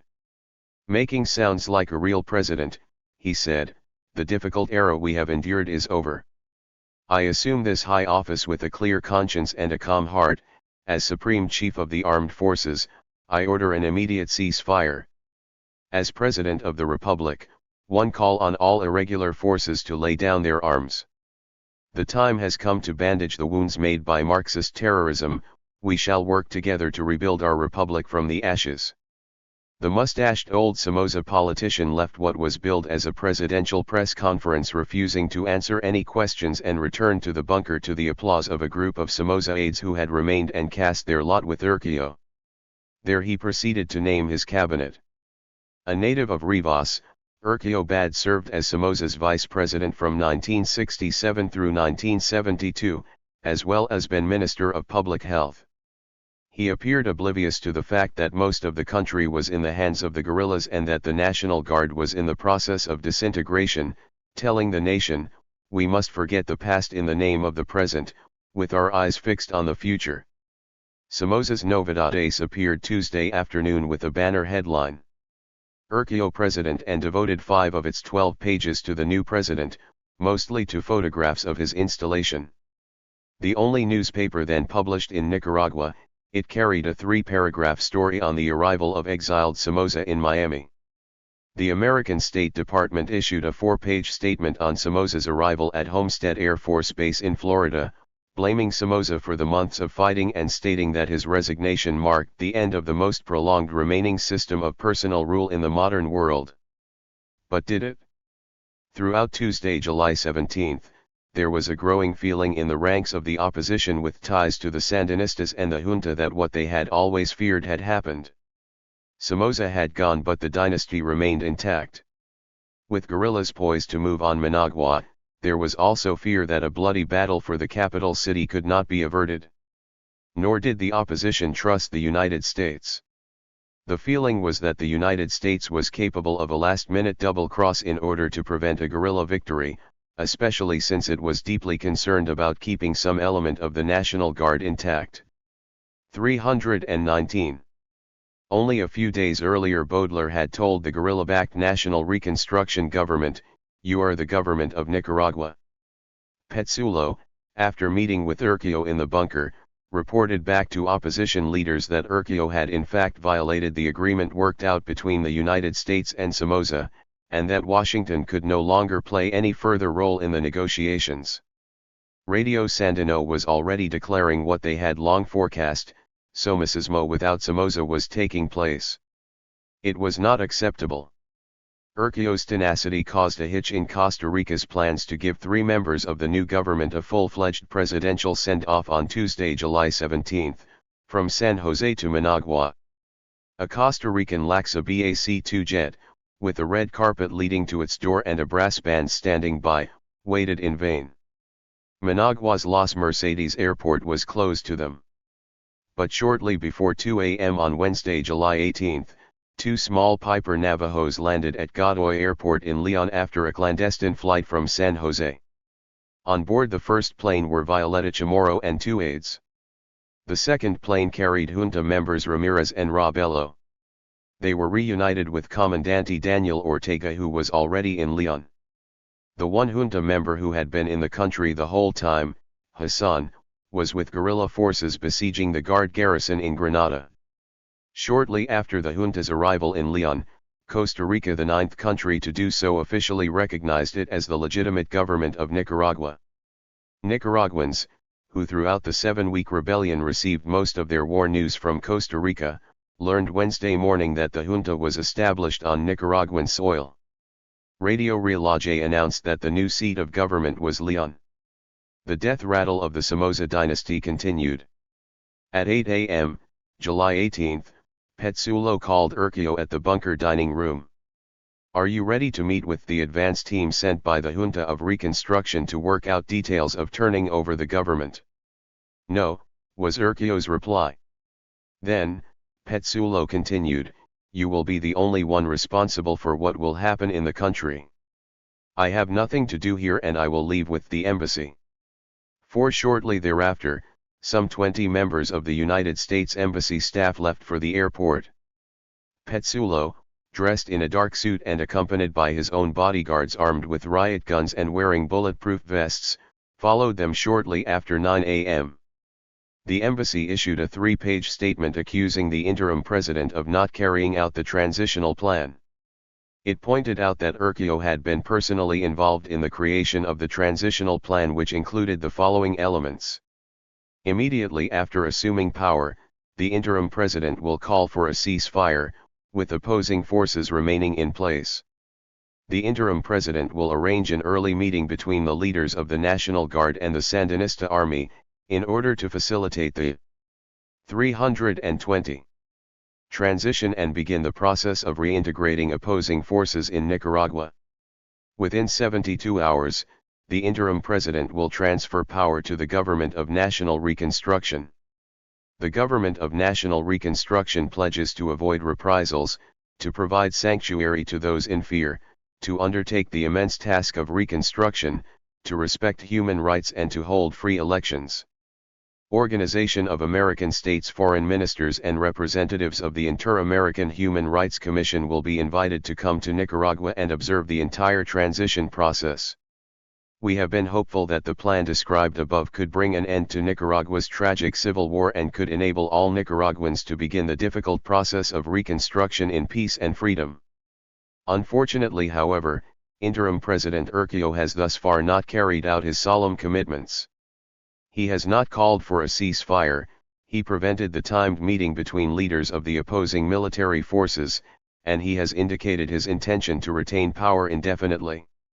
Mr. Urquio's actions threaten to bring Nicaragua into another cycle of violence and destruction at the very time when an end to the bloodshed had finally seemed to be in sight. In Washington, Deputy Secretary of State Warren M. Christopher spoke by telephone with Somoza in his Miami Beach residence throughout the morning to persuade him to get Urquio to play by the rules of the agreement.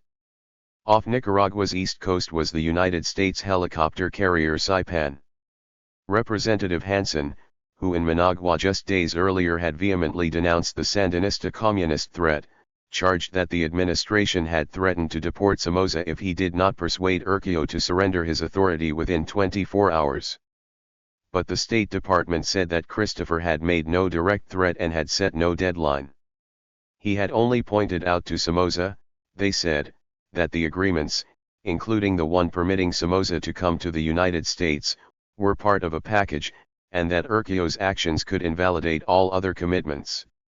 It's obvious that Somoza got the point that he is welcomed in this country only as part of the overall plan and that we expect him and Urquio to carry out their part, State Department officials stressed.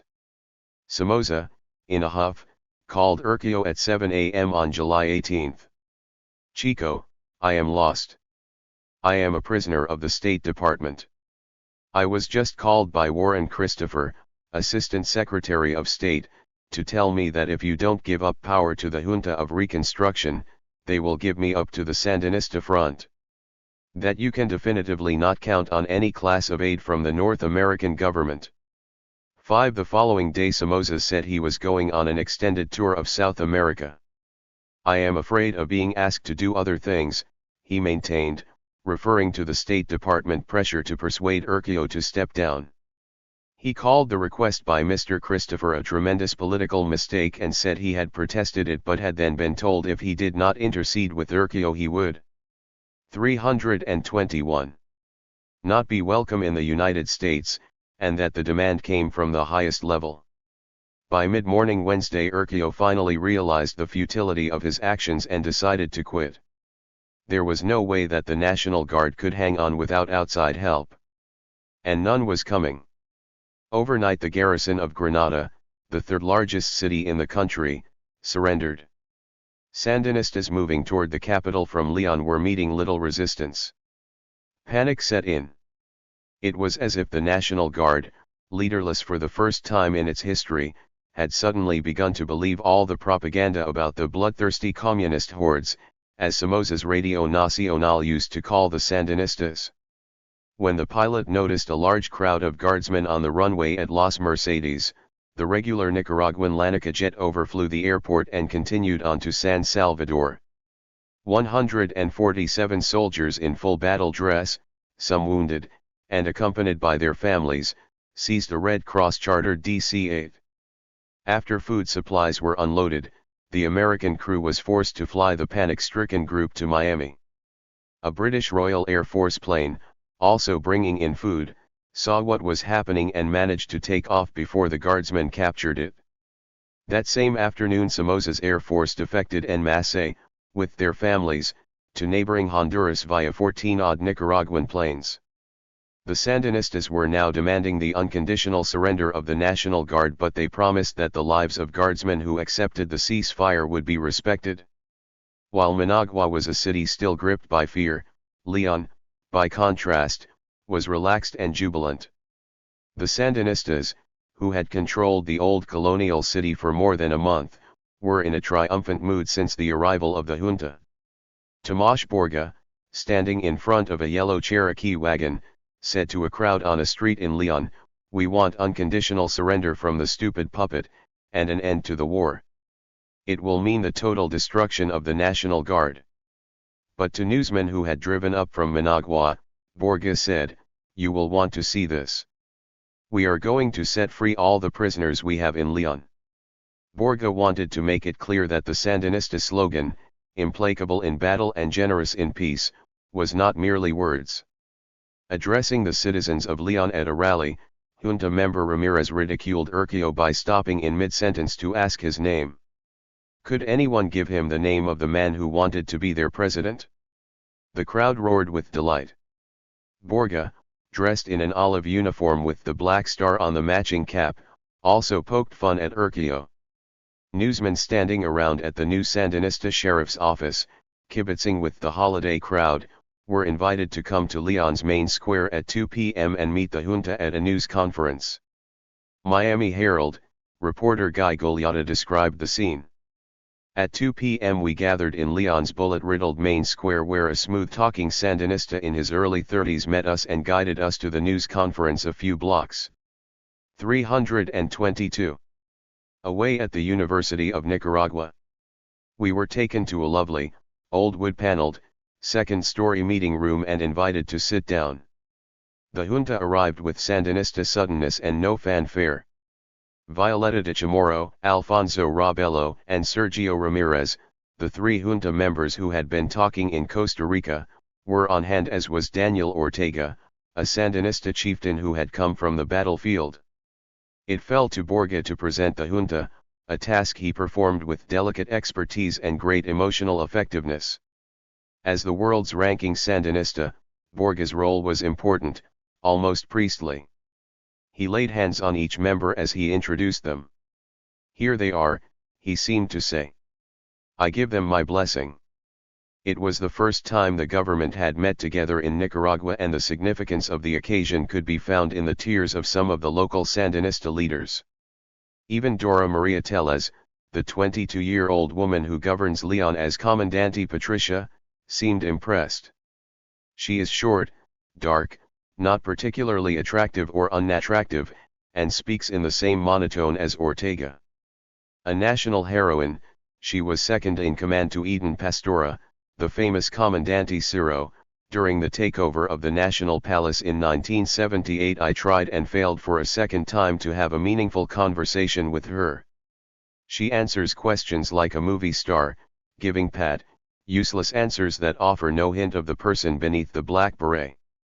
Chain smoking is her only discernible human failing, otherwise she hides herself well. She is arguably the most powerful woman in Nicaragua. 6 Sandinista units controlled most of the highway to Leon. The young guerrillas were friendly and good-naturedly posed for pictures. Some cockily fired their guns, demonstrating that they no longer had to worry about their precious ammunition. Along one section of the highway lay the bodies of 20 guardsmen who had been killed during fighting that morning. The guardsmen's unseeing eyes stared out of boyish faces that seemed much too young to wear the large Israeli-made steel helmets that had failed to protect them. Their corpses, with limbs bent at strange and awkward angles, marred the beauty of a lush green field. At Nagarote, on the old road to Lyon, the mood was much more festive. The guard garrison there had surrendered after only token resistance. Meanwhile, in Managua, the last remaining mercenary still on the job with the National Guard was a short blonde West German youth who called himself Mike. He had spent most of Wednesday riding around in a jeep checking troop units now stationed on the edge of the park in front of the bunker which had become the front line. 5 other guns for hire, 4 Argentines and a Cuban exile from Miami, had left days earlier. Mike threatened the photographers, warning them not to take pictures of the troops. The soldiers themselves no longer wanted to be identified in guard uniforms. This young German bully who chose to stay behind gave a clue to what was happening. When asked whether the president was going to give a press conference, he snarled, "What president? There is no president." Urquio found himself totally alone in the bunker on Wednesday, July 18. The sound of silence drowned out the trumpets of ambition. Urquio telephoned Guatemalan President General Romeo Lucas, an old friend, and begged him for help. 323. To flee the country. Lucas advised him to seek asylum in the Guatemalan embassy, but Urquio said it was unsafe to do so. At 8 p.m. a DC-6 and 2 C-47s of the Guatemalan Air Force paused briefly at Las Mercedes, then departed quickly carrying Urquio and his family and aides into a hasty exile. He left behind the chaos his inane bid for power had created. He had not even bothered to resign, saying later that General Mejia had told him, "Mr. President, I am not in agreement with this procedure. Leave in exile as President of Nicaragua. Someday we will return to the country and reinstate you to office." 7. Nevertheless, throughout Wednesday, the National Guard radio network continued to issue orders as if the war would continue forever. Private citizens with scanners overheard the network advise commanders not to surrender. One guard commander was told that things were actually improving and that he should boost the morale of his troops. What troops? True, at nightfall on Wednesday, soldiers had been seen entering the bunker in a variety of vehicles, even old water trucks.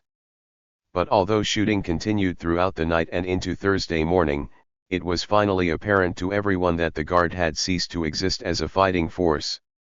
When the Sandinistas began broadcasting during the night from radio station ABC in downtown Managua, it was an emotional moment for those who had favored the guerrilla cause and had been subjected to years of censorship. Suddenly they heard an inspiring rendition of La Tumba de los Guerrilleros. Latin America witnessed, perhaps for the first time in history, the total evaporation of an army. At midnight on July 18, General Mejia met with the National Guard hierarchy and, realizing that only 20 days' worth of ammunition remained, they too decided to flee. They were on their way out of the country by 2 a.m. on July 19. When the Guard enlisted men awoke to learn that they had been deserted by their officers, they became instant civilians. At 6 o'clock a.m. an outbreak of gunfire began at the bunker compound. It lasted for 30 minutes, then silence. A short while later, scores of guardsmen invaded the lobby of the Intercontinental. They dumped their weapons in a heap, stripped off their uniforms and left, clad in civilian clothes. Many were wearing civvies under their fatigues, others had had them stuffed in their packs. One soldier came in from patrol, unbuckled the radio from his back, threw it into a corner and fled. A little after 7 the lobby was again invaded, but this time by a group of barefoot urchins, the oldest about 8 years old. Their chief occupation to date had been begging from hotel guests in the parking lot, but they now had a new source of amusement. They quickly armed themselves with the discarded automatic rifles, almost too heavy for them to lift.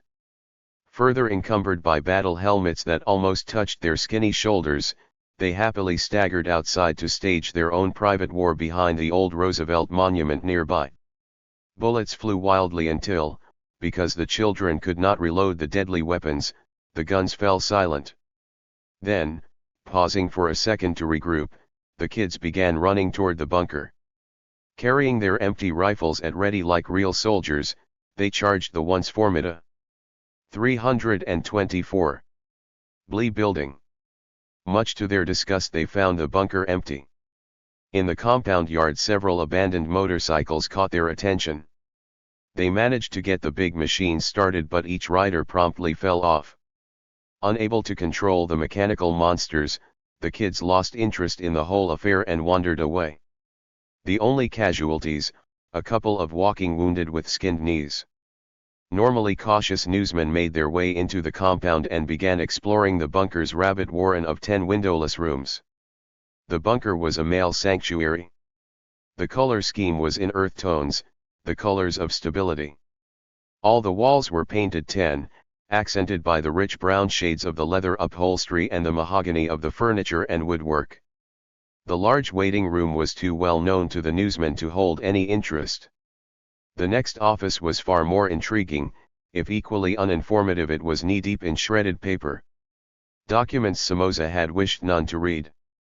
The door of the presidential office was open, one wall dominated by a wooden panel into which a huge replica of the Nicaraguan seal of office had been carved.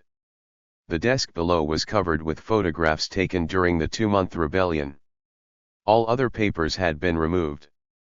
There were 4 doors leading off a foyer.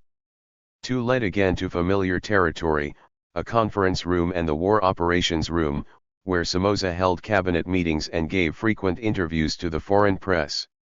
The 3rd and 4th led to Somoza's private office and living quarters, which consisted of a lounge, a dining room, a kitchen, bedroom, and bathroom. A large bottle of Tabasco sauce stood in the center of the table in the dining room. On Somoza's unmade bed lay his army fatigues. Next to them was a book in English, Beat Inflation. In the bathroom shaving gear was strewn around. There was a scale in the corner, which he had used daily since his heart attack in 1977. 2 photographs and a poster had been left behind, a large photo of Somoza's father, Anastasio Somoza Garcia, a framed picture of Pope John Paul II and an orange poster mounted on wood of the Argentine comic strip character Malfalda, the chubby little girl known throughout Latin America. On the poster were the words, La cosa que es, that's how it is. Shortly after the correspondents left, Comandante Santo and his young urban guerrillas arrived and removed a number of automatic weapons from the compound. Then at 11:30, Comandante Oscar, a veteran of the battle for Leon, formed his column into tactical files to occupy the bunker. These seasoned guerrillas took no unnecessary risks. They treated the operation as an offensive. They had spent the last 6 days fighting their way from Leon to Managua and a few hours earlier had fought against soldiers dug in at the power plant in a section of the city called Open Trace. The inhabitants of this post-earthquake barrio renamed it Ciudad Sandino the following day. The junta appointed National Guard Colonel Fulgencio Larga Espada provisional commander of the Guard. He set up headquarters away from the center of the city and at noon Thursday, July 19, he announced the Guard's surrender. But there, 325, were few guardsmen left to heed the call to lay down their arms and hand themselves over to the Red Cross. Earlier in the day, small overloaded planes were being flown off by inexperienced guardsmen. One went bumping down the runway until the wheel carriage collapsed. Thousands of guardsmen also fled into neighboring Honduras where they replaced war refugees, who were already returning to Nicaragua. At the Red Cross headquarters, where other refugees had been living in fear of the Guard, the tables were turned. Now guardsmen were the refugees. Government officials and former military men crowded into the corridors, few had luggage. Several were accompanied by their wives, some by small children. Many appeared to be in a state of shock, their eyes red, full of fear. They filed into a room where a Red Cross official simply took their names and, asking no questions, handed them a number. When that number was called, the person was told he could go to an embassy. 48 soldiers in civilian clothes were taken by bus to the Argentine embassy, which had rented an additional house to lodge them. Later a man shouted to a group of ex-members of Taquitos EEBI, the Guatemalan and Colombian embassies are full. Should we go to the Argentine embassy? A lieutenant said he would like to go to the American embassy, but was told the Americans wouldn't take refugees. A second lieutenant then stated flatly. We were deceived into thinking that the US was going to help us win the war as soon as Somoza left. When our officers all disappeared, we realized all was lost. Senator Adolfo Altamirano, 63, a member of Somoza's Nationalist Liberal Party from the province of Nueva Segovia, said he had fled the Intercontinental Hotel at 6:30 a.m. along with several other congressmen. I'm going away, but I will return if the country doesn't turn communist, he said. Another congressman said that two of his colleagues had remained at the hotel, apparently too drunk to understand what was happening. A 30-year-old soldier, who had been among the troops that hadn't wanted their picture taken while they were stationed near the hotel, was now saying that he was a police corporal named Modesto Vaca. Red-eyed and in a sport shirt and slacks, he privately admitted his identity. My unit changed into civilian clothes and took off this morning when we realized there were no officers around. When we found out that the general staff had left for the airport early, we had no other choice but to go to the Red Cross, he confessed. The young West German mercenary had finally abandoned the cause the night before, but not until he had held up 3 newsmen in their hotel rooms. He took their tape recorders and almost $1,000 in cash from their wallets before he made his escape. Word spread through Managua from house to house, from barrio to barrio, from rich district to slum, the Frente is coming. This phrase brought most of the population pouring into the streets shouting, Viva Nicaragua Libre, and the Sandinista slogan, a free country or death. There was a sense of fraternity everywhere. Young guerrillas, their uniforms splattered with days of mud, wore an odd assortment of headgear. Some had rosary. 326 beads around their necks and gold medals on their berets. They came in all shapes and sizes. Most were young and many were women. Some fired their guns in the air. For thousands of Managuans, the arrival of the Frente meant that an enormous weight had been lifted from their shoulders. It meant an end to months of war, an end to the deadly indiscriminate bombing by the Guard, and an end to years of repression and nervous tension. Even apprehension about the future was swept aside by the wave of euphoria. The white flags that had been flown on cars and houses and carried by pedestrians as a sign of a non-combatant, were replaced by the red and black flag of the Frente. In one upper-class district, a wealthy old couple wore red shirts and black pants, and their Mercedes-Benz bore the spray-painted letters FSLN. A man played drums on the roadside in front of his home. The streets were strewn with the cast-off uniforms of the National Guard. Throughout Thursday, Sandinista radio communiques reflected concern for private property and compassion for the former enemies. The local ABC station, renamed the Great National Liberty Network, urged people to remain indoors, use restraint and not commit any offenses or pillage. They stressed that the job of reconstruction was now at hand and that nothing should be destroyed. The guerrillas publicly appealed to foreign embassies not to close their doors to guardsmen seeking asylum. Managuans would not be denied a victory celebration. Thousands lined the streets applauding, embracing the armed youths who responded with the V for Victory sign.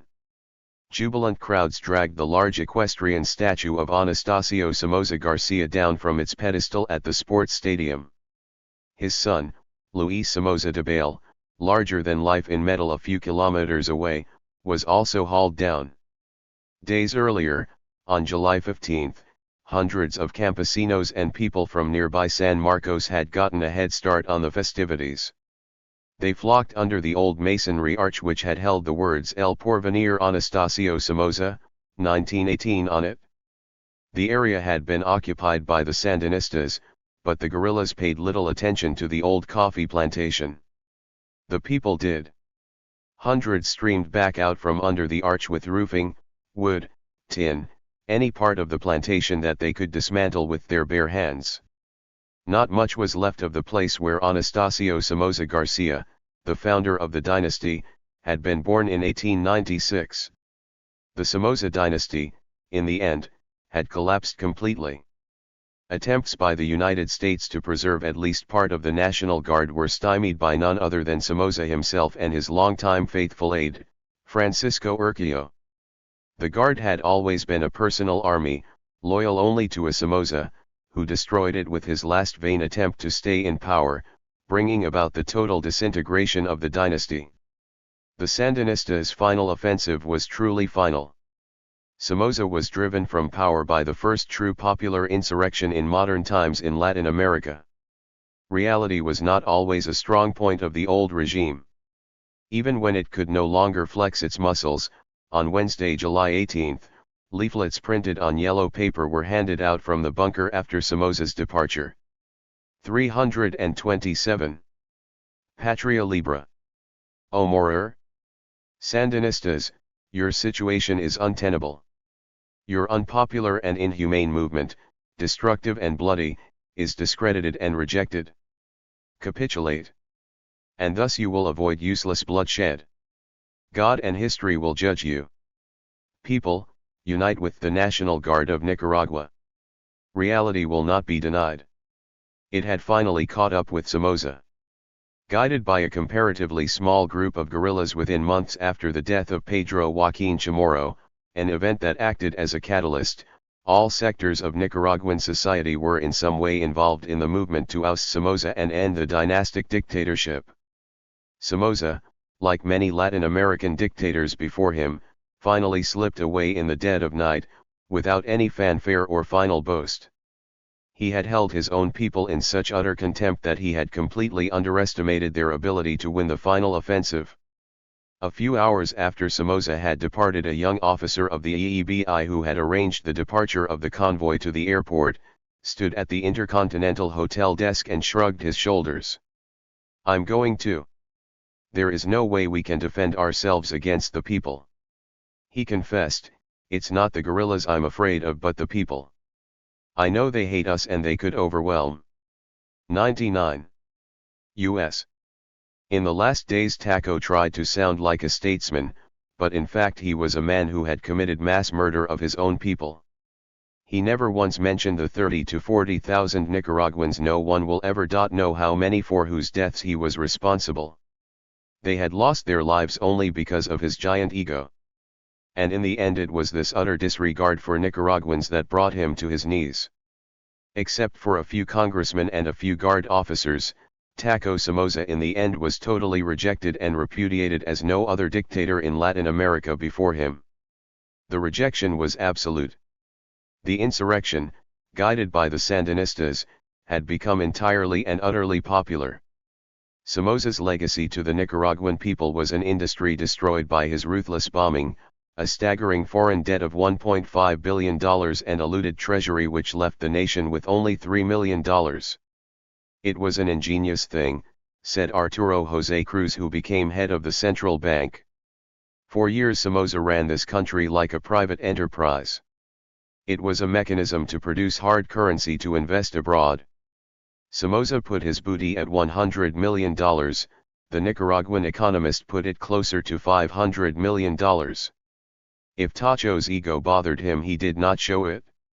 His extended tour of Latin America when he left Florida on July 19 for the Bahamas meant flight to Paraguay, where he felt safe from extradition with General Alfredo Stroessner, the longest reigning dictator in Latin America, in power since 1954. But Nicaragua was now free Nicaragua. Somoza's bunker became headquarters for the Sandinista army and was quickly renamed the Chipote after the mountain headquarters of Sandino. The entire complex was christened after German Pomers Ordenez. Radio Sandino broadcast from Managua that the genocidal dictatorship of Somoza has been overthrown and the people of Nicaragua are free. The National Guard has been annihilated. In fact, it had evaporated. 328. At a giant rally before the National Palace on Friday, July 20, thousands applauded their new government and saw for the first time the celebrated guerrillas and members of the junta. Norma Elena Gatti sang, "March forward my companions, victory will never be denied us, never again will we be defeated." An announcer cried above the roar of approval of the crowd in the new Plaza of the Revolution, "The sons of Sandino are going to build the country the general dreamed about." Consigned to an unmarked grave by assassins 45 years earlier, the avenging spirit of the legendary Augusto Caesar Sandino had indeed arisen to haunt the Somozas and finally topple their arrogant, blood-stained dynasty into the rubble of history. Epilogue. Somoza was in high spirits on Wednesday morning, September 17. Having overcome a bout of influenza, he had resumed his physical fitness routine and was planning to visit his 19,200-acre cotton plantation in the Chaco region of western Paraguay. During his 13 months in the indolent country wedged in the heart of South America, he had scandalized his host, General Alfredo Stroessner, with his outlandish behavior, providing Asunción society with more gossip than it had known during Stroessner's entire 26-year reign. Stroessner, the last of the old-style caudillos, and his Colorado party kept a tight hold over Paraguay's 2.9 million inhabitants. Everyone's name was in the party's computer files. The son of German immigrants, Stroessner shared Somoza's thirst for power, wealth, and women, but their personalities were very different. The old general was a dour individual who lived unobtrusively, enjoying the solitude of river fishing. He frowned on Tacho's body barracks like brawling with his friends. He shared prudish Paraguayan society's rejection of Tacho's profanity in public.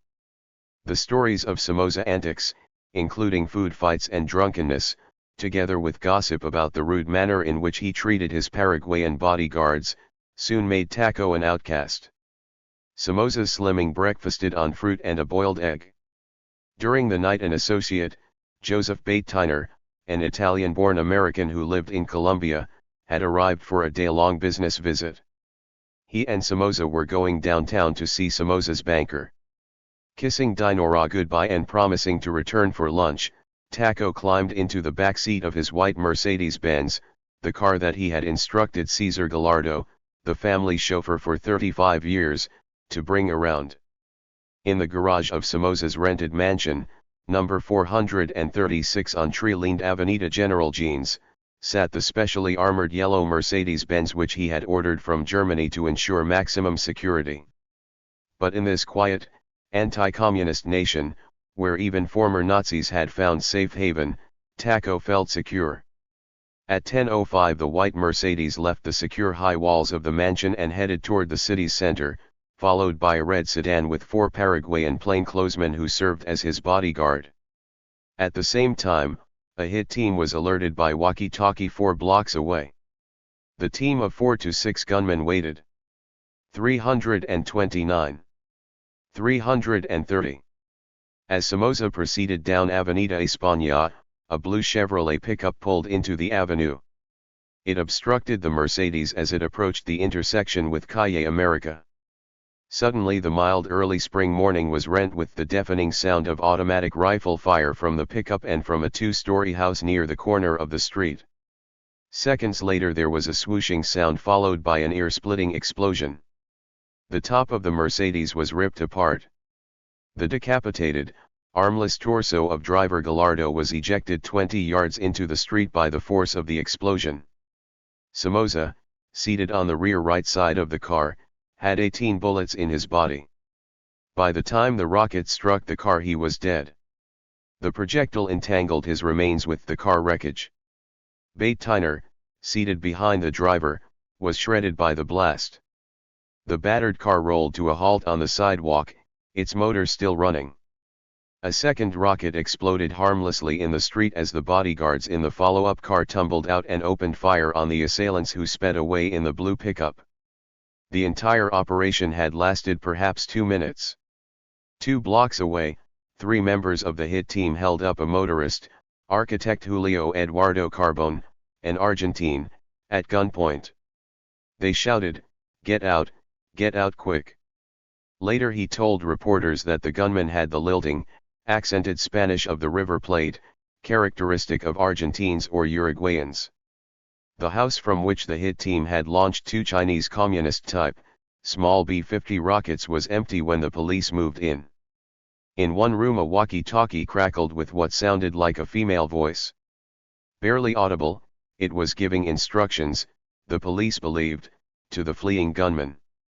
A loaf of black bread and 3 packs of cigarettes were on a kitchen counter. Weapons and camouflage clothing were spread about the house. A Paraguayan television crew got to the scene early and filmed the grisly wreck, as officials arrived and inspected the remains of the Nicaraguan strongman whose facial features were relatively untouched by the bullets and rocket blast. While they stood around in little groups, discussing the impact of the assassination that had shattered Paraguay's immunity from terrorism, Dinorah suddenly appeared, running down the street, crying, "Let me see him, let me see him, I want to see him." Her eyes were hidden behind dark glasses, but her voice was full of anguish as she tried to reach the wrecked car. Portly Interior Minister Sabino Augusto Montanaro, in charge of security and police, took her by the arm and held her away from the car. "The car flew into pieces and General Somoza has died," he said, trying to comfort her. But the distraught Dinorah refused to believe the truth. "That's not right, what you're telling me. For the love of God, tell me it isn't true." She was led away and the car was hauled off so that the bodies could be extracted from the tangled wreckage. The hit team had prepared their work well. They had carried out the attack with meticulous precision and speed, making good their escape. The greatest manhunt in Paraguay's history was soon underway, but it only succeeded in compounding the mystery of the identities of the assassins and their motive. The police furnished reporters with a scenario almost immediately. On August 29, they explained, an attractive, young, fair-haired woman appeared in Asunción. 331. In search of a house for the Paraguayan branch of a group she called the Associated Argentine Artists. Her passport identified her as Argentine national Alejandra Renta Colombo. She registered at the Hotel Premier, a moderate Asunción hotel favored by businessmen, where she remained only 2 days in room 605. Miss Colombo, police noted, found what she was looking for on the very first day of her search, a vacant old 2-story, balconied house near the corner of Avenida España and Calle America. It was ideally situated. It was within walking distance of the Olympic Sports Club, one of the capital's best athletic clubs. The American Embassy and the Presidential Palace were also nearby. 4 blocks away was the white-walled compound where Somoza, the city's most talked-about resident, lived with his mistress. His mansion was well guarded and had the best alarm and security systems money could buy. Inside the compound, Somoza had set up a military-style bunker system much more secure than the one he left behind in Managua. Miss Colombo, police said, paid the September rent of $1,500, deposited the customary 2 months' rent as a guarantee, and then disappeared. Her picture was filed away, as are the photographs of most visitors to the tightly controlled country. Within 5 hours of the assassination, the Paraguayan police began circulating her photograph, naming her one of the prime suspects in the killing of Somoza. The other suspect was identified by police as a dark-haired, mustachioed young man named Hugo Alfredo Irerzun. Miss Colombo, they said, was Sylvia Mercedes Hodges, and both she and Irerzun belonged to the Argentine Trotskyist People's Revolutionary Army, popularly known by its Spanish acronym, ERP. Pastor M. Coronel, head of Paraguay's Criminal Investigation Office, claimed that Irerzun had fought with the Sandinistas in Nicaragua against Somoza. Allegedly, Irerzun had crossed into Paraguay from Brazil with an Uruguayan passport in the name of Rogelio Hernández Garrido. In Asunción he had been living quietly in a rented house in the San Vicente district, for a while with his wife, whom some neighbors believed might have been the mysterious Sylvia Hodges. At the end of August, Hodges had disappeared. While Hodges was house hunting, Irerzun, police said, had gone to the town of Luque and, using a false identity, purchased the blue Chevrolet pickup that was to be used in the assassination.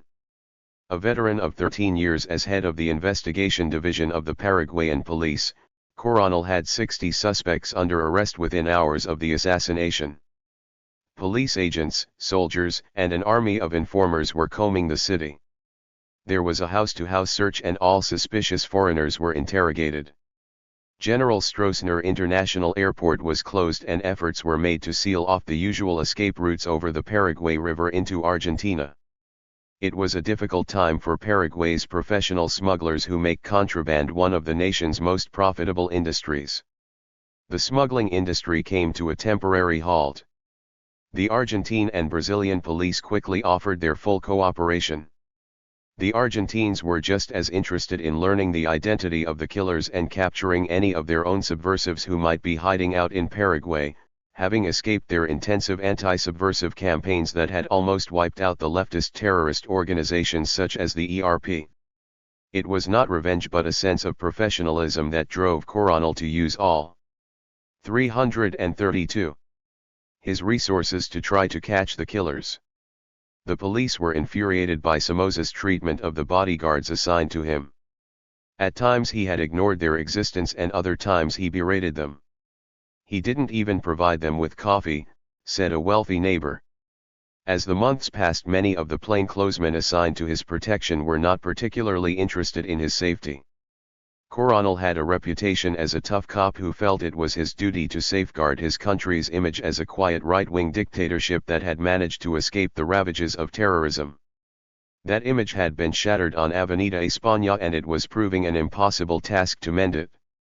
Even so, Somoza's death was not mourned in Paraguay.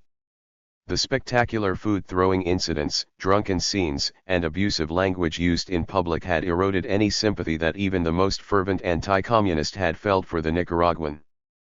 Police said that Irizun, alias Captain Santiago, had been located on Thursday night, September 18, adding somewhat fancifully that he was quietly seated at a table eating a plate of rice and reading Karl Marx when they knocked on the door of his home on the western edge of the capital.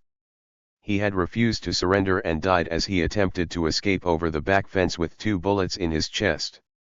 One of the reports the police issued said there had been a 90-minute gun battle. The contradictions in the police stories led many to believe that the famous Irizun had not been involved in the actual assassination. But the Paraguayan police were determined to produce results. They failed. The identities of the assassins and their motive may remain a secret. As far as the Paraguayan government was concerned, the Sandinistas in far-off Nicaragua were responsible for the killing. Government spokesmen said the weapons had come from Nicaragua and had possibly been smuggled into the country in the diplomatic pouch. But this theory collapsed when it was learned that the 2-member Sandinista mission was not permitted a diplomatic pouch. The envoys, a woman and a man, had arrived by bus from Brazil, and in the formal starchy diplomatic circles of Paraguay were as much misfits as boisterous Somoza. On August 20, the Paraguayan government had ordered the closing of the Nicaraguan embassy and asked the 2 shirt-sleeve diplomats to leave the country. No reason was given for the closing of the mission, but at the time it was believed to be in line with a general crackdown after the right-wing coup d'état in Bolivia. Whether the Sandinistas had more to gain with Somoza dead is open to speculation. While Somoza lived, the Sandinistas always had a bogeyman. They probably could have assassinated him in Managua, but for political reasons they elected against it. There was no shortage of motives and terrorists to commit the deed. Even dictator Stroessner was not above suspicion. The theory was that Stroessner had become embarrassed by the presence of Somoza, who attracted undue attention to his little fiefdom. Somoza had not invested his huge fortune in Paraguay, as was expected of him. His land purchase there had drawn sharp criticism from various quarters who held that Somoza was trying to recreate his little Nicaragua in Paraguay. 333. A crime passional could not be ruled out. Somoza's licentious ways always made him a target for a jealous lover. In fact, the first major Somoza scandal in Paraguay involved his flirtation with the former Miss Paraguay, Maria Angela Martinez, who was also connected romantically with Humberto Dominguez Dib, editor of Hoy and one-time son-in-law of Stroessner. Amid the titters provoked by the affair, the editor became so angry that he began publishing anti-Somoza diatribes in his paper and at one point sent a bulldozer against Tacho's Mercedes. Miss Paraguay soon returned Somoza to Dinora and the sparring with Dominguez Dib ended. Ironically, it was Dominguez Dib's photographer who was the first to arrive at the scene of Somoza's death. His exclusive color photos of the assassination aftermath were sold abroad by Dominguez Dib. The package of pictures was expensive, and Hoy profited. When the news of Somoza's death reached his homeland on Wednesday morning, people at first did not believe it had finally happened. They crowded around radios waiting for confirmation. As it finally came, spontaneous celebrations broke out in Managua and cities around the country. Bars were soon crowded and the depth of hatred many Nicaraguans felt for Somoza was apparent as they saluted his demise with Flor de Cana rum. Thousands spent the afternoon and evening at July 19 Plaza, christened for the day the war ended. Next to the old cathedral and near the place where the remains of FSLN leader Carlos Fonseca are now buried, Somoza was once again burned in effigy, as during the first anniversary celebrations of the revolution. It was a true catharsis. The 9 members of the National Directorate of the FSLN joined a motorcade through the streets acknowledging the cries of the people who cheered Somoza's death. Some bystanders set off firecrackers. Radio commentators likened Somoza to other tyrants in history. The country's 3 newspapers rushed out special editions after calling Asuncion for any details that were available. As the noisy motorcade passed before La Prensa, where a new print shop was rising out of the rubble, Sandinista Jamie Wheelock, in charge of the agrarian reform, told newsmen, Pedro Joaquin Chamorro has been avenged. That afternoon La Prensa appeared with the headline, They killed Somoza. El Nuevo Diario, published by Xavier Chamorro, brother of the slain publisher, had a headline that said simply, There was a party. The Sandinista daily Barricada, whose editor, Carlos Chamorro, is Pedro Joaquin's son, had a longer headline, Popular Vindication, Somoza de bail has paid. He died like a dog on a corner. Pedro Joaquin's widow, retired from the junta, said at her home, Now I can only say that 30 months and 7 days later, what Somoza did to Pedro, someone has done to him. In their official statement the Sandinistas called the assassination a heroic action and stated that it satisfied their desire for justice and popular revenge on the person who massacred more than 100,000 Nicaraguans and kept our country in misery and ignominy. They added, exactly 14 months after having fled revolutionary justice, Somoza has paid for his crimes. When Tomas Borga, Interior Minister and the last remaining founding member, 334 of the FSLN, was asked who might have killed Somoza, he quoted the Spanish Renaissance poet Lope de Vega, everyone killed him. I'm full of energy and courage to fight. I will return and conquer Nicaragua, was the last boast Somoza made, to the German magazine Quick. Just hours before he died, television news programs and newspapers were quoting Somoza's statement in Quick that President Carter was a bastard who had betrayed Nicaragua. On the 34th anniversary of his father's assassination, Somoza was buried in Miami. In death he was welcomed back by the country he loved. He returned in a Paraguayan coffin, with large wooden rosary beads around his neck. His children who had flown to fetch his body had arranged with Diederich for his return to the United States. Diederich, grief-stricken, wept over his coffin in which lay a wreath of red flowers with a note, Taco adorable, only death can separate us. Your love, Dinah. To newsmen she added, I have been destroyed by the loss of my friend of 18 years. I feel very lonely. She chose to remain behind in Paraguay and manage his last business venture, the cotton plantation.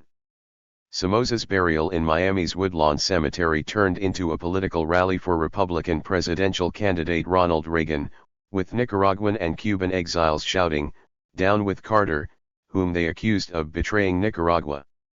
All their vivas were for Reagan, upon whom they placed their hopes for a better future. Some Reagan supporters distributed leaflets at the funeral service. Cuban exiles, veterans of the Bay of Pigs 2506 Brigade, turned out in uniform to form an honor guard at the funeral home. The crowd refused to permit a hurried trip from the funeral home to the cemetery by automobile, shouting, on foot. The funeral cortege wound slowly through Miami's Little Havana, along Calle Ocho, where Cuban store owners stood respectfully on the sidewalk and said, Adios, Taco. In his graveside eulogy, the last Somoza mayor of Managua, Orlando Montenegro, stated, "In this afternoon of pain and anguish and tears of the Nicaraguan and Cuban exiles, I may quote the words of two American congressmen in relation to Somoza's death. They said dramatically that the blood shed by Somoza is sprinkling the steps of the White House. They blamed the chief of the government for the death of Somoza." Montenegro nodded to the two elected United States officials and friends of TACO who attended the funeral, former Congressman John M. Murphy of New York and Larry McDonald, Democrat from Georgia.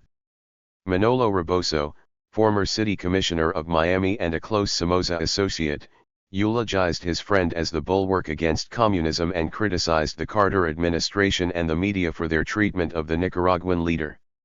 One of the mourners turned to Taquito, who stood alongside his mother, Hope, and his 88-year-old grandmother, Salvadora. He said to the new Taco, "You are our leader now, Chiguayan."